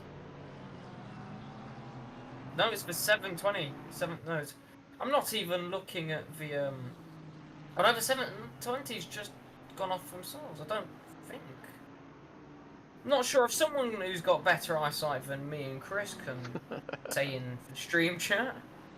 That would be much appreciated, it seems. And yeah, but it was a white car with a blue stripe down the side, so I have to think it was the McLaren, and then the 720 Ryder Magnussen has followed suit there. But going back to Chris's compliment, because I want to feel good about myself, of course. So you should. Yeah, to say I got home and well, it was just I got an hour's nap because doing hockey trials is not fun, especially with fitness tests. Doing a bleep test at 9 o'clock in the morning is not fun. I will be honest, I was sick afterwards. But came in, my head was pounding, and I can't say no. I can't miss doing this with Chris. Chris is he's a bundle of joy, is what I would say. And if only you lot at home could be in my position right now, and no. I may take the mick out of him, but he's a lovely man. Now you're only saying that because everybody can hear me now. I wish. Because you've only got... Because before you only had one side of the story you could tell. Now I'm able to defend myself if I need to. Now I can debunk that because I've done it to Patrick and Ben and they could hear me. They could talk back. So what's different with you? Yeah. Very true. I'm not even going to argue.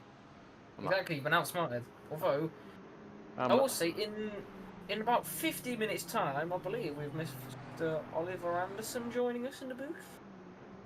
Mr. Oliver will be joining us soon. He better bring my pizza. He'll have forgot it. He always does. It's awful. Car 18 with the drive-through as well now. That's not their first either. They had one earlier whilst Patrick was doing the interviews. They got one and served it pretty quickly, so it's not been the best fortunes in the past few hours. So, is that... No, it's blue. Oh, and a bit of purple. That's what purple is, Chris. And straight away into the pit lane to serve the drive-through as... Well, why wouldn't you? Get it... Might as well. Get it over and done with and out the way. This is the sort of thing, if me and you were driving, Chris, we would be in and out of that pit lane for either damage or penalties. Oh, without shadow of a doubt. We've no shame in admitting it, though. No. Neither of us can drive very I'm well. slow and consistent. In other words, I'm consistently slow. I think Gordon Ramsay would call it consistently poor. He might do, but I don't take advice off that man. What if it's about cooking? I still won't take any advice off him. That's where you're going wrong. Why? This cooking's pretty good. It probably is. At the end of the day, that's his profession. What's our profession? Well, you're a professional student. Professional waffler. And I'm a professional engineer. Well, my profession for was for like until a couple months ago was a valeter.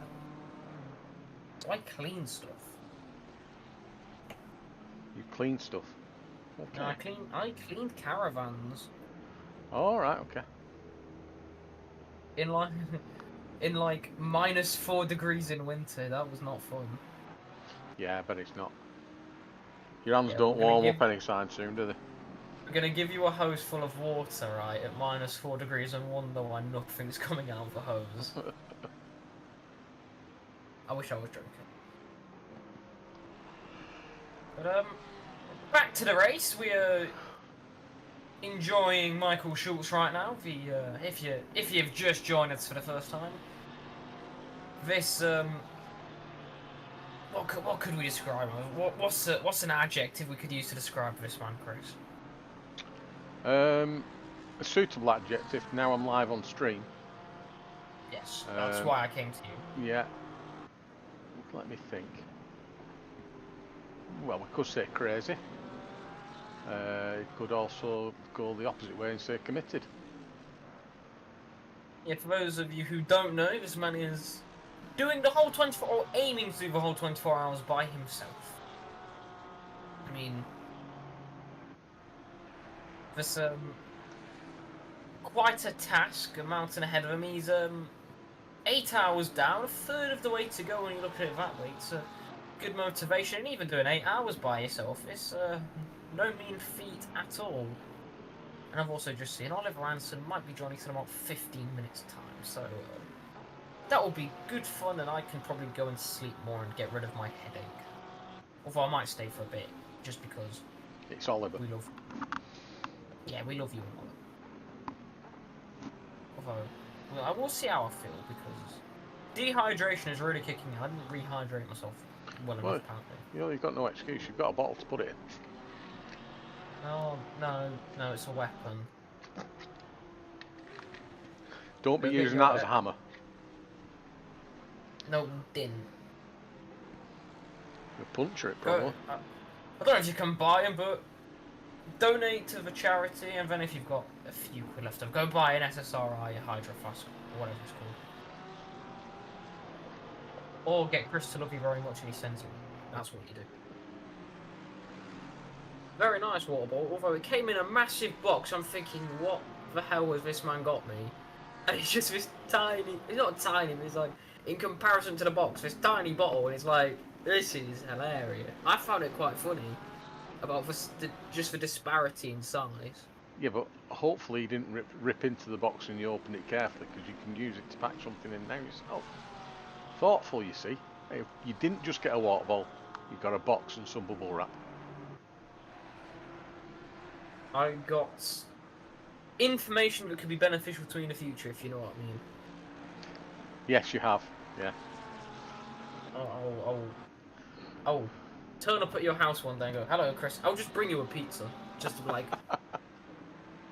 Although I do know some good pizza places near you because of reasons. So there's that.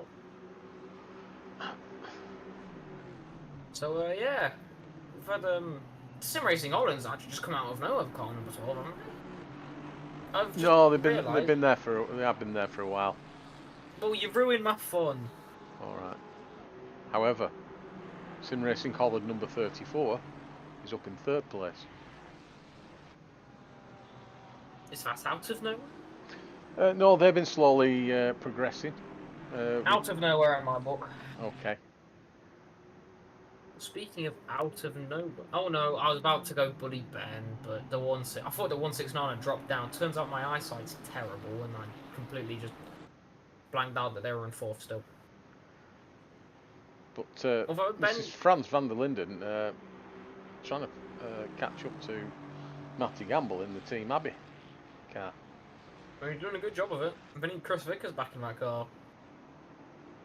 Or they need to break Matty's hand, whichever one. Well, we're not. He's not going to call. He's not called Chris Vickers anymore. He's called Hans. I'm not laughing. Yeah. You're laughing inside. You got me on that one. Chris won, Dylan 100 and something. But it's very dark now. This is what I like. All of the headlights on is brilliant. This is the unique thing about Kyalami is that it was mentioned earlier in the stream, probably while you were throwing up. Kyalami has no outside lighting. Nothing to light the circuit up with. Well, I'll point out I threw up at 9:30 this morning, so. Okay. You weren't even awake. Bloody well was. See, he's a dedicated man. I'll just set him up there to big himself up. That's teamwork. Although, speaking of teamwork, Ben McConnell getting in the 169 car soon, hoping to repair the damage, metaphorical damage, that Fabio Souza did with a couple of adventures off the track and taking away all the progress that Jonas Akala had. And if you were here when Ben was in the commentary booth with him, you would have heard him not enjoying it, put it that way.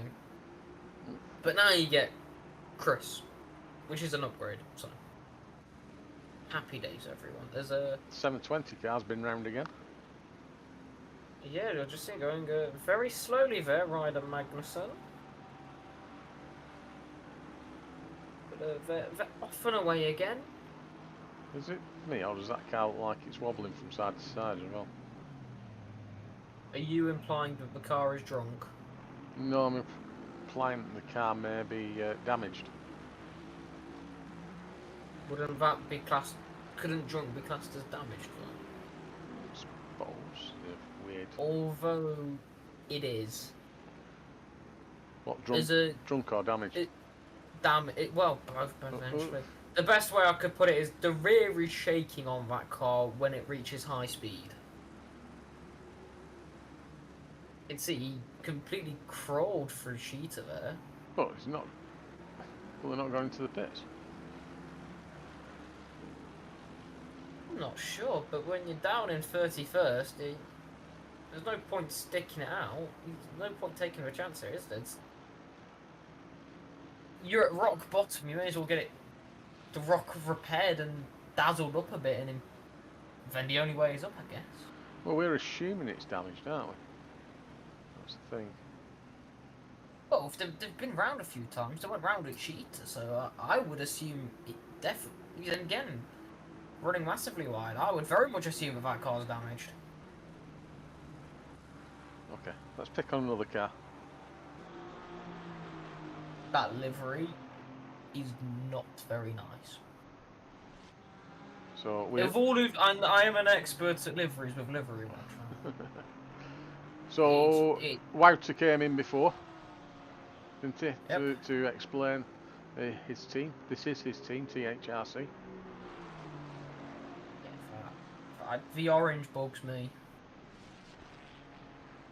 I don't know. There's just something about it which it doesn't grab me like the others do. Although one thing I do like is the flags on the rear wing. One of my favourite things about liveries is when they do that. Every livery I've ever made when I played Gran Turismo, I always put a livery on the rear wing. So a flag on the rear wing. It just adds a bit more personalisation and character to the car. It feels more special. I don't know if you feel that way, but definitely it just feels nice having your flag on the rear of the car. I think it's a good placement area for any type of logo, whether it's a flag or obviously I'm a bit biased, but our community logo. Yeah, I'm about to say, do you want an SSRI logo on that? And speaking of community, hello, Mr. Oliver Anderson. Where is my pizza? Well, I don't know. I'm having mine in my hand. Oh no! It is the favorite food for sim racers, you know. What, wine? Why? Well, just what? Because why? I don't know. Wine. Wine? Yeah. Well, I have no wine. I have Christmas beer. That's equally good. Yeah, I think I completely missed what he said. I thought he said he had wine. No. I admit I had mine. What's that? Pizza. Oh! In my hand. I've been up since 6:30 this morning. My brain's not working. Then go to sleep. Then Chris and I will take over. I will be soon, but I'm gonna stay around just for a bit longer. And what just happened to the 73 car? I think the car gave up after what I said about its livery. Well, this brings flashbacks to last hour, like with the sim. I was just about to say that. Let's not go there and think about there, Oliver. It was. Oh, they're in the pits. They're in the pits. They might have RTG for some reason. Well, Chris has left me. That makes me sad. What did you do about Oliver? I don't know, because he knows that now I'm here, then he don't have to talk, and you know how Chris doesn't like to talk on camera. Yeah, but Chris just has a voice for radio, and a face too. Oh, yeah, the best baseball radio. Absolutely. So maybe you can give us a little rundown of what's been happening in the race so far. As I've been on track most of the time driving, I haven't really followed. I was about to say, surely you'd know a bit more than me. You've been racing in it, but I've only seen the back of the field. No, it's been, from what I've seen, I've only seen about 3 hours of it. It's been a fairly calm race, I'd say. Everyone's kind of been very good as the 404 has stopped. We saw a lot of action with them earlier, actually, between themselves and the 169 car. They had a very good battle. But with a lead change early on, with Gallus in the car. But other than that, it's been a patient race, is what I describe it as. Things have You surely haven't been on track if you feel like it's been a patient race. It's been anything but that in the back of the field, I can tell you that much. Oh, in terms of action, there's been action, but it's come at a good pace. It's not like all the action's just been dumped on at once and then we get nothing for 3 hours. In terms of an endurance race, it has been quite good. Where the way I put it as well, not many teams have had issues so far, so it has been whoever's the fastest driver on track normally gains a lot. We saw Jonas Ocalo and he was on track, and Gallus, who's still in for the number 91, they gained massive amounts, and then when they swap and the slow drivers come in, it kind of falls back a bit, and then the 88 will probably get back past, because the 88 has led the whole time since I was here, with a nice little battle with Team Abbey Racing, which is now down in 5th. They've fallen down after battling for the lead when I came in, and that's because they had Superman and Chris Vickers in the car, and now they don't. But it's been a good race nonetheless. As I said to Patrick, this is the first ever race, real life or sim racing, I've ever watched at Kyalami. So yeah, we actually have live action battling here for 7th position. Yeah, between 30 probably. Yeah, it's Gross and Van der Vaart battling, Gross and Martin battling it out. Even spoke to one of the teammates earlier, Marius Dreisig. But speaking of none of the top teams having that many issues, we have seen 2 of the contenders having disconnect so far in the race. Both the Mode 11 racing team, currently driven by Bas van Melis, and the I can't remember for the life of me the name of the team, but the team with Sim Spenkeling, Clyde Barney, and the third guy at Simsport Racing International, I've been told they are called. They also had a disconnect earlier in the race, and that's the reason why we find them so far down the field. But you gotta be in it to win it, though. So you're not the top team if you're not here. All I'm saying. Exactly, and they can still have a great comeback because they definitely have the pace to get back into the top 10 if everything from here on goes to plan. But it is a tough job to get up there. There are many cars ahead of them that have extreme pace that will be hard for them to catch up to. Yeah, I mean, it might come. You never know. It's 15 and a half hours, so. Yeah, and we are denied the action as the Lambo Ferrari of Martin jumps into the pits. But yeah, a lot of racing still to come. A lot of things can still happen in this one. We have seen short spells of rain. Maybe we'll get some more extreme weather later in the race as well. And at this point, for many of the teams, it will be most likely just about surviving the night. The mysterious time of racing where weird things might happen and can happen to people. And as we see a car off at a Chile. Yeah, it was the 720, but the second time in about 10 minutes they've been off there, so they're really not having some good fortunes. But I am sadly, looking at the time, going to have to vacate the commentary booth. I'm going to leave you with Mr. Chris Hill, thank you for having me. And I'm going to leave you all with Oliver Anderson, who should take you through to to midnight, I believe, UK time. And at that point where we will turn the comms off and Chris can have a nap and go on to the autocam. So I'll leave you with him to take you through the rest of today's action. So thank you all for having me. What? Can you not stay while I'm eating pizza at least? Oh, go on then. Thank you, otherwise it will be some weird commentary with a lot of me just chewing pizza. I've done that before, don't worry. I eat a whole roast dinner whilst commentating before, that was fun.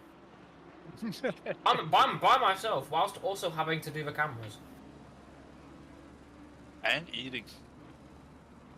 Yeah. That's impressive. As long as you didn't have a wank while doing it as well, then it's not up there yet. I've been told that we can't say stuff like that on the stream, apparently. Yeah, Oliver has tucked into his alcohol supply, it seems. Well, it's after 9, goddammit. I don't think Chris has a watershed. I don't know why people invite me to do commentary if they don't want that kind of stuff. Look, if I can get through it without swearing, anyone else can. Believe me. Oh, that's not true. Chris has heard me off stream. Every other word should be at bleep. Oh, most definitely.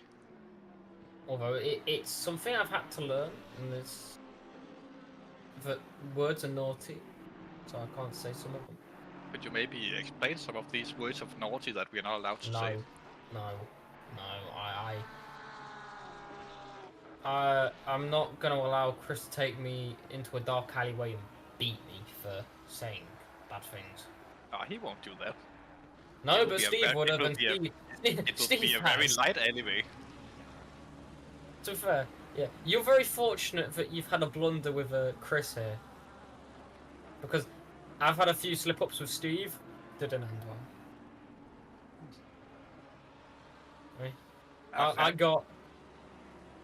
I think there was I've had two bad tellings off from Steve after a race, and I had Mike Yao tell me off during the race, and then after the race, and the start of the next race. Then they can just ask another guy to do commentary. No, I apologize. It's my fault though, isn't it? I was 16 at the time last year, but you know, it is what it is, yeah. Shit happens. I mean, feces Oh, happens. gee. Learning curves.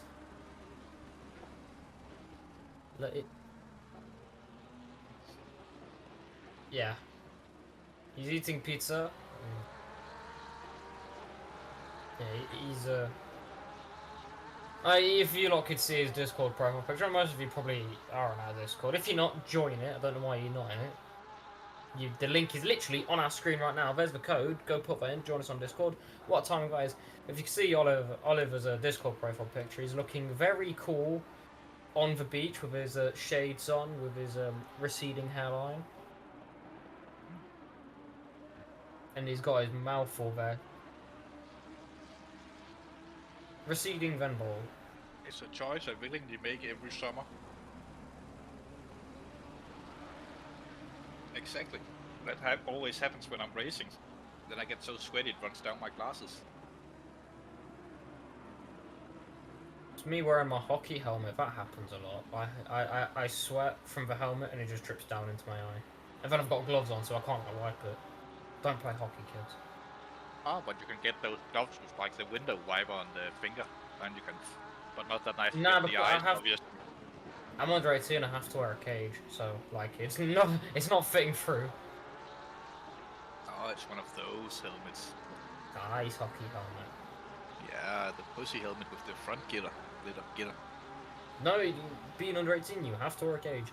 And also, being small as I am, it's beneficial.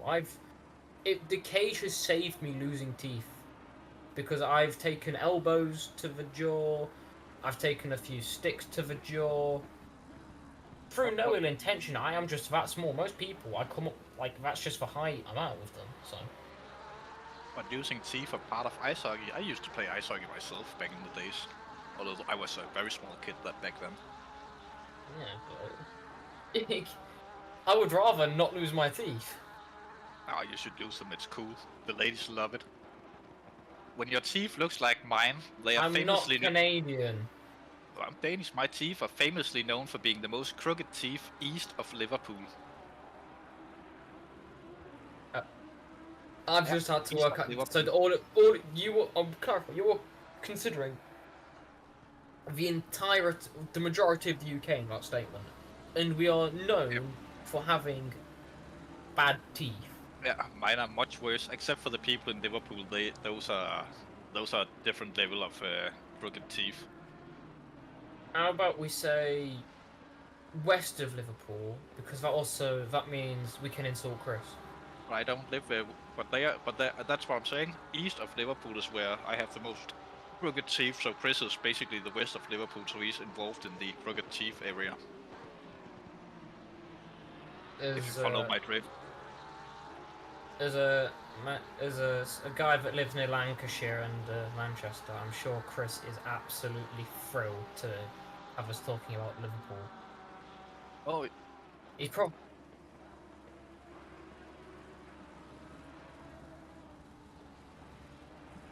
Oh, that's too late, mate. Well, they can complain, but we won't understand what they're saying. No, if they had some teeth in their mouth, we might. It might be easier for us, but. Yes, back to the racing. Moving on to the race, we are currently watching Jan Barth in the Astro Racing Budweiser 934 car. There's a hunting down Van der Linden just up ahead. This 404 car has been in the majority of the action I've been here.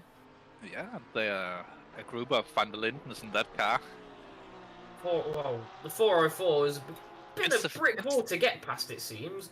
Yeah, it's a Van der Linden car, and the Van der Lindens are famously known for being tough to get by, both with France, Iron, and whoever this P. Van der Linden is. I would assume Peter. Close enough. Apparently it's Patrick, but I assume Peter. That sounds better. Let's just call him Peter from now on. I think the only reason why you struggle to get past them, Oliver, is just because you're slow. They're approaching your territory though. We're coming into the 20s now. We're nearing the 20s. That's normally where we're about to see your car. Yeah. And by the way, Mike, I will not knock off my teeth to impress Mandy. She'll have to take them as they are. God damn anyway. It. Just responding to the YouTube chat. Oh, I've took my phone off. I'm gonna have a look. I'm guessing it was Mr. Ambrinosa. Oh yes, oh yes. We all love Mandy, of course. I mean, Amanda, our favorite supporter out there, even though she never really supports the 221 car, and I'm a bit sad about that. It's always, oh, can we see the triple free? Anyways, Barth is still putting on a great kind of pacing here up against Van der Linden. Both in the Porsches, likely running close to the same arrow, I would suppose, as yeah, most of these drivers are running close to maximum on this track. So getting that speed advantage might be a little bit difficult if you can't tuck in very closely behind Patrick. As we look from the back of Patrick's car, you can just see the lights chasing the neon green riding on the rear wing there. Makes it all a little bit more with it. This night time is truly special to watch Metroboot say, I made it, and then leave again. I do that, you know, and I'm sure Chris won't be mad at me. But hey, we're back with the racing. Quickly finishing off what I was saying, whilst again coming back on a weird tangent on this. I'm gonna be up tomorrow at 6:30 again to go have a hockey tournament because we have first match at the rink at 8:30 in the morning. So that's fun. So with that, if you finish the pizza, Oliver, I'm going to go and head off because I have most definitely finished my pizza, as I will try and catch up to what's going on in the race as you get some well-deserved sleep, it sounds like, and much needed for the I was about to say game tomorrow, but the battles at the Colosseum, the Ice Colosseum tomorrow. It's ball hockey with run, which is actually more painful. Lactic acid builds up a lot quicker running than skating, I find. Then at least you're not playing the most psycho sport in the world. Ice hockey is just no, have it's you the same. have you considered? As ice hockey. Yep. Have you considered who the hell thought of ice hockey? Oh, let's play on the on the roughest surface in the world, ice. What are we going to? How are we going to stand on the ice? Let's have razor sharp knives on our feet. Ah, great. Yeah, what are the rules? Rules? There are no rules. Ah, okay, great. What about what happens if people start fighting? Oh, then they'll just drop their gloves and everyone will move to the side and let them fight. Yeah, although the only difference is between ball and ice is you ice don't play. Players get pads. Yeah, and when you play ball, then you don't play with the urinal cake. Ball hockey players don't get pads, and I've had my arm cut from being hit into the boards once. because we have nothing covering our shoulders, so that was fun. But yeah, I'm gonna go and probably sleep. Thank you all for having me. Thank you everyone for watching. Please continue to donate if you can do so. We urge you to. It's going to a good cause. We heard Chris talk about it earlier, and he'll probably mention, or Oliver will mention a bit about it later on for those who don't know. But I've been Dylan Pick. Thank you all for having me. Goodbye, Chris, and Oliver will take you all to midnight. Thank you, boys.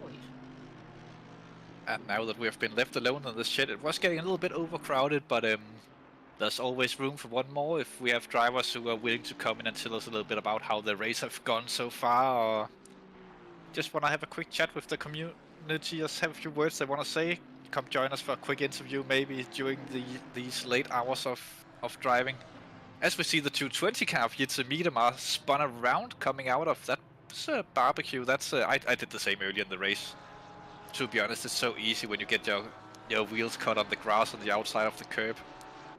But you know what they say, when black turns to green, you're in trouble. And that seems to have been the case there for Jitse Miedemar, trying to pilot the 220 car around. As we see another car off, that's Ryder Magnussen in the 720. This was a cheater, I think he have been going off. We've seen that car go off quite a bit there, unfortunately. I always wish the Mercedes drivers the best of luck when they are driving around, but this team surely seems to have a bit of a struggle in this race so far. It's good to see them still on track and racing. That's what we all like to see, and they are doing a great job of keeping it there and keeping the spirits high, driving around. Yeah, doing the best they can. Yes, I'm just going on a long drift now. It's a bit unfortunate that I didn't get to come in here earlier to watch some of the beautiful liveries out there, because I really think that this year we have hit a new high in good liveries that we are seeing on track. A lot of these cars are really, really well done. To be fair, all of the cars are really well done. I haven't seen a single bad livery throughout this entire race. The livery makers have really done a good job this time around, including all the charity sponsors and everything on their cars. But this truly is a great time of racing when we can see the cars' headlights go flying by and the different auxiliary lights that the teams are running. That just puts a little bit of extra flair to it, the glowing tailpipes of the cars as well. A bit distracting time to drive in for the drivers when you come up, especially for back markers when they see the flashing lights of the faster cars. That can quickly throw you off in these dark times. And also the temperature drop. If you're not if you haven't done any practice in these temperatures, it's a whole different thing from a daytime running coming into the night and run your car. It will feel much more sleepy out there. Even though that you can probably do some decent times, you have to be really careful with that right foot on the throttle. If you haven't gotten your tires into the optimum temperatures yet, or just pressures as well. As we are following the Funtech Racing team, I need to make this full screen so I can actually see what's going on the on my monitor. I should probably invest in a larger one at some point, but hey, maybe that's next year's charity. Fund the broadcasters' PCs and screens. Chris is saying that we can't do that. Anyways, Jeremy Kuss, great name as well. In 14th position, shouldering on in the Aston Martin.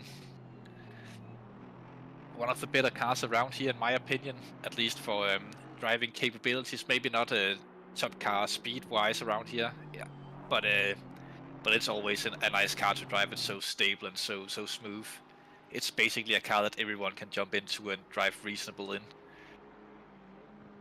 It can be a little bit difficult to push it to the point where you get the absolute maximum performance out of the car, but it's very friendly to newcomers to racing, and that's why we often see quite a few of these cars circling around in the endurance events. This car, the BMW, and the Mercedes to a certain degree, maybe not as much as the BMW M4 and the Aston Martin, but those cars, that's something at least that the new guys, they can go in and be somewhat competitive with getting that by their hands.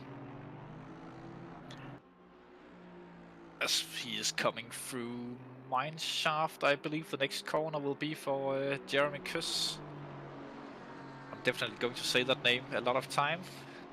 Mr. Kuss. We also have some guy named Kunt in the 34 car. Well, he is named that, Chris. Don't K-U-N-T. He's not in the car at the minute, but I just wanted to mention that as one of the greatest names that we have ever seen in the community. Of course. But I assume that we'll call him by his first name when he's driving and not by his surname. For mysterious reasons, as the 555 car comes into the pits now to serve their penalty. And probably get a full service as well. Gary Smith, one of the Amigos drivers. This car I've seen a lot of action so far in the race in terms of incidents. Very unfortunate for these guys. It's a lot of fast guys that have come over from the Amigos community to join us for this specific event. Not having the best of times racing wise, but they are in a reasonable position, and a top 10 is never something to shy away from, racing against these top drivers that we see here on SSRI. There are normally the top 20 cars we see in these endurance events, maybe even top 25 are cars filled with drivers who could go in and be in the top of most other communities when they do these kinds of races. So yeah, great to see that people from other communities are joining us as well for these events. Even though it doesn't matter if it's one-off appearances or general full season entries. I think they have raced earlier this season as well.